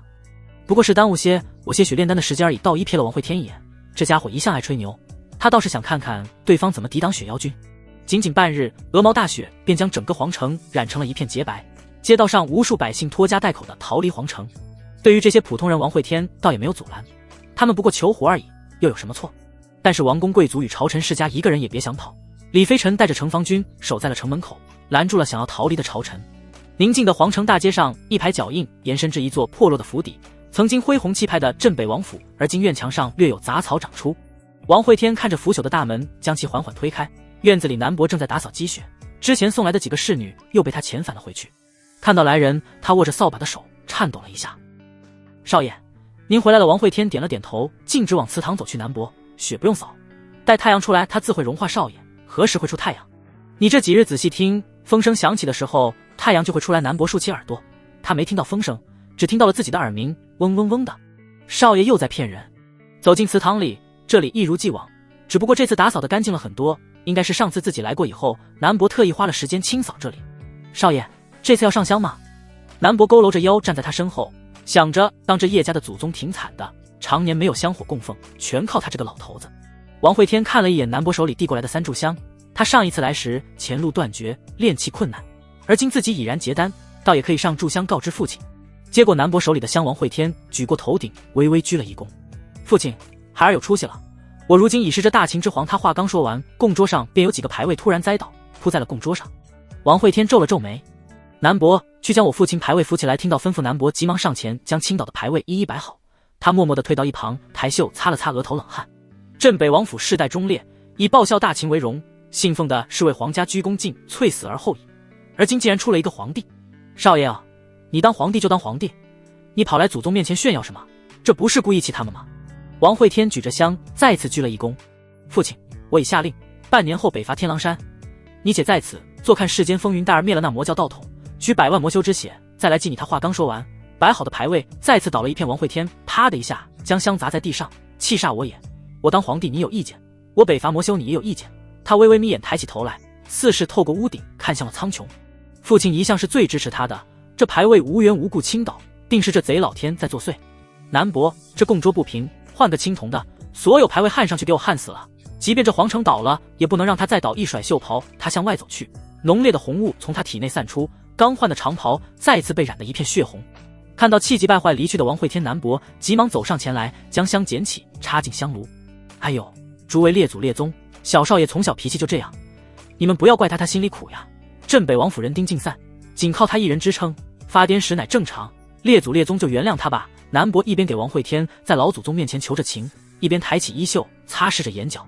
亲眼见证王府兴衰的他，只感觉心中酸涩。便在这时，他耳边忽有风声响起，放下衣袖，举目向外看去，院中积雪被风卷起一层。他口中喃喃，矗立在祠堂中自言自语：少爷，起风了，太阳何时会来？白茫茫的大雪中，有一队非洲向皇城而来，最庞大的一列战舰上竖着一面大旗，旗上是用血书写有2个大字吴疆，这是曾经镇北王府的军旗，寓意着在镇北军的攻伐下，大秦没有疆域，所过之处皆是国土。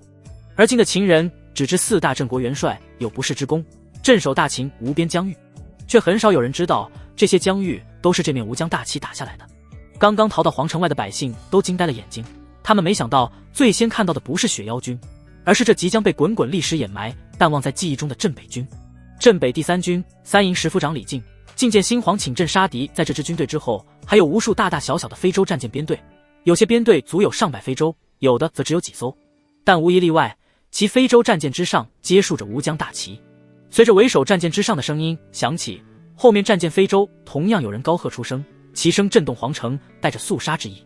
镇北第4军2营营长吴超之子吴起请镇杀敌。第3军2营先锋兵江无为请镇杀敌。第1军后勤营火头兵李孝请镇杀敌，请镇杀敌，请镇杀敌。无边的呐喊声在城外响起，其声音震动九霄，即便是这漫天风雪也散去了些许。皇宫城墙上，2皇子王浩凝重地看着城外，他没有想到过去了这么多年，依然还能见到吴疆战旗。这不是守土之旗，而是扩土之旗。这些镇北王旧部聚在一起，竟有50余万，他们尽其手中之兵，即便是那些已退隐归田的，此时也拖家带口前来助阵。100万兵甲可屠胜，便是由此抵气雪妖才敢出兵皇城。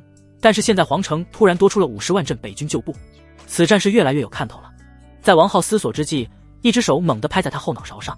岳瑶不知何时出现在他身边，面色不善地打量着他，脸上带着些审视。这位皇子，你不会是在憋什么坏主意吧？王浩身子缩了缩。哎呦，这位师妹，我一没有军帅衣服，2没有高深修为，我能打什么坏主意？岳瑶脸上带着怀疑。他现在也算是颇有江湖经验，一看这家伙就不是好人。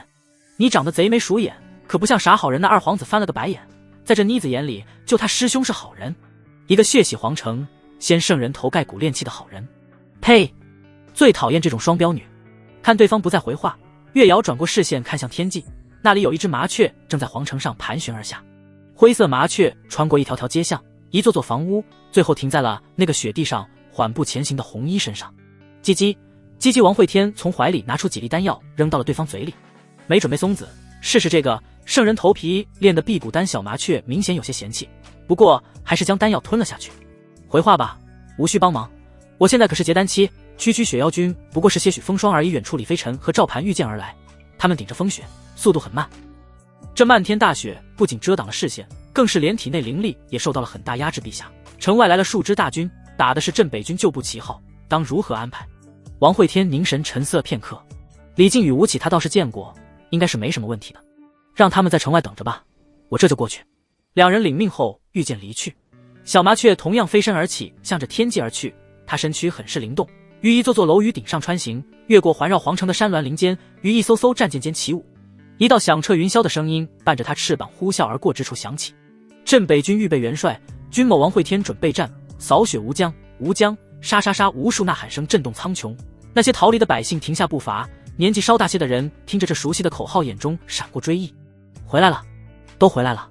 那熟悉的嘶吼声，那开疆铁蹄，诸国梦魇。随着他们的王儿回归，或许他们一直都在，一直在等那个男人历劫归来。皇宫中，道仪灌了一口酒，听着这响彻云端的嘶吼，只感觉自己的青春又回来了。他咂了咂嘴，总觉得今儿个喝的酒水味道有些不对，拿起酒葫芦凑到眼前往里面看去，顿时神色一愣。只见葫芦中那如湖泊浩瀚的酒水里，一个白衣身影正飘在酒水上，他脸颊通红，一呼一吸间有无数的酒水往他嘴里灌去。入道剑仙泡酒，道一神色惊慌的急忙将葫芦盖子盖上。完犊子，他把李逍遥给忘记了。这一刻他感觉自己青春又逝去了。皇城内随着王慧天走过，覆盖在地上的白雪逐渐从底部透出猩红，这些猩红从他走过的地方开始向四处蔓延。世间万般气，杀意最难消。那夜他杀进皇城半数人，这是洒在皇城里的鲜血倾染而出，这是血杀剑气在颤动，凝聚了半成鲜血的血杀剑气，还未出剑便已让人生寒。王慧天在满城红光的照耀下走到城头，一排排令旗飞来插在他面前，他嘴角勾起，露出一个俊朗的笑容。刚满周岁时，他抓周抓到的就是这玩意儿，没想到自己有一天还能再见到镇北军的吴江令旗。眼前的一个个将领都是些陌生面孔，这些人当初在镇北军中不过是兵卒而已，甚至有些仅是镇北军当初留下的子嗣。有些花会凋谢，但是他的根会再次发芽，开出同样的花朵。吾等拜见军帅，愿与军帅共抗雪妖军，死战不退。这声军帅叫到了王慧天心坎子上，他嘴角裂开，已经好久没这么开心了，开心到嘴角扯到了耳根，开心到笑容牵扯出一滴滴眼泪滑落，这些眼泪触碰雪地，荡起了一层阴气。是啊，曾经的军帅是大哥，是父亲，总算轮到我了，哈哈，轮到我了。他的红衣越发耀眼，有猩红阴气顺着脚下蔓延跳动。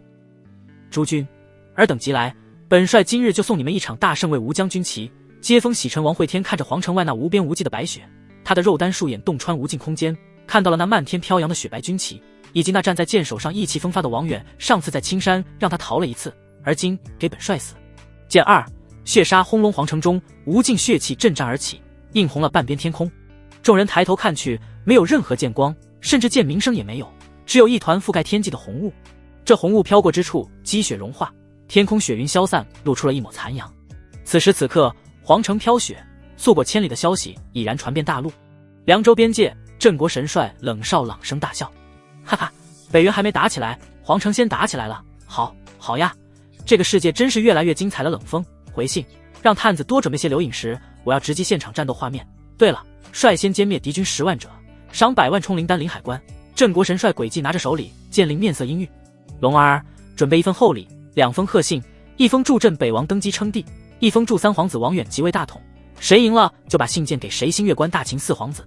来人，写信恭贺新皇即位，顺便提一下本皇子上个月去马厩偷糙米吃的事。本皇子穷啊，距皇城近100里的天空之上，上万战舰直奔皇城而来。这些战舰通体雪白，虽战舰数量庞大，却不显散乱，其排列形状远远看去如同一朵6角雪花。战舰最核心处的主舰上，王远负手而立，他视线眺望皇城，整个人精神焕发，颇有些巡视江山的意味。在他身旁则是一个穿着银白铠甲的老者，老者周身有无数雪花围绕他缓缓流动，看起来很是神异。他便是大秦4大镇国神帅之一雪妖。舅父，你也太过谨慎了，如此之远就启动天变风雪阵，待大军抵达，怕是整个皇城都要被掩埋在这积雪之中了。殿下，行军打仗还是小心些为妙，哈哈哈。舅父说的是一。舅父你看，天边还有晚霞相迎，哈哈，这是吉兆呀，吉个今儿兆，那特么的是剑气，密密麻麻的剑气。雪妖面色一变，急忙摇动手中令旗，改变防御阵型，一片湛蓝色的巨大雪花在战舰前方凝聚而出。这雪花才刚出现，那红雾就飘到了眼前，霎时连绵不绝的叮叮声响起，雪花表面无数碎屑快速脱落。王远骇然地咽了咽口水，运转修为向那些雾气看去，此时他才看清这哪里是雾，这明明是一根跟与雾气一般细小的血剑。哎呦妈呀，这是什么手段？王远一时间吓得大惊失色，匆忙往后退去。雪妖死咬着牙，不断地命令士兵往战舰里输送灵气。远在皇城的王会天微微凝眉，他抬手一挥，那漫天红雾聚在一起，化作一把凶焰滔天巨剑。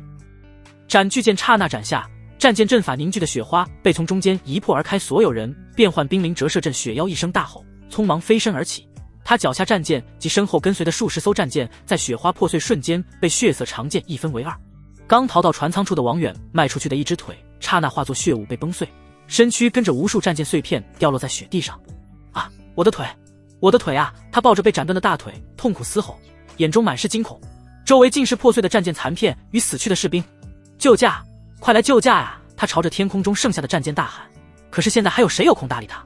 堂堂大秦三皇子仿若被遗忘在了这片雪地里，到处都是惨叫声，如同修罗地狱。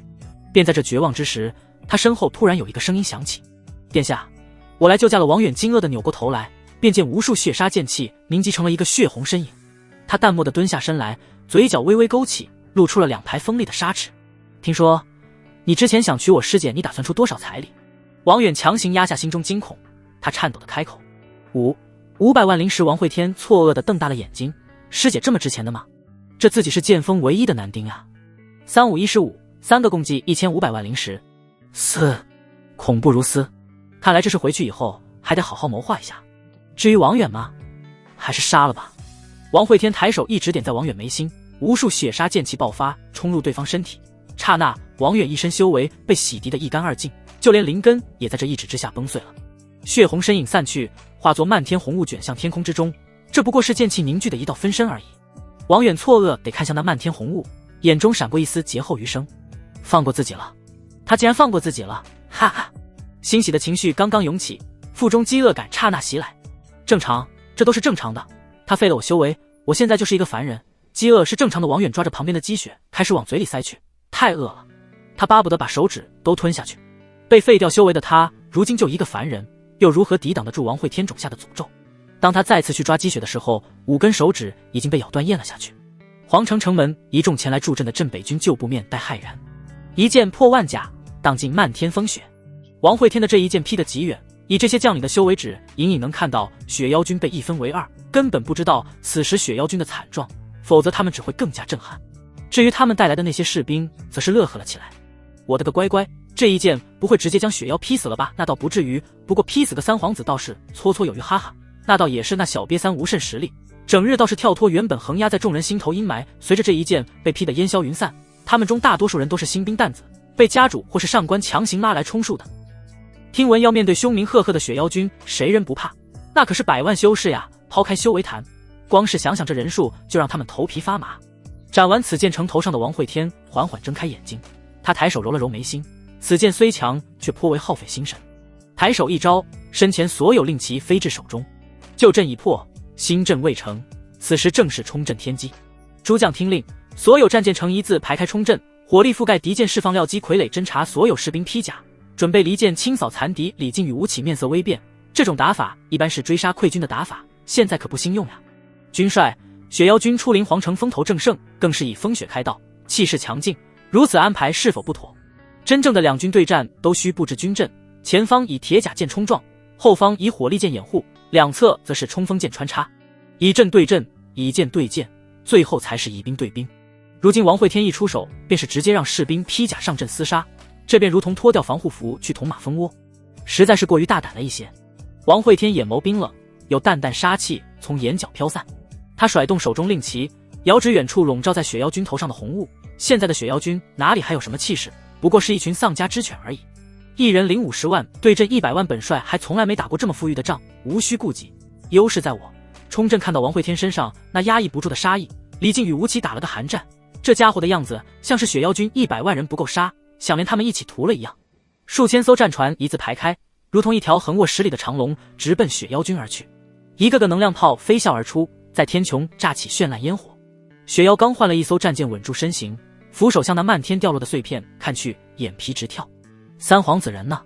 禀大帅，我看到殿下掉下去了。雪妖紧咬着牙，恶狠狠地瞪着这个士兵。你看到他掉下去了？你他娘的就这样看着？被邓士兵委屈地低下头来。不看着还能干啥？那剑砍过来的时候，他都想投降了。就连雪妖大帅，你不也在躲避吗？呸！还瞪老子？刚才也不见你去救人呀！这一届的大帅真难带。雪妖愤怒地移开目光，开口下令，留下1营之人救援，其他人随本帅杀进皇城，截磨雪屠胜阵。无数战舰位置变化，一个巨大的雪人拔地而起，周遭覆盖在大地上的积雪纷纷飘起，汇聚在雪人身上。无数积雪的堆砌让这个雪人看起来异常肥胖，一众战舰如同宝石一样镶嵌在雪人身体里，散发出晶莹白光，看起来妖异而又凶厉。他每一步落下都有上千米之远，庞大的拳头如同小山一样异常骇人。镇北军刚扑上来的战舰看到这一幕，心神震颤。李靖摇动令旗大喊，开炮，无数远程灵气炮弹呼啸而出。这些炮弹打在雪人身上，仅能掀起些许飞雪，根本就破不了防御。军帅坑我李靖悲呼，这哪里来的优势？他们虽然号称50万大军，可大家来自东西南北，完全是散兵游勇，并没有合击之法。其中甚至还有炼气期修士，一旦掉下非洲，只能提着剑在地上喊加油。城头之上，王会天背负着双手凝视战场，阳光照耀在他身上，蒸腾起缕缕红烟。鬼区终究只是鬼区，太阳一晒就化。身后李飞雪走上前来，给他撑起了一把红伞。他原本挺排斥做侍女的，不过这几天他发现，在这个男人身边很有趣，比追求缥缈仙路还要有趣。他无数年来辛苦打磨的那颗坚韧不拔的道心，竟然开始兴奋起来了呀！混蛋，公子，您不出手吗？他语气轻柔问道，目光中带着些许期待。王会天摇了摇头，他需要熬练一下这批镇北军旧部，让他们见识一下战场杀戮。若是现在打个雪妖军都无甚用处，以后如何拉去北原战场面对一遇魔修？远处，月瑶从皇宫急切赶来，他兴奋地凑到王会天面前。师兄，给我安排个任务呗，我也要上阵杀敌。王会天寒冰一样的脸庞瞬间融化，露出一个略显紧张担忧的笑容。哎呦，500万，这战场风沙大，你咋来了又？什么狗屁500万？月瑶恶狠狠地瞪了李飞雪一眼，将对方手里的红伞抢了过来。师兄，我也想去上阵杀敌，我都已经元婴期了。王会天将月瑶拉到身前来，目光上下打量着后者。从磨刀男的那里，他学到一个道理，剑不光要养，还需要磨。月瑶虽是把绝世好剑，却还没开锋，也还没经历过打磨，这样的剑锋锐有余，杀气不足。若是能磨上一墨，嘿嘿，他嘴角勾起笑容，从陶罐里掏出了那块圣人磨刀石，扔在月瑶手里。小瑶，拿着，洗澡的时候就用它搓澡。月瑶愣住了。李飞雪站在后面，用衣袖遮着脸颊，掩嘴偷笑。是，师兄，你让我用石头搓澡？看到月瑶不解的样子，王会天一拍脑袋，他倒是忘记了磨剑可是讲究手法的。剑刃最锋利，却也是剑身上最薄最柔弱的地方，一定要从侧面轻视剑刃，缓缓拖动至剑锋。总之门道颇多。小瑶呀，你下次洗澡的时候叫我，我去给你搓。师兄，我要告诉师傅，你又欺负我，我没有。你不要诽谤我，你就有。就在师兄妹争执之时，那由雪妖军化成的巨大雪人已经冲破了封锁，直奔皇城而来。雪妖很明显不想与李靖、吴起等人久耗，他只有一个目的，趁此时体力丰盈，一举擒王，定此战乾坤。巨大肥胖的身影每一步落下都震动山河，其移动掀起的狂风吹得皇城砖瓦噼啪作响。王会天蹙眉看向那急速而来的雪人，不愧是雪妖军，果然有些门道。你们两个莫要靠近战场。说完，他身影化作一道赤红光芒，迎着雪人急速而去。月瑶抬头看向那奔来的巨大雪人，震惊的小嘴微张，好大！他修仙以来何曾见过如此巨大的怪物？这怕不是一脚就能碾碎一座城池。这就是师兄所要面对的对手吗？师兄果然是最强的，他一直都在藏拙，从那年刚上山的时候他就看出来了。从叔叔说王会天是个凡人的时候，他就知道这个男人不简单。月瑶越想俏脸越是兴奋，忍不住冷哼了一声。大又如何？我师兄才是最厉害的。相比于月瑶的乐观，李飞雪面色则是极为凝重， 100万军阵可斩胜。这可不是说说而已，而是那埋葬在寒雪山脉深处的无数枯骨检测出来的。轰隆，那道红色身影与巨大雪人使一碰撞，便发出了惊天轰鸣。王会天身影被撞飞了数百米远，他左手抬起一握，一具残破的身躯被他从极远方射入手中。这身影除了头颅，其手臂身躯到处都是牙印，他嘴角还挂着丝丝碎肉，看起来极为凄惨。雪妖，你看看这是谁？正要再次冲来的雪人陡然一愣，王远，王远死了。藏身于雪人体内的雪妖双目瞬间赤红，这可是他妹妹在世上唯一的血脉啊！他立誓要将对方扶上皇位的，怎么能就死了？该死的镇北王，我杀了你！巨大的雪人猛然抬掌向着王会天拍来，后者皱了皱眉头，这和预想的不对啊，应该是对方感觉通过王远控制大秦无望，心生退意才对，看来自己误判了雪妖出兵的动机，他是真心的想要扶王远上位。王会天将王远扔在一旁，再次举起了无相剑来。他本想通过王远的死劝阻对方离去，却不想竟是激怒了雪妖，那便只有战了。轰隆，大地震颤，雪人巨掌生生将王会天所站之地按下去了数十米。一道剑光一闪而逝，雪人手臂齐肩断裂，无数碎血哗哗而下。雪妖气急，之前他的雪妖军被血红剑气斩了近10万，而今阵法有缺，很难抵挡王会天出剑。雪人张开巨嘴，一股冰寒之气其口中喷涌而出，其寒气覆盖之地，一切皆被冻结，围绕在王会天身前的红雾都被冻成了道道冰晶。杀雪人翻身，毁天灭地，巨大灵气光束从其嘴里洞穿而出，那抹红衣如同幽灵一般飘忽不定，其所过之处有无数剑光洒下，刮起片片积雪，不断的有船只炸毁从雪人身上坠落，但地上积雪也在不断的被吸附上雪人身躯，这个雪人如同滚雪球一样越滚越大，可其中操控的战舰却是越战越少。镇北王，我要你死！雪妖愤怒的嘶吼声从雪人中传出，其已然不顾一切，只为杀了那抹红衣。这样下去与我不利。王会天看战局陷入僵持，一咬牙将手抵在自己鬼躯腹部，数道剑气向自身打出，受到剑气搅动，他只感觉胃里翻滚。噗！张嘴间无数黑色泥土从他嘴里喷涌而出，这些黑色泥土附在雪人身上，看起来斑斑点点，其上还有道道残破的阴魂在哀嚎挣扎。他当初在恶殍鬼窟浑浑噩噩，不知道吞噬了多少污秽之物，而今却是有了用处。雪人内部的雪妖微微皱眉，他只感觉自己胃部一阵痉挛，强烈的饥饿感瞬间袭来。全军听令，蜕皮！随着他军令下达，雪人身上最表面的积雪纷纷掉落，原本数千米高的雪人瞬间便瘦了一圈。这样做虽然摆脱掉了那些污秽之物的诅咒，但是雪人的威能也在直线下降，而且那些黑色污秽虽然被退下了，但是却有无数阴魂侵入了雪人内部，正在肆意屠杀。该死的镇北王，怎么会吐出如此多的阴魂？莫非他平时吃人不成？所有战舰，一半人控制阵法，一半人清理游魂。随着他命令下出，原本灵动的雪人瞬间变得迟缓了很多。可是雪妖没有办法，任由这些幽魂杀戮阵法，迟早会从内部解体。此时在雪人身后，吴江大旗总算追了上来，他们看起来零零散散，快的快，慢的慢，不成体系。这支新军虽然实力不强，不过却也是能压死雪妖军的最后一根稻草。所有战舰听令，发射狩猎索。随着王会天命令下达，原本正不断用灵气炮轰击的战舰齐齐停了下来，无数铁索从舰首激射而出，将雪人牢牢束缚。雪妖大惊，急忙命令分散猎杀游魂的士兵回援。快快放弃游魂，摆脱狩猎所束缚！魔雪屠圣阵最怕的便是受到束缚，其身躯庞大，依靠积雪不断堆积护甲，可以说是能抗能打，但却也并非没有罩门，而自己便是那个罩门，是整个大阵的中枢。却见此时王会天已经飞身落在了雪人头顶，与他仅有一层雪皮相隔。王会天面色凝重，抬掌向着雪人额头按去。若是雪妖就在此处，那这一剑便能定此战乾坤。剑一断念，随着此剑用出，雪妖只感觉心神一阵恍惚，似想要沉沉睡去。混乱中，他再次听到了一声大喝。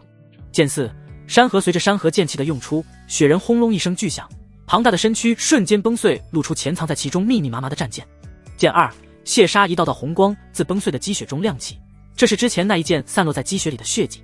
这些红光快速在已经崩碎的雪人体内穿梭，无数战舰被洞穿，无数修士殒命其中，鲜血残肢随着战舰碎片滚滚掉落。剑三风起狂风乍现，吹得漫天白雪飘飘，也刮走了无数血肉残骨。掉落在地的雪妖眼中闪过一丝清明，面色绝望地向四周看去，遍地哀嚎，尸横遍野，到处都是残破的战舰。这便是兵败如山倒吗？他一口逆血喷涌而出，目中已有死志。这是什么剑？王会天突兀出现在雪妖面前，他的红衣略显暗淡，目光有些惊讶地看着这位年迈老将。中了自己断念一剑还能清醒的人并不多，对于这位疆场战将，他倒也愿意为其解释。那一年，我算出北原有气运之子诞生，整日夜不能寐，于是悟出了第一剑，名曰断念。此剑用于心念，可助眠。王慧天眼中闪过一丝落幕，不过很快就被其他情绪掩埋。但我并无灵根，家里人人皆可修炼，蚊虫无法近身，唯独能吸我的血，于是悟出了第二剑血杀。他们吸我的血，我便控血要他们的命。他眼中落幕之色消散，转而攀升起一抹戾气，恨恨的开口。随后这戾气又饮了下去，转而攀升起一丝柔和。大哥父亲常年在外征战，说风起之时归来，便有了第三剑。说到这里，王慧天沉吟良久，身前的雪妖双目微微磕起，话语有些气若游丝。你这个人可真是复杂呀，身体斑驳如碎末拼接，心思意识混乱如杂念堆砌不过。我已经知道了战胜你的方法。说完，雪妖头颅缓缓垂下，他头上皱盔掉落在地，满头银白发丝在风雪中飘荡。王慧天看着雪妖缓缓开口，我知每一剑件件皆宿命，你输给我也是宿命吗？滚滚风雪在飘落，竟不觉间附到了雪妖胸口。他出生在寒雪山脉，父母在他6岁时便冻死在了冰天雪地里。那时哪里想过当什么镇国神帅，每天只想活着，即便是吃树皮煮杂草也要活着。后来他听说隔壁村里有人用肉食换面膜，他想着谁会这么傻用肉换面。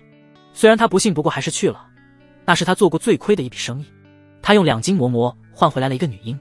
回到家里，他一边哭着一边烧水，直到锅底烧干了，他也没有舍得将女婴放进去。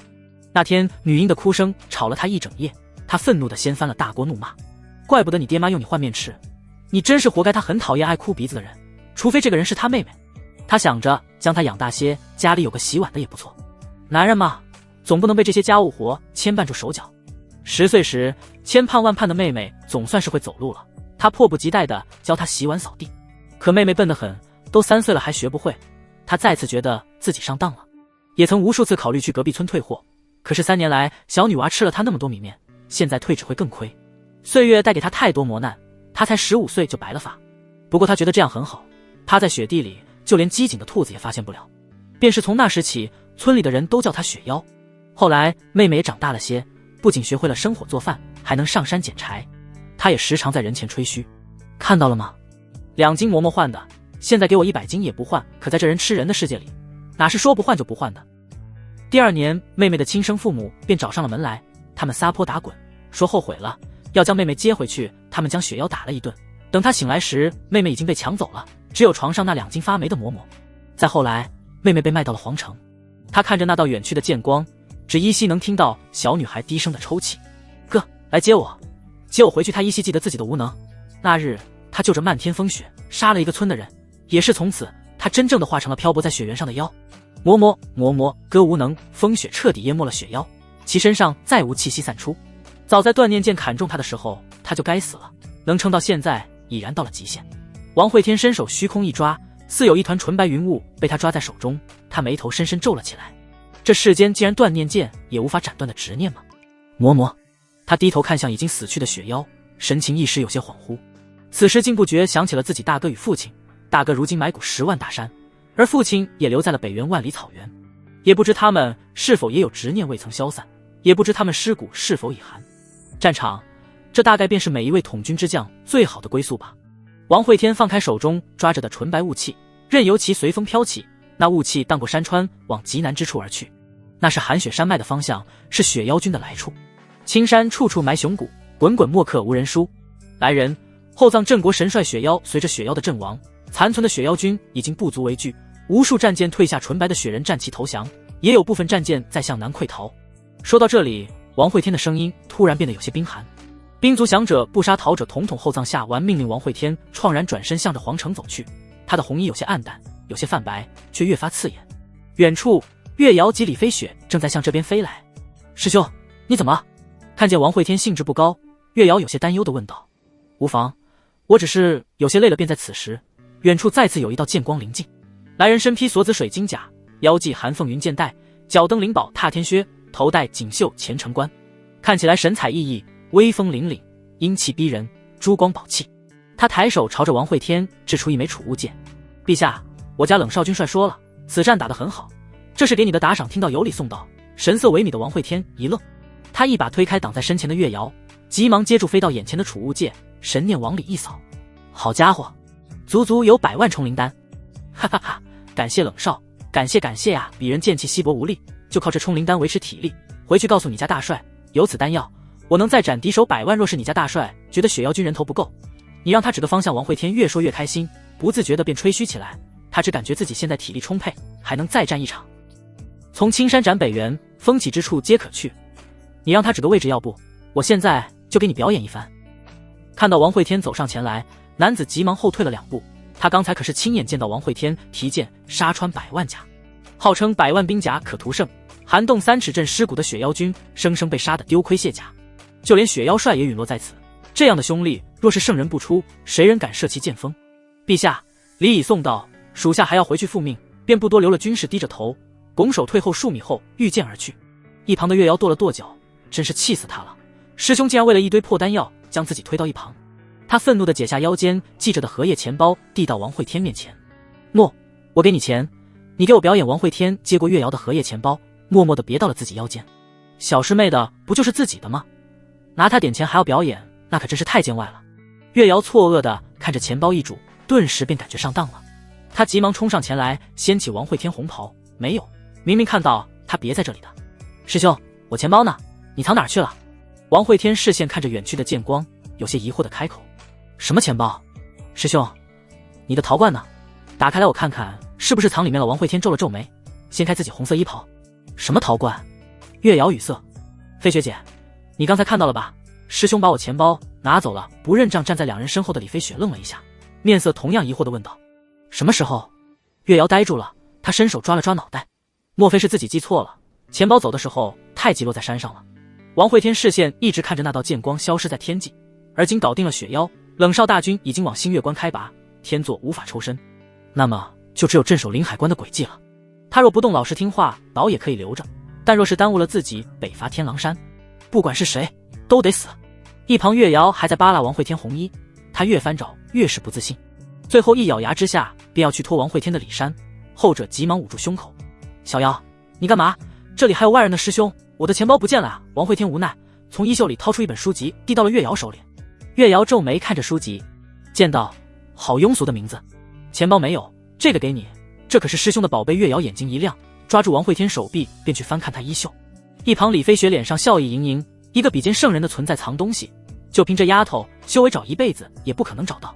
随着雪妖军惨败，这片大地上有无数支剑令飞起，山里中的猎户，小村里打水的老汉，官道上赶路的商人，他们纷纷低下头来，面色阴沉。该死，镇北王怎么会这么强？不愧是剑魔，当真是凶厉！此人竟如此贪婪，连自家师妹的钱包都不放过，得让主上早做准备了。他们轻声低语，神色凝重。这大秦不管是谁上位，格局都不会有太大变化，唯独镇北王不一样。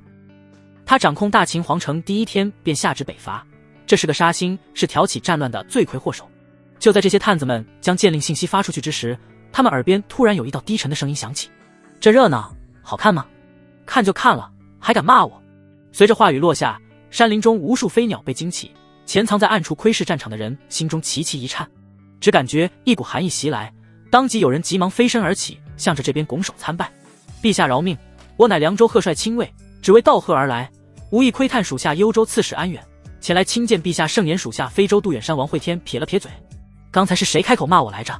打赢了便是陛下，打输了便是反贼，好一帮墙头草，其他还藏着的就没有什么要说的吗？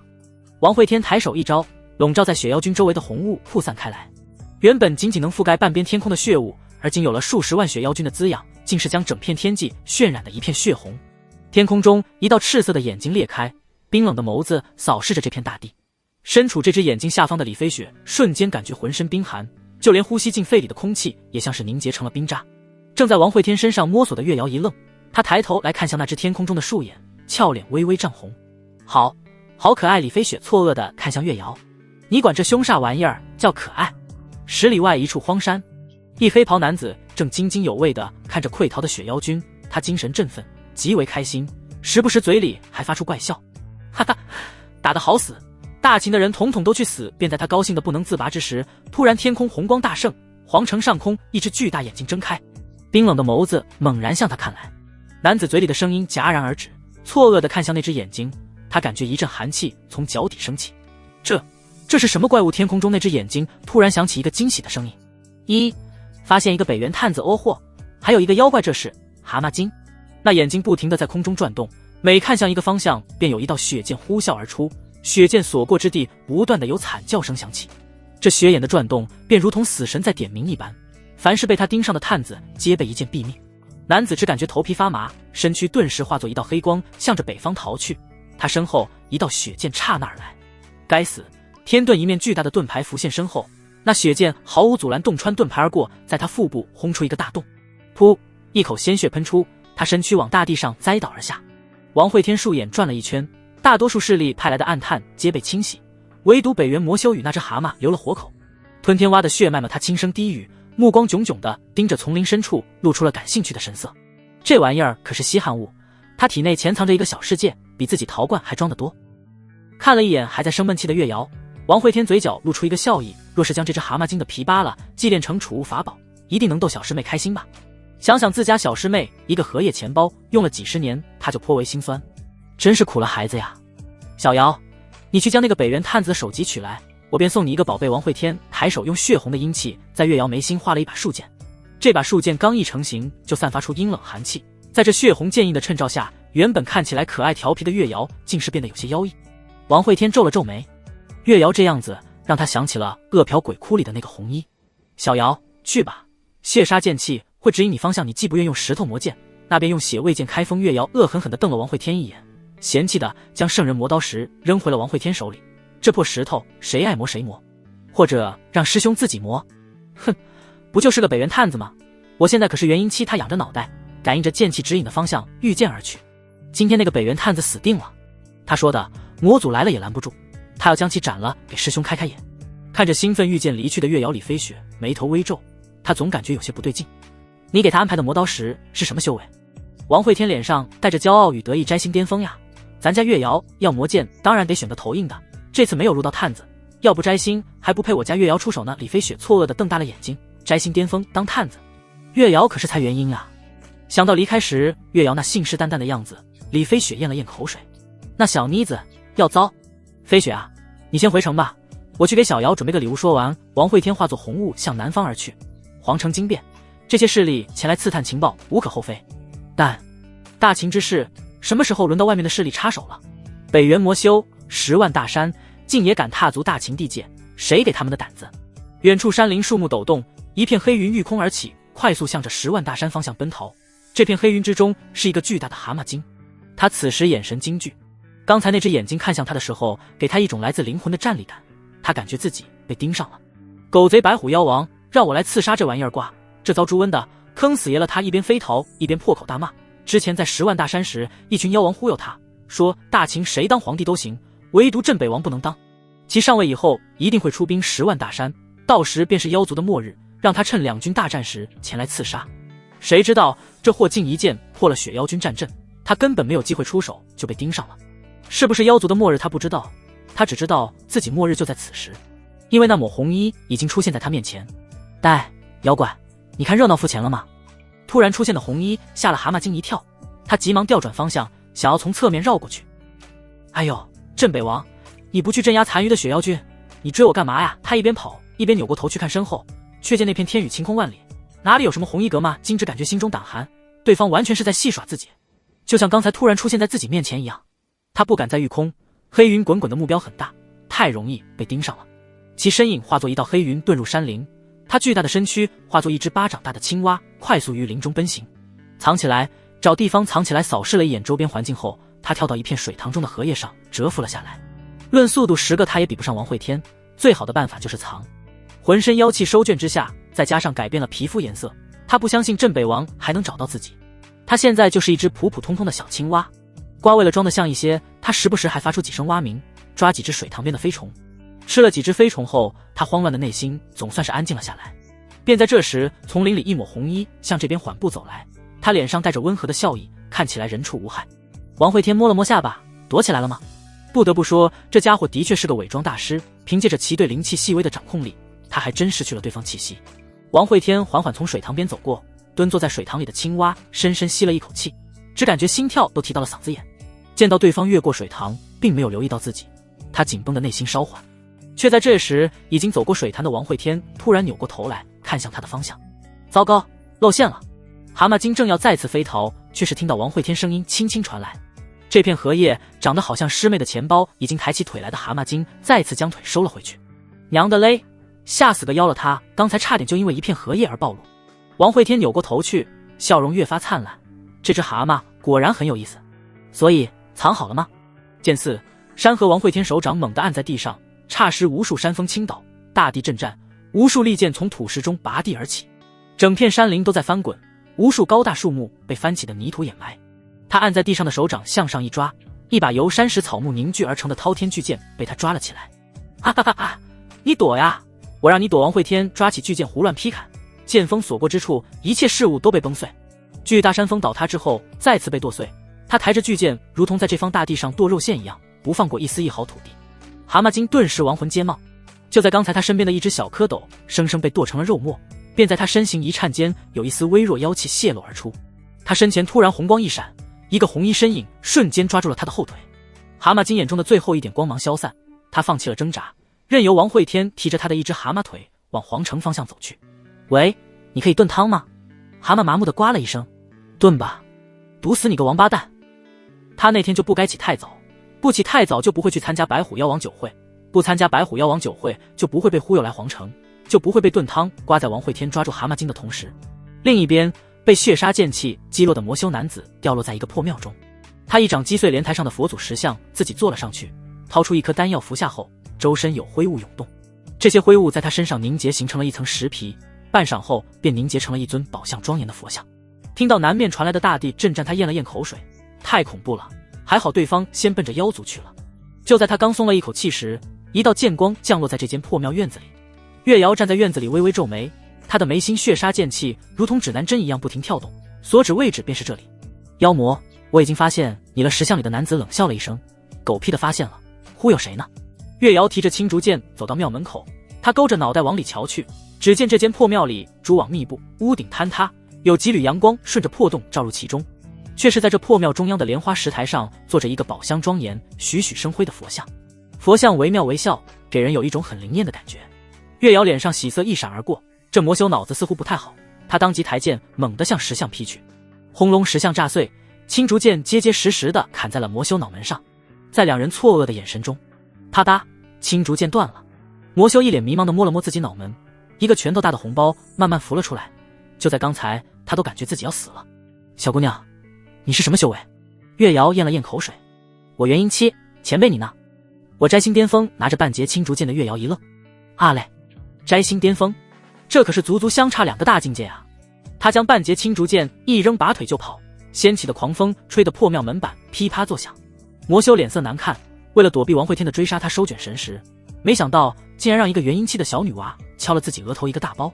看到那飞奔而逃的翠绿身影，他咬了咬牙，犹豫着要不要追上去。那小女娃飞剑砍断了，超了破庙外的半截佛像头，御空飞行，看起来极度可口诱人的样子。区区元婴，砍了我还想逃？仅仅是犹豫片刻，男子就化作一道滚滚浓雾，向着月瑶追去。送到嘴边的肥肉哪有不吃的道理？至于镇北王，去特么的镇北王，先抓住这个女的再说。飞出数百米的月瑶直感觉身后一阵寒意袭来，他当即扭头一看，顿时吓得六神无主。只见身后浓雾滚滚，煞气滔滔而来。他从怀里掏出一个陶罐，这是曾经师兄炼制的，里面装了他些许家当。去死！从陶罐里取出一物，便向后扔去，也来不及看是啥。正在空中狂追的魔修眼前一暗，一个巨大的丹药盒便砸在了他脸上，破碎的丹药盒里无数辟谷丹哗哗落下。魔修皱了皱眉，谁家修士出门在外带这么多辟谷丹的？去死！去死！随着月瑶的骂声，前方再次有2个东西飞来，一个梳妆镜，还有另一罐子辟谷丹。月瑶不停地掏着东西往后砸，眼里满是肉痛之色。魔修男子刚开始还略作躲避，直到他发现被月瑶扔来的都是些俗物，便不再理会。其中有白菜，有竹笋，有锅铲，甚至还有抢劫用的头套，但是最多的还是辟谷丹，足足有几10盒了，到现在都还没扔完。这女娃出门在外带的都是些什么鬼东西？魔修骂骂咧咧的抬掌向着月瑶拍去。飞行中的月瑶一惊，急忙将手里的陶罐扔了出去。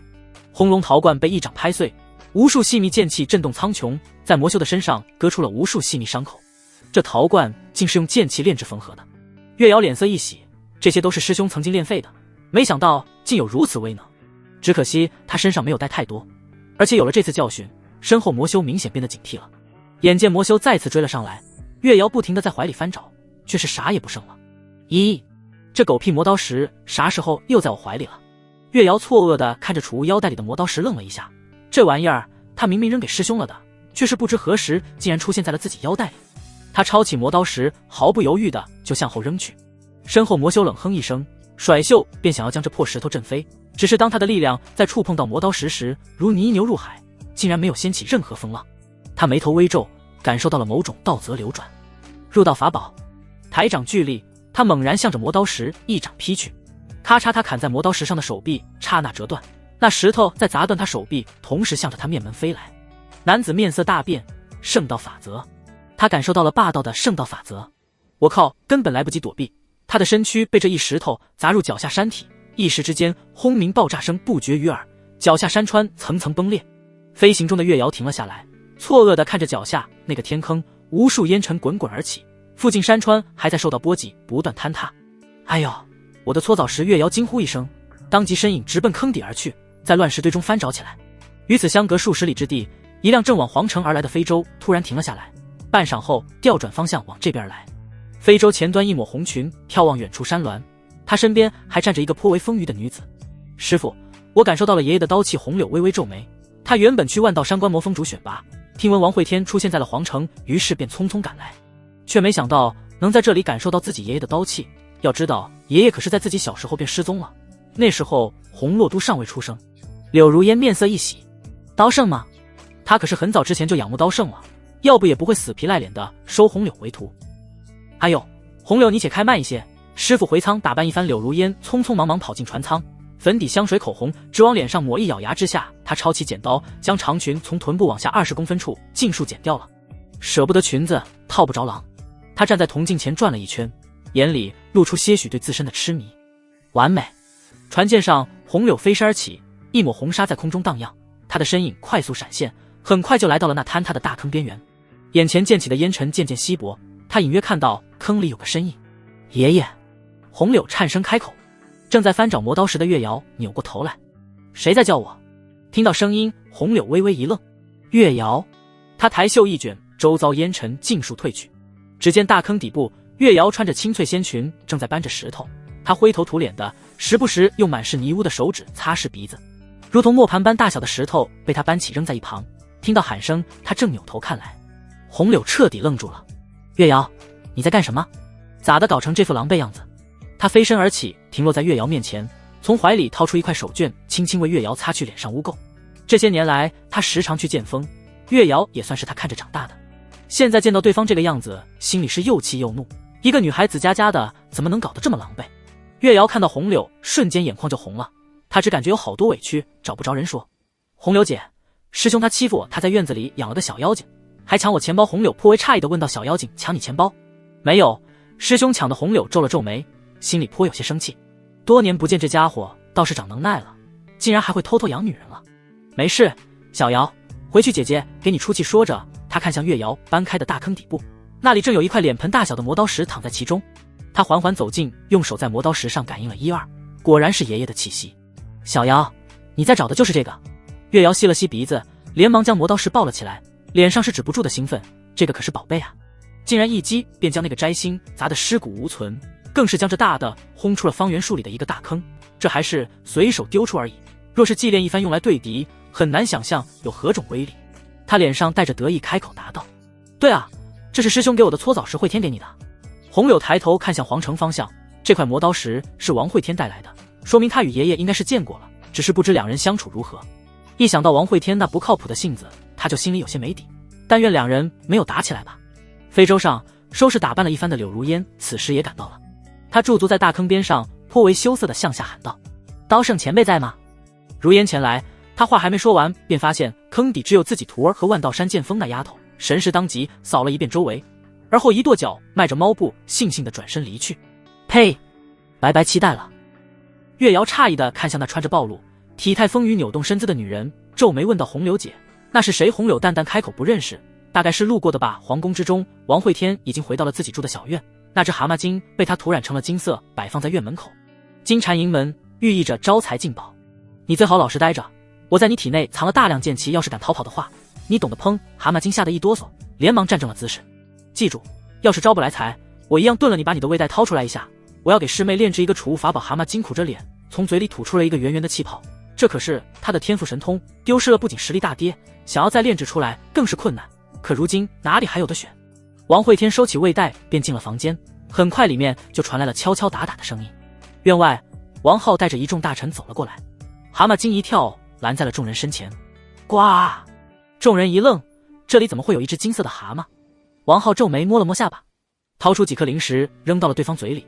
蛤蟆精稍微挪动了一下，将其放了进去。后面几个大臣顿时脸色漆黑如锅底。别人打工都是有工资的，他们打工见老板还得掏零食，可恶至极，简直是倒行逆施。不过他们也只敢心里骂骂，绝技是不敢说出来的。走到院子里，王浩朝着屋内行了一礼。陛下，各州大吏已经进京，请求陛下尽快登记地位轨迹。冷少、四皇子等也均有贺礼及信件寄来。屋内敲打的声音不曾停下。王慧天的声音淡淡传来，让他们等着。众人低着头缓缓退下。好吧，交了钱，连人都没见着。院外，道一的身影匆匆赶来，他看起来神色有些急切。蛤蟆精眼珠子一转，急忙跳到路中间，啪叽道一脚从其身上踩过，后者顿时半边身体都卡进了砖缝里。进了院子，他四处瞅了一眼，直接推门进了屋子。小子，出事了，你快来看看！正在月瑶荷叶钱包上打钉子的王慧天转头看来，便见这老头掏出酒葫芦，拔下塞子凑到了王慧天眼前。后者凝神看去，顿时倒吸了一口凉气。只见酒葫芦里李逍遥身躯浮肿，整个人大了一圈，其脸色微白，肚皮高高拱起，洁白衣袍都被撑开了。王慧天错愕开口：“你回来后没将他放出来？”道一有些心虚的低着头：“我怕他揍我。”王慧天一脸愤然地指着道一鼻子：“老头，你摊上事了！你这是残害同门，等着在监狱里关一辈子吧！这怎么办呀？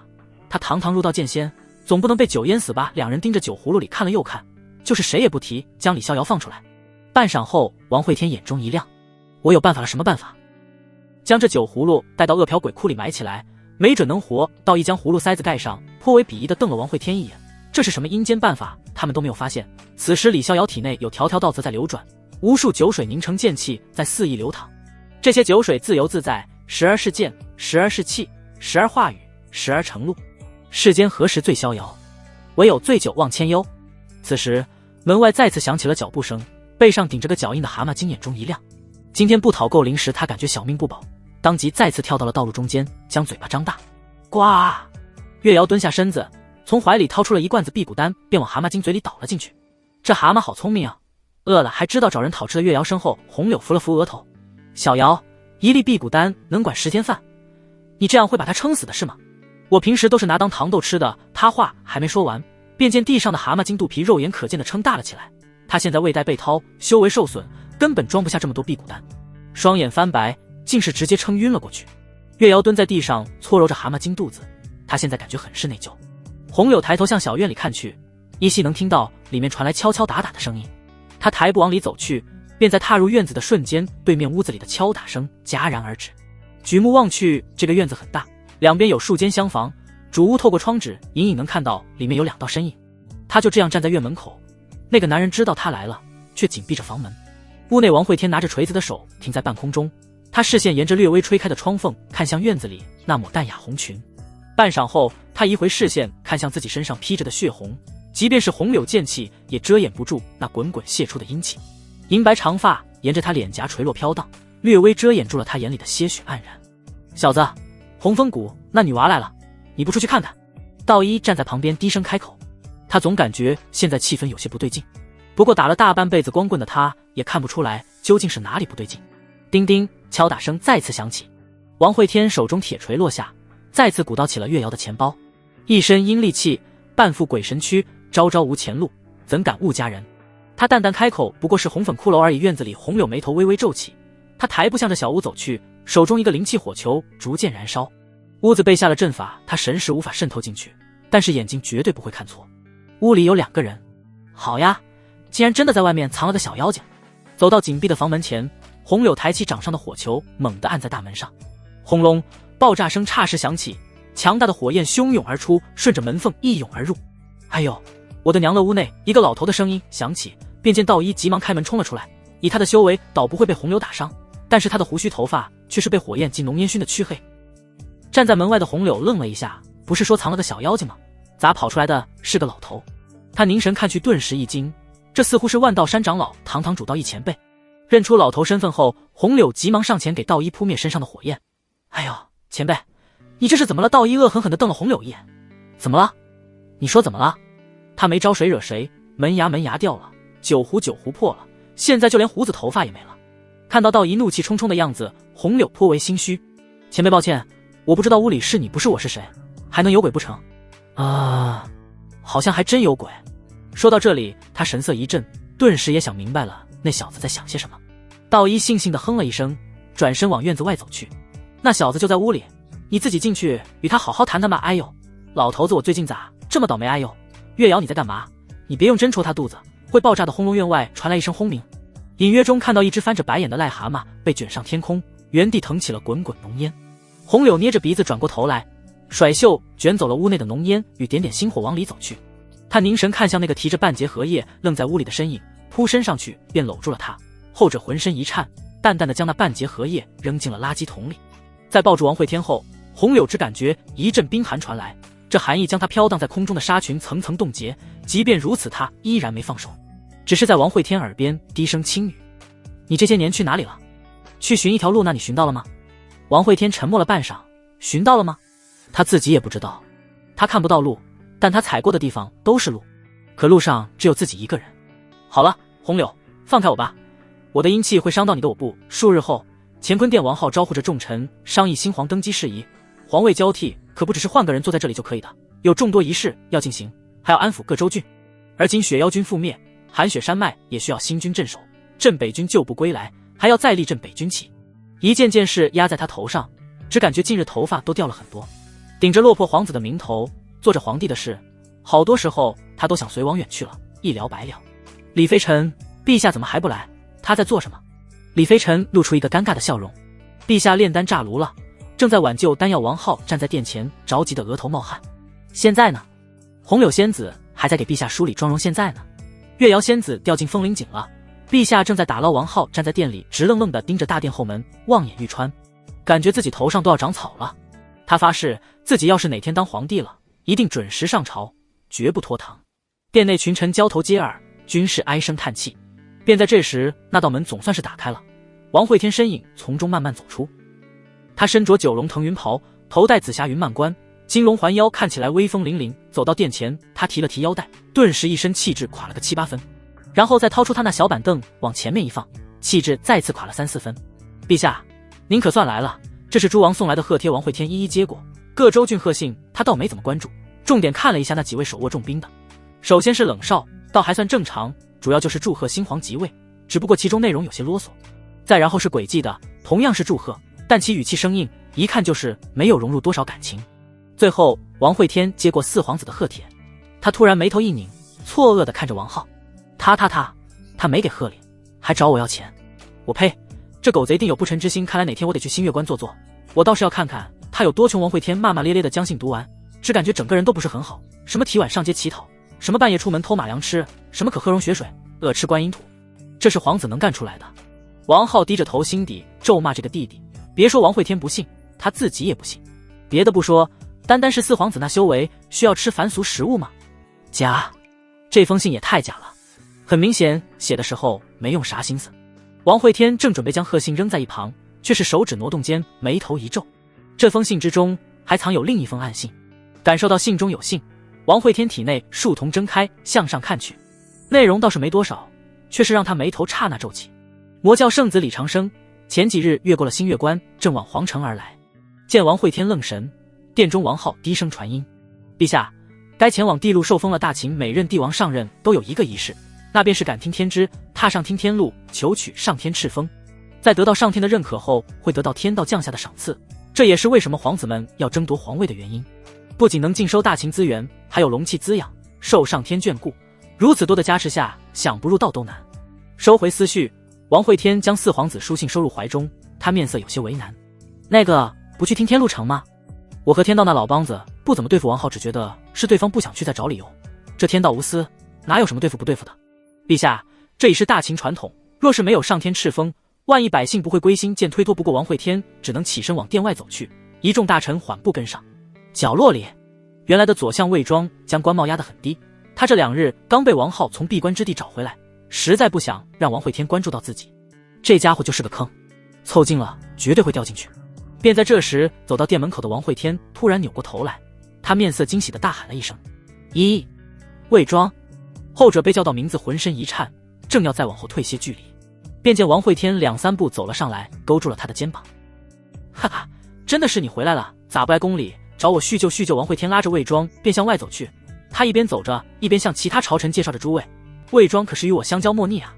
王道阳在位时他就跟我了，本地落魄时曾衣不蔽体，还是魏庄兄慷慨解衣，还我燃眉之急呀，这可是本地的肱骨之臣呀。看到魏庄他很是开心，遥想当年2人即使相见也需遮遮掩掩，生怕被人捉了奸情，而今才几年光景，已然无需再畏首畏尾，终能让这段感情浮出水面。身后一众朝臣投来异样目光，魏庄只感觉如芒在背。他发现这次见面，王会天性情似乎变化颇多，唯一不变的就是依旧坑人。祖宗哟，你这样说别人会乱想的。陛下，如今你贵为大秦帝王，我俩还需有君臣之别。王会天眉头皱起，什么君臣之别？我是那样的人吗？魏庄低着头，面色难看。求求你，还是做那样的人吧。出了皇宫，在行10里有一座山峰，这里修建了一个巨大广场，周围都是古朴塔楼，在广场边缘有一条青铜阶梯迎天而上，这便是听天路。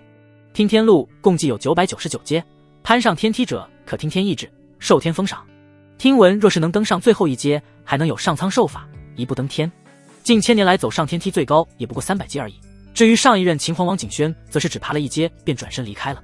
阶梯下的两侧，此时已经排列站立了上万个州郡来的官礼大臣，中间大道上还有数十名修士正在拿着留影石记录典礼。这些记录事后将会送到大秦各地，让地方官吏参拜新皇圣颜。岳瑶此时也正拿着留影石挤在人群中，这可是师兄的高光时刻，他要记录起来，回青山每人送一份。看到前端王会天缓步走来，岳瑶急忙高声大喊：“师兄，看这边，笑一个笑一个！”王会天听到小师妹声音，当即扭头看来，嘴角翘起，露出了一排锋利尖锐的大白牙。旁边记录的官吏顿时打了个哆嗦。师兄笑得真好看！岳瑶开心地换着角度，争取顾及到整个盛典的所有场景。大秦诸臣拜因上苍，求天赐福，随着祭祀官一声高喝，上万朝臣齐齐向着听天梯跪拜叩首，这是在求上苍给新帝赐福。新帝请登天梯，因众生负责。王会天缓步向着听天梯走去，群臣微微抬头，均都很是好奇，这位谋反称帝的新皇究竟能爬上多少阶，又能让上苍赐予多少福泽。在所有人的期待中，他抬腿迈向第一步台阶，只感觉脚下一滑，啪叽，王会天身体向前倾倒，额头结结实实地磕在了第一个青铜阶上。现场气氛顿时一凝，所有人齐齐埋着头不敢去看。后方红柳飞身而来，将其扶起，面色凝重问道：“怎么回事？”王会天深吸了一口气，看向天梯顶部，眼神有些幽邃。他在针对我，他一直都在针对我。红柳抬起衣袖，轻轻擦拭他磕花了的额头，神色有一丝不忍。回去吧，这破梯子咱不爬。看到红柳担心的样子，王会天略作安慰的拍了拍他手背，露出了一个和煦的笑容。无碍，他也只敢针对我，却不敢弄死我。王会天一甩长袍下摆，剑气在脚下凝聚，再次抬腿向着青铜阶梯迈去。轰隆一声巨响，他脚死死地踩在阶梯上，顿时大地震颤，天空乌云翻滚，轰鸣之声于天宇炸响。身后跪伏在地的王浩暗暗擦了一把冷汗，头埋得低了些，他体内气息在这雷云下隐隐有丝溢出。该死的，为何会这样？天道不允王会天称帝。王会天目光直视着覆顶黑云，再次一步往上踏去，脚下整个听天梯都在颤抖震动。第3步踏出，他身上的龙袍轰然砸碎，化作漫天碎布，滚滚阴气宣泄而出，红色雾气冲天而起，拖住了如同坍塌的天穹。你不让我称帝，我偏要称，我倒要看看你能奈我何。第4步落下，他腰间储物陶罐轰然炸响，有一道金黄龙气冲破罐子阻隔从中飞出，这龙气化作一条巨龙在空中盘旋，朝着他眉心冲来。王会天意识沉入陶罐，被收入其中的未央宫阵法已经破碎，这些想必就是被王景轩囚禁的龙气，只要能接住这波龙气洗礼，那他就是帝。反之亦然，若是没有丝毫龙气加身，即便掌控天下亦是枉然。这是神魂的晋升，是跃迁与升华。正在巨龙即将冲入王会天体内时，天空乌云突然撕开，红色雾气化作一只滔天巨手抓住了龙尾。看到对方想要将金龙扯入天穹，王会天抬手间，无数红柳剑气凝聚成了一只巨手，抓住了龙头。嗷！两股巨力争抢之下，金龙身躯被绷得笔直，一声痛嚎响起。王会天紧咬牙关，他感觉自己身体都将被整个拉上天空。关键时刻，他脚掌一转，勾住了青铜阶梯。他娘的，放开什么？我欠你的借条呢？你倒是把借条拿出来啊！广场之中，一众大臣仰起头来，面面相觑。说好的登梯天道赐福呢？这才刚踏出第一步，就摔了个大跟头，然后天道竟然下场来抢气运了。所有人额头都有些许冷汗冒出，有些胆寒的看向王会天。老天爷想要你就给他呗，你俩这死拽着不放也不是事呀！便在众人焦急的目光中，那条金龙再次嗷的一声惨叫，生生被拽成了两半，大的一半涌入王会天体内，化作一股玄妙的力量融进了他肉丹之中，稍小的龙尾则是被卷入天空消散不见了。王会天站在天梯上，目光有些阴郁，这狗屁梯子也不用蹬了，上苍敕封一下。在天梯顶部，一道金光亮起，缓缓汇聚成2个血红大字还。前广场上一众大臣站起身来，有些怀疑自己眼花看错了，那别的帝皇敕封可都是名号响亮的景，例如王道阳便是文华大帝，王景轩则是无上九曜至尊天宝大帝，这还前大帝多少有些没格调了，场中还是王浩最为激进，他连忙高声参拜。臣等参见还前大帝，一众大臣连忙跟着高喝。参见还前大帝。王会天额头青筋暴起，他伸手一招，天空中红云被收回，化成了那件血红长袍。祭祀官走上前来，他使劲憋住笑场，拿出外宾名单，下一步便是邀请这些外宾入场观礼，也不知道他们能不能忍得住。宣音乐皇朝、天圣皇朝、彼岸海。读到这里，祭祀官略微顿了一下，额头有冷汗冒起，看向王会天。他看到了一个不该出现的名字。看我干嘛？念。祭祀官一个哆嗦，将最后一个势力念了出来，即天狼圣殿。众使觐见他刚念完，场中瞬间哗然。谁人不知王会天与北元那可是有死仇的，他刚上位第一天下的命令就是北伐，而今对方竟还敢派遣使臣前来，这很明显就是来砸场子的。广场口石门下，一队队使臣鱼贯而入，走在最前面的便是北元圣子李长生，其穿着一身洁白长袍，面若冠玉，倒是与那日在沧州形象大有不同。天狼圣殿李长生见过，他说着抬头去看听天梯上的敕封，神色顿时一愣。噗，哈，见过还前大帝。王会天脸色有些难看，他在笑，他还在笑，他瞧不起我，你就不怕我杀了你？李长生扶着腰，强忍着笑意直起身来，缓缓开口说道：你失踪的这些年，我去过青山，来过皇城，我沿着你走的足迹又走了一遍，于是我确定了一件事。说到这里，他嘴角勾起淡淡笑意，徐徐开口，声音中带着自信与笃定。你忘了第6件和第7件，你现在杀不死我了。李长生说话的同时，双眼死死地盯着王会天，想要看清对方神情变化，以此来佐证他的猜测。却见此时王会天对着他赞许地点了点头，他的确遗忘了第6件与第7件。很好，全被你猜中了。说着，王会天缓步走下听天梯，他身影踏足广场的刹那瞬间消失。砰！下一秒，李长生的头颅飞出数百米，狠狠地砸进了广场边缘的塔楼里，原地只留下了一具还未倒下的无头身躯。谁说忘了就杀不死你？我就说你怎么敢来呢？原来是具分身。其他皇朝使臣看到这一幕，纷纷吓了一哆嗦，连忙叩首行礼。吾等参见还前大帝平身吧。王会天声音淡淡响起，视线却一直停留在李长生的无头身躯上。只见此时这具无头身躯撕裂的脖颈上血肉蠕动，一个全新的头颅正在肉眼可见的生长而出。重新长出脑袋的李长生脸上笑意不减，他现在越发确定心中的猜测，现在的王会天杀不死他。李长生正要开口说话，王会天却是凑到了他耳边低声说道：或许我杀不死你，但是有一个人一定可以。万道山天风落无极，他不是这个世界的人，不受这方天道挟制，你要小心。有李长生眉头微微一皱，不明白对方这是什么意思。祸水东引吗？还不待他想明白，下一秒，砰！他的脖颈再次被撕裂，头颅再次飞出数百米，镶进了塔楼的石墙里。看着还欲长出头颅的李长生，王会天向着广场边的护卫招了招手：来人，绑了抬下去，送到御花园。我以后炼醋居别弄坏了哈，这可是个好东西。亲眼看着李长生被绑走，其他国家的使臣纷纷驻足原地，瑟瑟发抖。这大秦新皇果然如传言那般暴虐无度，实在是太吓人了些。处理完这档子破事，王会天转头看向听天梯，无相剑从他手里凝聚而出。这该死的破玩意，不仅不给自己封赏，还针对自己，这让他顶着还前大帝的名号，以后出去怎么见人？今天他就拆了这破石体，以后的大秦新帝要讨敕封来找自己，不比找这劳什子的天道靠谱得多。至少封号只要钱给够，可以随便选，那才叫良心商家。他一步步走去，群臣看到这一幕，顿时心中一紧，连忙上前劝阻：“陛下，使不得，使不得呀！这要是毁了听天梯天道会降下责罚的陛下，天道意志不可违，莫要与之对抗呀！”听到劝阻，王会天看向那个说话的老臣：“不可违逆吗？若是他让你死呢？”老臣浑身一抖，天道让他死，他会不会死不知道，但若陛下让他死，他怕是在劫难逃。看见对方身形缩了回去，王会天冷哼了一声，台剑猛地朝着那环前2个大字劈下，轰隆一声巨响，那2个金灿灿的大字被一剑斩成了齑粉，一阶阶青铜梯爆碎，化作无数碎片漂浮在天宇上。众大臣预想中的天道盛怒并没有发生，天空依旧晴朗，只不过在极远处的恶殍鬼窟，一道金光突然从天而降，撕裂了这片黑土大地。无尽乌云滚滚，抵抗着漫天阴气，生生在这座禁地里开出了一条通往外界的路。禁地中，王景轩正在吸收着空气中游离的稀薄灵气。自从上次他跟着天师走了一段路后，发现竟然已经到了禁地外围。这些灵气可是逃出去的希望，只要时间足够，他便能恢复巅峰，离开这个鬼地方。正在他心中期许之时，一道金光撕裂禁地阴气，来到他面前。久违的阳光照在了他略显苍白的脸上。看着照在自己身上的阳光，王景轩脸上露出一抹错愕。在他一脸懵圈中，外界滚滚灵气涌入他体内，他的修为刹那突破，转眼便到了入道中期。他略显犹豫地站起身来，整个人感觉都是身在云雾之中。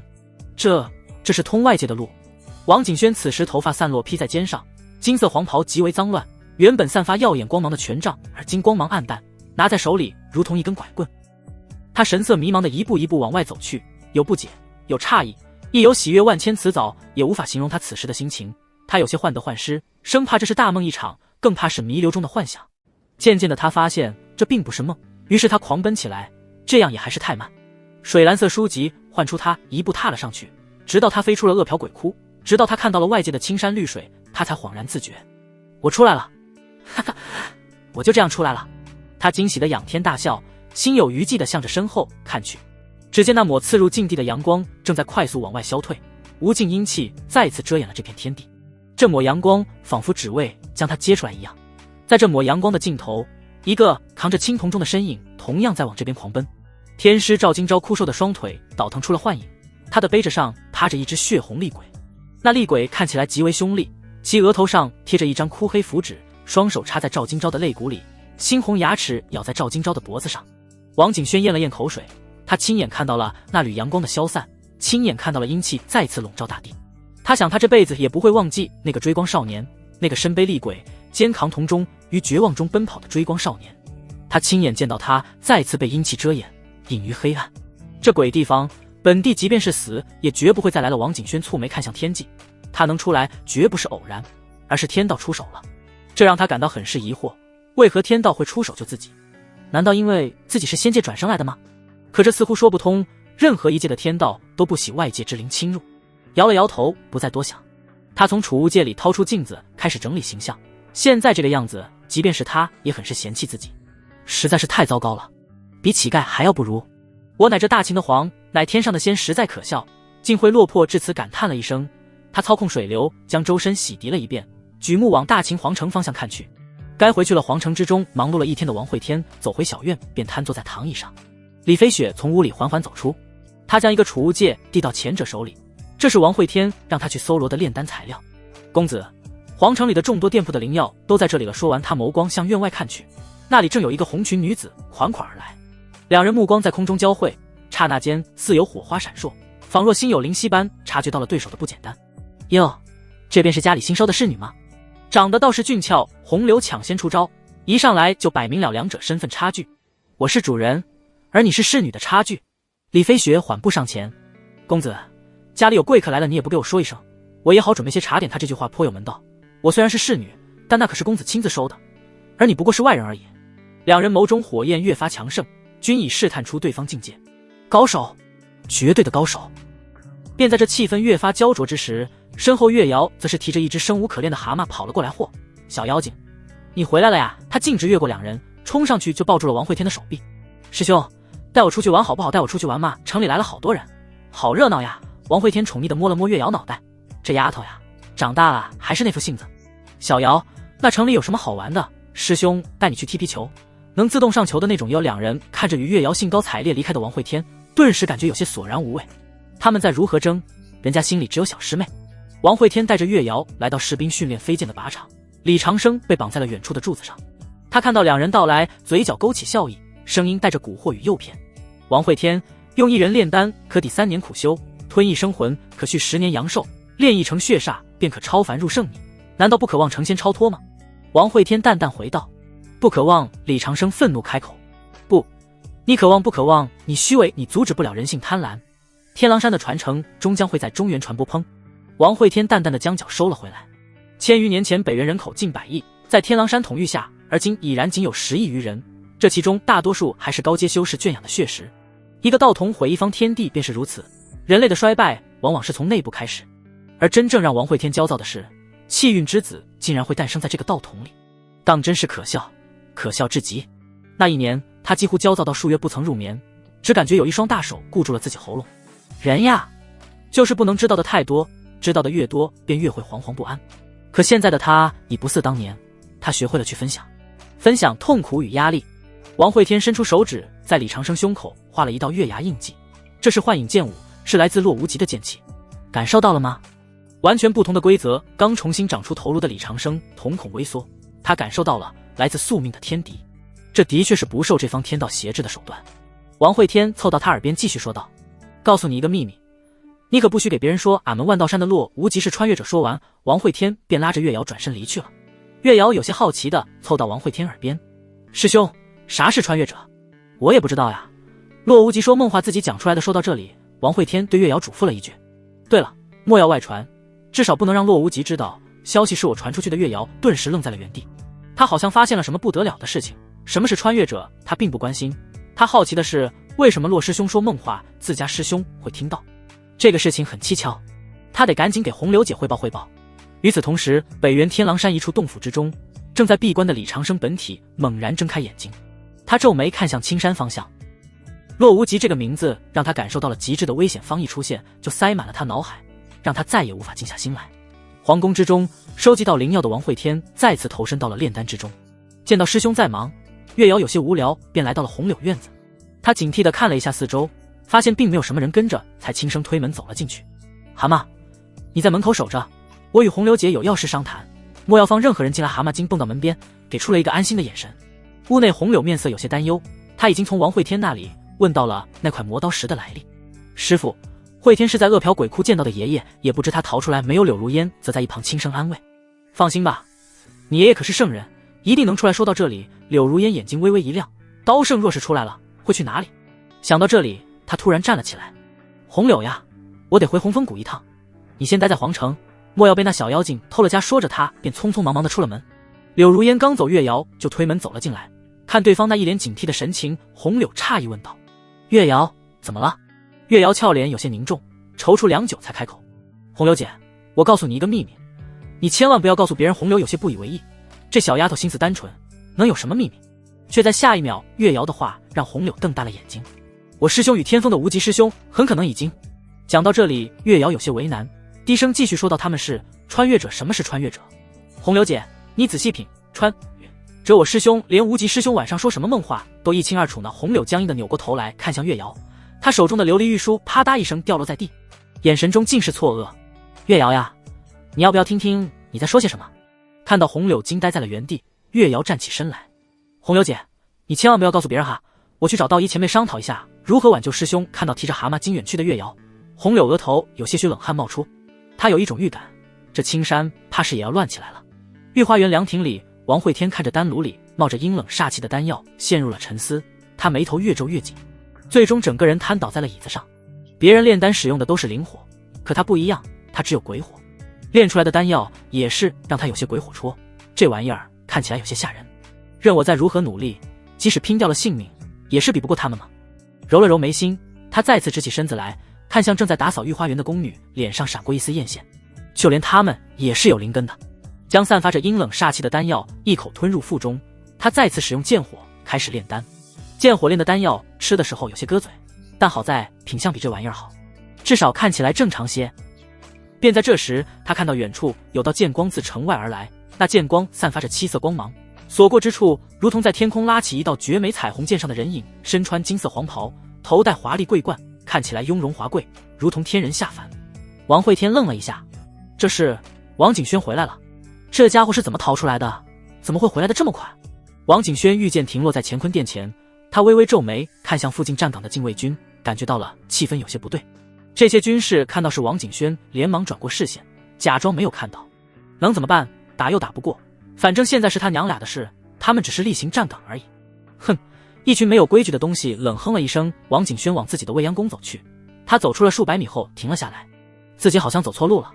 转过身往回又走了几步后，他愣住了，没走错，可是自己的未央宫怎么变成一个小广场了？我的那么大一座宫殿，我的那么大一个防护阵法呢？他一声怒吼：王修，你给我滚出来！愤怒的咆哮声刹那传遍了整个皇宫。远处王浩匆匆赶来，他面色满是担忧，这皇宫可是才修好不久呀，可千万不要在这里打起来。哎呦，先皇您可算是回来了。先皇，王景轩眼中杀机绽放，自己才离开多久就成先皇了？我离开这段时间，王修造反了。王浩低埋着头，王修哪敢呀，那家伙跑得比谁都快，进了长生陵，至今都还没有出来。先皇陛下，并非王修造反，而是您的儿子回来即位了。王景轩眉头皱起，老娘还没死呢，他就跳出来继位了。他神识瞬间覆盖了整个皇城，抬步缓缓往后花园方向走去。花园凉亭里，王慧天还在专心致志地用剑火煅烧着丹鼎，将一株株灵药投入丹鼎之中。看到王景轩到来，他缓缓扭过头去，可否等我炼完这炉丹药再动手？王景轩看着眼前红衣少年微微眯眼，他感受到了那让人生寒的阴气，这家伙竟然为了修炼自愈改走轨道，可真是有够执着与不屈的。这种完全抛弃一切的大胆，即便是他在仙界也不曾见过。他缓缓放下手中长剑，杵在地上，看着去拿一根根灵药的枯瘦手指。这些灵药被他触碰，多少会被阴气污浊，他却又在用剑火细心的去挑出这丝丝阴气。你这样，迟早把自己玩死。王慧天声音平淡，我已经死了，其实我很好奇，你既然不喜我，为何又要让我随你姓王？这是我唯一想不通的。若是想通了，杀你便会有再有任何犹豫了。王景轩看着眼前少年，其实最开始他也并非不喜王慧天，但对方做了什么？他害死了自己在这个世上唯一的牵挂，他害死了自己丈夫叶雄兵，他恨他，可他该怎么办？这是他儿子呀，他只能窝在心里，只能寄心成仙，只能忘却陈念，他只能回答：姓王姓叶，无尽随缘。轰隆，凉亭里炸起一阵黑烟，滚滚剑气四散而开。王慧天手里的丹炉被崩飞镶在了院墙上，他炸炉了。一阵红雾闪过，将黑烟尽数驱散。王慧天伸手探入鬼躯中，将无相剑缓缓拔出。女帝阁下，请出剑吧。王景轩将插在地上的金色长剑拔出，一步踏出飞天而起。七色流光随着他身影冲入云霄，7道冷艳光芒如同天柱刺破了云层。他是天上仙，手段乃是下界修士可比。整个皇城之人都震撼地看向那7色光柱，脸上带着金色。7道光柱，7种道则，这是入道。又打起来了，这是整个皇城之人现在唯一的想法。自从新皇来了以后，简直是3天干一仗，仗仗不重样。抛开生命威胁不谈，这每次看的还挺精彩的。此时众人都停下了手里的活计，抬头向天穹看去。只见那7色光柱下方，一道红雾缠绕光柱而上，天穹中一道树眼陡然睁开。王景轩眯了眯眼，这气息与恶殍鬼窟那个追光少年背上背着的厉鬼极为相似，几乎同源。他当即怒声呵斥：你竟敢身似恶鬼！当初王慧天冷哼了一声：身似恶鬼？我本身就是恶鬼。他张嘴一吐，7黑阴气喷涌而出，其中有无数黑影在云雾中翻腾。王景轩顿时只感觉头皮发麻，他手中长剑在天空劈过，有无数星光在云雾中亮起。道法星陨，这些星光仅亮起一瞬，再次熄灭，如同烛火刚燃起就被狂风卷走了火苗。你到底是什么怪物？王景轩惊惧，他第一次发现了王慧天是如此的棘手，他的手段在对方面前如同萤火飘摇，而且从红雾攀腾而来之后，他就失去了对方身影，战斗一开始就陷入了被动。不行，必须震散阴云，如此下去我必败无疑。手中剑杖宝石光芒流转，无数银白宝石汇聚成一个闪电图腾。王景轩将剑杖向下一指，高声吼道：雷公助我！轰隆，无尽雷电从虚空亮起，天空就像是刹那裂开了无数刺眼裂缝，阴云被雷电横扫而过。权杖宝石再次转动，炽盛星光亮起。众星之神，听我敕令，归位。王景轩还没念完，便感觉后颈被一只冰冷手掌握住，极致冰寒向着体内冻结而来。一道如同恶鬼的声音在他身后响起：剑2，血杀扑他体内，鲜血像是受到了指引，在体内化成无数剑气流转，其所过之处，经脉尽数破碎，无数血红剑气刺破皮肤涌出。在这一刻，即便是吐出来的鲜血，也变成了一把把细小血剑。那个声音继续开口：“你很强，可你施法太慢了。”王慧天抓住他后颈，继续向下按去，两道身影快速从天际坠落。轰隆一声巨响，王景轩身躯被一掌按在大地上，巨大的冲击力崩碎了层层土地。他缓缓松开按在王景轩后颈上的手，后者躺在大地上一动不动，已然陷入了昏迷。甩手间，一根根红柳剑气飘落，将王景轩捆成了一个粽子，无相剑斜插在一旁。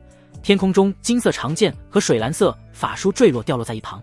王慧天龇了龇牙，他的胸前有数道雷电劈开的裂缝，此时正有淡淡阴气从中泄露而出。走到一旁找了一块石头坐下后，他抬手牵下了一缕发丝，一手压着鬼躯上的裂缝，一手认认真真的缝补了起来。半晌后，他将地上的金色长剑和法书捡了起来，面色阴郁的看着地上的女人。这是他亲娘，是除了那个侄儿以外世上唯一的亲人，可他却嫌弃我。他说他堂堂仙界女帝，竟然生了一个废物，一个没有灵根的废物。所以他走到今天这一步，身坠修罗，这个女人至少要负一半责任。另一半嘛，怪木青师吧，毕竟子不教，母之过，教不严，师之惰。他将王景轩扛在了肩上，淡淡开口：“先皇陛下，你既已入道，该进长生林养老了。”二臣心软，也只能如此说着，他扛起王景轩，一步一步地往长生林方向走去。与此同时，幽州一处山谷，在这山谷最中心有一笔直石柱，此时石柱半腰上正有一个身影在往上艰难攀爬。这身影一边爬一边怒骂：“该死的，为什么要来这里签到？狗系统，你是不是故意搞我？这鬼地方竟然还有净空阵法，真是见了鬼了！”洛无极找了一处能下脚的地方，背靠巨大石柱，喘着粗气。他2辈子加起来都没爬这么高过，从这里往下看去，脚下高大的树木看起来比蚂蚁还小，这让他有些眼晕。便在这时，他看到石柱底部的树木似乎在抖动，像是有无数人在其中奔跑。不是好像，是真的有人。他微微眯眼，便看到无数黑衣人从四面八方冲出，将石柱围了起来。其中一个黑衣人取下兜帽，仰头向着洛无极看来，上面的可是万道山洛无极。听到喊声，洛无极一愣：“熟人，敢问诸位找洛某何事？”下方黑衣人互相看了一眼，是洛无极没错了。一群人确定目标后，当即从掏出钩子开始爬山。这里净空，倒是不用担心洛无极逃跑了。听闻这家伙总是喜欢往一些稀奇古怪的地方跑，而今看来果然没错。洛无极看到对方二话不说便向上爬来，顿时心头一跳，这好像是来弄自己的呀。可他平时除了在青山修炼，便是到处外出签到打卡，没怎么惹上仇家啊。诸位，我们是不是有什么误会？下方人影不断接近。你若是穿越者洛无极的话，那就没误会。听到穿越者3个字，靠在石柱上的洛无极脑袋嗡的一声便宕机了，直到数秒后才反应过来，身份暴露了。怎么可能暴露的？他已经很小心了呀。这么些年来，除了在万道山，其他时候都是能低调尽量低调，为什么自己是穿越者的事会被知道？该死的，灭口！一定要灭口！远处山峦上，一道黑云坠落在山巅上，化成一个大汉。他看着山谷内的厮杀，嘴角微微勾起，旁边一道剑光坠落，站在他身边，白衣如雪的李长生对着大汉微微躬身。长生感谢血圣出手相助，为了杀这个所谓的穿越者，李长生可谓是做足了准备，不仅手中势力尽数出动，更是耗费巨大代价请动了北元血圣独孤傲，只为一击必杀，将这个未来的强敌抹杀于摇篮之中。独孤傲不屑地看了李长生一眼：“你请我出手，就为杀一个摘星出气？”李长生摇了摇头：“血圣大人，我已查出这厮隐藏了修为，其至少入道中期哦。”独孤傲脸上闪过一丝诧异，他观洛无极古龄仅30左右，竟然已知入道，这可就有些恐怖了。要知道同辈天骄大多可还是化神呀，这是什么鬼的修炼速度？想到这里，独孤傲脸上闪过一抹邪笑。如此天骄，要是能收作痉挛。结，皇宫城墙上，道一正在喝着小酒，他看向城外正在飞来的一辆纯白飞舟，额头有冷汗冒出。李逍遥的徒弟青白花来找师傅了，这可怎么办呀？他感觉就要东窗事发了。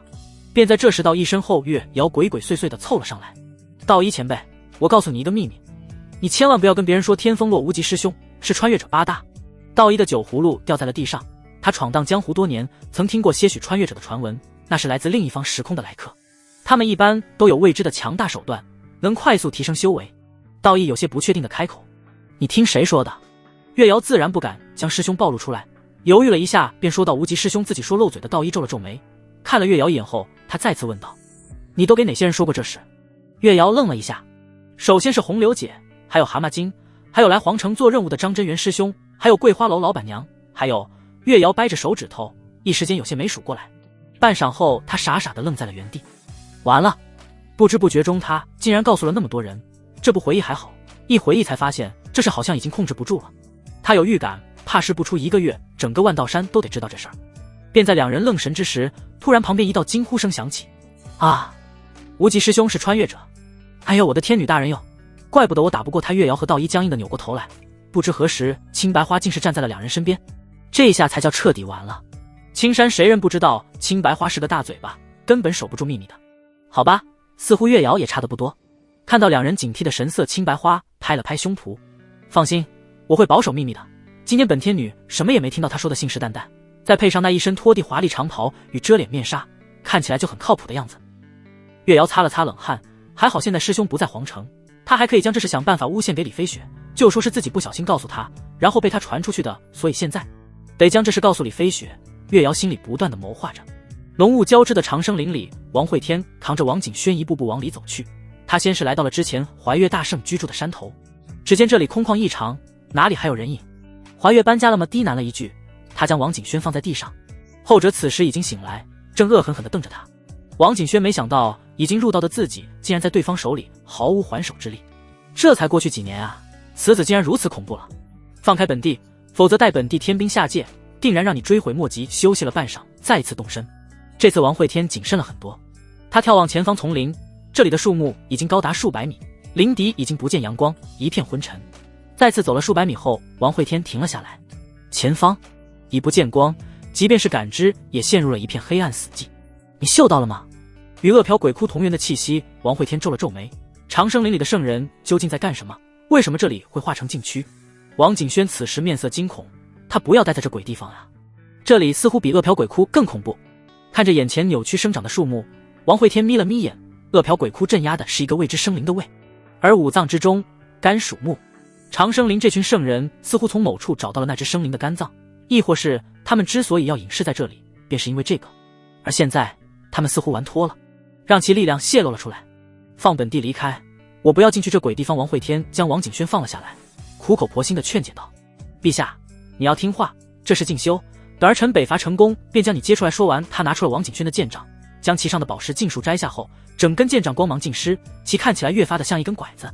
他将拐子塞到了王景轩怀里，这里面有些黑，你看不见路的时候就用它处理完剑杖。他再次拿出了那本水蓝色法书，将其一页页翻开后，他皱了皱眉，这本书竟然一个字都没有，这怎么行？世书怎么能没有字？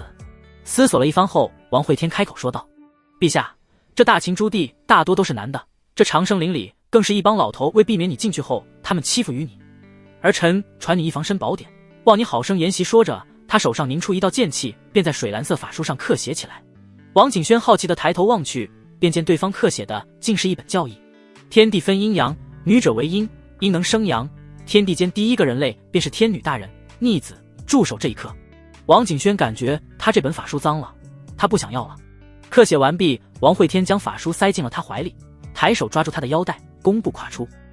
陛下，一路走好。王会天手臂发力，将王景轩猛地朝前方漆黑丛林里扔了进去，后者只感觉身体被清风拖住，嗖的一下，视线便陷入了黑暗，熟悉的阴气再次将自己包裹。他愤怒大骂：“逆子，逆子呀！你给我等着！”王会天拍了拍手，转身向后看去，在他后方不远处，怀月圣人正站在一个树梢上向他看来。其实一进这里，他就感知到了对方，便想要看看怀月会不会出手，却不想这老家伙竟如此谨慎。大秦新皇见过圣人。说着，王会天四处看了一眼，眸子有金光微微闪烁。您老是一个人来的？怀月警惕地看着王会天，神识不停地在周围扫动，谨防后者偷袭。你来这里干什么？长生林不欢迎你。王会天不以为意，缓步向着怀月走去。普天之下，莫非王土，本地现在是大秦的皇，哪里不可去？他每踏出一步，身躯便一阵闪烁，仅几步之下就跨越了数千米距离，出现在怀月身边，将左手轻轻搭在怀月肩上。他声音有些冰寒，说：“你们究竟在长生林里搞些什么？”怀月身躯一颤，默哀本圣。他快速闪退至一旁，有些忌惮地看着王会天。金色印玺被祭出挡在身前。本圣近日时常感觉头疼难耐，不想与你动手，将本圣圣骨还我，我们一笔勾销。听着对方想和解，王会天略微有些诧异。圣人修为通天，多多少少都带了些傲气，还真是很难见到这么善解人意的。再想到自己来这里没见过其他圣人，他有些犹豫地问道：怀月，你是不是在长生林里被其他圣人孤立了，他们霸凌你，让你每日守在外围？听到这话，怀月气得吹胡子瞪眼，堂堂圣人还能被霸凌，这是传出去他连往哪儿搁？庶子休要胡说，只不过近期轮到本圣值手而已。看到对方闪躲的眼神，王会天越发确定长生林圣人分家了。想想也是，一个青山还能分出那么多宗门，而大秦圣人只怕更多，很难保持一条心。想到这里，王会天心情大好，缓步往外走去。身后传来怀月愤怒的吼声：将我的圣骨还我，否则王会天背着手。否则你要干嘛？身后的怀月声音有些弱了下来。否则老夫就会很头疼啊！呸！王会天唾了一口，还认为这家伙能说出什么威胁的话来。憋了半天就这么一句，自己都贴到他脸上了，他也不敢动手。你告诉我这是圣人？回到皇宫，王会天径直往后花园走去，诸事缠身，耽误了他众多的炼丹时间。旁边两个宫女见到王会天到来，对视了一眼，便开始低声讨论了起来。你听说了吗？万道山天风落无极，是穿越者。啥是穿越者？不知道，总之很厉害。听闻他们出生起便有特别的手段，能快速提升实力。你听谁说的？当然是飞雪仙子说的了，我们都是从他哪儿听来了，与月瑶仙子无关。王会天竖着耳朵，错愕地看向两人，自己才出门1-2天回来，怎么消息走漏的那么快，连宫女都知道了？两个宫女浑身颤了一下，急忙行了一礼后，飞快地逃离了现场。皱了皱眉，他继续往前走去。两个小太监正在园林里修建树木，看到王会天走来，同样开始聊了起来。你听飞雪仙子说了吗？万道山落无极，竟然是穿越者。我也听说了，莫要多言。月瑶仙子可是抓得很紧，说谁乱嚼舌根要打断腿。王会天额头有青筋暴起，这栽赃陷害的痕迹实在是太明显了。他微微蹲下身子，顺着假山桥洞看去，池塘里一只青蛙正蹲在荷叶上摇动着嘴里的双生灵，似乎在传递消息。呵呵，露出马脚来了吧？这只蛤蟆精最近月瑶可是走到哪里都带着的。见到被发现了，蛤蟆精摇动铃铛的动作一顿，扑通一声跳进了水里。呱！王会天缓缓将手抬起，见来此时正拿着铃铛躲在房中的月瑶突然感觉身体一僵，不受控制的往御花园方向飞去。他面色一惊，莫非师兄已经在怀疑自己了吗？想到此处，他心中不免有些慌乱，都怪自己大嘴巴破坏了师兄的计划。他很担心师兄因为此事讨厌自己。嗖的一声，月瑶身躯直直地插在了王会天面前。看到对方略显漆黑的脸色，他有些心虚的开口喊道：师兄，我错了。王会天没有说话，拉起月瑶便向红柳的住处走去。看到师兄有些生气，他也不敢说话，卷着脖子像个小鹌鹑一样。正在院子里修炼的红柳看到门外走来的师兄妹，笑着问道：这是怎么了？不等月瑶开口，王会天便将月瑶拉到了红柳面前。红柳，还需拜托你教导月瑶一番，这小丫头在山里待久了，使用计谋太过粗糙，以后被别人欺负了怎么办？你多教她些手段。王会天看着月瑶，摸了摸她脑袋，眼里带着些宠溺。下次再骗我的时候，我不希望你再露出马脚。说完，他将一个新缝补好的钱包塞到了月瑶手里。这钱包初看像个粽子，再看又感觉是个苹果，丑是丑了点，好在里面空间足够大，比自己陶罐还大。月瑶错愕地看向王会天，师兄没有怪自己，他可是泄露了师兄的大秘密啊，还想要栽赃给李飞雪，连他都觉得自己太过分了，感觉怎么都逃不过一顿毒打啥的。拿着钱包，他心中既惊喜又感动。师兄。王会天点了点头，露出了一个和煦的笑容。小瑶，师兄没有灵根，存在不知几时，人躯上有寿命，鬼体却是未知，师兄只能活在当下，你却不同，你将来要面对可是诸天万界。说完，王会天转身向外走去，他一边走着一边愤怒开口：该死的李飞雪，竟敢泄露本地的秘密。月瑶看着那个逐渐消失在宫墙深处的身影，他淡淡开口：不，师兄在哪里，我就在哪里。红柳感觉有些懵，他疑惑地问道：小瑶，怎么了？月瑶颇为尴尬地扭过头来：我构陷小妖精，失败了。道一的屋子内，青白花看着躺在床上的李逍遥发着呆，后者此时面颊通红，衣衫不整，之前被泡浮肿的身躯竟已消了去了。他脸上缕缕发丝被酒水沾在了脸上，整个人闻起来都有一股酒香味。道一前辈，我很好奇你是怎么将我师父灌醉的。他说着，脸上突然爬起了一丝丝兴奋，还有一丝丝潮红。前辈你是不知道，我曾给我师父下过10斤醉仙散，他硬是挺过来了呀。想到那顿毒打，青白花至今还有些心有余悸。醉仙散没用，我便用换成了闷倒驴，不是酒啊，是同个牌子的迷药。哎呦，那次本天女可是老惨了，我扒她衣服的时候，她刚好醒来，她封印了本天女修为，将我挂在悬崖上吹了3天冷风。一旁的道一面色怪异的看着青白花，这女娃不对劲，越说越不对劲。那个师侄，咱们是不是该想想办法把你师父唤醒？青白花听到道一的话，连忙阻拦。哎，前辈，我师父一生都在苦修，难得能安心睡上一觉，还是莫要打扰他的好。说着，青白花走到了李逍遥面前，伸手向着后者敞开的腹部探去。又嚯，8块腹肌，他的手在李逍遥身上游走，另一只手则是从储物戒里掏出了一根手臂长的小皮鞭。结，师父，徒儿来疼爱你了。道一看到刹那变脸的青白花，连忙上前拦住对方。哎呦，师侄，你这是干嘛呀？后者转过头来，笑容再次变得正常。前辈，我师父如今昏睡，还需些外界刺激才能醒来。你且看我操作。青白花视线回到李逍遥身上，嘴角陡然勾起，他遮脸的面纱一阵晃动。哟嚯，胸肌，哟嚯，好大呀！看到对方笑容逐渐变态，道一急忙上去再次将青白花拉开。若只是用剑仙泡酒还好，若是让他被玷污了清白，等李逍遥醒来，绝对会要了自己的老命。这家伙可是能守私入道的存在。哎呦，师侄女，你这不至于啊！前辈，我劝你不要多管闲事，老头我也不想管呀。可你师父是我灌醉的呀，我这属于从犯。青白花狠狠瞪了道一眼，这家伙一点都不识趣。本天女大人调教我师父，你是啥从犯？要不你也一起来？来，我让开，你来，小皮鞭给你。道一此时脸都黑了，他是真没想到事情会这样发展呀。见到道一疯狂摆手，青白花冷哼了一声，再次将恶魔之手向着李逍遥探去，却是对方体内突然一道剑气飞出，将他的手掌弹开了。青白花愣了一下，诱惑，还敢反抗？你越是反抗，本天女就越是兴奋。就在此时，后花园方向突然传来一声轰鸣，震得屋子剧烈颤动。青白花再次被打断，脸都有些扭曲了。该死的，是谁耽误本天女办事？道一淡淡开口。剑锋王会天大秦新帝，咋的？你还要去弄他？青白花面色一阵变幻，他拿出一条床单丢出，将李逍遥裹起来扛着就走。回青山。道一追出屋子，却见对方已经御剑离去，他暗暗地擦了一把汗。哎呦，这年轻人不是在自己面前出的事就好，应该能解释得过去，只要李逍遥不醒来便是晴天。王会天看着再次被崩飞的炼丹炉，脸色沉了下来。剑火与鬼火炼丹都行不通，灵药富含灵性，与其他火焰属性相冲。感受了一下体内肉丹的跳动，他目光向青山看去。这肉丹是以若无极的混沌血液为基础，融合了刀圣、半个皇城和血妖君的血液，如今已经进化到看不懂的地步了。或许突破口还得在若无极身上。他站起身来，若是能以混沌血脉吸收复制其他体质，或许能驾驭灵火。万道山里还有一个天雷体。想到这里，王会天一步踏出，身影消失在御花园里，往青山而去。与此同时，大秦幽州若无极身躯从天空坠落，栽倒在了一片枯草树叶里。他身体到处都是伤痕，胸口与肩膀更是有无数黑斑在扩散。天空之中一片毒云往下压来，凡是被毒物触碰到的一切尽数生机枯竭，树木扭曲枯萎。该死！幻影剑舞一道冲天而起的月牙剑气划过，将毒云一分为二。追杀他的圣人看到剑光亮起之处，向着这里摇动魂幡，顿时无数阴魂密密麻麻扑杀而来。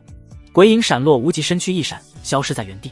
丛林中大量黑衣人奔行而来，无数爆炸声在这片山林响起，横贯八方。于一处山坳处，再次有强大剑气扫过，若无极捂住胸膛，喷出一口鲜血。神识扫过满山遍野追杀的身影，空中还有圣人盯着他，心底涌起一阵无力感。之前在那处金飞峡谷中，他好不容易将所有刺客全部歼灭，哪知才出了峡谷便遭到了圣人偷袭。他平时在外显露的修为也就摘星初期，从未想到会有圣人对自己出手。该死的，究竟是谁暴露了我穿越者的身份？洛无极想不明白，为何魔教的人要不惜从天狼山赶来刺杀自己？他还没有对气运之子出手，这根本就没有道理。两人太早对上于他，太过不利。从地上爬起来，洛无极擦了擦嘴上的血迹，抬手掐动一个法诀身躯，便化作了一根干枯木桩。他身影才刚消失，一道黑雾就从天而降，停落在这里。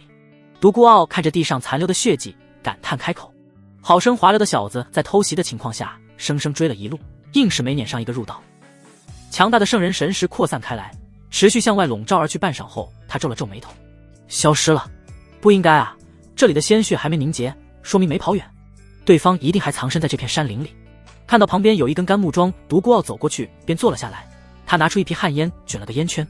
旁边有黑衣人御剑坠落在独孤傲身前。血圣失去了目标踪迹，慢慢找吧，他还在这片地界，逃不出去，不要放过任何蛛丝马迹。下去吧。本圣先抽袋烟，独孤傲点燃烟卷，便坐在树桩上吧嗒吧嗒的抽了起来。洛无极妈了，他娘的，这家伙做的就是他。系统，想想办法呀！他脑海里的声音响起。定，恭喜蜀主签到成功，获得技能绝户千年杀捅他。洛无极心里骂娘，他的变化之术消耗太大，根本维持不了多久。还有其他手段了吗？没有了。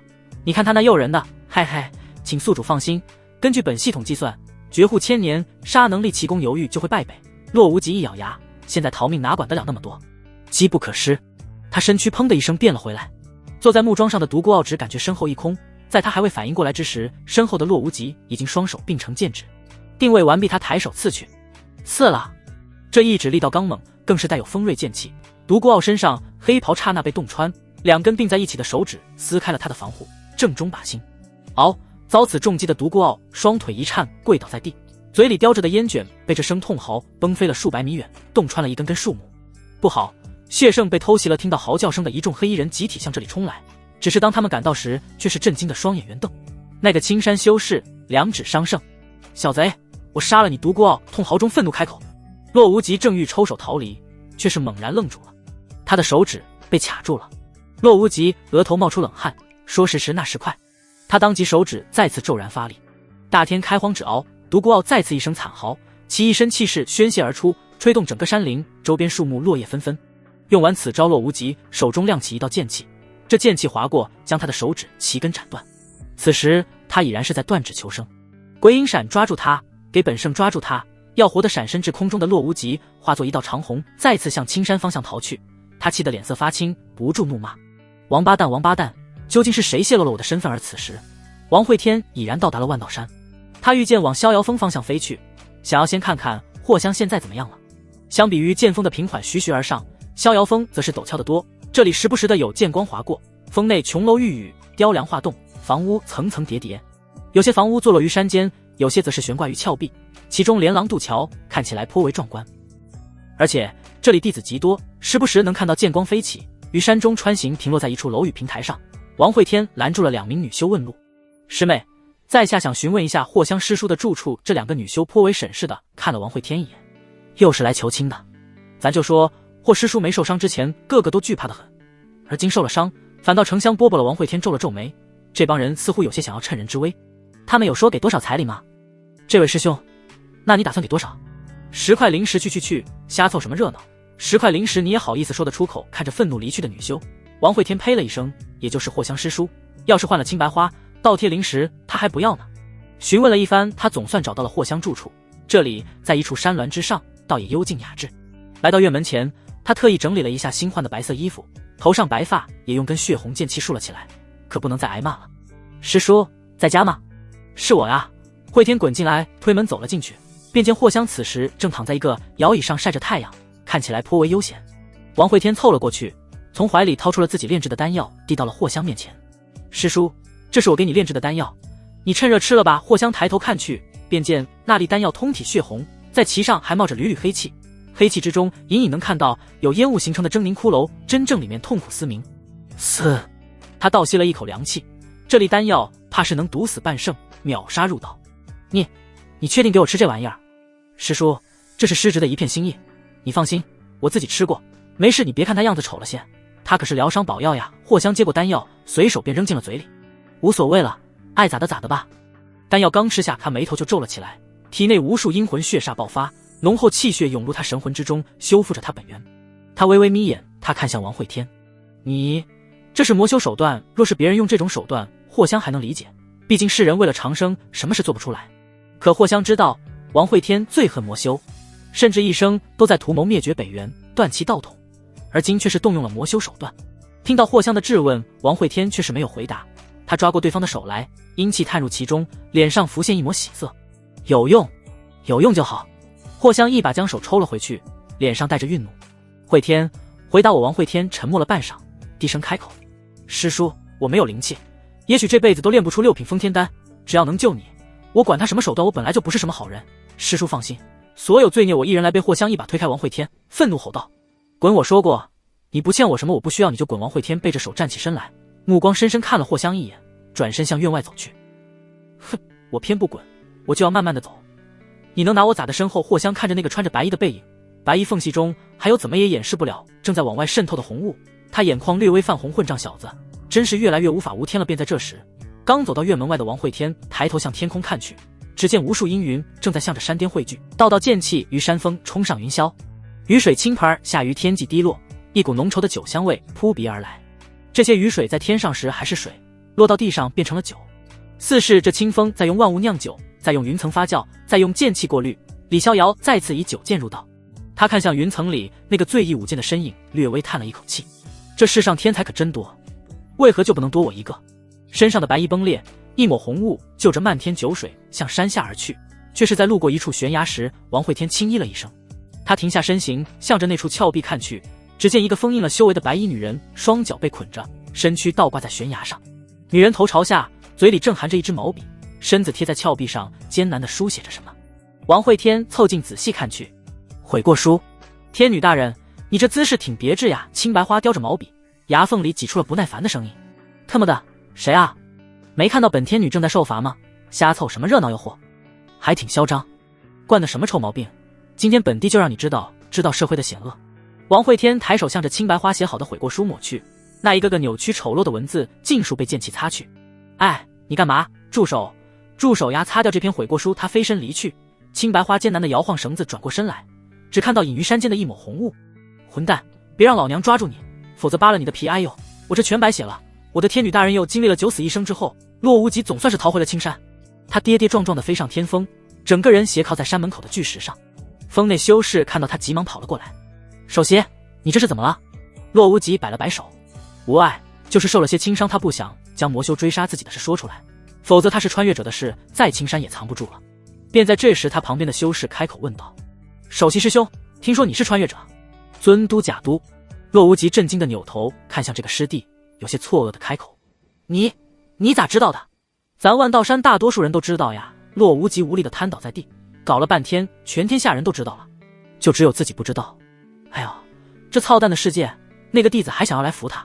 洛无极惊慌的一把将他推开，他现在心里一点安全感都没有，总感觉暗地里有小人想害自己。不，这不是感觉，而是真的有，就连北元魔修也在被其操控，这可真是太可怕了。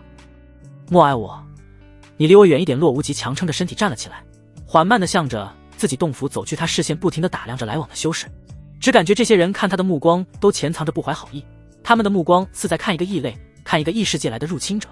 是啊，自己与他们不是同类，自己在这个世界是孤独的，一直都是。就连这山上的一草一木一砖一瓦都对自己饱含着恶意，他们在嘲笑我。砰！总算逃回了洞府的洛无极开启阵法，便瘫倒在地。此刻的他显得是如此狼狈。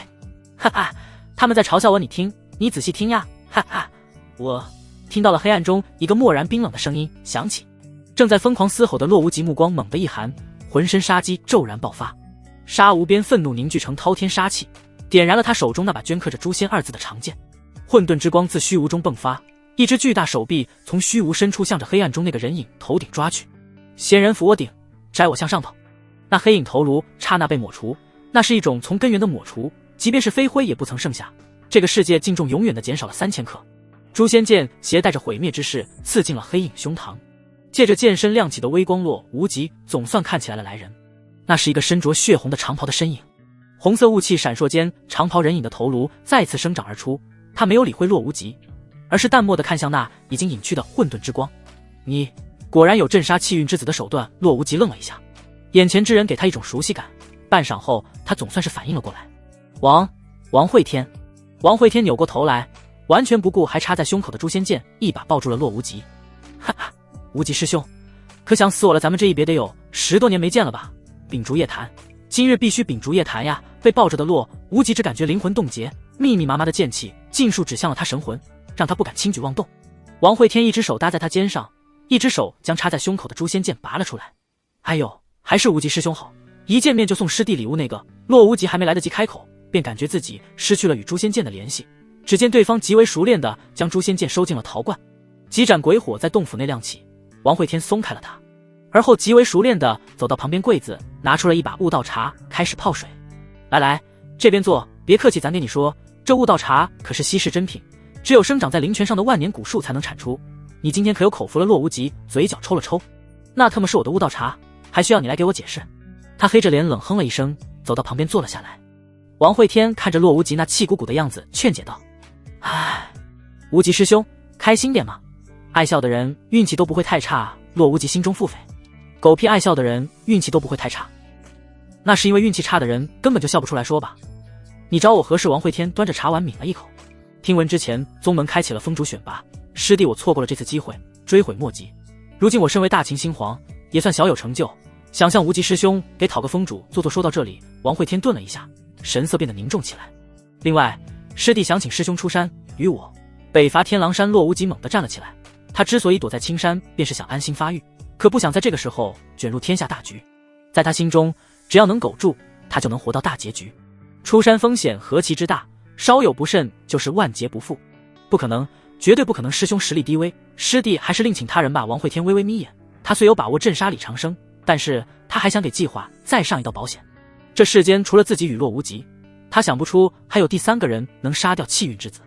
既然软的不行，那只有来硬的了。师兄，你也不想自己的秘密被人知道吧？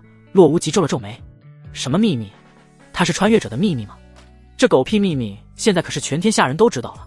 王会天脸上带着淡淡笑意，缓缓开口。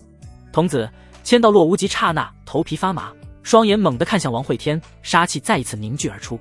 后者根本毫不在意，抬起桌上悟道茶喝了一口。这玩意儿味道也就一般般，能让人顿悟更是无稽之谈。洛无极面色阴晴不定，他这些年可以说是极为努力，却不想再次面对王会天，依然不是对手。悟道茶可悟万千大道，对方喝了却是毫无反应，很难想象这家伙究竟多强，莫不是已经到了万道自然的地步。王会天站起身来向外走去。师兄，考虑一下，若是同意，便来皇城寻我。走出洞府，他呸了一口，将嘴里的悟道茶叶吐在地上。什么破烂玩意儿，根本没啥感觉。洞府内落，无极额头冷汗滴落。系统，我还有救吗？脑海里声音迟疑了片刻后响起，宿主加油，你是最棒的啊哈哈哈！狗系统，你他妈就会整日扑我出来，我与你拼了！请宿主冷静，我冷静你大爷！便在洛无极发癫之时，洞府的大门再次被打开。王会天淡定地走了进来，将桌上的茶叶罐子装进了储物罐子，再次向外走去。师兄，我带点回去给月瑶尝尝我师妹苦呀，从小没过上啥好日子。看到再次离去的王会天，洛无极指着洞府门凄然开口：你看他简直是岂有此理，岂有此理，还让我给他安排当封主，哈哈哈，笑死我了！这混账还想当封主，下了天风！王会天手掌摊开，几缕混沌之气在他手掌流转，这气息玄妙异常，仿若是一切事物的源头。当洛无极用出那招仙人伏顶的时候，他感觉犹如被大恐怖盯上，当即冒险从那尊虚幻存在的手掌上斩下了这缕混沌之气，将这缕气息吞下后，体内金丹一阵颤动，其上竟有无数触手长出，开始连接自己鬼躯各处。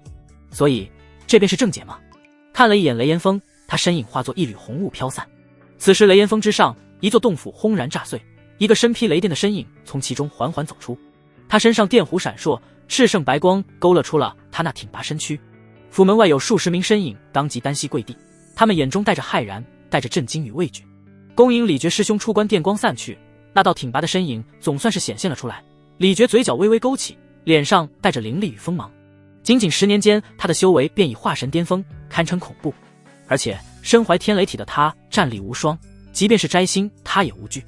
哼，万道束手，青皮白衣，不过尔尔想到至今洛无极也才摘星，而青白花更是只有化神。李觉心中涌起一阵豪迈，那些可都是早他无数年拜入万道山的，如今又如何？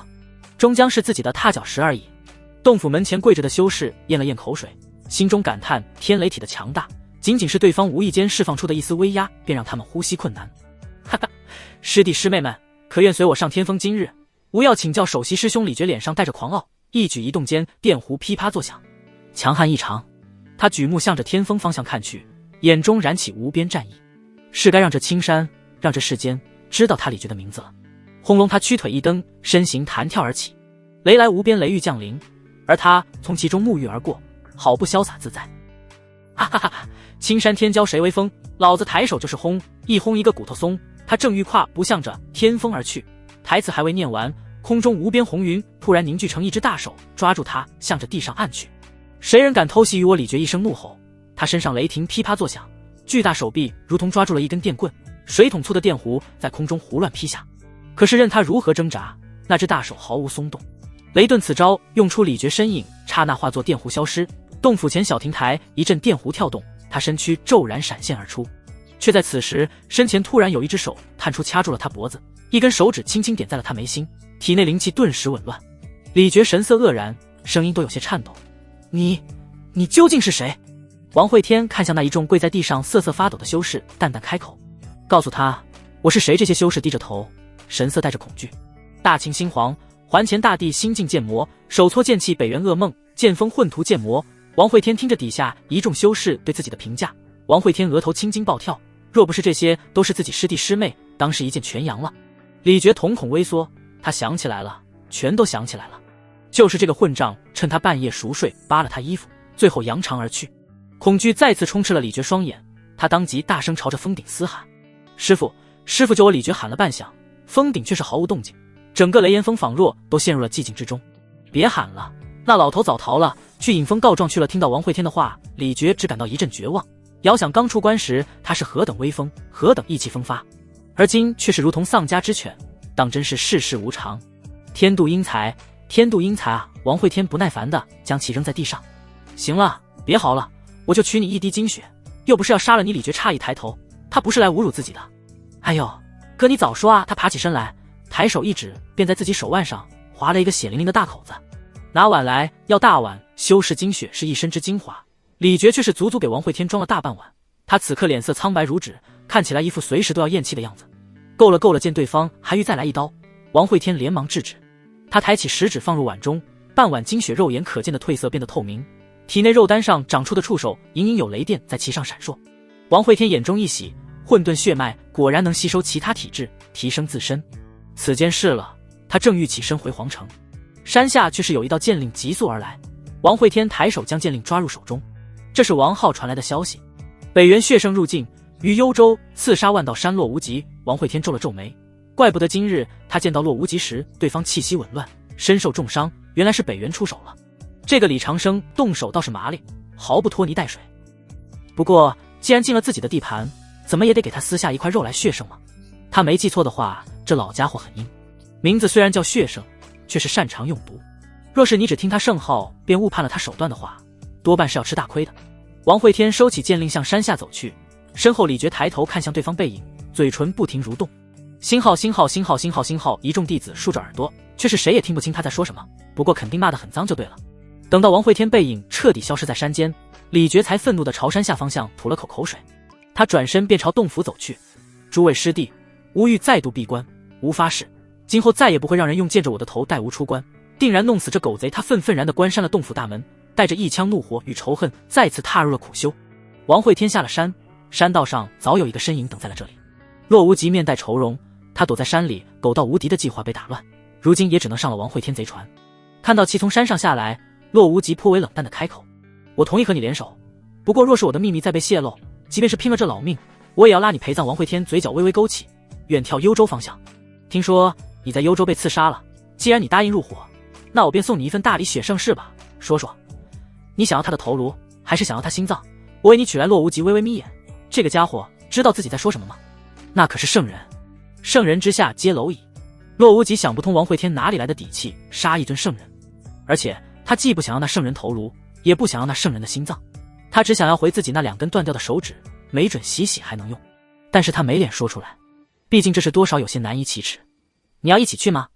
王会天说着，双脚踏空，看起来有些迫不及待，很是担心一会儿那尊圣人逃了。洛无极摇了摇头，他好不容易才逃回来，你让我再自己跑回去。虽然王会天满脸自信，可洛无极却不怎么相信对方，他微微皱眉道：圣人之下皆蝼蚁。王会天脸上笑意不减，周身红雾涌起。刚好我圣人之上。说完，他身躯化作一道流光远去，看其方向正是幽州。原地洛无极颇为踌躇，很是纠结，既想要跟过去看看，但又有些害怕。那可是圣人啊，自己能从其手上逃脱，可以说是走了狗屎运，而今竟然还想去屠圣，疯了疯了！他就知道跟着王会天混准没好事，这货就是个天坑。一咬牙，他御剑而起，向着那天边红雾追去。王会天感受到身后追来的剑光，脸上露出笑意。很好，若是被人阴了，还躲在山里苟着，那还修什么仙？不如下山购置几亩田地，娶个10几20房老婆过日子算了，那不比整日苦修滋润得多。村里的狗被咬了，还知道拉帮结派去找场子呢。幽州此时，李长生皱眉看向蹲在山林里的血圣，颇有些不耐烦地问道：拔出来了吗？他现在对这血圣很不满意，出动了那么多人，竟然连一个入道都没搞定，血圣还后门失守了。简直是丢尽了魔修的脸。丛林深处传来了血圣独孤傲的声音：“别急啊，有点深，大秦圣人又不在，你催什么催？我先走了，这终究是大秦地界，还是谨慎些好。”说完，李长生便御剑离去了。他怕的是圣人吗？他受天道眷顾，即便是圣人想杀他也很难，总有各种各样的机缘巧合能够逃生。他真正怕的是皇城里那尊煞星。丛林里蹲着的血圣看着那道剑光远去，冷哼了一声，他身躯化作一抹黑雾，向着远处的一个城池而去。好不容易越过了星月关，看到这么多血石，他早已按捺不住，可这李长生却是怕这怕那的，简直是丢尽了魔修的脸。旭东郡外一小山村，百姓们安居乐业，村民们男的在田间劳作，女有的在家里织衣，一片欣欣向荣。田埂上有几个稚童在追逐打闹，他们的欢笑声洒在田间各处。13，你长大了想做什么？当然是修仙问到了。遇见凌空，逍遥自在，两个半大孩子在水井旁洗着芹菜，他们眼里有光，手里有活。小花，你呢？小女孩害羞地低着头。我娘说了，让我长大找个仙人嫁了，这不巧了吗？你要做仙人，我要嫁仙人，在小孩子的世界看来，这就是所谓的缘分。小男孩脸色通红，自顾自地将芹菜放在水里涮着。他有些话想要说，可却感觉憋在了喉咙里，不知道如何开口。便在这时，气氛躁动之时，山林里一阵黑雾卷过。田里劳作的男人，田埂上嬉闹的稚童，水井幻想着未来的两个孩子，尽数栽倒在地。他们的衣服被风荡起，其衣服下只剩下一堆森然白骨。水车依然在往田里灌水，蒲公英依然在飞起，那水里的芹菜依然在荡漾，却是再无人问津。黑雾卷过小山村，涌入了那座庞大城池，一时间哀嚎遍地，浓雾滚滚。半日后，有一阵红雾和一道剑光停落在小山村里。王会天勾身捡起地上那件缝着补丁的衣服，一堆白骨散落而出。他拉着洛无极，指着地上的白骨：“你看，你看看，这天下都成什么样子了？”青山那帮仙人还在问自己的道：修什么仙？修他祖坟去吧！洛无极面色也是颇为难看。两人沿路而来，没有见到任何活人，尽皆被炼化成了一堆白骨。魔圣出手，哪里会有幸免？毒物所过之处，便是地狱。不过对于王会天的话，洛无极还是略微反驳了一下。这也怪不到青山去吧，毕竟这是大秦地界，王会天正在气头上，哪里管得了那么多。北元圣人都出来了，长生灵与青山圣人一个未动，他现在看谁都不顺眼。哼，长生灵里那群尸位素餐之辈，本地迟早全宰了。青山是不是大秦的青山独立世外？了不起嘞，你不是穿越者吗？老实交代，你是不是带着屠灭魔修的任务来的？洛无极呲了呲牙花，这家伙怎么逮谁咬谁呢？他哪时候接这么个任务了？我就睡一觉就过来了，我能带什么任务娘嘞？没任务你穿越过来干啥？来看热闹呀！我呸！你他娘的还在外面养小妾，你就不是个好人！洛无极愣住了，这都是啥跟啥的？自己啥时候在外面养小妾了？喂，王会天，你说清楚了，你不要说的不明不白的。王会天恶狠狠地瞪了洛无极一眼。洛无极梦话里喊的小童，不是小妾还能是啥？他的眼神顿时吓了洛无极一个踉跄，也不敢再问。得，你说啥就是啥吧。王会天骂完，目中凶光闪烁，他捞起飘荡在水里的一根芹菜，塞到嘴里轻轻咀嚼，而后咽了下去。看着地上白骨，声音有些森寒的再次开口：味道很不错，我吃了你的芹菜变成了你的，请你放心，他逃回北原，我也给你揪出来。说完，他化作红雾往城池方向而去。洛无极勾起身子，同样在水里捞了一片芹菜，塞到嘴里。呸呸，他嫌弃的吐了出来，又苦又涩。旭东郡城池，王会天凌空看着城里沿街飘荡的毒雾，此时整座巨城内一片死寂，别说是人了，就连蚯蚓也没有一只活的。他降落在城头，缓缓往里面走去。城门口稀稀拉拉的插着几把飞剑，看得出来这里的城卫军抵抗过，却是没有什么用处。城墙塌了半边，藏于城墙中的护城大阵阵基被轰成了碎屑。他抬起手来，街上的毒雾正在往前方缓慢流动。王会天嘴角撕裂出一个难看的笑容。追上了。旭东郡城主府中，血圣独孤傲正盘膝而坐，无尽的气血顺着他布下的毒雾缓缓流进体内。他的气息正在节节攀升，修为入圣想要提升何其困难，而通过炼化生灵的气血却是能让他再上一层。念及此处，他气愤自语：都怪王萧那混账一直拦在星月关，否则老夫怕是早就踏入尊境了。圣境之上可称尊，尊境之上可封地，那等境界，这片大地再难束缚。随着快速炼化，周围涌来的毒雾渐渐稀薄，他并未发现原本漆黑如墨的毒雾，而今却是隐隐有些泛红。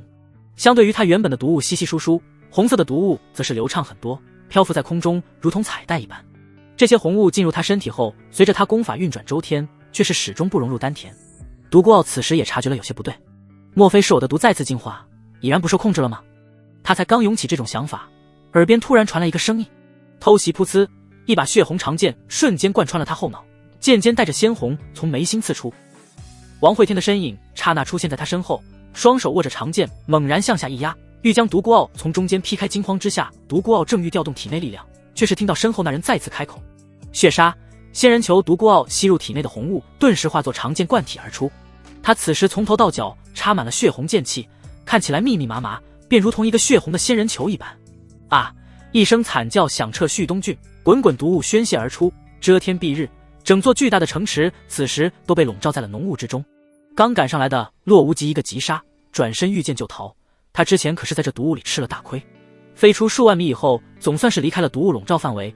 洛无极心有余悸地咽了咽口水，急忙往嘴里塞了几粒解毒丹。毒雾之中，王会天抬手一握，那些插在独孤傲身上的剑气缠绕而上，欲将其身躯直接搅成肉酱。却是在这些剑气刮过的时候扑了个空，独孤傲的身体消失了。伸手一招间，所有剑气收回体内，他抬剑缓步向着城主府外走去。逃？你逃得了吗？一处废墟之中，无数毒雾凝聚成了独孤傲的身体，他现在浑身都是骷髅岩子，看起来凄惨异常。该死的，从来都是本圣偷袭别人，竟然有人敢偷袭本圣。他说着张嘴一吐，密密麻麻的蜘蛛从嘴里喷涌而出。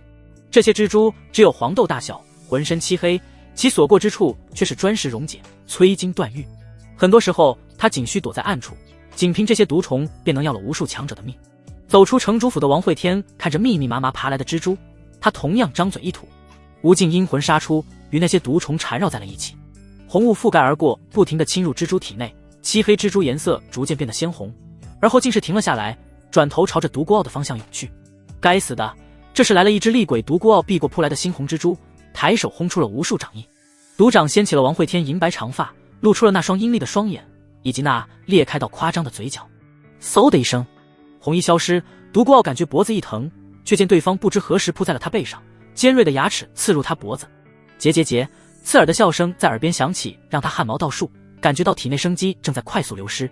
咔嚓，脖子被咬断的声音传来，他抬手凝聚一道剑，指向身后刺去，却是感觉刺入了虚无之中。一抹红色顺着他手指缠绕而来，心中骇然之下，他再次散成无数毒雾，消失在原地。王会天头颅在脖子上旋转了一圈，他失去了对方踪迹。你逃不掉，你逃不掉的！他嘶吼着，头颅轰的一声炸开，一个庞大的肉球漂浮而起，其上长满了密密麻麻的触手，这些触手于空中扭曲抽动，所过之处划起道道剑痕。大地之上闪起无尽电弧，虚无之中有呢喃之声传来：众星之神，听我赤令燃星！刺了！虚空中一道道裂缝撕开，淡黄色的星光自裂缝中亮起，这些星光才刚亮起，就被阴气染成了赤红，犹如一只只虚无中睁开的眼睛。哈哈，我看见你了，我看你了！藏身于废墟之中，猛嗑丹药的独孤傲面色一变，此时心中叫苦不迭。他原本认为魔修已经够诡异血腥了，却是不想今天遇到了一个更诡异的。看到那肉球卷来的触手，他急忙再次变化位置，高声大喊：道友，你意识还清醒吗？我们谈谈如何？他话刚说完，身后便响起了一个声音：结结结，弄死你！我们再谈！独孤傲吓得一哆嗦，当即一指点在胸口，他背上浮现一条狰狞蜈蚣，向着王会天扑去。这鬼东西老是从他背后出现，实在是太吓人了。而今这覆盖满城的毒雾给不了他丝毫安全感，他纵身一跃，飞向天际。抬手间，一个巨大药鼎被祭出，这里面的毒，即便是连他自己也惧怕3分。一把掀开顶盖，无数腥臭毒液向着下方城池洒下。他运起圣力，猛然搅动毒雾，圣道法则笼罩之下，整座城池都在溶解。砖石化成了飞灰，金属化成了铁水，毒雾里那抹红色身躯层层破碎。这片大地如同化成了一个巨大的熬药锅炉。给本圣死！他抬手用力一捏，所有毒雾及融化的莫名物体骤然收缩，最后凝聚成了一个数百米高的巨大毒球。半空中落，无极看到毒雾收缩，缓慢的御剑凑近了些。刚才浓雾滚滚的他看不真切，而今却是终于看清了战场情况。果然是那个圣人占了上风，而王会天已经被溶解成了虚无。心中惊骇之下，洛无极转身就往南逃。独孤傲没去管那个毒球，也没去管洛无极，他转身就往北逃。洛无极跑出极远，发现没人追来，他停下身形，犹豫了半晌，又折返回了城镇上空，有些疑惑地四处张望，便像那被人吓了一跳的傻狍子一般，被惊吓逃走后还要回头来看看受害现场，却见地上那100米毒球上突然破开了一个孔洞，一根血红触手激射而出。这触手速度极快，刹那便缠住了独孤傲的脚踝。他惊慌地抽出一把长刀，向着触手砍去。放开，不要碰我啊！混蛋！天空之上，看着堂堂血圣惊慌的神情，洛无极露出一抹傻笑。哈哈，老贼，你也有今天嗖嗖！大地之上，那巨大毒球再次涌出无数触手，其上撕开的裂纹中有红雾涌出。这些红雾快速凝聚包裹毒球，很快便化成了王会天的样子。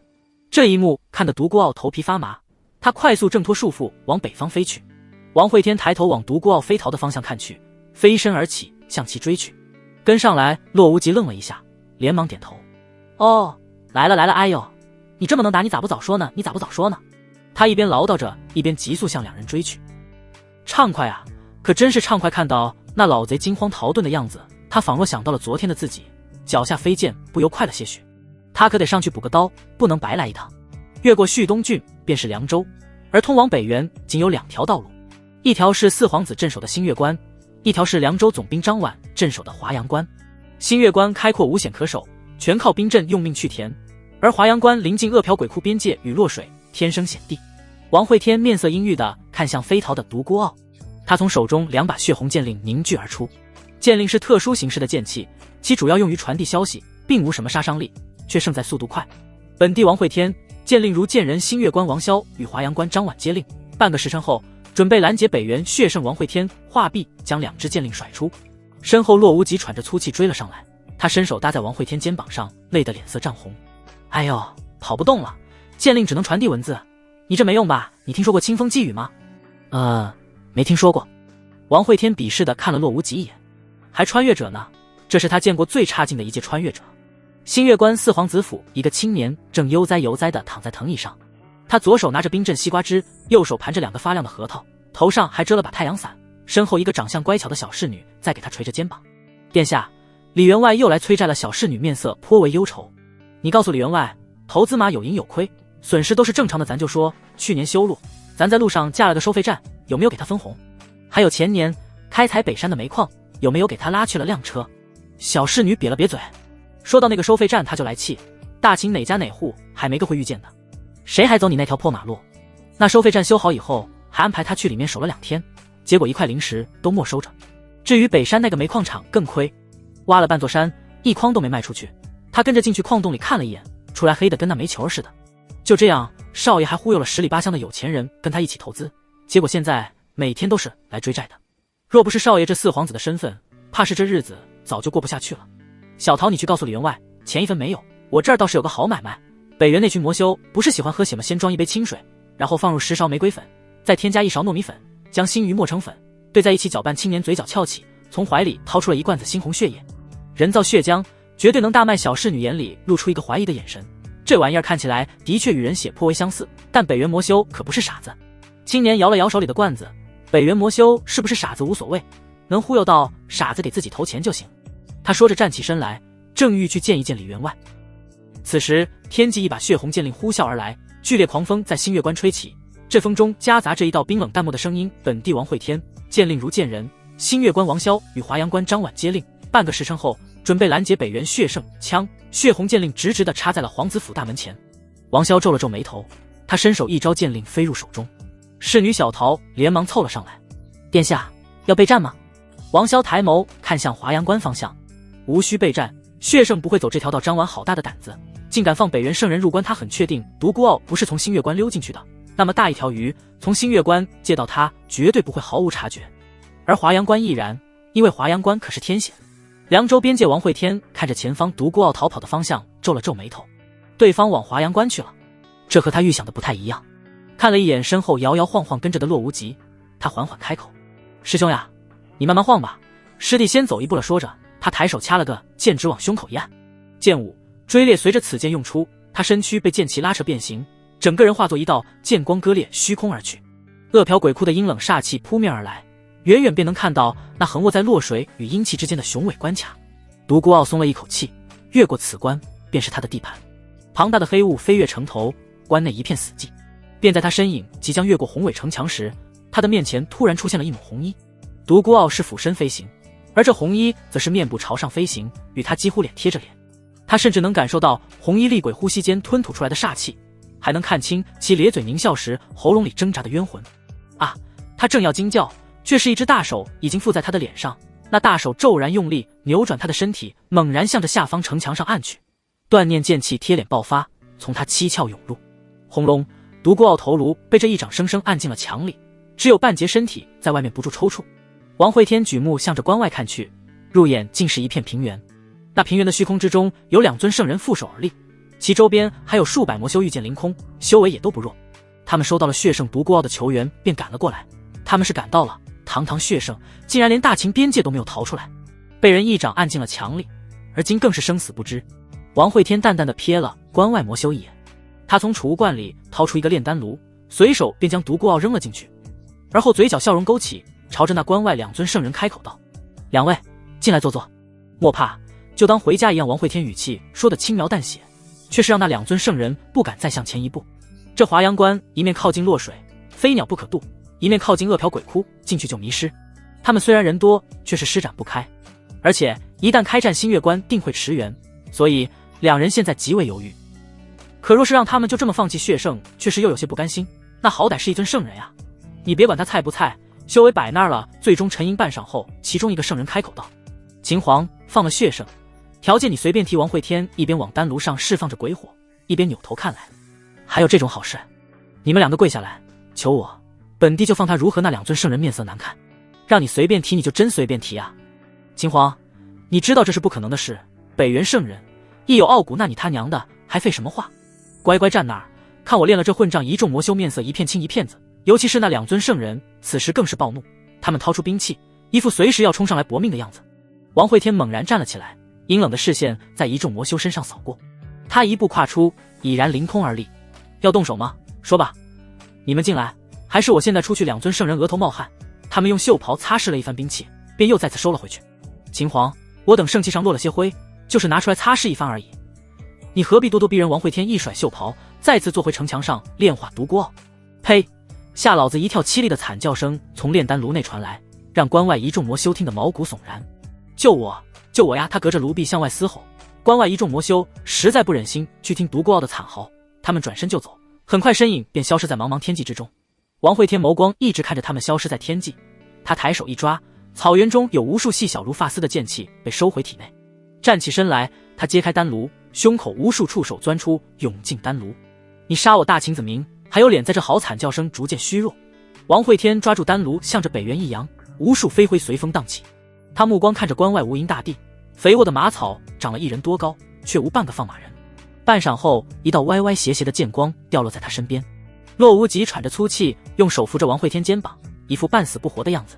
哎呦，累死我了！你们跑得也太快了，我飞剑都干冒烟了，连个影儿都看不到。王会天轻轻拍开了他的手。圣人逃命，能不快吗？怎么样，追上没有？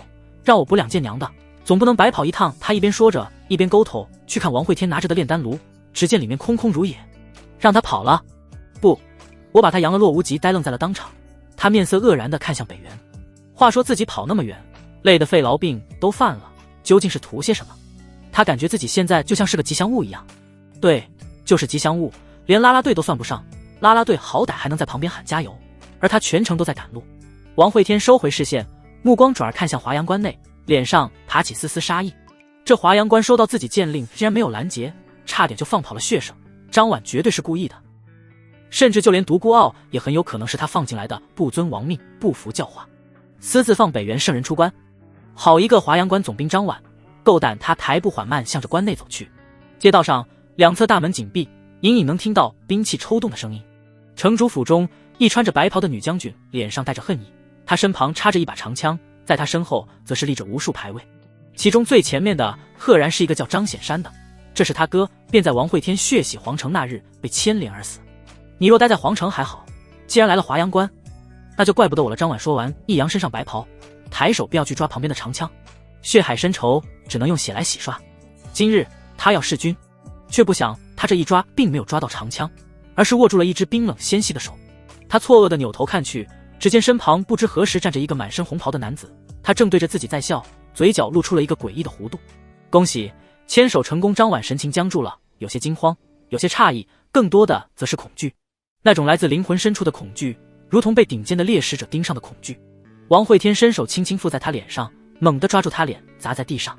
轰隆，整座城主府都在晃动，地上陡然炸起一个大坑，张婉头盔瞬间就扁了下去，他张嘴一口鲜血吐出，无力地瘫倒在坑底。桌上一众牌位稀里哗啦地掉落在地，王慧天走上前去，从地上将那块牌位捡了起来。张显山，哟，老熟人呐，你亲戚。张婉艰难地抬起头来，眼中满是怨恨。就是你杀了我哥。王慧天点了点头，神色平静而淡漠。没错，这是他头上的血债。你想杀我报仇？也是，血海深仇嘛，我一直在皇城等着。你还有那些更多被我牵连的人，想要报仇的都可以来皇城我认。说着，王慧天脸上骤然闪起一抹戾气，他一把抓住张婉的脖子提了起来，对方浑身无力的任由身体被拖到他面前。王慧天平静淡漠的面孔突然变得有些扭曲。可你为什么要放魔修进入大秦？你可是这华阳关总兵，你清楚你身后是什么吗？啊，你知道吗？王慧天拖着他向门外走去，他不在乎有人惦记自己，找自己寻仇，可是与北元私通，他可就忍不了。大街上一队队的修士冲出房屋，将两人层层包围。这些修士将飞剑拿在手中挡在身前，警惕地看着王慧天，眼里满是骇然与恐惧之色。王慧天愤怒地指着这些一步步后退的士兵，神色越加难看。你看看你带的这些兵他娘的，埋伏一个圣人，全部躲在屋子里面，你当这是什么？凡人村斗吗？他们可都是修士呀，藏在房屋里准备偷袭我啊哈哈哈，笑死我了！你咋不给他们一人配匹马？说着，他再次将张婉扔在地上，抬腿一脚将其踢飞了数百米远，砸碎了一栋栋房屋。地上，张婉艰难地抬起头来，脸上露出凄然。呸！人狂天收，你不得好死！王慧天皱了皱眉，他一把将张婉的长枪扔到对方面前。这女人真是可笑，什么人狂天收，她竟然在指望老天！来杀我！张婉踉跄爬起身来去抓长枪，却是一个不稳，再次摔倒在地。王慧天走上去蹲在他面前，他有些不忍心看到他复仇的怒火就此熄灭，于是他凑了过去给他谋划了一番。正所谓30年河东，30年河西，莫欺少女穷。你现在该做的是什么？积蓄力量，提升修为，训练士兵。你看看，你连枪都握不稳，你的兵眼里我只看到了胆怯和懦弱人在修仙界，谁还没有几个死仇？张婉想要给哥哥报仇的心情，王慧天很理解，非常理解。对方那憎恨的眼神是如此的似曾相识，就如同曾经的自己一模一样。他声音有些柔和下来。小婉呀，你必须正确认识到仇人的强大，并始终坚定自己的目标。他在激励张婉，同时似乎也在激励自己。他拉起张婉的手，看向北原方向。来，跟我一起喊复仇，复仇！张婉怨恨的目光变得有些迷茫，自己仇人在叫自己复仇？不是，这新皇他神经病呀！愣着干嘛？喊呀！张婉艰难地抬起手来，声音有些低沉地喊了一句：复仇！你的目标是什么？大声点，我听不清。张婉死咬着牙，杀气凌冽地盯着王慧天，高声吼道：复仇！复仇！王慧天将一本兵阵详解扔给了张婉，他转身向着城墙走去。原本他是想杀这女人的，但是现在他改变主意了。看到王慧天转身，张婉眼中一亮，抄着地上长枪猛地刺向前者后心。噗呲，长枪贯穿胸口而过。王慧天淡淡转身，一巴掌扇在张婉脸上，后者身影顿时砸进了城主府里。学会偷袭了，有长进。不过不多。城墙上洛无极诧异地看着缓步走来的王慧天，他有些疑惑地问道：你不杀他？王慧天摇了摇头，有目标，有勇气和胆识，他的仇人千千万，敢在自己面前拔剑的可不多，留着吧，且看看他的仇恨能孵化出些什么。两人正要御剑离去，天边却是有2道剑光往华阳关而来。王慧天眯了眯眼，这两人气息浑厚，身材高大，竟都是入道修为。其中一人身着白衣，腰间别了一个酒壶，看起来仙风道骨；另一人身高7尺，穿着黑金铠甲，双肩暴龙，头冠上插了2根雉翎，手里拿着一把方天画戟，像是个唱大戏的。这两人才一现身，洛无极就皱起了眉头。这个形象，这个打扮，给他一种似曾相识的感觉。他们来到近前后，双双抱手一拜：见过陛下，我家殿下说恐华阳关有变，特令我2人前来支援4皇子王萧的人。2人齐齐应声。是。王慧天走上前去，抬手摸了摸那将军头上的雉翎。好家伙，带着这玩意儿看起来好高。黑甲将军退后了2步，用方天画戟挑开了王慧天的手。这秦皇咋这么不自重呢？动手动脚的。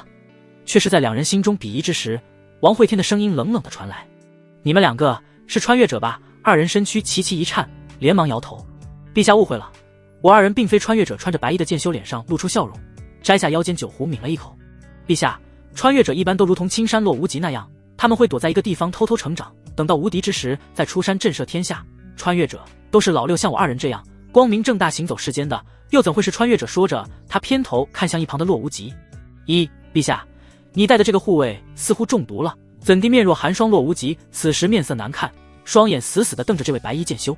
狗屁的中毒了！此人当众揭短，还说得言之凿凿，可恶至极。王会天看着二人，他很相信自己的判断，这两人绝对不对劲。正要再次开口，他脸颊突然有一块如同瓷器一般碎裂开来，周边有细密如同蜘蛛网的一般的裂缝在向四周蔓延。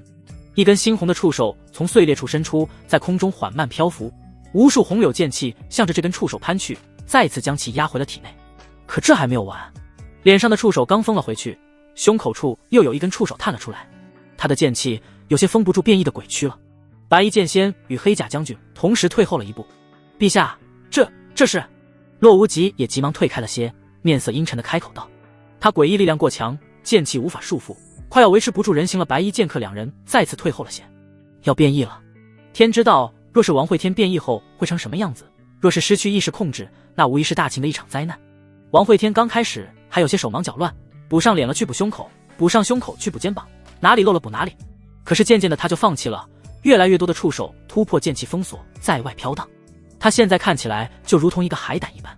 师兄，你先去星月关吧，过段时间再来皇城找我。说完，轰隆的一声炸响，无数剑气四溅而出，整个华阳关的城墙被剑气洞穿的千疮百孔。一个巨大的海胆浮空而起，红色雾气在海胆周围混动游走，而后急速往皇城而去。现场洛无极等三人面面相觑，真炸了！半空中，海胆上一只树眼陡然睁开，其视线扫过那个白衣剑修与黑甲将军，目中透露出些许冰寒。这两人不对劲，绝对没有表面那么简单。这些年的入秦的魔修竟然都是从华阳关入境的，那星月关也不对劲。王萧是凭什么守住那么大一个浩瀚关卡，让其没有丝毫污水渗入的王会天此时看什么都不对劲。他速度越来越快，最后拉出了一条横越天际的红色极光。半日后，皇城之中正在处理政务的王浩抬眼看去，便见一道红色激光坠落在皇城镇北王府。虽然那光很快，仅是那么一闪而过，可他依旧看清了，那是一个巨大的眼球，其上长满了密密麻麻的触手。他眼睛微眯，嘴角勾起一个笑容。陛下，出事了！镇北王府正在扫地的南伯挠了挠头，刚才啥东西飞过去了？好像是一个红色的海胆。想了半晌，他觉得是自己老了，眼睛花了，海胆怎么会飞？便在这时，南伯的耳边突然响起了王会天声音：南伯，从今日起，镇北王府谢绝一切来客。老头愣了一下，嗨，年纪大了，不光是会眼花，还会幻听了。王会天身影径直飞进了父亲书房，他触手扭动桌子上的机关，一扇墙壁缓缓打开。这里面空间极为宽敞，放的都是些老物件。他闪身飞了进去，在密室大门关闭后，无尽血红阴气倒卷而回，将他的金丹包裹。他身躯刹那凝聚而出，血红长袍铺散开来，一甩袖袍，密室里有无数鬼火亮起。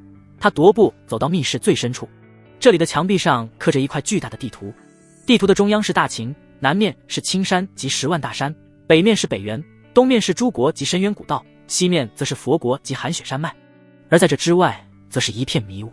他抬头看向皇宫，看向北原，眉头越皱越深。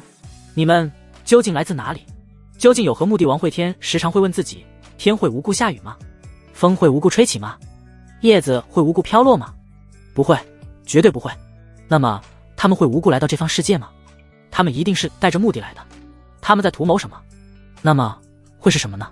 沉吟了半晌，王会天嘴角逐渐勾起，露出一个灿烂笑容。诸位，戏台就位，请开始你们的表演。华阳关上，洛无极看着王会天离去的方向，面色时青时白。王会天疑心病很重，被他盯上的人休想得到安宁。不仅如此，王会天的直觉还很准。他扭过头来看向黑甲将军与白衣剑仙，凝重开口道：你们真的不是穿越者？两人尽显无奈地摊了摊手。我们真不是呀，那怎么称呼？白衣剑仙一甩手中长剑，在天空挽了一个潇洒的剑花。十不杀一人，千里不留行，在下青莲剑仙李白。黑甲将军一甩头上至灵，同样答道：本将万人敌。吕布。洛无极听到两人名号，猛然后退，瞬间拉开了数百米距离。他脸上带着惊惧与惶恐。娘的嘞，不愧是那家伙，看人一看一个准，还说不是穿越的，这马甲都爆出来了。两人诧异地看向洛无极，此人似乎听过他们名字。敢问阁下是？万道山落无极，现场一时间陷入了静默，三人谁也没有说话。李白刚才还说穿越者都是落无极那种老六呢，没想到本人竟在眼前身份是穿越者，还知道他们名字跟脚已经很清楚了，这不就尴尬了吗？这属于是大家打明牌了，谁也别想藏着掖着。为了缓解气氛，李白开口道：要不我们先回新月关。落无极摇了摇头，他现在对新月关极度抗拒，李白与吕布都出现了，谁知道那里还藏着些什么？谁又知道他们会不会杀自己灭口？而且现在还有个更恐怖的存在盯着自己呢。他看向皇城方向，那位已经因为李白与吕布的出现有些草木皆兵了，现在是他的木头人游戏。这期间谁动谁死。在陛下恢复之前，我就待在华阳关，哪儿也不去。两位请回吧。李白与吕布互相看了一眼，略作犹豫后抱拳转身离去。洛无极擦了擦额头虚汗，他好想跟着王会天去皇城，现在他感觉只有在王会天身边才是安全的，他已经离不开对方了。可王会天明显连他也不相信，那家伙只相信手里的剑。哎呦，这糟糕的世界，毁灭吧！怒骂了一声，洛无极御剑飞入城里。此时握着长枪的张婉正艰难地从城主府废墟里爬出来，他还没看清周围状况，便感觉手臂一痛，咔嚓，一只脚落在他小臂上，顿时就传来了骨折的声音。哎呦，不好意思，踩着你了。洛无极淡淡的声音传来。张婉抬头看向这个陌生男子，眼中露出些凄然。他鬓角散乱地搭在脸上，嘴角挂着鲜血，脸上沾满了尘土，却给人一种凄凉与柔弱的美感。洛无极一时间便看呆了，好美，给人一种想要保护在怀里呵护的欲望。他连忙收脚向旁边迈了一步，咔嚓，张婉的另一只手也骨折了。姑娘，这次真的是不小心的，你信吗？张婉愤恨的眼神给了洛无极答案，他不信。他挣扎着张嘴向洛无极脚踝咬来，后者一把抓住他的头发，便将他提了起来。属狗的呀，见啥都张嘴，从现在起，万道山洛无极接手华阳关总兵之职。姑娘，很抱歉地告诉你，你失业了。皇宫内红柳正在教导着月瑶，她的教学极为详细，覆盖了方方面面。小瑶，如果老爷身边的小妾怀孕了，你身为大夫人，该给她下什么药？这个我知道。大红花，那如果她是假怀孕，待你下了大红花后，端着药碗去找老爷告状吗？月瑶皱着眉头，她怎么感觉红柳教她的东西有些不对劲，捏着蛤蟆精的肚皮沉思。半晌后，他眼睛一亮，杀了这个小妾，给老爷再娶一个小妾。癞蛤蟆朝着月瑶竖了个大指拇，不愧是姚奶奶，这手段简单直接，而且有效。红柳扶了扶额，那咱们换一下，如果你是小妾，你现在怀孕了，大夫人要给你下毒呢。月瑶感觉自己已经抓住了问题的关键，他悟了，他已经知道师兄想让自己学的是什么道理了。杀了大夫人，给老爷再娶一个大夫人，那如果是府里的管家为难你呢？杀了管家，给老爷再娶一个管家门房呢？杀了。李飞雪站在一旁捂着嘴偷笑，红柳狠狠地瞪了他一眼，你笑啥？那个被杀的就是你。李飞雪顿时愣了一下，好像是这个道理，这两人不就是在盘算对付自己吗？哎呦，这怎么能这么教？他急忙走上前来，小瑶呀，我们不能那么暴力，武力解决不了问题。月瑶冷哼了一声，拽着蛤蟆精就往院子外走去。师兄出门已经好久了，他有些想念师兄，不学了，我要找师兄去了。看着失落离去的月瑶，红柳轻笑着摇了摇头，那家伙如果是自己躲起来了，别人又怎么会找得到？太平宫里，二皇子王浩放下奏折，揉了揉眉心。殿里除了他以外，还有左相魏庄及几个新晋大臣。前些时日，陛下练了北元血圣后失踪了，天狼山如今再犯新月关，魏庄怎么看？魏庄走上前来，殿下，臣认为此事定有蹊跷。王浩点了点头。长生林里近期有阴气散出，我派了好几个探子进入都失踪了，此事你怎么看？魏庄拱了拱手，臣认为此事也有蹊跷。万道山落无极上奏，请求上任华阳关总兵，有蹊跷。砰！王浩一脚将桌上的奏折全踢飞了出去。有蹊跷，有蹊跷，整天就这一句，一个能用的人都没有，整个朝堂全是一帮武夫，还管个屁的天下。魏庄站在原地，任由那些奏折砸落在他身上，面色淡漠如水。王浩眼睛盯着他，半晌后缓慢开口，而今镇北军心气刚立，差个统帅，由你暂带如今各州兵马再往新月关集结，倒也无忧，你便带镇北军前去支援华阳关吧。魏庄拱了拱手，缓缓退出了大殿。一群大臣也跟着被赶了出来，他们纷纷上前道贺。在皇城关再大又如何？王会天一人便能图个大半，这个世界终究得手里有兵才最为实在。恭喜魏庄兄，恭喜恭喜啊！魏庄不咸不淡的一一回应。待到众人离去后，他脸色沉了下来。王会天在皇城的力量大半在镇北军中，小半在自己，而今王浩一句话便要全部打包发往华阳关。一天清闲的日子都没有。第二日一早，魏庄便带着新组成的镇北军出发了。皇宫中，王浩拿着手里的奏折，紧蹙眉头。距离王会天回皇城已经过去了大半月，对方仿若陨落了一般。自从进了镇北王府，便再无丝毫动静。他也曾派出侍女去照看南伯，想要从老家伙那里打听些消息。可他发现那老东西就连王会天回府了都不知道，只会整日收拾庭院，摆弄家具，真是无用至极。他背着手来回踱步，最终淡淡开口：本月前华阳关传回的消息，新皇炼化血圣后失控，体内诡异力量已然占据主导，破体而出，你怎么看？王浩身后穿着战甲的秦然走了出来，他接过奏折，微微思索，想要检验他是否真的失控很简单，青色与红色，你选一个。王浩面带犹豫，他看向秦然递到面前的2张卡片，踌躇良久后，缓缓地接过了青色那张。秦然有些诧异地看向王浩，为何选他？王浩叹了一口气，他年纪小，没准下面还有些熟人，回去有个照应，下辈子也许还能投个好胎。秦然噗呲一声笑了出来，殿下，你怎么还信这个？王浩转身拿着卡片往外走去，就许王会天信金蝉招财，就不许他信些鬼鬼神神了。出了大殿，顺着石阶而下，宫门口，月瑶正站在门洞下，看着青山方向。他旁边用绳子拴着一只癞蛤蟆，正有气无力地趴在地上。月瑶仙子，又在等你师兄。月瑶斜眼瞥了王浩一眼，并不想搭理他。师兄出门一去不回，他现在心情正不好呢。见到月瑶没有好脸色，王浩死皮赖脸地凑了过来，将一封奏折递到了月瑶面前。月瑶狐疑地接过奏折，其上汇报的便是王会天华阳关鬼区失控的事。他刹那面色大变，之前师兄整日吃那冒着黑烟的丹药，他就知道迟早出事，这下好了，闹肚子了吧？心中担心之下，他便要御剑出城，想了一下，又回了趟宫里，还是得通知红柳姐一下。半晌后，一艘飞舟划破天际北上而去。王浩站在城墙上看着那远去的飞舟，他身后秦然再次递过来一张红色卡片。喽，2个一起吧，黄泉路上也好有个照应。我呸，你还挺有良心，虽说杀一个是杀，杀一双也是杀，但是平白增加了工作量，始终让他不爽。不过看了一眼秦然，他依然将卡片接了过来。哎，真是个多事之秋，我堂堂大秦二皇子，咋的就上了你们的贼船？身后秦然沉下脸来看了王浩一眼。贼船？大秦二皇子的身份他根本就不放在眼里。殿下，这话在我面前说就罢了，若是被别人听到，王浩急忙拍了拍自己嘴巴。是，瞧我这乌鸦嘴，皇城第一天牢，这里关押的是大秦无数年征战中所抓的战犯，其中可以说个个凶威赫赫。便在月瑶的飞舟出城之时，这里爆发了一场暴乱。第9层的6个囚徒越狱了，他们挣脱了阵法束缚，一路从第9层杀了出来，最后扬长而去。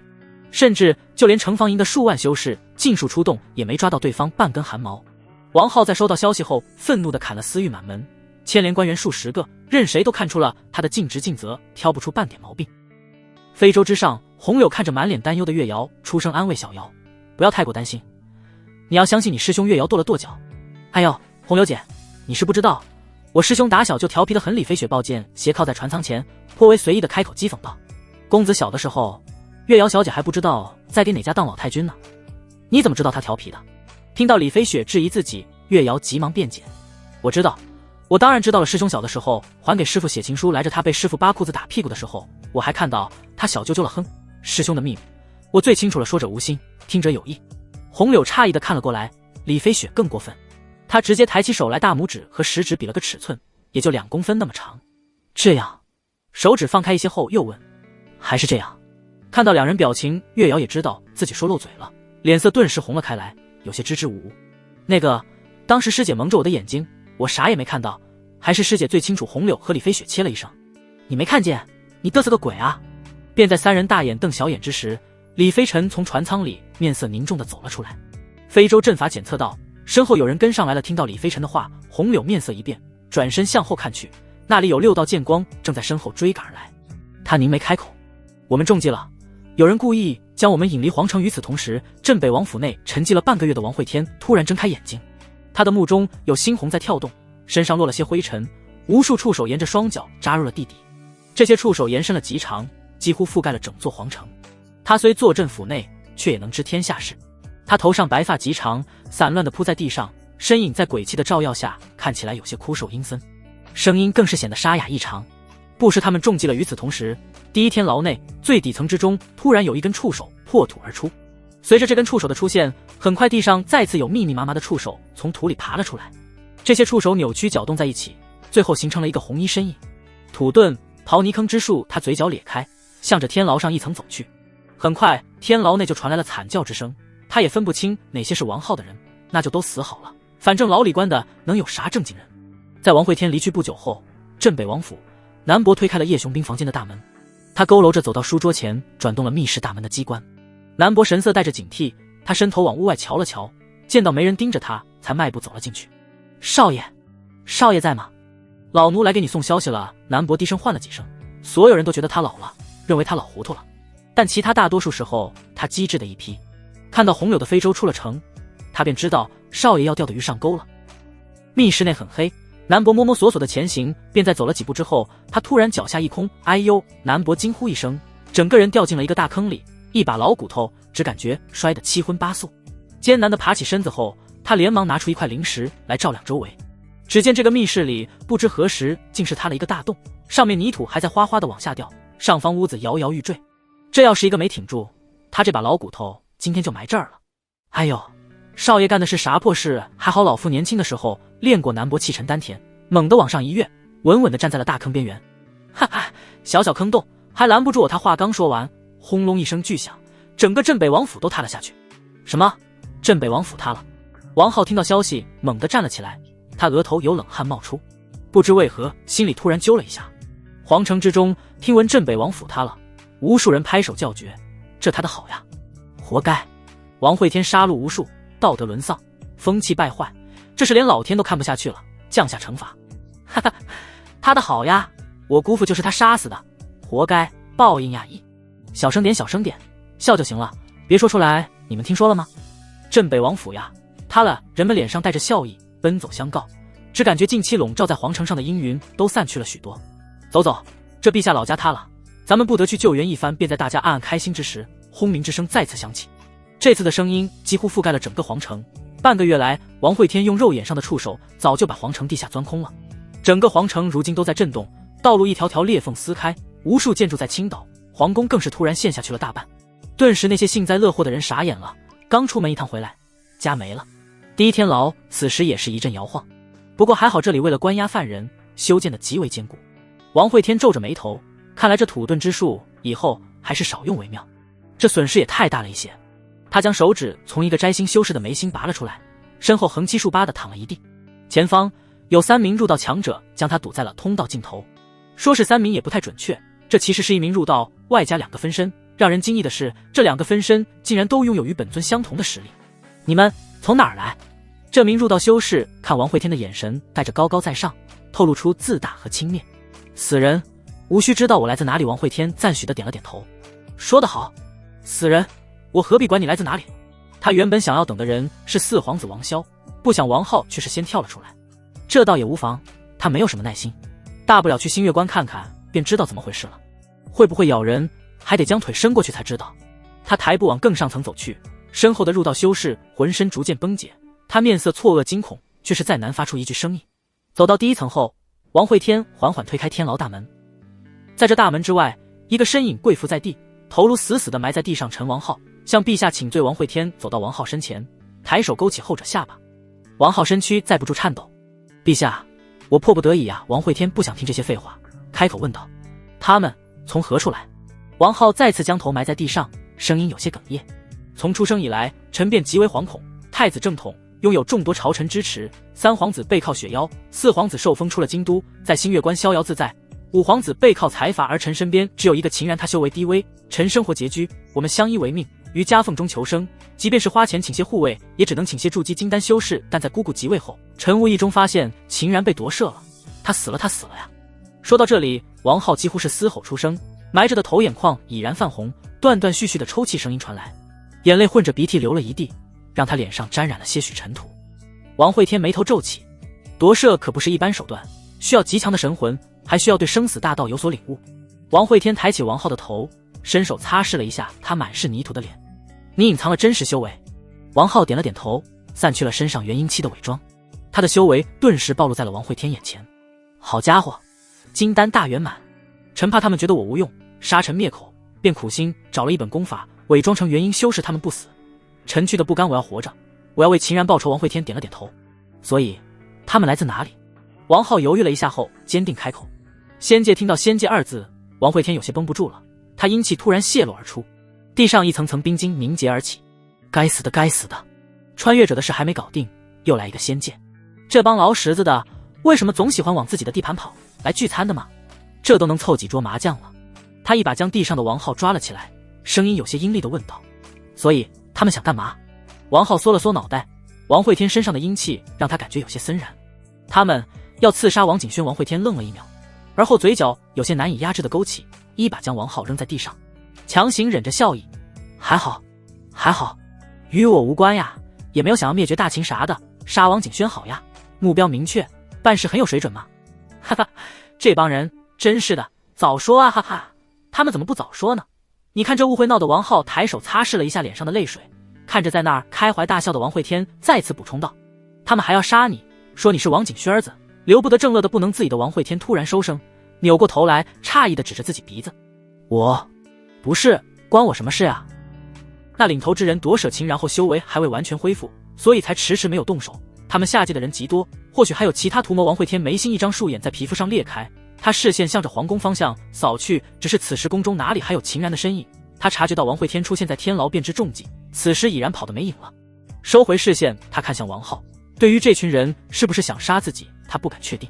王浩很可能为了给秦然报仇撒谎了，但看对方这苦大仇深的样子，怕是就算逼问也问不出真话。王浩，你怕死吗？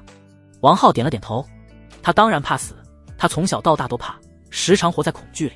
我要你去找到他们，继续卧底怎么解释？我不杀你，你随意，我只看结果。说着，王慧天一步踏出，消失在了原地。王浩看着对方离去的身影，瘫软在原地。半晌后，他揉了揉眉心，强行站起身来，眼中带着恨意看向天牢。他抬手运起遮掩修为的功法，身上的气势节节攀升。片刻之后，已然入道巅峰，几近半圣。我是半圣，我是半圣，我是半圣。他不断地催眠着自己，再次运起了另一个浅显的遮掩手段。他的修为再次回到了元婴期。做完一切，他背着手往外走去，脸上带着些傲然。哈哈，我乃隐藏修为的半圣，王慧天岂能杀我？皇城外，非洲之上，众人听到洪柳的话，顿时一愣。中计了！身后6道剑光越发接近，李飞雪与李飞尘两兄妹拔剑站在船头，眼中带着凝重。能单靠御剑便能追上飞行法宝，对方修为不容小觑。而今两人修为掉落，均是有些底气不足。通通闪开，让我来！便在这时，月瑶的声音在他们身后响起。只见他一手拿着蛤蟆精，一手拿着磨刀石，大大咧咧地站到了船尾。这一幕怕是被穆青师看到的气死，堂堂剑锋弟子，身上连把剑都没有，一群垃圾也敢追我非洲，简直是不知死活，再敢靠近者死！随着月瑶这一句吼出，跟在非洲后方的6道剑光齐齐一顿，竟是突然折了个方向逃了。看其速度，竟是比追杀非洲的时候还要快上1倍。一时间，非洲上众人都看向月瑶，还真让他给吓跑了。大家还来不及夸他一下呢，便见一道红云向着那6人逃跑的方向追去。好家伙，这是师兄出来站台了！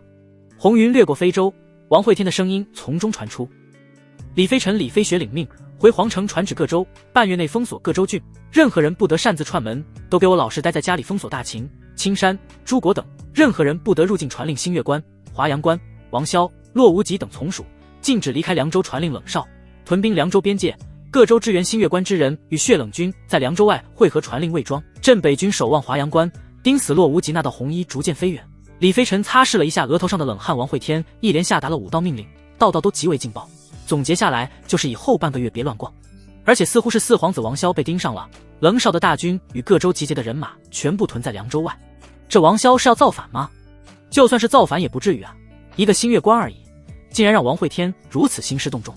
李飞尘也不敢多想，当即操控非洲便回了皇城。随着一道道圣令下发，整个大秦都炸开了锅。这新皇又想干嘛？乾坤殿内，2皇子王浩失踪，李飞尘不得不出来主持大局。他有些惶恐地站在大殿中央，一众大臣对着他劈头盖脸就是怒骂：老夫从政大秦这么多年来，从未如此动乱过，这干的都是啥事？我老婆想回娘家，有什么错？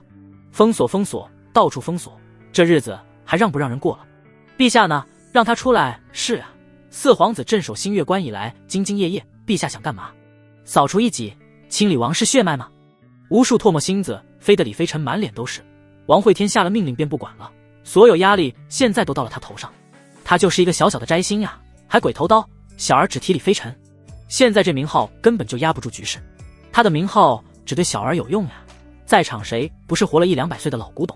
陛下呢？我们要见陛下，我倒是要问问他，他想要干什么？李飞尘擦了擦脸上的口水，他感觉有些口干舌燥。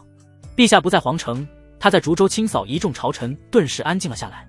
其中一个大臣有些不敢置信地询问道：“清扫什么？”李飞尘淡淡答道：“杀人。”随着这2个字落下，乾坤殿内瞬间落针可闻。纵观史书，横宇数十万年，他们还从未见过哪一任帝王下令封锁全境，然后亲自上阵竹州清剿全国的。你那么好战，你去当兵呀？你当皇帝干嘛？这大秦落在他手里，真是遭老罪了。其实我觉得封锁了好，能避免各州修士闲逛，安心闭关提升实力。对，我家里那娘们也是的，回什么娘家？回去太平凡都不轻了。随着众臣离去，李飞尘松了一口气，这破班他是一点也不想上了，每天都想着提桶跑路，感觉再这样下去，自己老命迟早玩完。便在这时，一个士兵慌忙冲进店里，将一份名单递到了他面前。这是啥？李飞尘有些懵地问道。士兵低埋着头，眼里流露些许恐惧。这是陛下在沧州交给我的，说这些都是别有用心者，让将军您派人去给他们收一下尸，顺便沿着其祖上3代往下查，凡有问题者杀无赦。李飞尘麻木地打开名单额，手不够长，他走到大殿中央，将名单铺散开来，足足有10数米，上面名字更是密密麻麻。这些人都死了。那士兵依然低着头。都死了。李飞尘咽了咽口水，招手让这名士兵退了下去。还好王会天并没有滥杀无辜，还算是带着理智。哪知这时殿外再次有数十名士兵跑了进来，他们每人手里拿着一本名册，神色惶恐。李飞尘错愕地指了指他们手里的名册，有些不确定地问道：“都是收尸顺便查祖上3代的？”看着一众士兵摇头，李飞尘顿时松了一口气。还好，他看这些传令兵每人手里都抱着一摞纸张，差点便吓晕过去。这些是查祖上18代。拿着地上名册站起来的李飞尘一个踉跄，差点便没站稳。咱大秦还有活人吗？他跌坐在地，目光有些迷茫。青山之上，陆修文正欲下山找点乐子，修炼到圣人境界不容易，自然是要享受。他刚飞出青山地界，显化身形，便见一个穿着铠甲的筑基修士拦在了他面前。对方语气嚣张，神色跋扈，一副天老大我老二的样子。来人止步！大秦全境封锁中，青山任何人不得入境。陆修文错愕地看向这个小修士，他指了指自己鼻子：“你知不知道我是谁？”“我管你是谁，陛下有令，敢违令者杀无赦。就算老子打不过你，一支穿云箭，陛下亲自下场收拾你。”陆修文气的鼻子都歪了，自己一个圣人，竟然被一个筑基修士威胁了，这天下何时变得这么不讲道理了？小子，我可是圣人，你想清楚了吗？原本陆修文觉得爆出自己修为，对方会吓得胆战心惊，而后跪地朝圣，哪知道这个小筑基更加嘚瑟了。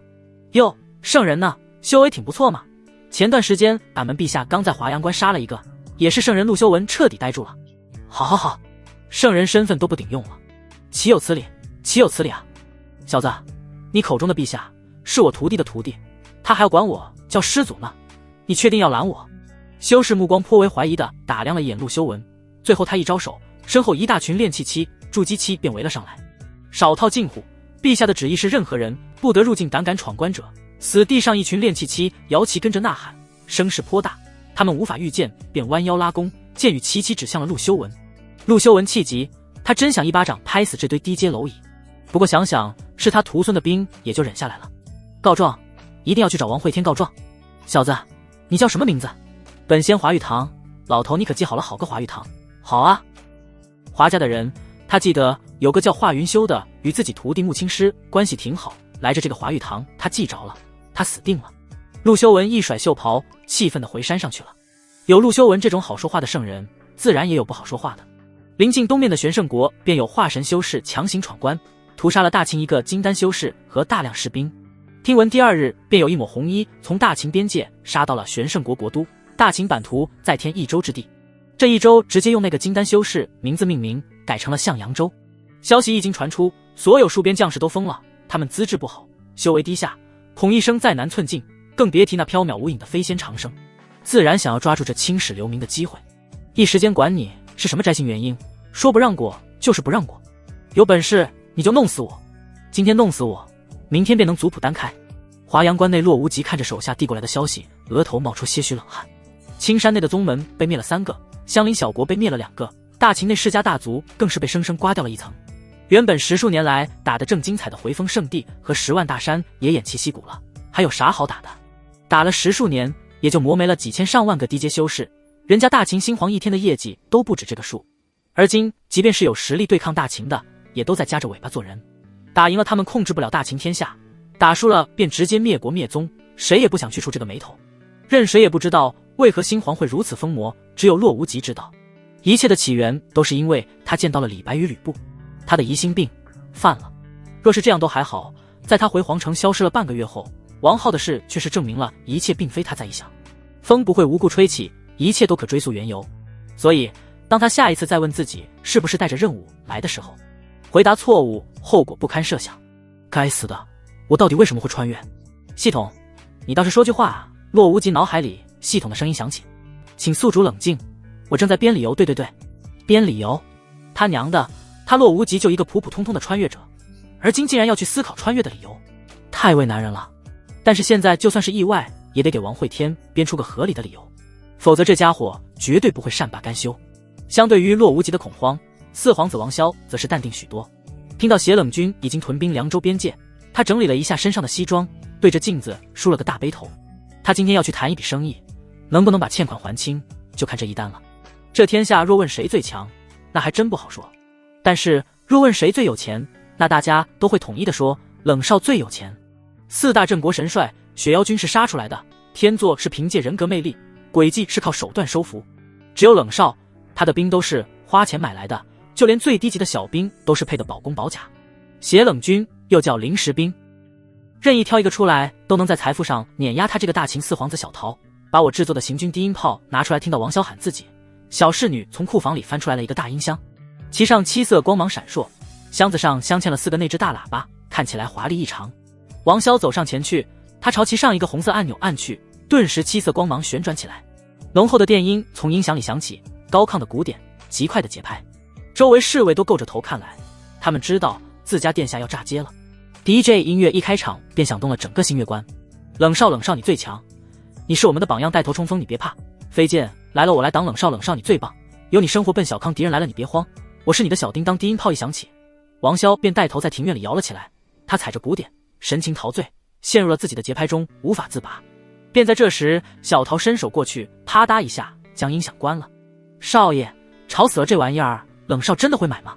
王骁肯定的点了点头，他为了研究出这个低音炮可是费时良久，可以说是昼夜未眠。小桃，你想想，当血冷军100万修士开始冲锋的时候，此音乐一响起，他们会不会像是打鸡血了一样，不顾危险的杀入敌阵？打仗打的是什么？是气势，有此神器，气势拉满，冷少凭什么不买？说着，王骁扛起音响向外走去，他此时目中有光，神色带着富贵发财的憧憬，向往着美好未来。小桃，跟上来啊！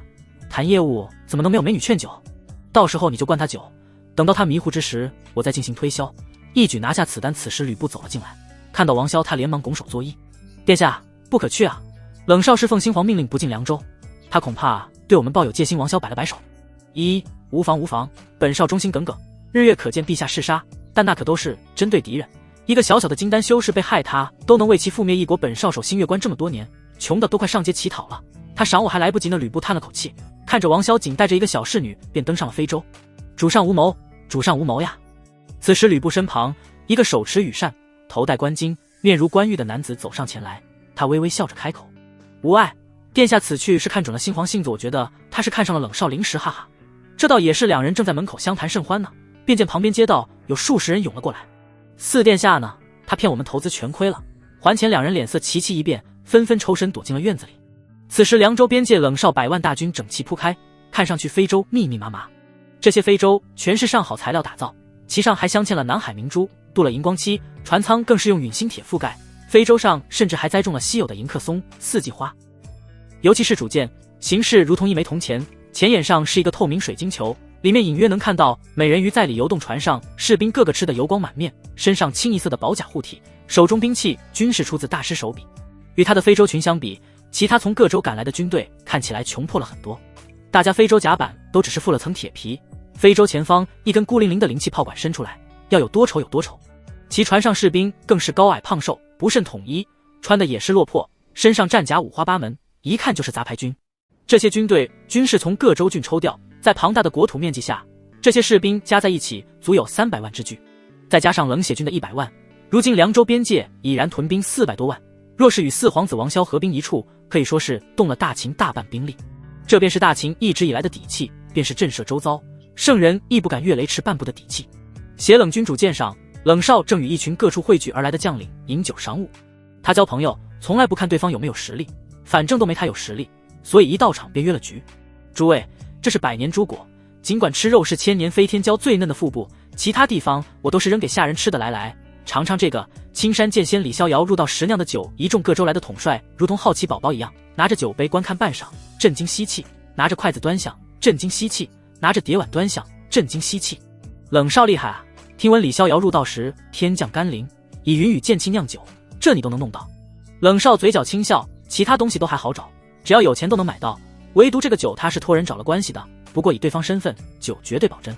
诸位共饮此杯，尝尝这剑仙酒。端起酒碗，现场一副其乐融融。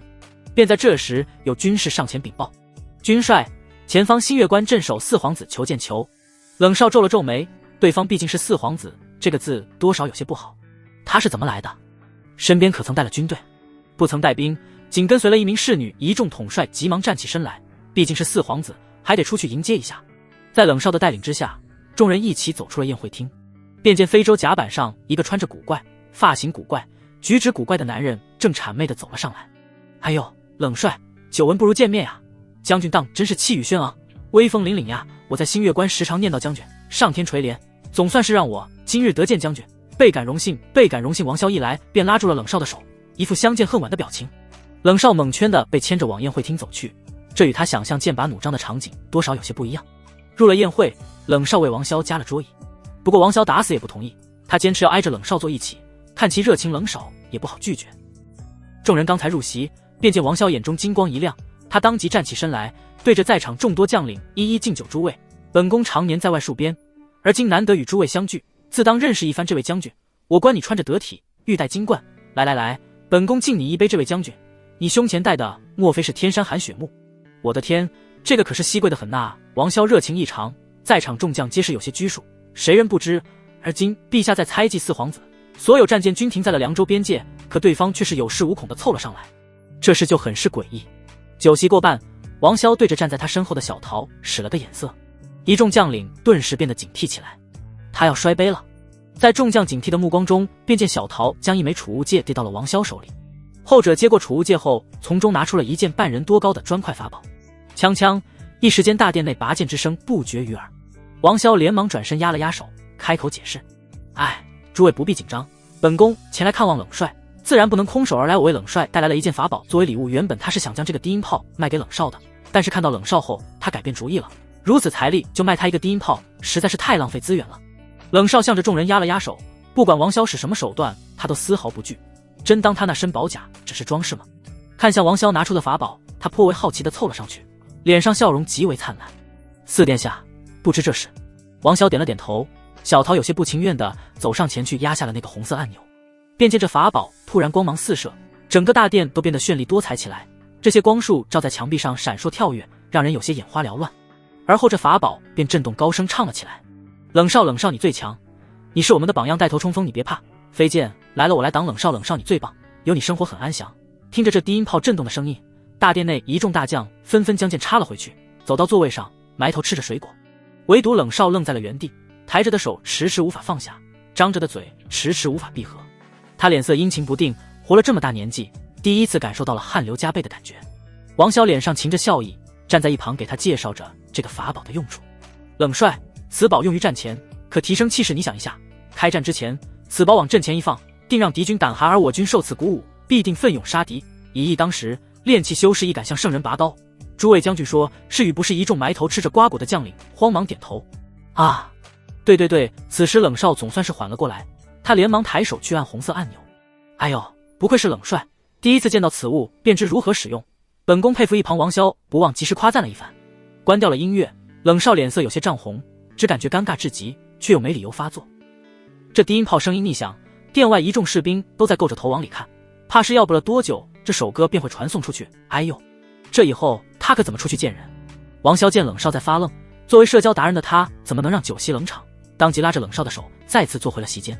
他低声附在冷少耳边，生怕别人窃听了两人对话。冷少，我这里有一笔生意，铁定能赚大钱。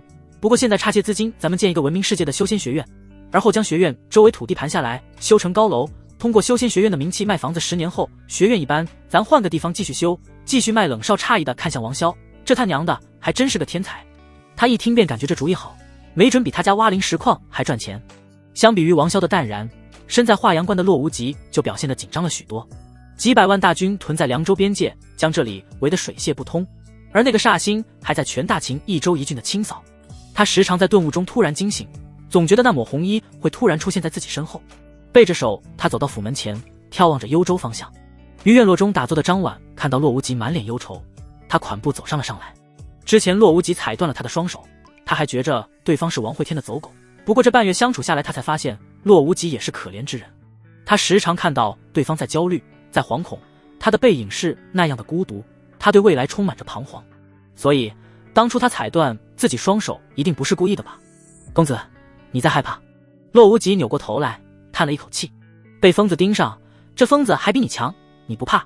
张婉眼中带着恨意，为了哥哥的血仇，我不怕他。洛无极略微沉思半晌，他突然眸光一亮，转身对着张婉郑重开口：小婉，若要报仇，依靠你的力量终究有限，心皇仇敌太多，我觉着你可以团结大家的力量，组建一个复仇者联盟。就算是这样，你们依旧不是他的对手，你要充分运用你们的优势，腐蚀他，或是下毒，或是偷袭。张婉慎重的点了点头，他以前的确太过低估王会天了。洛无极的话给他打开了很多新思路。等到张婉离开，洛无极当即转身回到了自己屋里，他拿出信纸便开始制作剑令，挑着灯便书写起来：师弟啊，你一去不回，为兄甚是担心。今日得到消息，前华阳关总兵张婉意图联盟师弟仇家，他们组建了复仇者联盟，想要通过美色靠近你，还想给你下毒。师兄听到消息甚是担心，仅以此剑令提醒师弟千万当心，莫要中计，勿念。师兄洛无极一封书信修修改改，最终写完已经半夜。他警惕地看了一眼已经熄灯的张婉房门，根据情报了解到王会天位置后，便将剑令送了出去。儋州王会天看着手里书信，皱了皱眉头。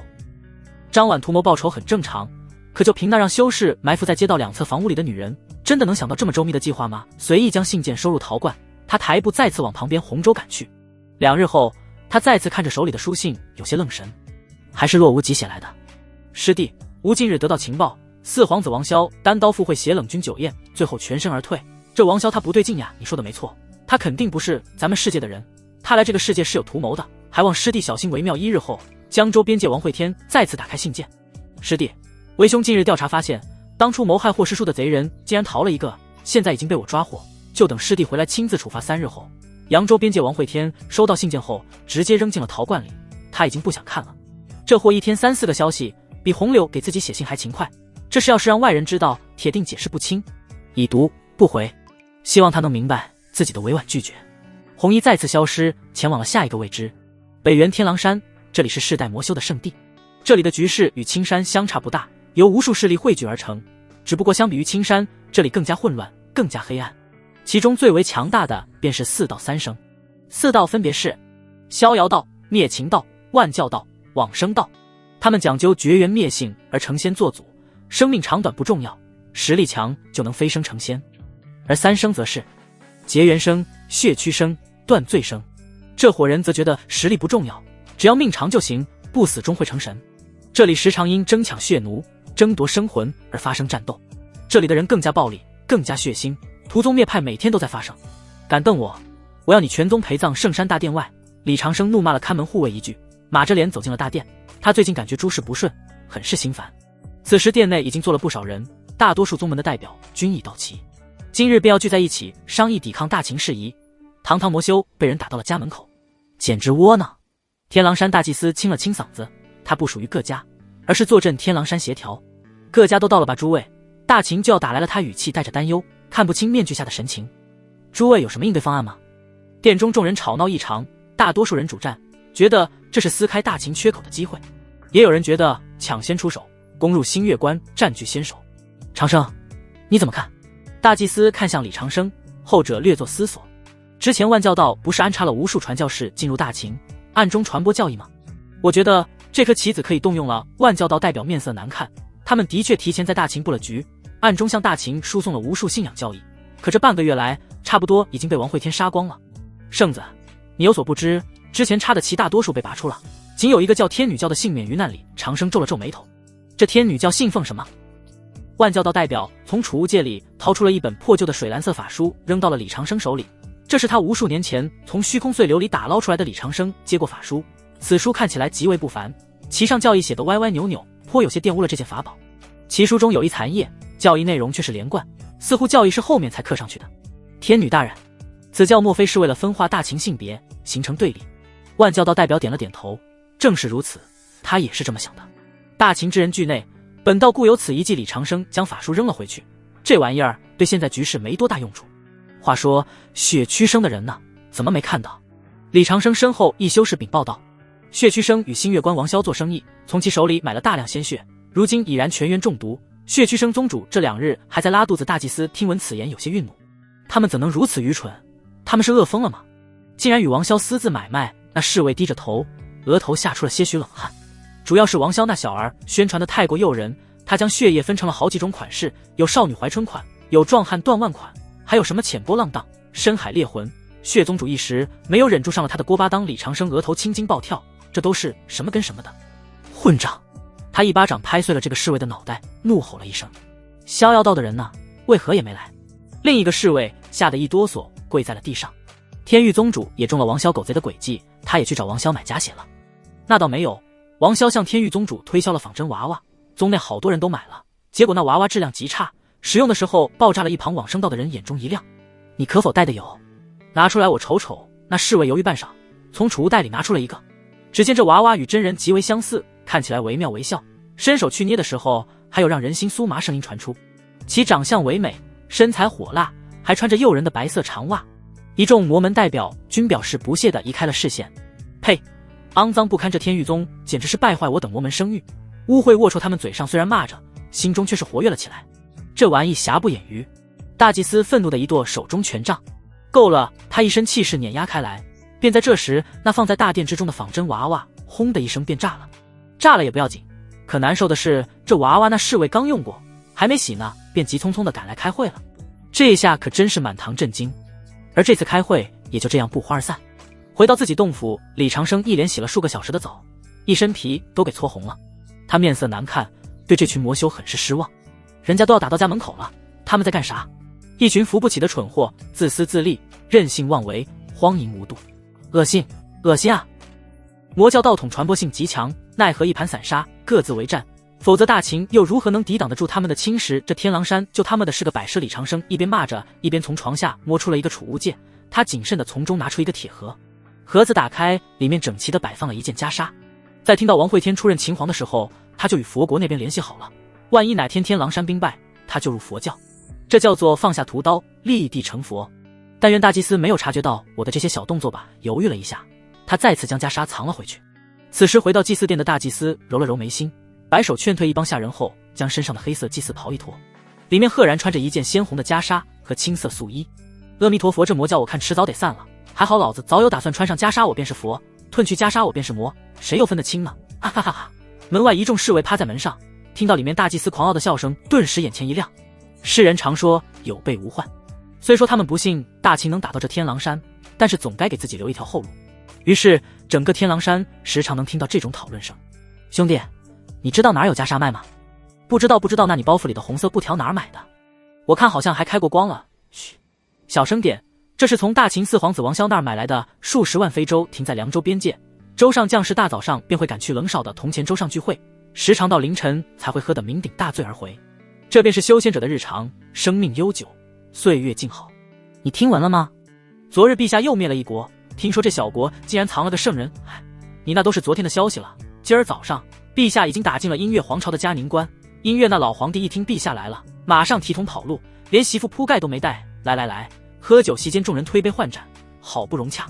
便在这里，其中一个将领放下酒水，吸了吸鼻子，你们有没有嗅到好浓郁的血腥味？众人嗤笑声一片。世界祥和安宁，哪里来的血腥味？哎，不对，天怎么红了？众人向殿外看去，只见原本万里无云的天空，而今一片赤红，就连空中高挂着的太阳也被渲染成了血色。门外一名传令军士冲进大殿，禀报冷帅，陛下已至幽州边界，正往凉州而来。端着酒水的众人齐齐打了个寒战。人刚到幽州边界，血腥味便已散至凉州，这光是听听就让人不寒而栗。所有人慌乱地扔下酒杯，向着外面冲去。原本祥和安宁的酒席，经一片混乱。穿盔甲的穿盔甲，摇铃铛的摇铃铛，还有些走的时候不忘往怀里揣2个灵果。所有战舰列阵，迎接打起精神！快！哎呦，你他娘的别吃了，再吃这就是最后一顿了！无数停靠在空中的非洲快速变换阵型，冷少的铜钱舟上一条红地毯铺了开来。歌姬舞女们换上了端庄雅致的迎宾装扮，空气中的血腥味道越发浓烈。所有将领都等在了铜钱舟红毯边缘，额头有冷汗滴落。便在这时，天边一个血红身影踏步而来，数步之下，他已经站在了非洲甲板上。臣等叩见陛下，天道不灭！吾皇长存！王会天随意一招手，抬步往大殿走去。众将纷纷起身埋头跟上，他们不敢靠得太近，浓烈的血腥味机遇让他们窒息。进入大殿里，他走到主位上坐了下来，头颅微微低下。一众将领站在殿中，大气也不敢喘一下。大秦历任秦皇，谁上位了，不都是在尽可能的搜刮修炼资源，以皇位为跳板，图谋飞升？很多人甚至连皇城都不曾走出一步，而这个新皇却是将大秦疆域逛了一遍，更是出国溜达了几圈。此时就连站在最前方的冷少也是一言不发，整个大殿内陷入了寂静与沉闷。便在众人心中越发惶恐之时，前方首座上却是传来了低微的鼾声。众人抬头看去，只见那抹红衣已然斜靠在椅子上沉沉睡去。熟睡中，他的剑气略微有些许散出，周边星云铁打造的桌椅上时不时的会裂开一道道剑痕，其中一道剑气斩落在他身下的椅子上，一条椅子腿刹那断开。最前方的冷少一个闪身，急忙上前扶住了即将倾倒的椅子。听闻王会天已至凉州，华阳关里若无极当即御剑而起，他得去熟络一下师兄弟的感情。这关系啊，都是走出来的，若是常年不见，即便是亲父子也会生疏不是？关内张婉看着飞走的剑光，眼里闪过一丝担忧。愿君此去安然无忧。王会天这一睡便是1日1夜，殿内的人只能守着等他醒来。人的名数的影，任他们平时再如何洒脱随意而今也不敢独自退去。洛无极来了以后，也跟着众人一起站在大殿里。不过在见到王会天以后，他安心了很多，对方目前情绪稳定。便在这时，战舰外再次有一道剑光飞来，一抹白衣缓缓走来。叶白越过一众将领，径直来到王会天身前，抱剑行了一礼。弟子叶白见过师尊。王会天呼噜声戛然而止，他缓缓睁开眼来，语气平淡开口：你来了。叶白点了点头，开口问道：师尊，这数月来可有收获？听到这话，大殿里众多将领都竖起了耳朵。新皇荡魔数月，杀得人头滚滚，这收获可大了。哪知殿上王会天却是摇了摇头：收获吗？几只臭鱼烂虾罢了。他真正想杀的是仙界来的那些人，可他们却消失了。这帮人通过神魂夺舍隐藏于大秦，实在是难以揪出来，就像沙滩上混入的几粒铁粉，太过难以分辨。大秦的人实在是太多了，多到他现在看谁都长得一个样脸盲了。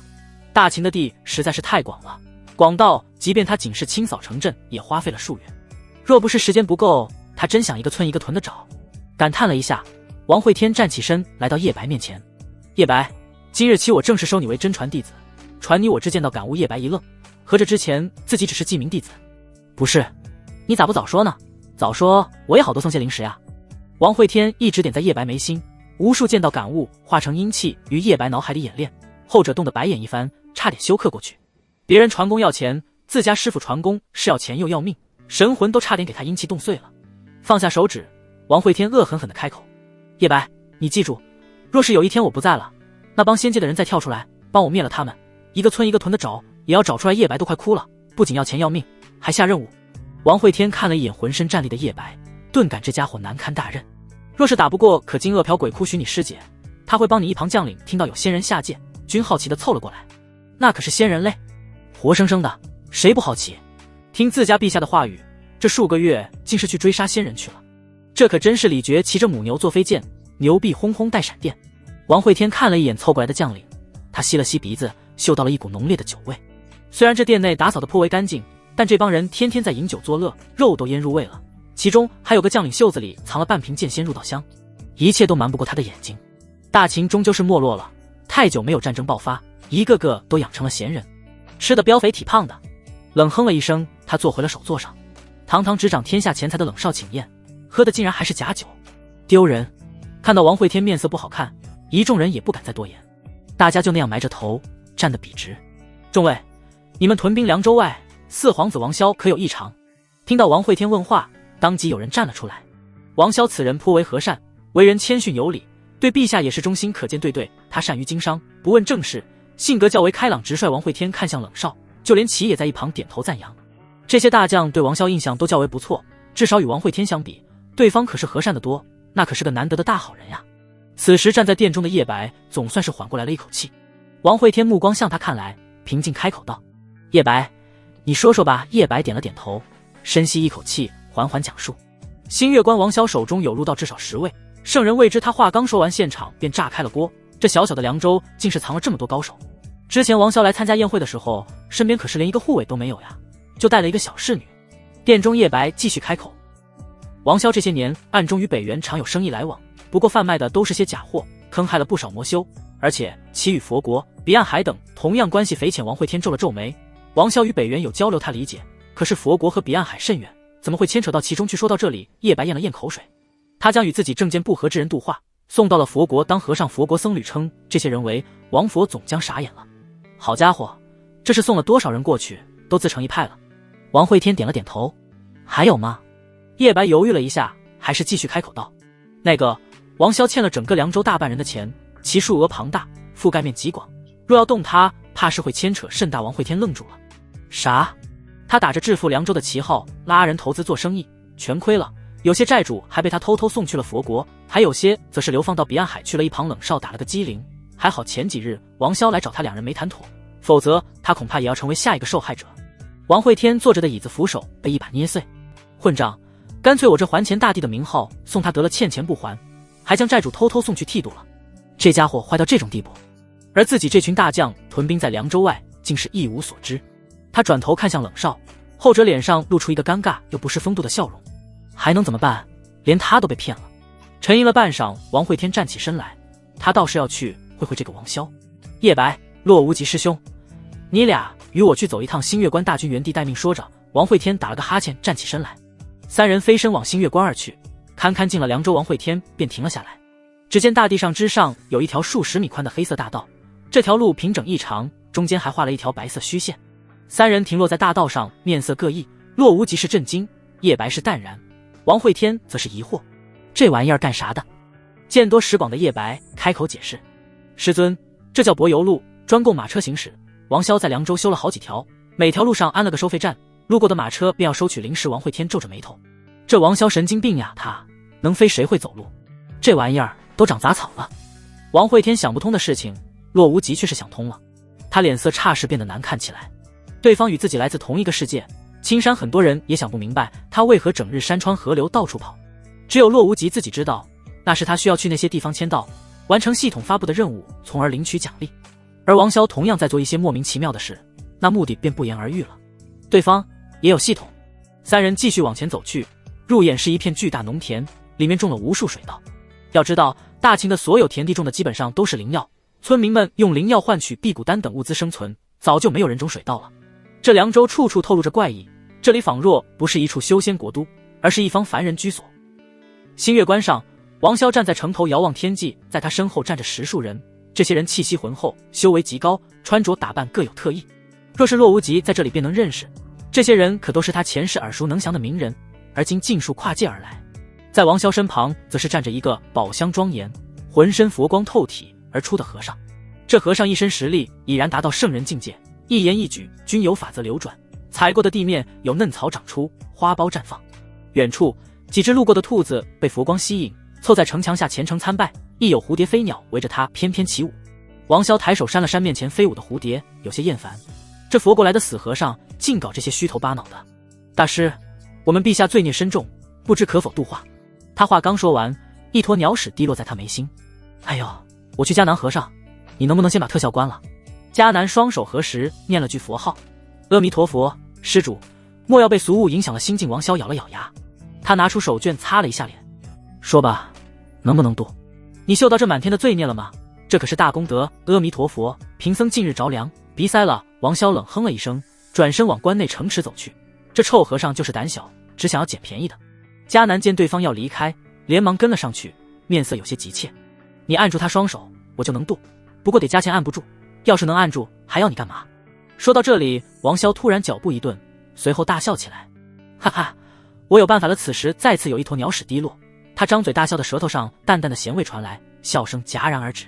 跟在他身后的迦南只感觉一个拳头朝着自己面门砸来，随后便是王潇愤怒的咆哮声：迦南，老子弄死你这秃驴，让你观特效，你当耳边风是吧？轰隆，脚下城墙一阵颤动，那几只虔诚参拜的野兔拔腿便要往丛林里逃，却是被城墙上飞来的一把方天画戟定死在了原地。吕布跃下城墙，提着可爱的兔耳朵便急着找厨房去了。城墙上众人也是一个个散去，唯独其中一个拿着羽扇的男子未曾离开。他摇动着手中羽扇，目光看着通向城里的大道，那里正有3道身影缓步走来，为首的便是一抹刺眼红衣。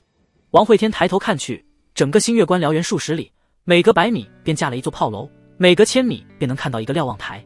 这些炮楼修得极为庞大，整体呈现漆黑，如同钢铁灌注，其顶更是翘角飞檐，层层拱卫。在这些塔楼缝隙中，还有一道道刺目光芒，时不时一扫而过，看起来壮观绚丽。他从未见过如此严密的防卫，怪不得北原之人无法越过新月关，这怕是一只北原的苍蝇也休想飞进来。在这些塔楼的后方是一座巨大城池，城门口人来人往，极为热闹，叫卖之声不绝于耳。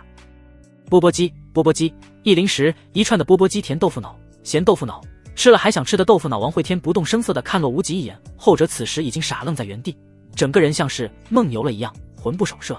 见对方久久回不神来，他朝着洛无极屁股就是一脚：师兄，淡定些，莫要露出你那一副没见过世面的样子哦。好呢好呢，我这就是有些想家了。正在他略有感伤之时，却是感觉身旁的王会天朝他怀里塞了什么过来，低头一看，竟是一块零食。师兄，帮我去买一串钵钵鸡。洛无极皱眉看向王会天：不是你自己不会去吗？那就算让我跑腿，你好歹买个3串，大家一人1串呀，毕竟是当皇帝的人了，咋这么抠呢？看着洛无极不情不愿的离开，王会天凑到叶白耳边，神色颇为凝重的开口道：我已经识破王潇的诡计了，他想与我打的是经济战呀，师尊，这是何意？他想利用这些商贾掏空本地的钱包，陷本地于穷困潦倒之境地。你身为我的弟子，关键时候可要助为师一把。叶白了然，默默地将一个零食袋塞到了王会天怀里，便见对方脸色一喜，快速地挤进了那些叫卖的商户摊前。哪儿来的秃驴？别起贫僧一个慈眉善目的和尚一屁股将王会天撞了出去。王会天一惊，圣人修为！他朝着和尚后定就是一脚踢了对方一个踉跄。和尚怒目转过头来，瞳孔微微一缩。阴鬼邪煞，佛门对鬼修，这可是天课，更何况这还是已然显圣的真佛。王会天手指微微跳动，天空中红云缓缓往下坍塌。旁边叶白急忙冲上前来：师尊，冷静些，若是动手，恐会牵扯这一城百姓。和尚身后也有一个白衣修士在给其传音：迦南，这便是新皇殿下让你接近他，降低他防备，强行度化不可取，当采用怀柔手段。两人面色一阵变幻，而后脸上齐齐攀上笑容。哈哈，误会误会，实在是没想到能在这里遇到得道高僧，难免失了一态。阿弥陀佛，施主过谦了，不如我们一笑泯恩仇如何？那感情好呀！大笑着两人走近，拥抱在了一起。叶白也是松了一口气，这四皇子藏得太深，他是真怕打起来收不了场。和尚身后的白衣修士也同样松了一口气。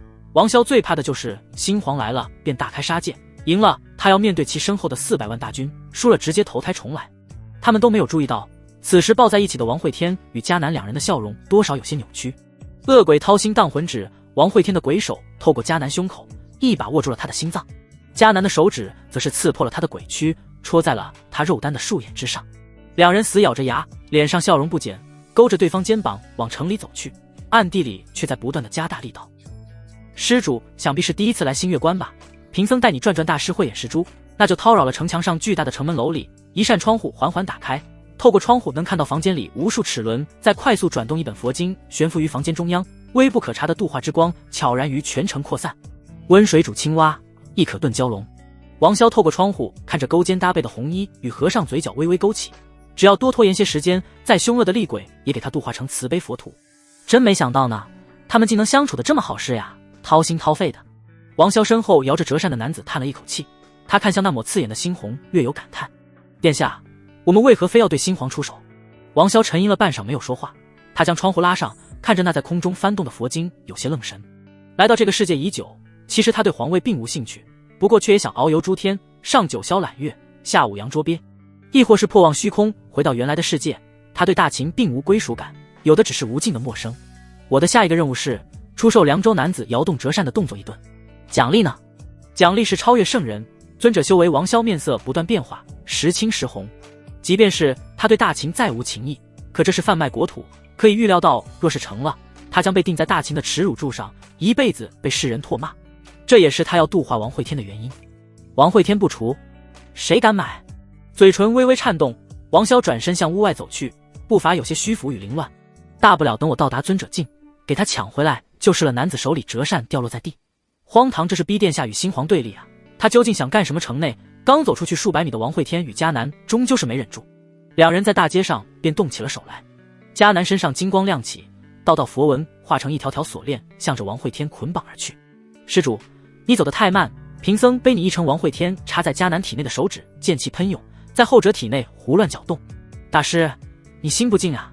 看到青楼就想姑娘，都流虚汗了，我不想。不，你想？砰！两人身体齐齐撞进了一旁的青楼里。叶白急忙上前疏散人群，顺便放了一个防护罩，将整栋青楼笼罩了起来。都散开，散开！圣人打架，莫要围观他。不喊还好，一喊周边人群都往这边挤来。哪儿呢？